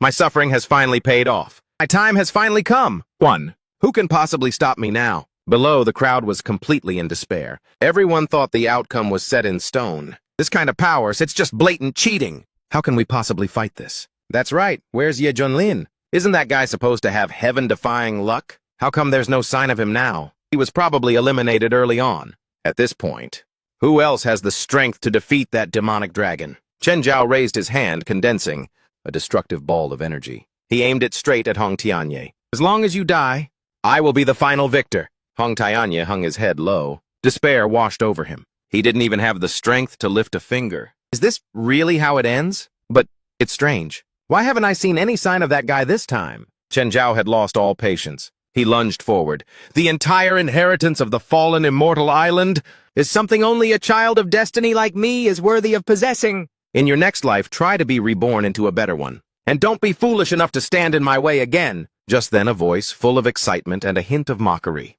rang out from the distance. Well, well, well. This game even has a little dragon man to play with, huh? Chen Zhao froze. His sharp gaze swept towards Ye Junlin. There's still one left alive? Hong Tianye was stunned. He recognized him as the bald guy he'd met on the immortal ship. But this familiar, somewhat shameless aura, could it really be him? Facing everyone's gazes, Tran Q Ving boasted arrogantly. You country bumpkin, what hole did you crawl out of? This saint is now the great Dragon King. The onlookers were both confused and amused. They started whispering amongst themselves. Where did this bald dude come from? He dares to provoke the demon dragon? He must have a screw loose. Showing his face now is no different than handing over his life. Why didn't he just hide and secure his second-place position? Hearing this, Dep Quan Lam burst out laughing. His tone was full of sarcasm. Oh, no. Unbelievable. Just by putting on a new skin, you're already delusional enough to think you're the real Dragon King. You're getting a little overconfident, young man. Tran Q roared in fury. A world-shaking roar, and then he charged straight forward. You monstrous demon! Die for this saint! Hong Thien Deep only had time to let out a gasp, while the crowd, enjoying the show, covered their eyes in fear. That dragon claw is terrifying! The bald guy is definitely going to be crushed into a pulp. It's too brutal, I can't watch! But before Tran Q could even touch his opponent, a violent blade aura slashed through the air. Swish! Tran Q clutched his bleeding arm in pain. He let out a scream of disbelief. As he hurriedly tried to heal his wound, He glared at Deep Quan Lam. I am the Dragon King, an existence chosen by destiny itself. How could your shabby blade possibly injure me? Hong Thien Deep's eyes widened in astonishment. She exclaimed, a golden legendary. That's the highest grade weapon. The other two trial participants were also utterly bewildered. We've turned all 3 zones upside down, and only managed to pick up a few epic fragments.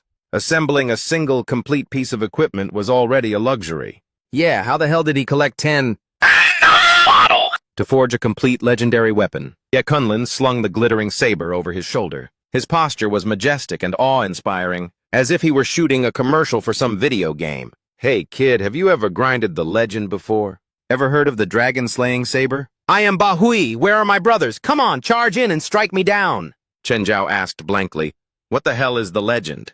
And who the heck is Ba Hui? What nonsense are you spouting? He roared, and then it suddenly dawned on him. Wait a minute, dragon-slaying saber? Could it be a weapon specifically designed to kill dragons? Isn't that... That means... Hong Tianye stared intently at Ye Kunlun. That familiar silhouette and those cryptic words, along with that heaven-defying weapon. A realization suddenly flashed in her mind. It's him! It's definitely him! Outside, Li Wujie also came to the same conclusion. He clenched his fists, filled with excitement. This aura, it can only be Master! Master, you must avenge your disciple. The white-haired old man nodded firmly. With such heaven-defying luck and power, it's certainly no one other than Ye Kunlun. The girl in purple was overjoyed. I told you so, there's no way he could be eliminated so easily. Turns out he was hiding an ace up his sleeve. Chen Zhao gritted, his teeth so hard they audibly ground together. He couldn't hold back any longer. He unleashed all of his remaining power, determined to fight Ye Kunlun to the death. I don't believe it! I am the son of heaven's mandate! This inheritance must be mine! He transformed into a dragon, even more majestic and colossal than before. He roared, the final victor must be me! Outside, the big-faced guy exclaimed in shock, good heavens! That demon dragon can still transform again?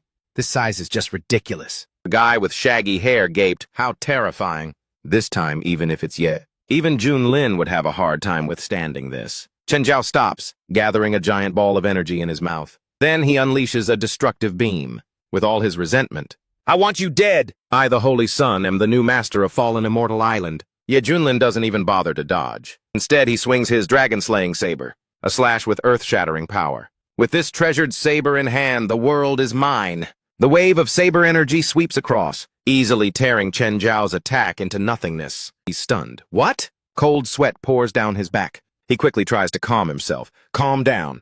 Besides that legendary weapon, the rest of his gear is just some crappy purple tier stuff. If I can just find an opening, I still have a chance to win. Chen Zhao once again unleashes. His twin dragons devour the heavens skill. But Ye Junlin just casually flicks his saber and neutralizes it.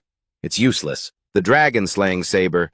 Just from the name, you can tell it's the bane of dragons. Suddenly, Chen Zhao appears right behind him and roars. This is it! He launches a decisive blow, but it hits an invisible shield around Ye Junlin. This is... Ye Junlin slowly turns his head, speaking with a terrifying calmness. Not bad speed, but unfortunately, this dragon-slaying, that saber of mine comes with a 100% defensive insurance package. No blind spots. Chen Zhao screams frantically, continuously, pounding the shield with earth-shattering punches. I refuse to believe in this nonsense about absolute defense. I am the strongest in the universe. On the sidelines, Li Wujie can't help but snicker to himself. Ha, this foolish dragon is just scratching an itch for master. The girl in the pink dress watches in horror. Such terrifying power. That single punch is enough to kill me 10 times over. The man in blue was skeptical. Ye Junlin's armor. Can it really hold on forever? Chen Zhao attacked relentlessly. Hiding in a corner, Hong Tianye smirked deviously. This guy's power is still increasing. Go on, hit him. Hit him with everything you've got. It would be best if you both destroyed each other. That way, this master will at least have a glimmer of hope. He muttered, trying to move further away to avoid getting caught in the crossfire. Chen Zhao let out a roar. Finally, he poured every last bit of his strength into a terrifying strike, creating an immense pressure. Even Hong Tianye, who was hiding, was hit by the aftershock and sent flying. He gritted his teeth. I have to get further away. Otherwise, sooner or later, this wave of energy will grind me to dust. But the shield, Ye Junlin's defense remained solid, mockingly so. The man in blue stood stunned. What a terrifying attack. Just the shockwave spreading out. I'm afraid I couldn't even block that. The man in brown had a grim expression. And yet Senior Ye is dealing with it so casually. Just how strong is he? Hong Tianyi struggled to shield himself with his hands. He thought to himself, the opportunity is coming. Chen Zhao was pushed into a corner. He had no choice but to unleash his final move. Golden Dragon's heaven-burning roar. This holy sun refuses to believe you can block this move too. A flaming golden dragon shot out. Its power was truly heaven-shaking and earth-shattering. The onlookers, just from watching, cowered in fear. This power is too terrifying. Even the shield of a legendary weapon probably couldn't withstand that. And yet Ye Junlin stood within his defensive layer, as steady as a rock. A cold, contemptuous snort for a child. I already told you I am invincible. A stream of Chen Zhao's power descended, destroying everything in its path. Hong Tianyi only took a fraction of the aftershock and couldn't even stand. How pathetic. I can't even withstand the energy waves from their fight. The crowd outside was dead silent. That white light had completely enveloped Mount Chimay. Could it be that Senior Yi was completely swallowed by the dragon's breath? Li Wujie gritted his teeth, calling out to his master in his mind. Master, you have to block it! Avenge me! But when the thick smoke cleared, Ye Junlin was still standing there, completely unharmed, facing a completely and utterly stunned Chen Zhao. How is this possible? Why don't you have a single scratch on you? Is it possible you have no weakness? Ye Junlin raised his dragon-slaying saber. His voice echoed everywhere. I told you. With the dragon slayer in my hand, the world is mine. You think a puny little dragon man like you is someone I can't handle? Now then, it's my turn, isn't it? Ye Junlin unleashed a single strike. The dragon-slaying, illusion-shattering slash. It was only then that Chen Zhao knew true fear, screaming, Wait! Wait! Brother Invincible! Please, just give me a chance! But it was too late. In the instant he was obliterated, he still screamed in hopeless defiance. No! I, the Holy Sun, possess the power of the Divine Dragon. I am the one who is invincible. In the end, he was still erased from the world with a single slash. Why? Why did it turn out like this? I refuse to accept this. Ye Junlin lowered his saber and let out a familiar sigh. Being invincible is truly a lonely existence. The crowd watching through the screens erupted into a frenzy of excited cheers. He's unbelievably strong. As expected, Senior Yi is invincible. He dominated every single stage. In the future, Senior Yi will definitely be the #1 expert of the Eastern region. Li Wujie puffed out his chest, full of pride. He thought to himself, that's my master, all right. He never disappoints. A mechanical voice rang out. Congratulations, trial taker, on your great fortune, and for successfully clearing the stage. Ye Junlin's eyes welled up with tears. I finally get my chicken dinner. That really wasn't easy at all. Hearing this, the big-faced guy and the frizzy-haired guy were so angry they could cough up blood. What do you mean, not easy? You were crushing everyone from start to finish. You're so shameless. Suddenly, a beam of light enveloped Ye Junlin and teleported him away. Where was Senior Ye teleported to? I wonder what the final reward is. But when Ye Junlin opened his eyes again, he was in a completely unfamiliar space. Where is this? Why am I here? He turned around and was stunned silent by the sight before him. A brilliant star gave him an indescribably familiar feeling. Could this be the Kunlun realm? He quickly speculated. Or is this a scene from the ancient era, being reenacted right before my eyes? He was astonished, watching a group of immortals, fighting with all their might against a dark force. The ancient Kunlun realm was this powerful? How could there be so many mighty immortals? Ye Junlin looked ahead with some apprehension. This is the scene of a war. Between immortals? It's this intense? Even the moon and stars are shattered by the aftershocks of the battle. You are watching on. A group of black-robed people on the opposite side spoke up. The outcome is already decided. Why do you all still stubbornly resist? A golden-robed immortal raised his weapon high, his call echoing loudly. We cultivators do not fear battle. We swear to live and die with the Kunlun realm. Once again, they charged forward with all their might, determined to die protecting their homeland. We swear to live and die with the Kunlun realm. The leader in black snorted coldly with contempt. So stubbornly blind. You're nothing more than a bunch of pawns, abandoned by the divine courts. And yet you still delude yourselves into thinking someone will come to save you? The old man in yellow retorted, The Kunlun realm doesn't need to rely on the divine courts. We can save ourselves. A man in black standing beside him sneered. If that's the case, then let them have a taste of the river of death. Let them know the price of resistance. He raised a single finger, controlling a surging pitch-black river to crash down upon them. It's time for the Kunlun realm to feel true death. Wherever the river of death flowed, cultivators it touched screamed in agony. An old man in red cried out in alarm, This is bad! Every single drop of water from the river of death contains the purest power of death. Anyone it touches will die. Quickly retreat back to the Kunlun realm. The man in black laughed loudly. The Kunlun realm is about to fall. This star will soon belong to us. Just then, a solemn voice spoke out. As long as I'm here, you won't succeed. Activate formation.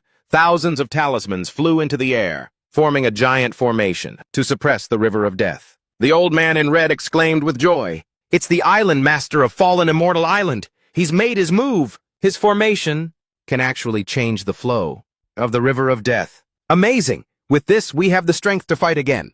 Those demons and monsters have finally shown themselves. A cultivator holding a saber praised, the island master's might is divine. The Kunlun realm is saved. But Ye Junlin couldn't help but marvel in admiration. With just a single move, he turned the entire situation around in an instant. Truly miraculous. Suddenly he froze as if remembering something. Wait a minute, they said the island master of fallen immortal island? A hazy figure appeared behind him. He spoke in a deep, warm voice. Young one, you must be very surprised, aren't you? This is the whole truth behind what happened to the Kunlun realm. All those years ago. Ye Junlin turned around and asked, Who are you? The island master stroked his beard and replied with a smile, Listen closely. I am Liu Huangchu, and I am also the one recognized by all the heavens, and myriad realms as the supreme formation master. The moment Liu Huangchu finished speaking, Ye Junlin jumped back in shock, taking a step back. The man stood calmly amidst the hazy, dissipating mist, gathering his power. He channeled his full energy, thinking smugly to himself, I wonder if this kingly aura of mine is enough to scare the pants off the little brat in front of me. Then he calmly waited for his reaction. Who would have thought? Ye Junlin just blinked nonchalantly, then asked a completely unrelated question. So where are your 5 Lakes Grand Generals? Liu Huangchu was completely dumbfounded when he heard that. He had no idea what he was talking about. He had no choice but to ask back. Ye Junlin didn't even bother to explain. He just respectfully bowed his head in salute. In that case, this junior will take the liberty of calling you Senior Liu. This junior, Ye Kunlin, pays his respects to Senior Liu. Seeing that the other party knew his place, his satisfaction was written all over his face. He raised a hand to stroke his white beard, thinking to himself, at least he knows his place. However, the old man's joy was short-lived, as it was cut off by Ye Kunlin's next question. Oh, that was like a bucket of bone-chillingly cold water dumped on him. So you haven't kicked the bucket yet? Not exactly. Liu Huangchu could only look up at the sky and sigh to himself. This little brat, he really has a knack for getting on people's nerves. The young man named He then turned to gaze at the distant planet. His expression turned serious and contemplative. That's right, Senior Liu.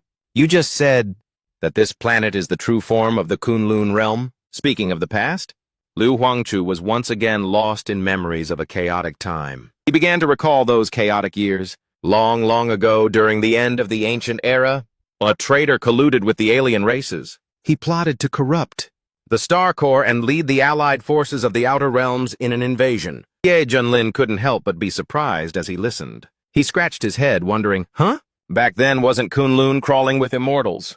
Weren't masters as common as mushrooms after the rain? So no one could stand up and stop them? Liu Huangchu sighed and explained, Stop them? How could there be no one to stop them? The problem was, even if they tried, they couldn't succeed. The traitor in my story was one of the 4 renowned absolutes. Ye Junlin scratched his chin, a look of bewilderment on his face. Whoa, so he was the big boss of the traitors, huh?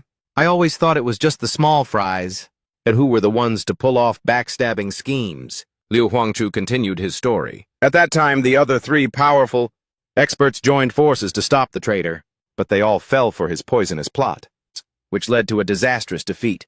Ditian was cursed, Fujiao fell in battle, and Changsheng vanished without a trace. That one act of treason alone was enough to cause the Star Corps to become heavily corrupted. The spiritual energy became impure, and the cultivation environment severely deteriorated. Having lost its top-tier combatants, the Divine Court didn't hesitate for a moment, and ruthlessly abandoned Kunlun. In that situation, where everything was hanging by a thread, I, Liu Huangchu, laid out a formation, an earth-shattering formation, to forcibly divert the river of death. With a single move, I shattered the 9 nether. After that, together with the other surviving powerhouses, we gathered the power of the myriad realms to construct the immortal realm. As he spoke, his face shone with unconcealable pride. Although it can't compare to Kunlun in its golden age, it can be considered about 70 to 80% restored. After hearing this, Ye Junlin couldn't help but give a thumbs up in admiration. Truly legendary. So the immortal realm was crafted by all of you. That's a story worthy of being recorded in the annals of history. Being acknowledged by a junior, Liu Huangchu was ecstatic on the inside. But on the outside, he still tried to maintain a calm demeanor. It was nothing. Nothing at all. The very next second, he whipped his head around, pointed straight at his face, and lectured him in a loud voice. Listen up, kid, and remember this well. Kunlun's fate lies in its own hands, but the divine court cannot be trusted. And the Nine Nether, they are a sworn enemy with whom we can never coexist. Ye Junlin just smiled confidently. He replied clearly, Senior, rest assured. Whether it's the Nine Nether or the divine court, if any of them dare to show their face in Kunlun and cause trouble, I'll make sure they get a beating immediately. I'll round up the whole lot and use them as fertilizer for the Star Core. Hearing this, Liu Huangchu burst out laughing. Ha ha ha! Ha! Ye Junlin's spirit and determination to protect Kunlun made him extremely satisfied. He praised him without reservation. Good. Very good, with you here, Kunlun finally has hope. Seeing that the old man was in a good mood, Ye Junlin cleared his throat and skillfully steered the conversation to the main point. Ah, that reminds me. Senior Liu, the trial is all finished now? So, does that mean the fallen immortal island belongs to me now? Liu Huangso smiled and nodded. From this moment on, all the resources and living beings on Vantine Island are yours to command. A glint of anticipation flashed in his eyes. His smile was overtly cunning. An opportunity this heavenly is something countless cultivators could only dream of. This little brat is definitely going to be so grateful he'll cry his eyes out. But who would have thought Deep Kunlun just went, oh. The single curt sound left Liu Huangso frozen on the spot. His heart sank. That's it? What a completely flat reaction. His face paled as he gritted his teeth, thinking to himself, besides the title of Island Master of Vantine Island, I, this great master, also possess the peerless supreme formation technique. How can I let some little punk look down on me? I have to get some of my dignity back. Putting thought into action, he stroked his beard, feigning profound wisdom. He spoke in a deep, mysterious, and probing tone. Hey, kid, what level do you think your formation skills have reached? Deep Kunlun didn't hold back at all. He immediately shot a thumb up towards the sky and answered confidently, I'm the hero that the entire Kunlun sphere begged to save them. How could I not be amazing? Liu Huangso narrowed his eyes and pointed to the middle of his own forehead. He lectured in a stern voice. Do you know what the level of a formation master is most closely related to? It's spiritual power. If your spiritual power is insufficient, then no matter how advanced your techniques are, it's all just flashy tricks with no substance. You'll never be able to set up the corresponding formation. As soon as he finished speaking, he held up 2 fingers in front of Deep Kunlun, startling him. Liu Huangso seized the opportunity to begin showing off his power. Spiritual power. From low to high, it's divided into levels from 1 to 200. And I am at the peak, level 200. Upon hearing this, Ye Junlin's face lit up. His eyes shone with utter excitement. Level 200, oh my god. If I could clash head-on with a Grandmaster of this caliber, would my golden finger activate? Sucking his power dry and sending my own spiritual power skyrocketing through the roof? Startled by his strange reaction, Liu Huangchu thought, huh? There's something off about this expression. Why are this brat's eyes sparkling like that? Right after that, Ye Junlin bowed his head and earnestly stated his wish. Senior Liu, please unleash your level 200 spiritual power on me. Hearing this, Liu Huangchu was so furious he could have coughed up blood, and he roared. I am merely a wisp of divine will. Where would I get a physical body to unleash my spiritual power from? In his mind, he cursed. Is there something wrong with this kid's brain? Seeing this, Ye Junlin immediately resorted to taunting him. It's all right, sir, I don't blame you. These words drove Liu Huangchu insane with rage. What is that supposed to mean? Who needs your blame? To save face, he raised 2 fingers and pointed them straight at Ye Junlin's forehead. I may not have my level 200 spiritual power, but I can test what level your spiritual power has reached. He thought gleefully to himself, ha ha, I finally have a chance to crush this little punk's arrogance. Liu Huangchu let out a cold snort and reminded him, if the result is too low, don't be disappointed. After all, you aren't even an immortal yet. It's perfectly normal for it to be a little low. The very next second, a glaring golden number 10 appeared, floating above Ye Junlin's head. Seeing this, Liu Huangchu couldn't help but nod to himself, smugly thinking, yes, just as I predicted, around stage 10 is his absolute limit. However, his smile instantly froze on his face. His eyes widened in shock. Ye Junlin's spiritual power was skyrocketing at a speed, like a rocket, leaving Liu Huangchu so stunned that he was utterly speechless. 22, 50, it's still rising? A moment later, the perfectly round number 100 glowed brilliantly, right above his head. Liu Huangchu was completely petrified. Stage 100? No, that's impossible! Junlin looked at the old man's stunned face. He waved his hand dismissively and let out a long sigh, putting on a deeply disappointed act. Oh well, it's only stage 100. Compared to Senior Liu's legendary 200 stages, I'm still worlds apart. Senior, you were truly a divine dragon in your time. Looking at myself, this junior is utterly ashamed. Hearing this, Liu Huangchu's blood boiled with rage. He grabbed the young man by the collar and gritted his teeth. Only stage 100? Are you even speaking human words? Back when I, this Taoist master, first became an immortal, I hadn't even reached stage 50, you hear me? You damn little brat. But meanwhile, Ye Junlin still looked completely clueless. He stammered, Did I say something wrong? Liu Huangchu took a deep breath to calm himself down. He deliberately cleared his throat loudly, to hide his own embarrassment. No, you didn't say anything wrong. A spiritual power of stage 100 is indeed passable. With that, he looked up at the sky, an indescribable bitterness welling up in his heart. It seems it's true that the new waves of the river push the old... And as for the old waves, like me, can only die on the shore. Suddenly, Liu Huangchu extended a hand in invitation. Hey kid, you want to learn formation arts? I can give you a little guidance. With that, he opened an ancient, wondrous formation. His tone was incredibly serious. Kid, watch closely now. If you learn this, you'll instantly become a heavenly formation master. You'll be able to roam freely throughout the entire immortal realm. And yet Kunlun didn't even bother to glance at it. He turned away and let out a huge yawn. Thank you for your kindness, but I'm not interested. His blunt words left Liu Huangchu frozen on the spot. He had a look of utter disbelief on his face. He couldn't accept it. He hurriedly ran over and whispered in his ear. Being a heavenly formation master in the immortal realm is a real prize, you know. Countless powerful female immortals will be lining up, begging you to set up formations for them. He just gave a cold, Seeing that the sweet talk wasn't working, Liu Huangchu continued to paint a dreamlike picture. Resources, status, you'll have whatever you want. Yet Kunlun still let it go in one ear and out the other. His indifference finally made Liu Huangchu explode. He roared in helplessness. Damn it, stop putting on an act! The Kunlun ignored the old man venting in his mind. He calmly thought, with a system that buffs me to the teeth, who would bother toiling away to learn this stuff? Meanwhile, outside Kunlun Mountain, a crowd of cultivators had gathered, buzzing with discussion. Another day has passed. Heavens, even Senior Shu is out now. Just what kind of godlike figure could possibly eliminate even him? Every one of them was curious and full of anticipation. That's right.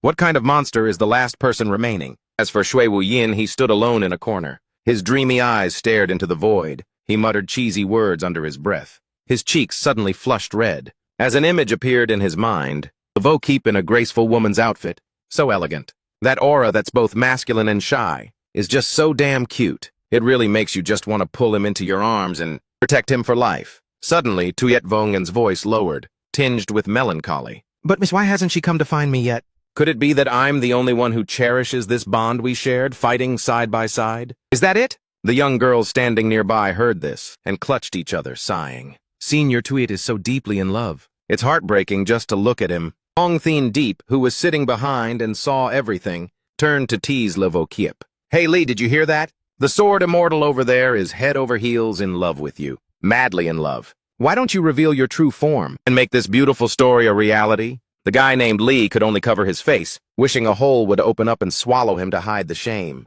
He absolutely did not want to recall that dark past. That stain is a stain on my entire life. In the crowd, Tranbin gritted his teeth, the sound echoing as his heart filled with resentment. This destined opportunity was originally mine, and yet now he remembered that bald guy with the hateful face and cursed him under his breath. That shameless, bald-headed swindler. I swear I'll chop you into 100 pieces. As time passed, the cultivators began to get restless. It's been so long. Why hasn't the inheritance found its master yet? That's right. To be able to defeat so many masters and last until the end, this must be an absolutely earth-shattering figure. I'll bet 10 superior-grade spirit stones that it's definitely some old monster hiding among the younger generation. There's no way any junior could be that skilled. Just then, an earth-shattering explosion erupted from the mountaintop. A brilliant golden pillar of light shot straight up into the sky. All eyes were drawn to it. He's coming out! He's coming out! Ye Junlin appeared in midair. His figure exuded confidence and pride. an unparalleled aura. The inheritance has found its master. From this day forward, Ye Junlin is the island master of Vantine Island, the one who holds the laws of this place. When the cultivators saw this result, some jumped for joy, while others waved their arms and legs in celebration. It's Senior Ye. I can't believe it's him. Senior Ye, congratulations, congratulations. Ye Junlin's disciple clenched his fists. He laughed and cheered. It's Master! This is amazing. Hong Tianye frowned as he looked up. He bit his lip, filled with resentment. That damn old man Heaven? How am I any worse than that guy? Why do you favor him so much? Shui Wuyin, however, had a sudden realization. So that's how it is. Senior Yi is truly profound and unfathomable. Chen Zhao refused to accept the truth. He clenched his fists, grinding his teeth. Ye Junlin? Old man Lu, standing beside him, had a similar expression. It's him again, Ye Junlin. Go ahead and be smug. Your end is not far off. Meanwhile, Ye Junlin stood high above, enjoying the feeling of being admired by thousands. He felt incredibly pleased with himself. This scene is pretty grand. But why? Do the glares from those flies down there feel so strange? Oh well, I guess being invincible is its own kind of boring loneliness. Zhui Wuyin took a step forward. He expressed his admiration. Senior Ye, to achieve first place in all 3 rounds. You are truly the chosen one. It's enough to make anyone envious. He waved his hand in reply. You're one to talk.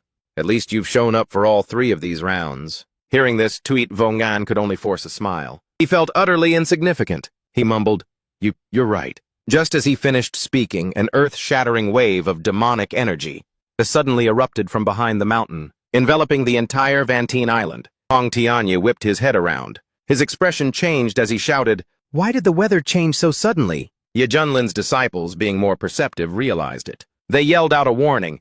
There's killing intent! Incredibly thick killing intent. In the sky, the barrier surrounding Kunlun Mountain developed a crack. It then spread rapidly. A cold, arrogant voice echoed through the air. I am the strongest king of the nether abyss. Ye Junlin, get out here and die! A figure tore through space and shot out, carrying with him a palpable killing intent. It was a middle-aged man with bizarre emerald green hair, woven into countless intricate braids that whipped about in the wind. His face was twisted in extreme excitement. He roared out insults. You bunch of frogs in a well. Too scared to even raise your heads. But when the Great War comes, and you won't even qualify to be cannon fodder, today I'll send all of you off. Especially that bastard Junlin. Tuit Vongan roared in anger. Just a mere tribulation transcendence cultivator. Dares to act so insolently before this immortal? You wretched beast, you've got some nerve. True ki erupted from Tuit Vongan's body. Immortal energy surged into the sword in his hand, causing it to emit an incredibly brilliant, dazzling light. He slashed straight towards the Nether King. Die for me. The crowd outside began to whisper amongst themselves, their tones filled with sarcasm. In their eyes, the Nether King's actions were nothing short of suicide. It seems Ming Yuan has been backed into a corner. Even the great king himself has to step in. He's hopelessly outmatched. A single strike from the Snow Sword Immortal is enough for that Nether. I came to meet his maker. But just then, the Nether King remained calm, without a hint of fear. Just a mere sword immortal? Today, I will show you that there is always a heaven beyond the heavens, and always someone stronger than you. With that, he poured his spiritual energy into an ancient lamp, and the seal was instantly broken. A deep purple flame erupted violently. A monstrous, heaven-shaking power roared and rushed out. 9 demonic dragons twisted their bodies frantically, swirling in midair. The crowd of onlookers now recoiled in fear. They raised their hands to shield themselves. The 9 blazing demonic dragons, with their purple flames, easily shattered Zhui Wuyin's sword energy. Then they knocked him back a full 10 meters, sensing an aura that far surpassed that of an immortal. Zhui Wuyin's face changed drastically, filled with horror. He couldn't believe the Nether King could block his attack. The Nether King let out a wild, maniacal laugh. This is the supreme Nether artifact bestowed upon me by the emissary. You want to stop this, King? First, why don't you go and become food for it? A burst of dark light exploded, and from it, countless black chains shot out. They were covered in demonic runes. Their sharp tips glinted with a sinister purple light. They shot straight towards the crowd of cultivators. The tips of the chains pierced right between their eyes. Fresh blood splattered as their eyes widened in shock. My soul, save me! Each black chain began to retract, pulling along streams of drained souls. The Nether King threw his head back and laughed. Excellent! The taste of souls is truly magnificent. This is the terrifying ultimate treasure from the outer realms. Zhui Wuyin's eyes widened, his face pale. This is the true terror of a supreme treasure. From the outer realms. Now, let your immortal soul be the first drop of blood, to be sacrificed to my god-slaying underworld weapon. Immediately after, the 9-headed demonic dragon, carrying a heaven-shaking ferocious might, charged straight towards Tuitvongin in unison. His face turned deathly pale. His heart was flooded with the feeling of impending death. Don't tell me. I just became an immortal not too long ago, and now I'm about to kick the bucket already? Just when life and death were hanging by a thread, a hand gently patted his shoulder. A familiar voice rang out. Move. This one came looking for me. Senior Diep? Tuitvongin was stunned. Master! Lavo Keep cried out in alarm. His heart felt like it was about to leap out of his chest. What? Hong Thien Deep froze, muttering in disbelief. No! Countless cultivators from the desolate continent screamed in despair. Tears streamed down their faces, their spirits shattered. Amidst it all, the underworld king laughed maniacally, his face twisted with excitement. Deep Quan Lum, I never thought you'd deliver yourself to your own death. Today this king will not only kill you, but I will also slaughter your entire pathetic crew. Today this king will go on a bloody rampage. Under countless horrified gazes, Deep Quan Lum remained calm as he stepped forward, proactively charging straight towards the 9-headed demonic dragon, which was blazing with fire. Amidst that raging storm and overwhelming murderous aura, he showed no fear. The corner of his lips curled into a confident smile. His pupils glowed a brilliant gold as he spread his arms wide. At the same time, the familiar sound of the system echoed in his mind, detected that the host is being attacked by an enemy of the 5th heaven true immortal level. Activating passive effect. The stronger the foe, the stronger I become. Cultivation level upgraded to 6th heaven true immortal. In the horrified eyes of the trio, who were standing frozen in place below, he casually chewed on something in his mouth. Then, with a light cough, he gently spat something out. That's right, just a single glob of spit. And yet, the 9 ghost dragons that were blazing with fury had their violet flames extinguished in an instant. Their entire colossal bodies vanished into thin air, as if they had never existed. The space fell into absolute silence. Countless people stared blankly at the scene before them. His face frozen, Tuitvongin, who was holding his sword and about to charge forward, suddenly froze mid-air. His eyes widened as he uttered in a trembling voice, Senior Diep, so it was you. Have you already become an immortal? How is this possible? As for the Nether King, his eyes looked like they were about to pop out of their sockets. His entire body trembled uncontrollably. He was so terrified that he couldn't help but scream in terror. In a flash, Deep Quan Lum's figure appeared right in front of the Nether King. His eyes were blazing. His whole body radiated the terrifying aura of a true immortal, of the 6th heaven, causing the surrounding space to feel as if it were being crushed. To bring me experience points from so far away. Not bad at all. What good experience? The Nether King was stunned, not understanding what nonsense he was muttering. But before he could compose himself, his body had already unconsciously bowed down. Sweat poured down him like rain. All of his earlier ferocity had vanished completely. All that was left was a pale, trembling face begging, Great immortal, you.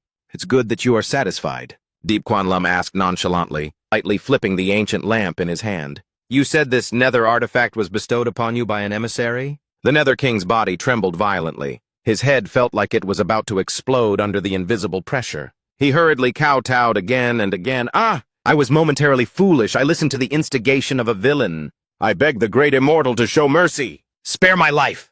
I am willing to lead the entire nether abyss in submission to you. Deep Quan Lum slightly raised an eyebrow. For the past 2 years, you've been deploying your troops everywhere. On the surface, it was to expand your territory. His voice grew colder with each word. But in reality, it was to seize the regions that have stargates to control them ahead of time. Am I wrong? The Nether King's face went deathly pale.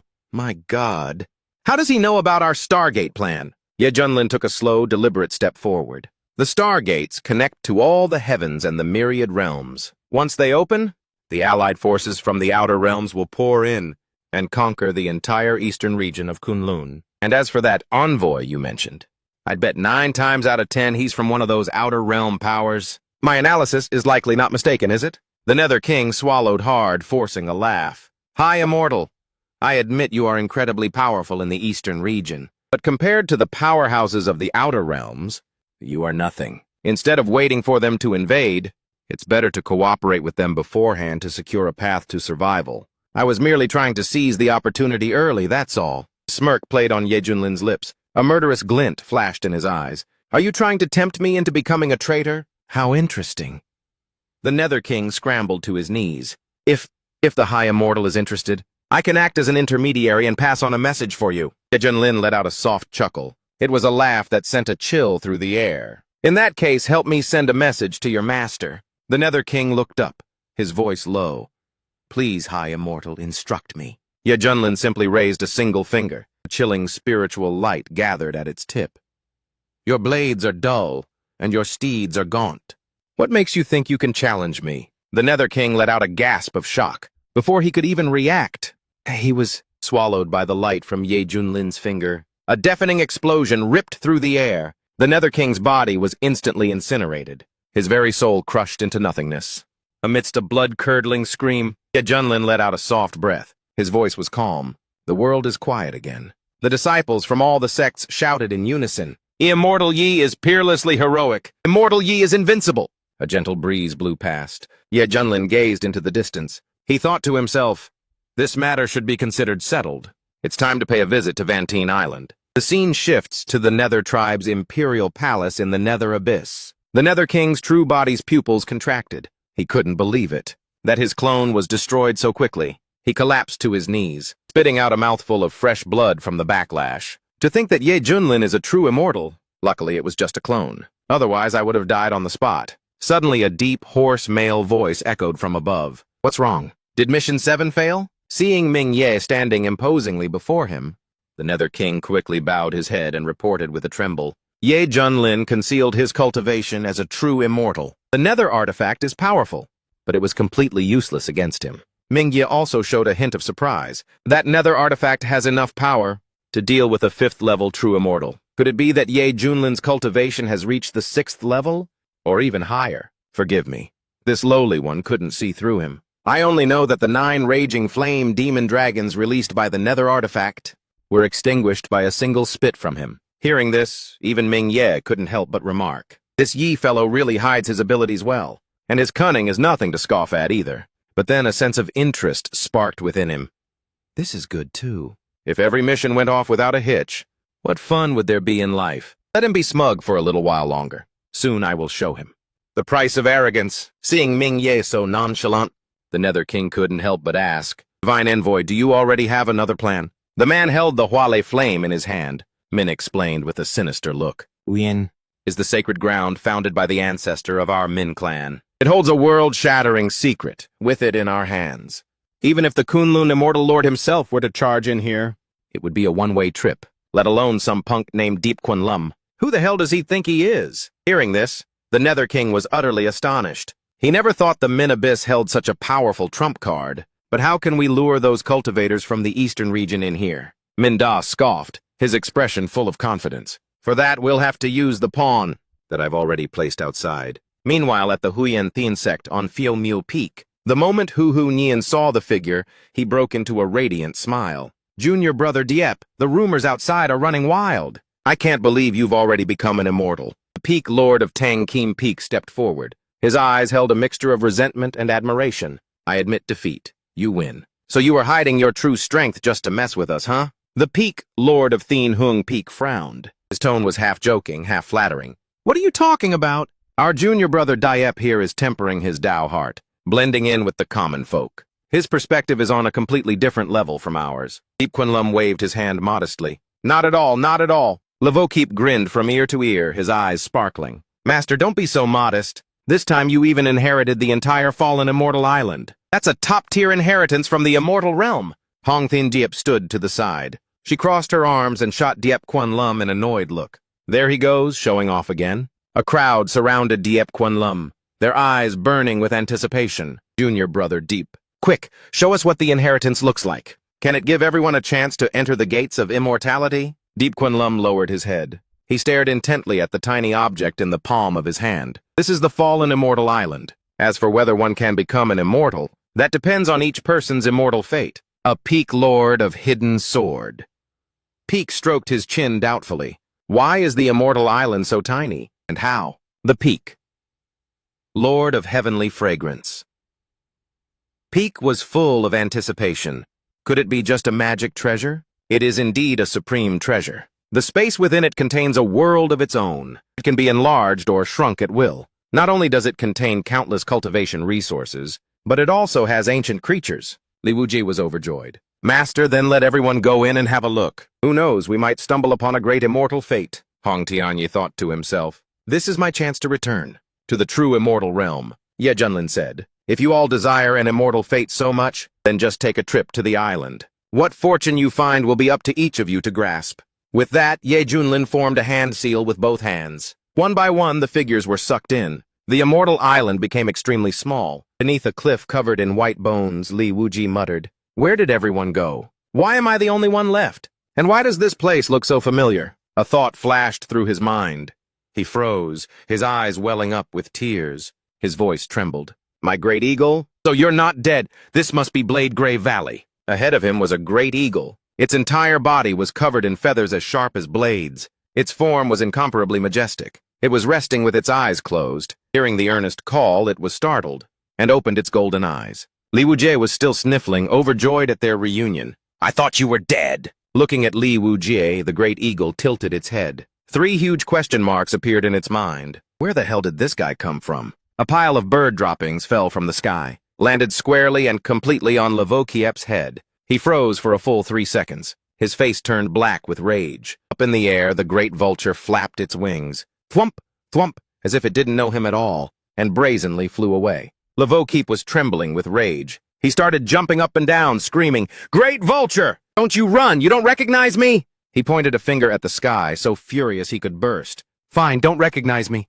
But did you really have to drop a whole load right on my head like that? A few feathers drifted down from high above. Lavokiep, still fuming, suddenly froze. Those feathers were gleaming, with a golden light, emitting a faint spiritual aura. He gasped, his voice filled with delight. This is a top-tier forging material. If I use this to craft a saber, it might even rival an immortal artifact.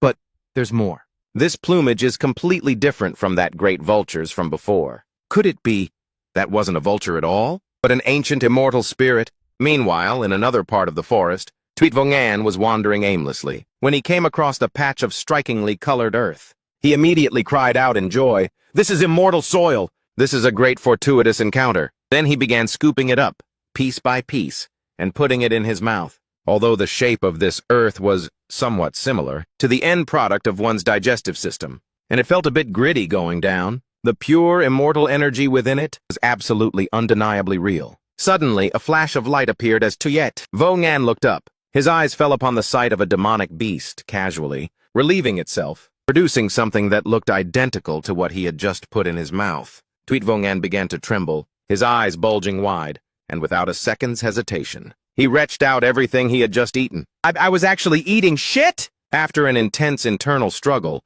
he finally came to a decision. But this thing contains such incredibly profound immortal power. For my cultivation, for the great cause, I'll endure it. The other disciples were also having their own fortuitous encounters. One was confronting a giant rhinoceros. This immortal spirit can actually control lightning. My Tao of lightning has been stuck at a bottleneck for so long. Observing it today, I've truly had many realizations. This sea of flowers actually has the aura of an immortal spirit. It can bring enlightenment to one's Tao patterns. I only meditated for a moment, and I've already created a technique perfectly suited for myself. A heaven-defying opportunity like this is truly unheard of. At this time, Hong Tianyi was also wandering around. These living beings, their origins are far from simple. It's just a pity that with an opportunity like this, I am fated to encounter it but not to possess it. Suddenly he discovered something up ahead, a small courtyard. He couldn't help but exclaim in surprise. Why is there a courtyard house here? Could it be the residence of an immortal? With a sense of nervous excitement, Hong Tianyi pushed open the wooden door and stepped inside. I wonder what kind of inheritance will be inside. You'd better not disappoint me. He carefully observed his surroundings. What caught his eye was a small pond, a simple chicken coop, and a small donkey. He shook his head in disappointment. Is this all there is? For an immortal's residence to be this ordinary? The small donkey raised its head. He looked at Hong Tiandeep and let out a really loud hee-haw. A vein on Hong Tiandeep's forehead throbbed. Shut up, you stupid donkey! This courtyard is far too ordinary. There's simply none of the fated opportunity he was hoping for. Damn it, I got my hopes up for nothing. He saw an old clay pot sitting on the stone table. The frustration in his heart welled up. He swung his hand and smashed it on the ground to vent his anger. The pot shattered, and the soil inside spilled out.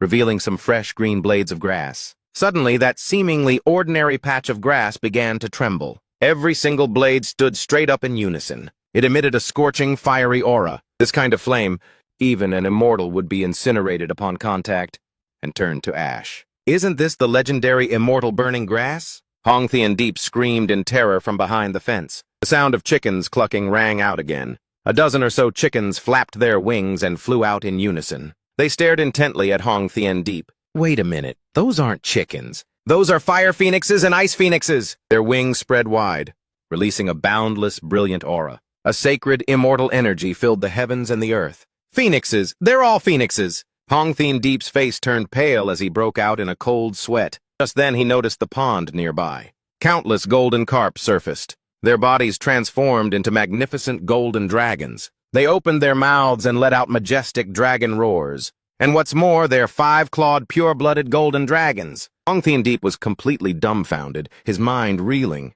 What in the world is this monstrous place? Don't come near me! The monster opened its gaping maw, revealing a set of jagged teeth. The donkey's body suddenly transformed. It unleashed a murderous, demonic aura. The thick, dark presence scared Thean-Deep out of his wits. A terrifyingly dreadful demonic energy. It's truly a legendary, unrivaled great demon. Ye Junlin, on the other hand, had an indescribably bewildered look on his face. All he saw was a donkey that looked so ordinary it couldn't be more plain. Why would it be enough to scare his disciple into pissing his pants like this? He was a little taken aback. This damn disciple of mine? Did he catch a chill or something? Why is he suddenly such a coward? Just then, Thean-Deep turned his head. He happened to catch sight of Deep Quan Lam's presence. Overjoyed, he scrambled to his feet. He stumbled forward, wailing miserably. "Master, save me! I'm about to kick the bucket!" He still couldn't wrap his head around it. Hearing his words, he was utterly bewildered. Save you? Here? Besides a few farm chickens and a donkey.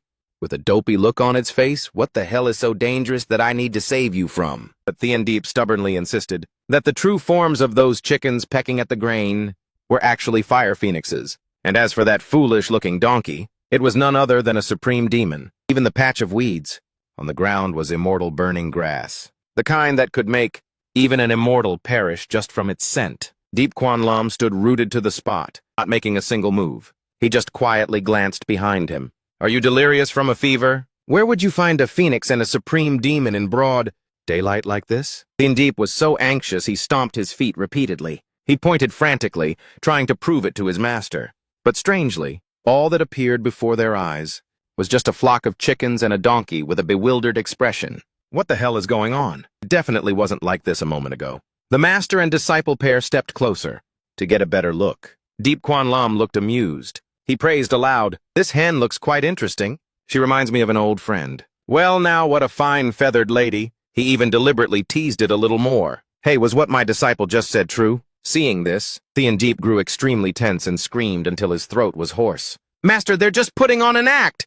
Please, you have to believe me!" But Deep Quan Lam paid him no mind at all. He calmly walked over and stroked the donkey's fur. "I may not be sure about other things, but this is clearly my little Hui. How could it possibly become a great demon? And that's not all, he even bent down, nonchalantly plucked a blade of grass and said in a deadpan voice, and this pot of grass is just ordinary too. How could it possibly be Teotian grass? Hey Tu Hong, or is it that you want to become an immortal so badly you've gone mad and started having hallucinations, huh? Witnessing all the earth-shattering things from before suddenly become so mundane. In an instant, Thean-Deep's world shattered. He clutched his head with both hands. Impossible. Why did it turn out like this? They must be plotting to frame me. He turned and walked away first, calling back, Tu Hong, stop letting your imagination run wild. Let's go. But how could Thean-Deep be willing to leave so easily? Just leave like this? This place definitely holds some world-shaking secret.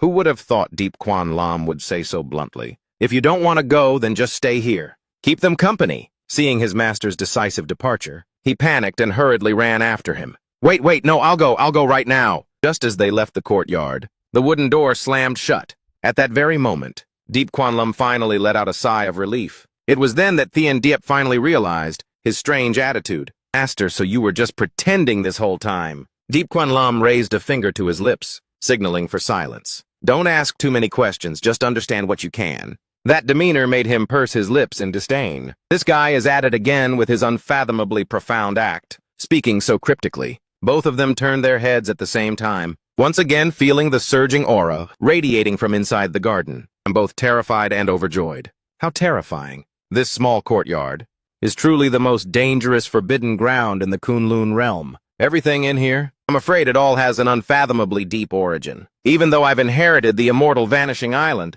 I still can't completely control them. Perhaps the truth within must wait until the time is right, before it can be unveiled.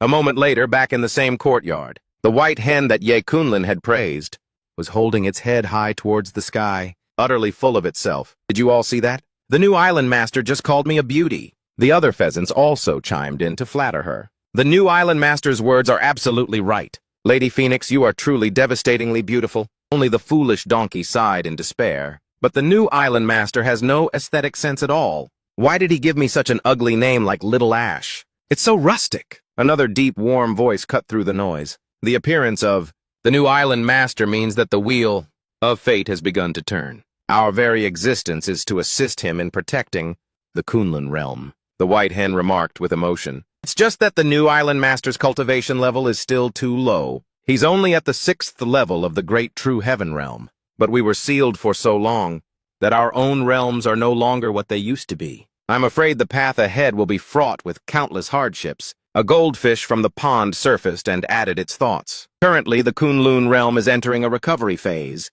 But the laws of heaven and earth are not yet complete. For beings of our level, if we were to act rashly, it would be counterproductive. The branches of the giant willow tree rustled as it spoke. I understand all of your worries, but this is the successor personally appointed by the former island master. He must be the one chosen by the heavens. We just need to wait patiently for him to mature, and when the time comes, we will lend our aid. I believe that all difficulties will eventually be resolved. Time flew by in a flash. 10 days later, at the free wanderer peak of the profound heaven sect, the great masters gathered here. Every single one of them was beaming with joy, because their cultivation had improved by leaps and bounds. Hu Yonian clasped his hands and sincerely thanked Ye Junlin. Thanks to junior brother Ye's ultimate treasure, everyone on the island has reaped immense rewards. They've all successfully broken through to the tribulation transcendence realm, he replied humbly. There's no need for formalities. How great one's fortune is all due to the opportunities of you, my senior brothers. Just then a small flame suddenly appeared, startling Hu Yunian. This is a sound transmission talisman. What could be so urgent? Looking at the object in his hand, Hu Yunian's face suddenly turned pale. How could this be? Su Qianshu immediately stepped forward and asked, Sect Master? What happened?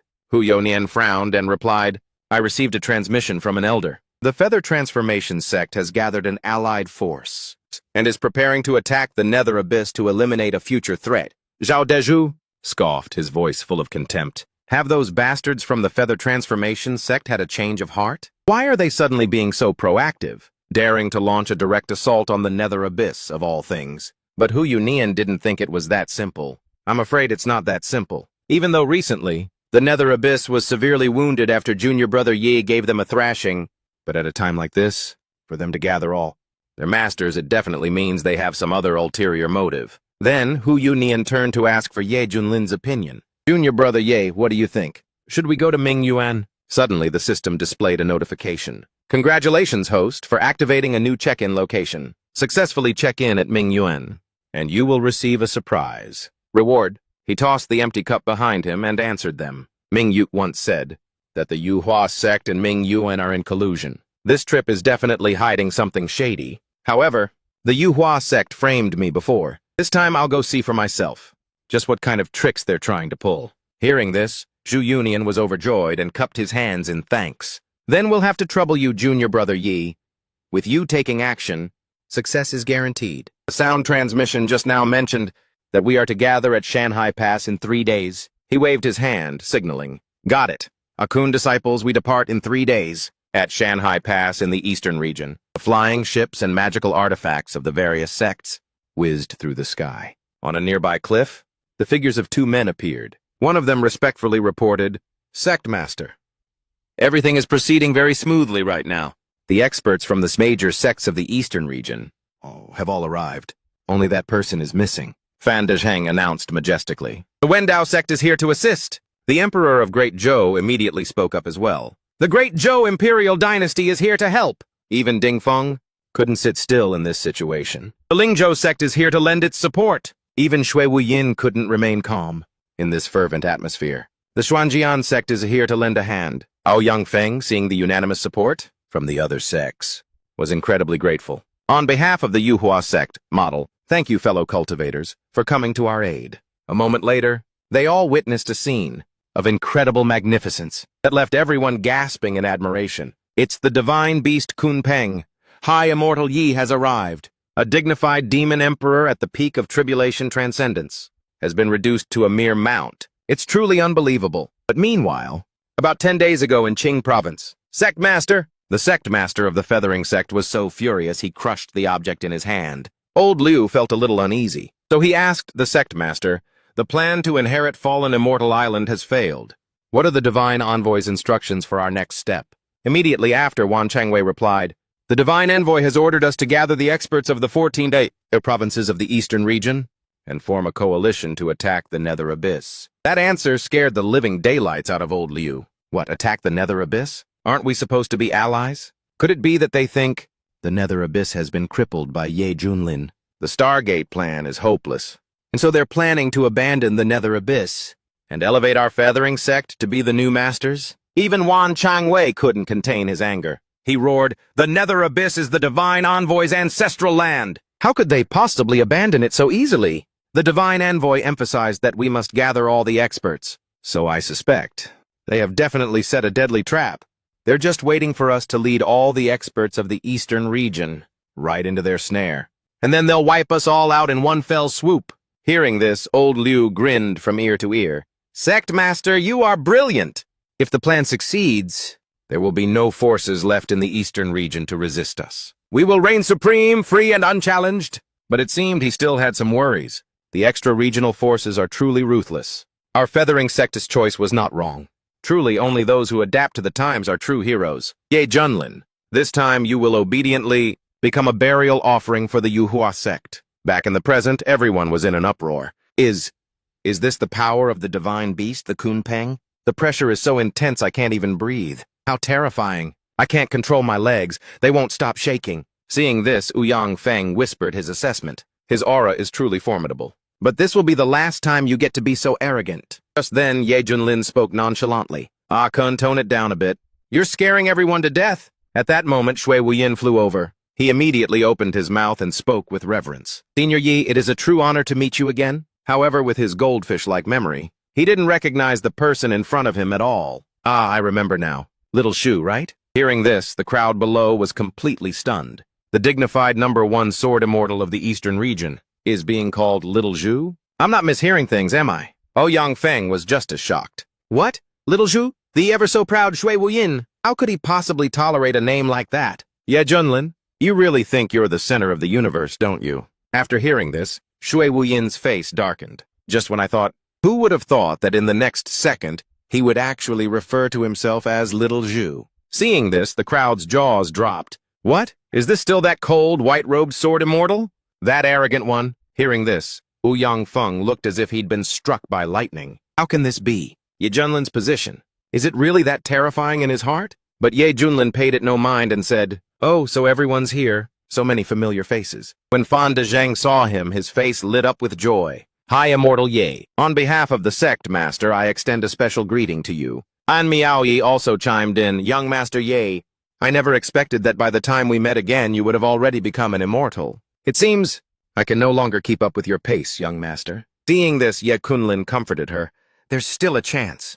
Who knows, maybe one day you'll have a fateful encounter with immortality and surpass even me?" Just then the old ancestor of the Zhui family also scurried over. "Supreme Immortal Ye, ever since you left my residence, this old man has missed you dearly.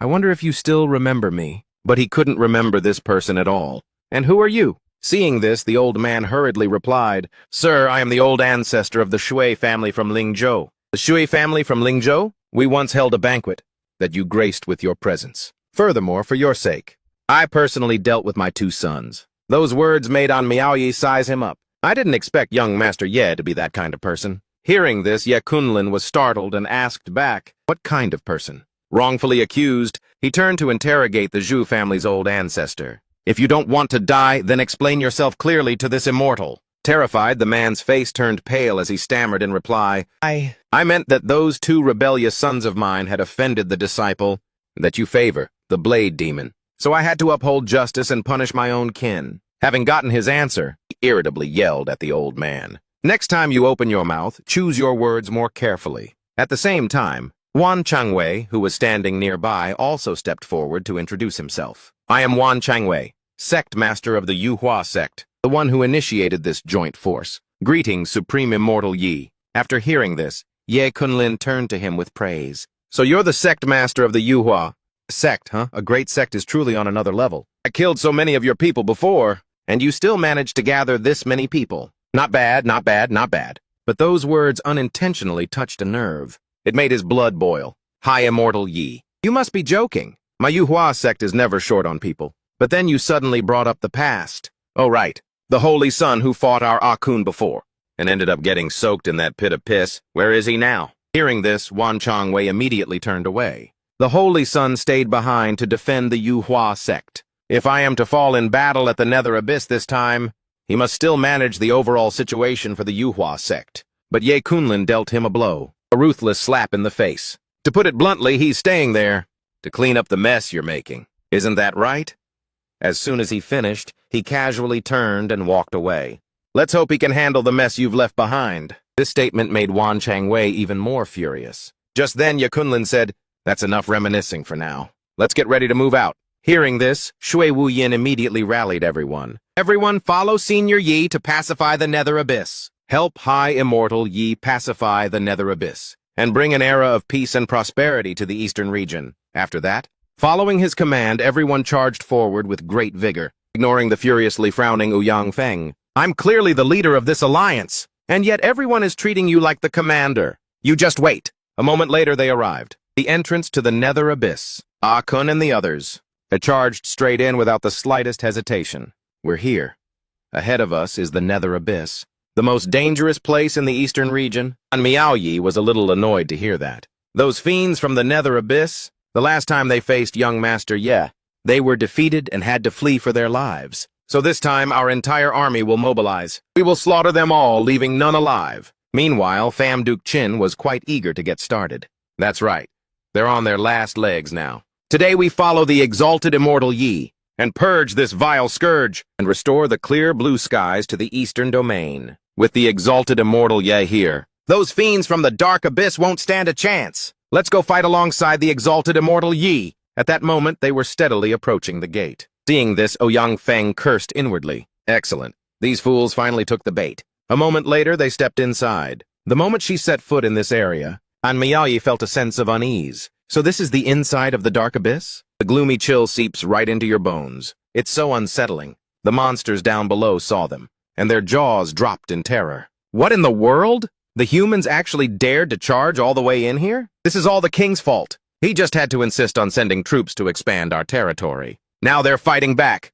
What are you all standing around for? Hurry up and run! But Ye Junlin wasn't about to give them a chance to escape. You fiends of the dark abyss once invaded the eastern domain, plunging its people into misery. The time has come to avenge the souls of the dead. I, Pham Duc Chin, can't wait any longer. A blood debt must be paid in blood. Immediately after, Pham Duc Chin rallied the troops. Fellow cultivators, slaughter these monsters! Without hesitation, the allied forces charged forward to attack. What followed was a series of chain explosions. Erupting in mid-air, Hong Tianye, standing to one side, also unleashed a barrage of attacks. Tremble before my power, you pathetic insects! The flames from his palm swept through, wiping out all the surrounding monsters. Li Wuji also raised his sword to face the enemy. With just a single slash of his sword, he sent countless monsters to the afterlife. On top of that, bursts of bright green sword chi shot out. But in the face of Ouyang Feng's attack, everyone was left completely stunned, as expected of the sect master of the Martial Ascension sect.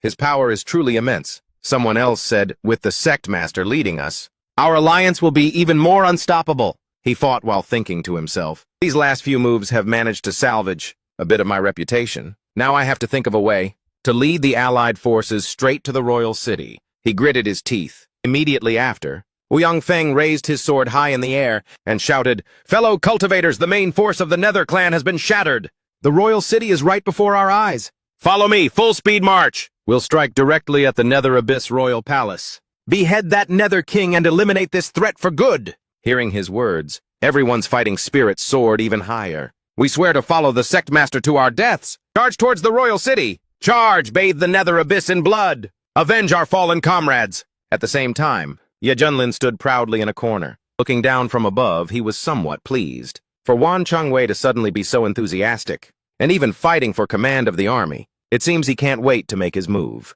However, at that moment, Wu Yongfeng was smirking to himself in another corner. It won't be long now. All of you will become sacrifices for the Nether Clan's trap. Ye Junlin, your end has come. At the royal palace in the Nether Abyss's royal city, the Nether King, Tongzi, from up high, looked down at the army approaching his city. Suddenly, the city wall behind him, pitch-black puddles of liquid suddenly appeared. It was only then that Minda finally spoke. I can sense the presence of the great human army.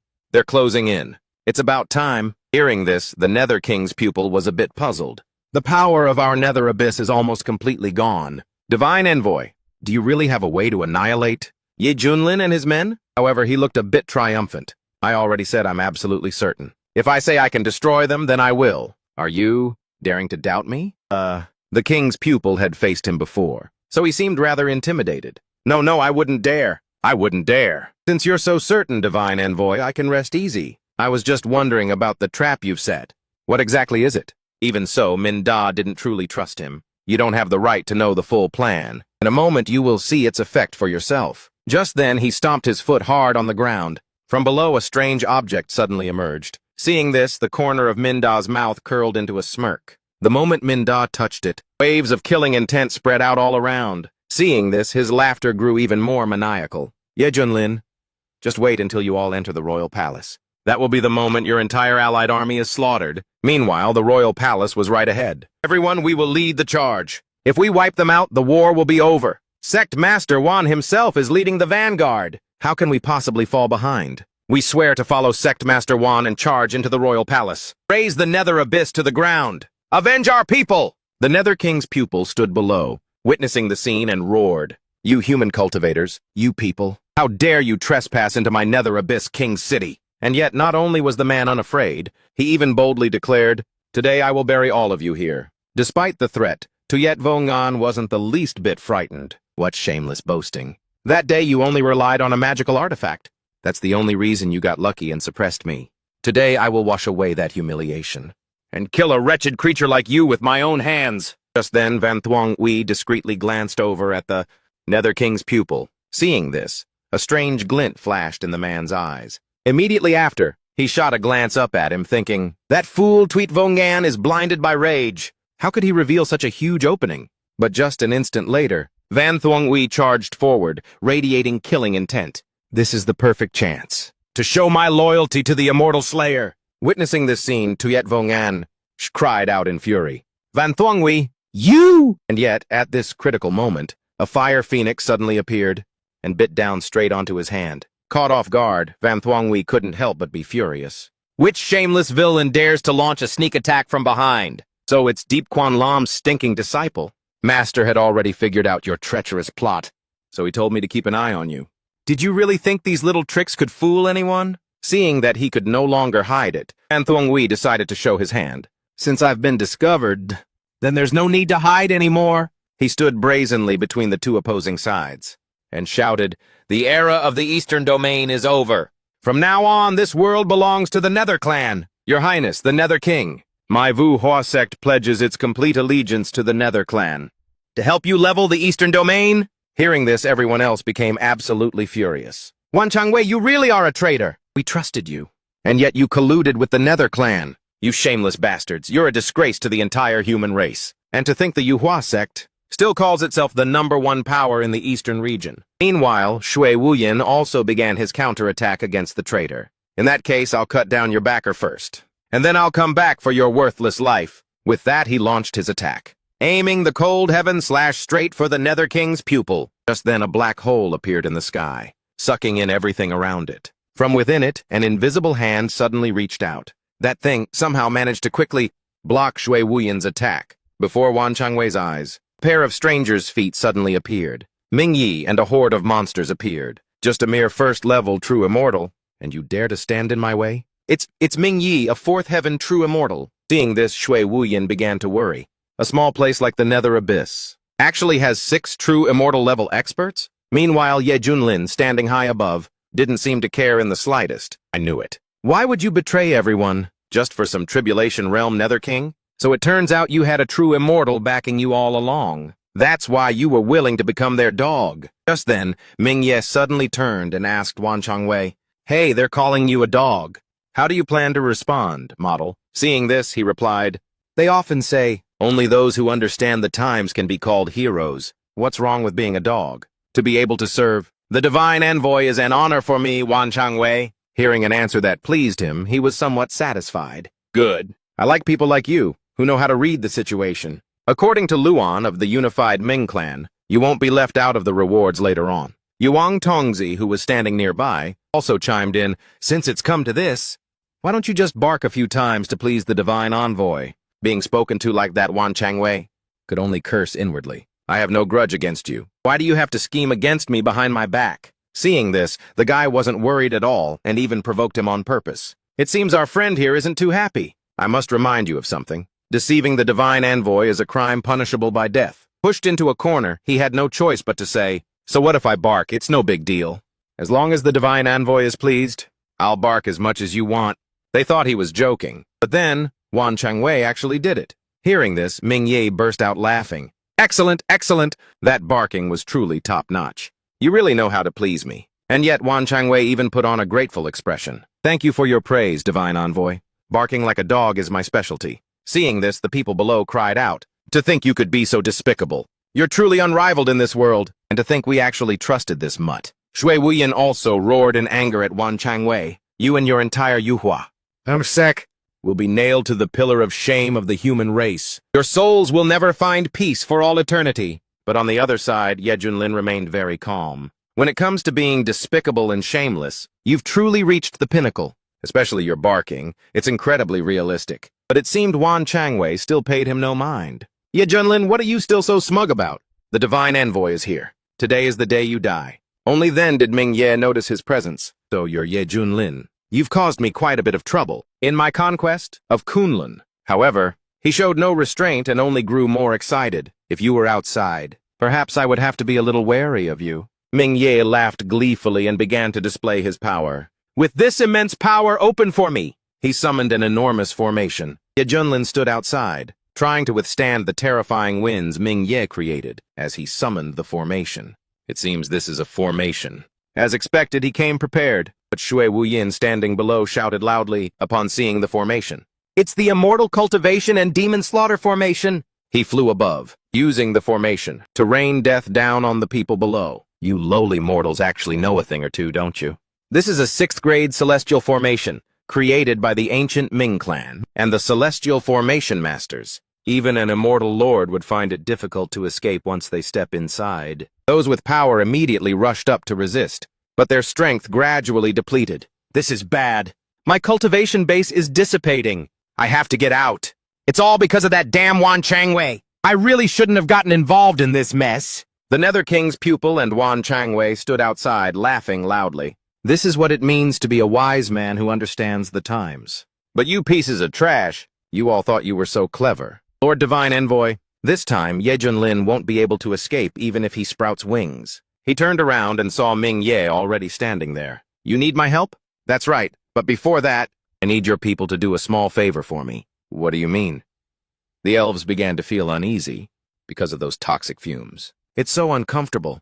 My body feels like it's being drained of all its energy. Great King, save me." King Yu Tongzi, seeing his people slowly dying, was utterly terrified. He frantically turned back to ask him why he was harming his people. Divine Envoy, why are you treating my people like this?" Ming Yi laughed loudly as if he felt nothing at all, while watching the people die off. "When this formation is activated, it requires a massive amount of life energy as a conduit. Your people can sacrifice themselves for the great cause. You should feel honored." Down below, Li Wuji gritted his teeth in fury at his cold-bloodedness. He'd even kill his own people. The Ming clan has completely lost its humanity.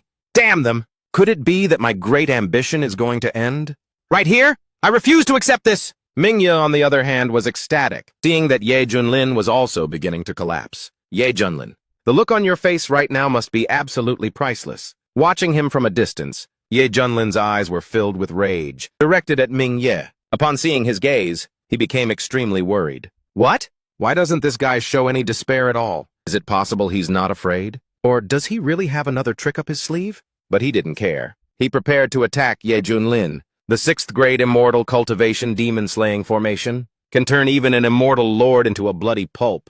Ye Junlin is nothing but an ant. Let's see how you and your disciples die. The 2 children burst into tears upon hearing that he was going to die. Master, I don't want to die. If I have to die, I want to die at home. Ye Junlin placed his hands on their heads, comforting them. Model, what are you crying for?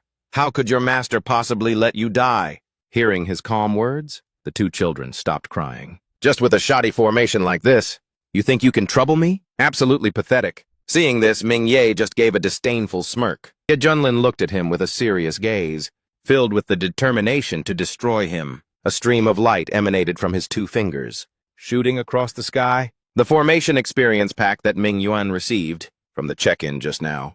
How it could be put to use. Those rays of light struck the dome of the boundless calamity formation. He was astonished by Ye Junlin's actions. The formation has already been cast. He's breaking the formation from the inside. Wan Changwei tried to reassure Ming Ye. Don't panic, this brat is just for show. This is a celestial formation cast by the Divine Envoy. How could he possibly shake it? Isn't that right, Lord Divine Envoy? He didn't say a word, but his expression clearly betrayed his inner anxiety. Impossible. A 6th grade celestial formation. Not even an immortal lord could break through it. Inside, he was still channeling more power to break the formation faster. Could it be that Ye Junlin is a celestial formation master? That's impossible. In the Kunlun realm, an existence like that is absolutely impossible. A celestial formation. Master's spiritual power needs to reach the 100th stage. Meanwhile, normal immortal arts only have 12 stages. Even a mystic immortal would be no match for that. Seeing that Min Da's expression wasn't good, Captain Van Thung approached to ask him, Divine Emissary, what's wrong? He's a heavenly formation master. What's a heavenly formation master? Nether King. The attendant beside him was shocked by Diep Kunlum's identity. Is that a master of formations? Aren't they only supposed to exist in legends? People who can set up formations. To seize the very creation of heaven and earth. It's tied to the rise and fall of an entire clan. I've heard that such mighty beings are greeted with a smile even by immortal lords. They're treated with the utmost respect. Wan Changwei couldn't help but feel a chill of fear when he saw that the formation couldn't hold him. Impossible. How could Ye Junlin possibly be this kind of existence? In that case, this grand formation can't possibly hold him. The barrier of the formation began to crack. Ye Junlin smiled. He unleashed his final blow. The formation shattered into pieces. Break for me. After that final strike, the formation's barrier was utterly destroyed. But down below, Shui Wuyan couldn't help but be astonished. By his power. To think that Senior Yi could break this formation with just a single finger. A technique like this is truly heaven-defying. We're saved! It was Supreme Immortal Yi who saved us. For Supreme Immortal Yi's immense grace, this humble servant is eternally grateful. The 2 children hugged each other, crying with joy at being rescued. Master is so amazing. Master doesn't have to die anymore. I can continue to be with Master. Ming Ye watched as his formation barrier was shattered, his heart filled with terror. How can this be? In the current Kunlun realm, how can there be such a terrifying monster? This is completely absurd. The Nether King's attendant beside him fearfully asked him about their next move. Divine Envoy, what should we do? Wan Changwei was also terrified. He secretly plotted his next move in his mind. I really regret jumping out so soon. Now I'm stuck between a rock and a hard place. I never thought I'd end up in a situation like this. Min Da didn't even consider retreating. Instead, he pushed forward, forcefully commanding the others to charge into battle. At this point, this is the only way. If Diep Kunlum isn't eliminated, then this battle is a guaranteed loss. He summoned several mysterious purple orbs. You all know what to do. Min Da gave them to his subordinates to consume, to boost their power. Understood. After consuming the pills, their power increased significantly. Emissaries of the Nether clan, 5th Heaven True Celestials, they charged forward along with Min Da. Even if you're a heavenly formation master, without any formation set up, a 6th Heaven True Immortal like you is absolutely no match for us. Faced with a horde of minions brimming with fighting spirit, Diep Kunlum showed no signs of fear. On the contrary, he gave a lazy, mocking smirk and drew a sword that emitted a mystical light. to deal with a few small fries who just got a temporary power-up like you. I have to use this treasure? Seems like a bit of a waste, don't you think? The minions roared and rushed forward, not forgetting to spew some trash talk. You shameless bragging brat! Go die! They simultaneously unleashed their technique, the Netherworld's 5 ultimate kills, with all their might. In response, Deep Kunlum just casually spun around once and gently unleashed the Azure Abyss summoning Rain Slash. The moment he turned, countless razor-sharp sword auras radiated outwards. The minions who were in mid-charge suddenly froze, and then their bodies began to crack. How is this possible? Those were their final words, before their bodies shattered into 100 pieces, unable to withstand that terrifying surge of power. Witnessing that earth-shattering scene, Shui Wuyin could only stand there, frozen and speechless. His jaw dropped and his eyes wide in shock. So this is the power of the legendary One Sword of the 14 continents. A legend indeed. I've heard of its fame for so long. Only after witnessing it with my own eyes today do I truly understand how terrifying it is. A visual shock that truly shakes one to the core. In complete contrast, Min Da was now seething with a single thought: to crush Ye Junlin at all costs. He roared, ordering his remaining subordinates, "Stop holding back! Use every last trump card you have for me!" Immediately, the forbidden pills inside the minions began to unleash their terrifying side effects. To be able to force us to this point, Ye Junlin, a leader growled. To be able to force us to this point, you can die with your head held high. From below, Shui Wuyin shouted, his voice filled with anxiety. Watch out! They're going to self-destruct their immortal cores, Senior Ye. Be careful! Hearing this, Ye Junlin just smiled with amusement. Oh my, a cornered dog finally bares its teeth, huh? You want to self-destruct? Fine by me. Then please, step inside and blow yourselves up to your heart's content. With that, he opened its bottomless mouth. Heaven Burial Coffin, it's feeding time! The leader watched as all the effort he'd put into his grand sacrifice was sucked into that bizarre box. He screamed in despair. What the hell is that thing? Min Da, the mastermind, witnessed this scene and his soul nearly left his body. He stammered, unable to form words. No, this can't be real. This must be an illusion. Right after that, the Heaven Burial Coffin had devoured everything around it. Ye Junlin dusted off his hands nonchalantly, adding a sarcastic remark. Whether it's real or not?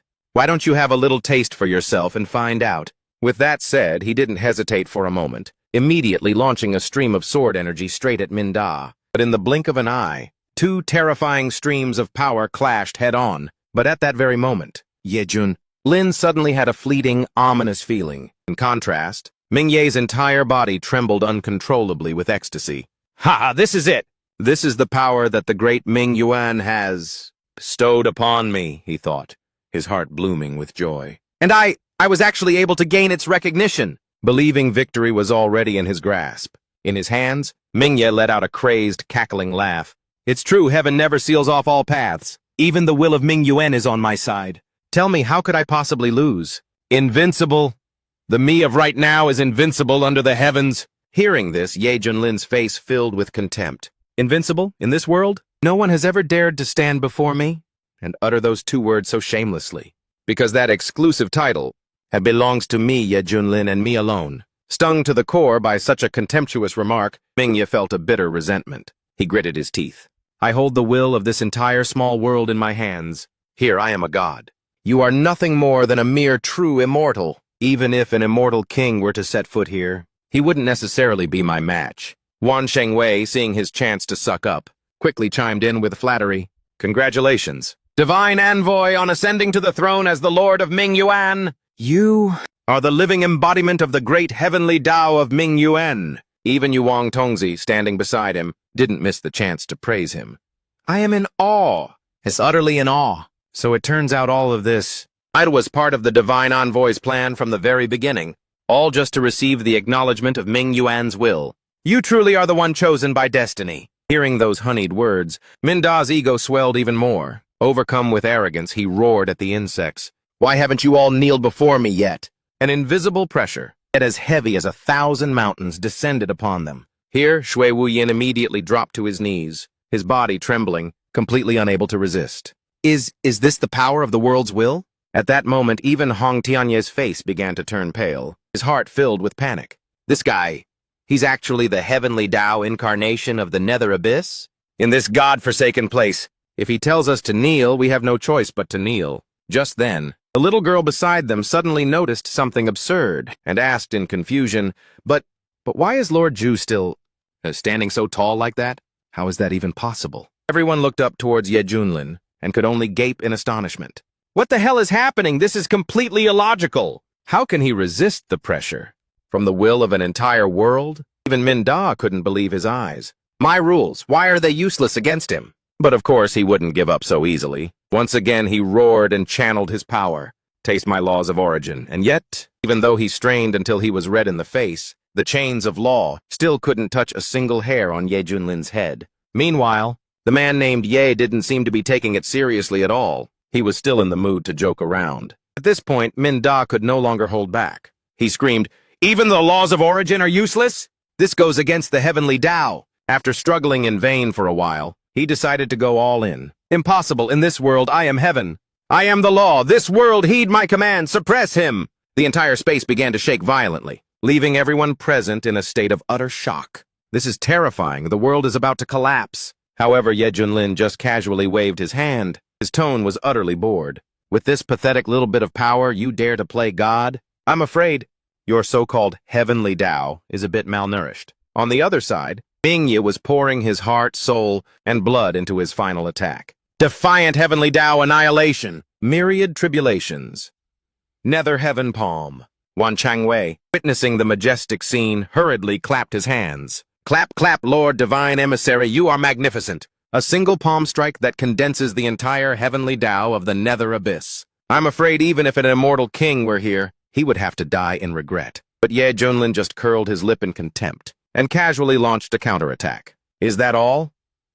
An instant later, the two attacks clashed fiercely, but the result was utterly astounding. His attack was completely overwhelming. Mingye watched as cold sweat streamed down his back. How is this possible? How could he have neutralized my attack so easily? He wondered in a panic. Isn't the power of the heavenly Tao supposed to be invincible? On the other side, Ye Junlin not only looked disdainful, but also deliberately rubbed salt in the wound. You call something like this invincible? If you're this weak, you should go train more. Mingye still tried to argue stubbornly. That was just a test. With that said, he once again unleashed a move.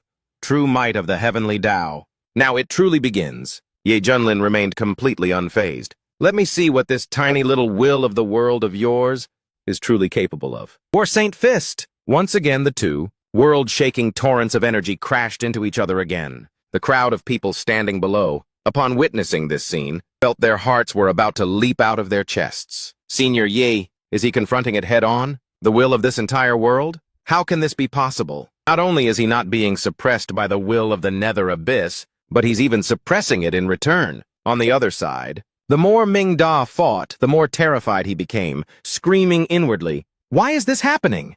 The harder I try to suppress him, the more ferocious his counterattacks become. And then, as expected, he once again emerged victorious. But Ming Da's technique was utterly shattered, causing him pain in both body and spirit. What in the world are you? How can you twist my heavenly Tao? Seeing this, Shui Wuyan's eyes went wide, utterly astonished. Senior Ye, how can you possibly resist the will of an entire world? She truly wanted to know the answer. But meanwhile, he remained completely confident. He gave a simple shrug. Because the stronger my opponent, the stronger I become. However, that explanation sent Ming Da into a furious rage. Are you trying to mock me with that ridiculous reason? After hearing this, Ye Junlin simply replied with sincerity. I'm not joking. I really do get stronger when I face a strong opponent. But how could Ming Da possibly accept those words now? Enough! He roared, deciding to engage in a life-or-death battle with him. In this world, I am the Lord. No one can stop me, no one! Ming Da's hand swung up into the air, summoning a colossal bolt of lightning. Heavenly Tao sword, come to me. From the pitch-black sky, countless streams of light converged. And just a moment later, a giant sword of light appeared. When the crowd below saw that scene, every single one of them screamed in terror. He actually has an even stronger move? That's too terrifying. What do? We're being crushed. To the point we can't even move. What in the world is this kind of power? At this moment, Mingye was roaring in absolute fury. Ye Junlin, today I will send your soul into oblivion. The giant sword shot towards him, carrying with it a destructive aura. World-ending severance. Ye Junlin, on the opposite side, remained incredibly confident. I already told you. As he spoke, he launched his own attack towards the sword. When it meets strength, it becomes even stronger. Two supreme powers crashed into each other like two hurricanes. The very next second, a blinding flash of light erupted, and then an earth-shattering explosion erupted, swallowing everything. The Nether King's pupils widened at the sight, and he broke out in a cold sweat from worry. No, that's the lament of the world's will. But then that sword of the heavenly Tao shattered, exploding into 100 pieces. Seeing this, the crowd below finally let out a collective sigh of relief. The pressure is all gone! Immortal Yi won, Senior Yi. He actually managed to, all by himself, fight against the will of an entire world. This kind of power has far surpassed my entire understanding of what it means to be a master. No wonder he's the master. A mere heavenly Tao, Ming Yuan fist. How could that possibly trouble him? Hong Tianye was also dazed, as if his soul had left his body after what had just happened. Impossible. A mere mortal. How could he possibly contend with the power of an entire world? He must have a supreme treasure hidden on him, one capable of defying the heavens and changing fate. Otherwise, there's absolutely no way he could have reached this level. Even after such a crushing defeat, Mingya still refused to accept the bitter truth. He roared, channeling all his remaining strength forward. If the heavenly Tao cannot suppress you, then let this entire nether abyss become your coffin. All living beings will be buried along with you. Let everything be destroyed. That desperate attack caused the very atmosphere around them to converge into colossal whirlwinds. Ye Junlin maintained his relaxed expression, letting out a light remark. Still want to play the mutual destruction game, huh? It's a pity that this little idea of yours will only ever be a dream. He chuckled, summoning a pitch-black orb of energy in his hand. Ye Junlin, in this realm, I am the heavenly Tao. If the heavenly Tao perishes, the world must be buried with it. Today I will open your eyes to what a true apocalypse looks like. Immediately after, without a hint of hesitation, Mingya slammed the orb into the middle of his own forehead. Let's perish together, a self-destruct attack. It caused crimson fluids to erupt from his entire body. Under the destructive wrath of the heavenly Tao, all of creation began to turn to ash and dust. The earth, rocks, and trees everywhere were sucked into a pitch-black void before them. The crowd of people below, witnessing that horrifying scene, could only scream in terror. The world is disappearing. We're all doomed. Even the Nether King's pupil was stunned into silence by the shock. My warriors of the Nether Abyss are all about to turn to dust. From behind, a horrified Wan Changwei yelled, "Sect Master! What do we do now?" His Sect Master snapped, "You're asking me? Who the hell am I supposed to ask? You were the damn one who instigated this, pushing for us to take refuge with the Nether Clan. And look where it's gotten us." Even Hong Tianye was trembling uncontrollably. The world's self-destruction. This is far beyond what any mortal can withstand. Ye Junlin, no matter how heaven-defying you are, I'm afraid even you can't reverse this outcome, can you? Despite this, Ming Ye, on the opposite side, burst out laughing. Maniacally, ha ha ha. This is the price you pay for backing me into a corner. But no one can change the destruction of the Nether Abyss. Seeing this, Ye Junlin only let out a faint, contemptuous smile. Just a second later, Ye Junlin began to murmur an incantation. Along with his words, countless streaks of light descended from the sky, forming a colossal array. If you want to be fireworks, you can just explode by yourself. Why drag everyone else down with you and waste the space? He didn't forget to add a taunt. This immortal has no interest in being buried with you. Witnessing this display, Mingya roared in disbelief. Is that a large-scale teleportation array? Impossible. What kind of formation of this scale can be completed in the blink of an eye? He then rushed forward, intending to stop Ye Junlin. No one is allowed to leave, but he just gave a light wave of his hand. Just be a good boy and stay here and play by yourself. The two techniques collided, creating a massive explosion. Ming Yi was thrown back by the aftershock, tumbling to the ground. Meanwhile, Ye Kunlin was still determined not to spare them. The traitors. Goodbye, Wan Changwei. Only now did he know what fear truly was. He hurriedly tried to deny his guilt, shouting, "Exalted immortal Yi! Wait, actually, I'm an inside agent. Everything just now was all just an act. I'm one of the Eastern region's people too." But in the end, he still took a fatal blow. It was accompanied by Ye Kunlin's cold reply. "Who are you? We don't know you." When everything was settled, he even commented cheerfully, "See? This is what people call only jumping when the water reaches your feet. Clinging to Buddha's feet only when you're about to die." At this moment, despite being heavily injured, he still strained his neck to curse Ye Kunlin. "You won't die a peaceful death!" At the same time, Mingya, on the other side, was endlessly lamenting in despair. Defeated, utterly defeated, the prodigy of the Ming clan, what a joke. The so-called Lord of the Heavenly Tao, in the end, was nothing but a frog in a well. No matter how hard he racked his brain, he couldn't figure it out.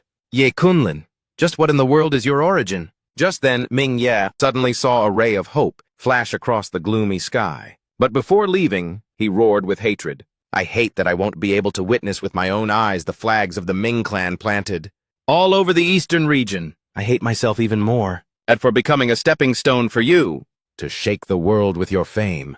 Ye Kunlun, Ming Hao will definitely burn the path ahead of you to ashes. My clan will be waiting for you at the very depths of the underworld. Meanwhile, in another place, a streak of light flashed from the sky. Eastern region Shanhai Pass, Zhui Wuyin, and the others were dropped onto an empty plot of land. Everyone was overwhelmed with joy and emotion. We're back! We're really back! Immortal, yeah, you've given us a new lease on life. The human race of the Eastern Domain will never, ever forget this. Senior Ye, your great kindness and virtue. We will engrave it in our hearts and bones. Hearing this, Ye Kunlun just waved his hand nonchalantly. It was just a small matter, no need to be so formal. As he was about to leave, they could only bow their heads repeatedly in thanks. The dark abyss has been destroyed. From now on, there's no more threat from the creatures of darkness. Immortal Ye has truly protected the Eastern Domain for all eternity. Peace? Yes, that's right, that's right. Shui Wuyin stood for a moment before speaking up. His expression was serious. Everyone, although the dark abyss has been destroyed, the true culprit, the Yuhua sect, is still out there. Chen Zhao and the power behind him are the greatest threat. Even Fan Dezheng nodded in agreement. Before, Chen Zhao, in his capacity as the commander of the Allied forces, went to suppress the clans in the dark abyss. That was all just an act. But this time, he was the one pulling the strings from behind. An Miaoyi also chimed in worriedly. But the Yuhua sect has such deep roots, and their power is so immense. Can we really win again? A moment later, Shui Wuyin asked again, Senior Ye, what are your thoughts on this matter? Meanwhile, he was immersed in the melodious sound of the system. Congratulations, host, for activating a new check-in location. Yuhua Sect 3. Complete the check-in to receive a reward of 3 true immortal-grade immortal artifacts. You will also be upgraded to an immortal lord. This made Ye Kunlun feel a little happy inside. Perfect. I can settle all my debts, new and old, at once. And I even get upgraded treasures. It's truly killing 2 birds with 1 stone. Seeing his silence, the others thought differently. Senior Ye, and could it be that you're also wary of their power? Behind the Yuhua sect? Well, that's understandable. After all, it is one of the most ancient powers in existence. After a moment of thought, he finally spoke. It's just a mere Yuhua sect. By this time tomorrow, that lineage will no longer exist in this world. Hearing this, everyone roared in unison, their morale soaring to the heavens. Senior Yi is righteous. The human race of the Eastern region thanks you, Senior Yi. Thank you, Senior Yi. Ye Kunlun heard this but paid it no mind. Everyone, there's no need for such formalities. The Yuhua sect has made an enemy of this immortal in the past. Now with new debts and old grudges, it's time to settle them all at once. The scene suddenly shifts to Qing province, the stronghold of the Yuhua sect. A blessed grotto heaven. From the darkness, an ethereal figure emerged. Ancestor Tian Hong, a 6th-level true immortal. After hearing about the situation, his face twisted into a scowl. Everyone, I'm afraid we're in big trouble. But facing him were only sharp glares from within the darkness. From it, a furious voice echoed, Big trouble? Don't tell me Wan Changwei's plan has failed. At this moment, he was busy analyzing the situation. From the memories transmitted back by Wan Changwei, this old man saw an incredibly terrifying scene. That answer surprised the one in the darkness. Terrifying. After learning the whole story, Ancestor Tian Hong was boiling with rage. The divine envoy of the Nether clan didn't just lose to Ye Kunlun, he lost miserably. Even, the entire Nether Abyss has been destroyed! Hearing this, the other person's eyes widened in shock. What? The Nether Abyss was blessed by the will of the world. How could it possibly be destroyed? The group in the darkness began to question him clamorously. Ye Kunlun's strength has far surpassed our predictions. The divine envoy had every advantage. The right time, the right place, and the right people. But we still can't do anything to him. I'm afraid that right now, he's coming to our Yuhua sect to settle the score. Then what should we do now? Pushed into a corner, he had no choice but to show his hand. Since it's come to this, we might as well risk it all. We'll activate the Stargate plan ahead of schedule. But the other man showed hesitation. What? Isn't it too soon? The current number of Stargates is still very far from our target. And those words made Elder Tian Hong even more anxious. Don't you all see the situation clearly yet? A great disaster is about to befall us. If we drag this on any longer, I'm afraid we won't even have the chance to activate the Stargate. Meanwhile, Elder Zihei on the other side was also discussing a plan. Elder Zihei, A fifth heaven true immortal. You're not wrong. It's better to force open the Stargate than to sit here and wait to die. Even if we're suppressed by the laws of the heavenly Tao, the power of the Nether Clan's great army is more than enough to deal with a single... Ye Junlin. Hearing this, Elder Qinglan immediately asked back. But the energy needed to forcibly open the Stargate. Where will we get it from? Elder Qinglan, a fifth heaven true immortal. However, in response, there was only Elder Tianhong's calculating smile. Raise an army for 3 years to use it in 1 hour. The pawn we've been cultivating for so long, it's time to use him. It seemed that in Elder Tianhong's mind, there was already a cruel plan in place. Use his life in exchange for the future of the Yuhua sect. On the mountaintop, Jiawer was cultivating alone with a smug look on his face. He thought to himself, just 1 more step and I'll reach perfected tribulation transcendence.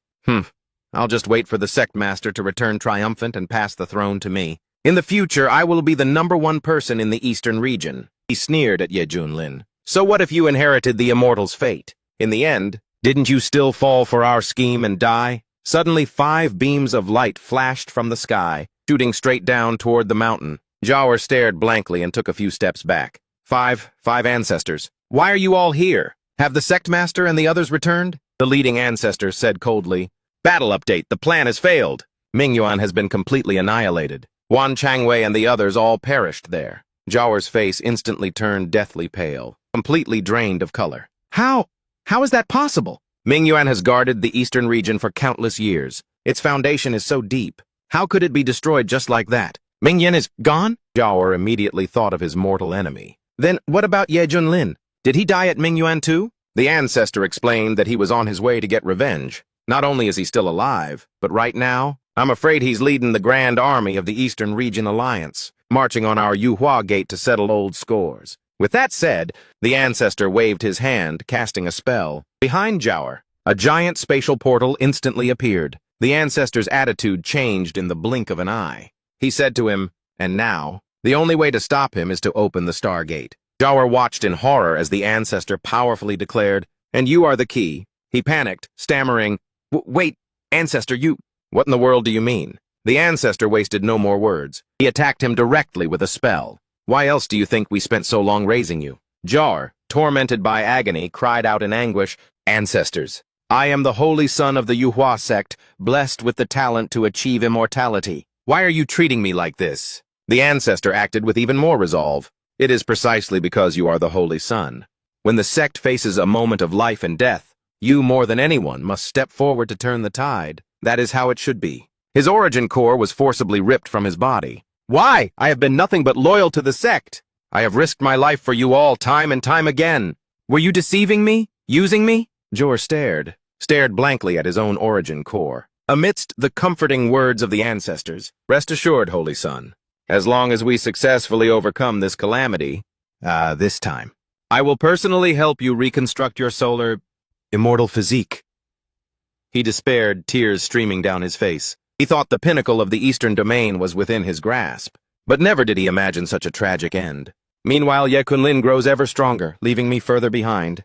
I hate this! The ancestor threw Jiawer's origin core into the portal. Such a pure source of energy and matter is enough to force open the Stargate. It could even maintain a stable state for several days. It flew up and collided with the gate's purple layer of magic. Instantly, a terrifying surge of power erupted, shaking the entire region. The ancestors had to shield their faces one by one from the gust of wind blasting from the gate. What terrifying power! It feels like my very soul is about to be crushed. But this kind of power is far beyond our comprehension. Just what kind of monster is inside that gate? Not long after, a flash of light appeared amidst the purple demonic energy. From that light, a piece of sturdy armor, an imposing true immortal-level warrior of the Nether Clan, stepped out, followed by an entire army of countless others. This scene terrified the old ancestors so much their hearts stopped. I can't believe there are so many true immortals from the Nether Clan. I'm afraid there must be tens of thousands of them. Before them, the Feathering sect is as insignificant as a colony of ants.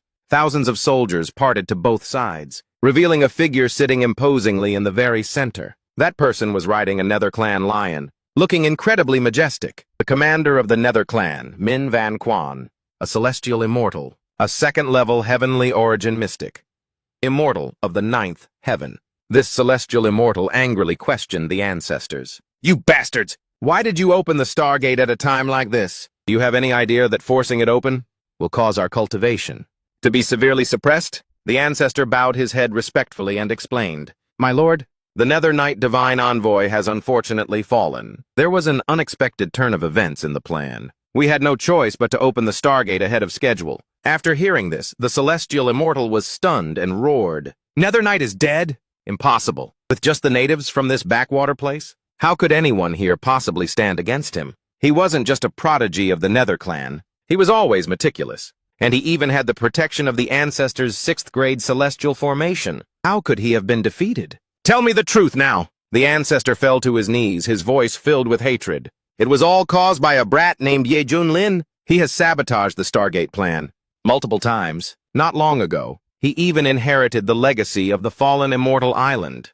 And now he's even killed the Divine Envoy. He is the mastermind obstructing us. The Celestial Immortal used his magic to grab the ancestor by the neck and lift him into the air. Did you say he inherited the legacy of the fallen immortal island? The ancestor, with his limited knowledge, firmly confirmed, yes, that's right. But I'm afraid it's probably just some unknown, insignificant legacy. All he got were some worthless scraps. The Celestial Immortal raged at Ancestor Guang. You fool! What the hell do you know? Do you have any idea just how powerful the background of the fallen immortal island's master is? A hint of fear was visible on his face. A being that terrifying is someone even the progenitor of my Nether clan wouldn't dare to offend. That's the Supreme Formation Master, a name that echoes throughout all the heavens and myriad realms. The Celestial Immortal recalled the Great War of the past. The combat prowess of a Celestial Formation Master far surpasses even that of an immortal king.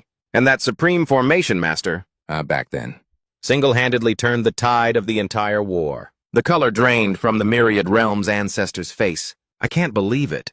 Fallen Immortal Island has such a powerful background? The Celestial Immortal didn't hold back in his scolding. A frog at the bottom of a well. But this also proves you weren't lying. Mingye's death was justified. Even so, the Celestial Immortal still had to help the Yuhua sect. The most urgent matter right now is to kill Ye Junlin. This man was able to inherit the legacy of Fallen Immortal Island. He is by no means an ordinary person. If we allow him to continue growing stronger in the future, he will surely become a great threat to our clan's ambitions of supremacy. Suddenly in the sky, a mysterious power tore open a rift. The ancestor leaped to his feet, ready for battle. Who dares trespass into my Yuhua sect? He smirked with confidence. Ye Junlin, I have tens of thousands of immortals backing me. Let's see how you die this time. From within the mysterious portal, an entire army emerged. Zhui Wuyin led the charge, his presence overwhelming. Yuhua sect, you have strayed from the righteous path and colluded with a foreign race. Today we shall enact heaven's justice and eliminate you traitors. The Celestial Immortal sneered at the small fry before him. Behind him, tens of thousands of Ming clan soldiers stood in neat rows. Their presence was overwhelming. Tuit Vongun hadn't expected this either. What? How can the Yuhua sect have so many immortals? Vokeep asked cautiously. How are we supposed to fight this? Maybe we should just retreat. Hong Thien Deep also recognized their disadvantage. Tens of thousands of true immortals have already locked down this space. Right now, even if Master wanted to deploy a formation, I'm afraid it would be impossible. The ancestor of the Yuhua sect laughed triumphantly. The times have changed. Forget about you lot, you're nothing but a swarm of ants. Even if you gathered every immortal in the Kunlun realm, my Yuhua sect would still have nothing to fear. The Celestial Immortal demanded, his power overwhelming them. Among you, who is Diep Quanlum? Tuit Vongun glanced discreetly at Senior Ye. In a situation like this, you mustn't try to resist. Find a way to escape. From within the vast army, a figure calmly stepped forward. Diep Quanlum replied in a deep voice, I am he. He stood calmly before the Celestial Immortal. You were looking for this immortal? He seemed very interested in Diep Quanlum's attitude. Good. If I kill the successor of Fallen Immortal Island, I will become a great hero to my clan. Diep Quanlum's face was filled with contempt. With just you? A crippled Celestial Immortal? Whose power is suppressed by the Stargate? You aren't even qualified to carry this immortal's shoes. Enraged, the Celestial Immortal attacked. You're courting death! Tuit Vongun shouted worriedly. Senior Ye, be careful! He remained perfectly calm, watching as the Celestial Immortal's attack closed in. Diep Quanlum smiled as he met the blow. Perfect. This gives this immortal a chance to see what the Celestial Immortal realm truly feels like. Ye Junlin's system announced. Detected that the host is under attack by an enemy. Heavenly Immortal, second layer. Now activating the passive effect. The stronger the foe, the stronger I become. Received cultivation. Heavenly Immortal 3rd layer. Detected that the host is under attack by immortal energy. Passive effect. The stronger the foe, the stronger I become. Received 2nd grade immortal energy. After that, he was enveloped by countless runes. Yet Junlin spun around and completely neutralized the Heavenly Immortal's attack. Is that all you've got? It couldn't even scratch an itch for this immortal. I barely felt a thing. He recognized his level at a glance. What? You're also a Heavenly Immortal? And the grade of your immortal energy is even higher than mine. By 1 level? The Heavenly Immortal couldn't help but tremble all over. Excellent. As expected, you were still hiding your true power. This is it. Keep it coming, keep it coming. The most bitter thing is that the enemy, who killed my father, has become a Heavenly Immortal, while I'm still stuck at the Tribulation Transcendent stage. The gap is too big. His spirit must be completely broken. The Heavenly Immortal refused to give up. It must be the inheritance from fallen Immortal Island that helped him break through to the Heavenly Immortal realm. In this dire situation, I must nip him in the bud. Otherwise, he will become a great disaster for my Nether clan in the future. He took out his scepter, preparing for the next attack. A battle between Heavenly Immortals is not just a contest of strength. Once this land is covered by my Nether clan's battle formation, your control over your immortal energy will be slowed by at least 30%. He roared, activating another formation. Heaven-devouring giant python formation, activate. Following his command, countless giant cobras were summoned. The Heavenly Immortal was on guard, scrutinizing Ye Junlin. This kid still hasn't shown all his trump cards. I wonder if he has any other inherited treasures from the fallen Immortal Island, huh? You all prepare to use your psychic techniques to launch a sneak attack on his sea of consciousness. The grunts of the Underworld clan had no idea how serious the situation was. To deal with a mere celestial immortal, do we really need to make such a big fuss? The celestial immortal urged his soldiers to follow his orders. Caution is the key to survival. The terror of the fallen Immortal Island is something you all would never understand. The 10,000 soldiers of the Underworld clan began to focus their minds together. Understood. The commander is so thorough in his planning. Don't worry, Commander. With our combined 10th rank spiritual power, it's like using a butcher's knife to kill a chicken. Meanwhile, the celestial immortal was controlling the swarm of black cobras, using the power of the black dragon halberd as bait. He guided the killing intent of the 10,000 soldiers to form the Underworld clan's ultimate killing formation. Extreme Python Devouring Heaven formation. Swallow him whole for me. They all swirled around, encircling Ye Junlin. The Underworld clan's soldiers were already celebrating their victory. With the help of the commander's Mystic Immortal Grade artifact, forget a 3rd level Celestial Immortal. We could even take down a 9th level Celestial Immortal. To die by the commander's weapon is a blessing for this kid. Just then, Shui Wuyin rushed over to warn him. Senior Immortal. Yeah, be careful. That's a Mystic Immortal Grade artifact. I'm afraid even the Kang Yuan sword can't compare to it. Senior Ye, how are you going to deal with this? Ye Junlin frowned, repeating the name of the formation. A Mystic Immortal Grade artifact. A combined attack formation. He drew his own immortal artifact. His smile was still full of mockery. These are just some toys that I, this immortal, threw away. With one slash, the immortal artifact tore the formation apart. Ye Junlin charged straight into the swarm of black cobras with terrifying power. This scene made the celestial immortal's face turn pale with fright. What kind of immortal artifact is this that it radiates such killing intent? Immortal Island with such a terrifying aura. His eyes widened in shock. Wait, could that be an Immortal Lord Grade immortal weapon? The Heavenly Immortal growled, taking a serious fighting stance. I can't believe you actually possess an Immortal Lord Grade immortal weapon. It seems the inheritance of fallen Immortal Island is truly extraordinary. Ye Junlin raised an eyebrow. You know about fallen Immortal Island too? He could finally get a clear look at the immortal weapon. So it's true. Even though an Immortal Lord Grade weapon is powerful, you have to use the cultivation of a Heavenly Immortal to activate it. That must consume a massive amount of your energy. I bet you can't maintain it for long. He waved his hand tauntingly. If you've got the guts, then come and find out just how long this immortal can last. The Heavenly Immortal had no intention of backing down. Then let me see what you're really made of. He sent the horde of black cobras forward with a sinister plan. I'll pretend to attack him. But it's actually a feint to let the giant pythons ambush the cultivators behind him. He'll definitely be distracted trying to save them. At that moment, our spiritual arts will seize the opportunity to invade. The Nether clan soldiers couldn't hide their obvious smiles. The commander is brilliant. The Heavenly Immortal charged forward, scepter in hand. Just as they were about to clash head-on, Ye Junlin suddenly changed direction. The Nether Clan troops panicked. What's going on? Why is he suddenly coming towards us? Don't be afraid. Supreme Immortal Yi is still here. Even if Supreme Immortal Yi manages to block it, the aftershock alone would be enough to destroy us. Such cheap misdirection tactics. You can't fool me. Still resorting to such petty tricks, Ye Junlin raised his hand and unleashed his technique. An immense power shattered the Nether Clan's protective barrier. The Heavenly Immortal roared out a command. This is the moment. The black dragon opened its mouth, ready to devour Ye Junlin, but he didn't even bother to look at it. Your bag of tricks is quite varied, but it's all useless. The Underworld clan focused their minds, unleashing their final blow. An attack aimed directly at Ye Junlin's spirit. He paused for a moment, then scratched his head and mumbled, "Huh?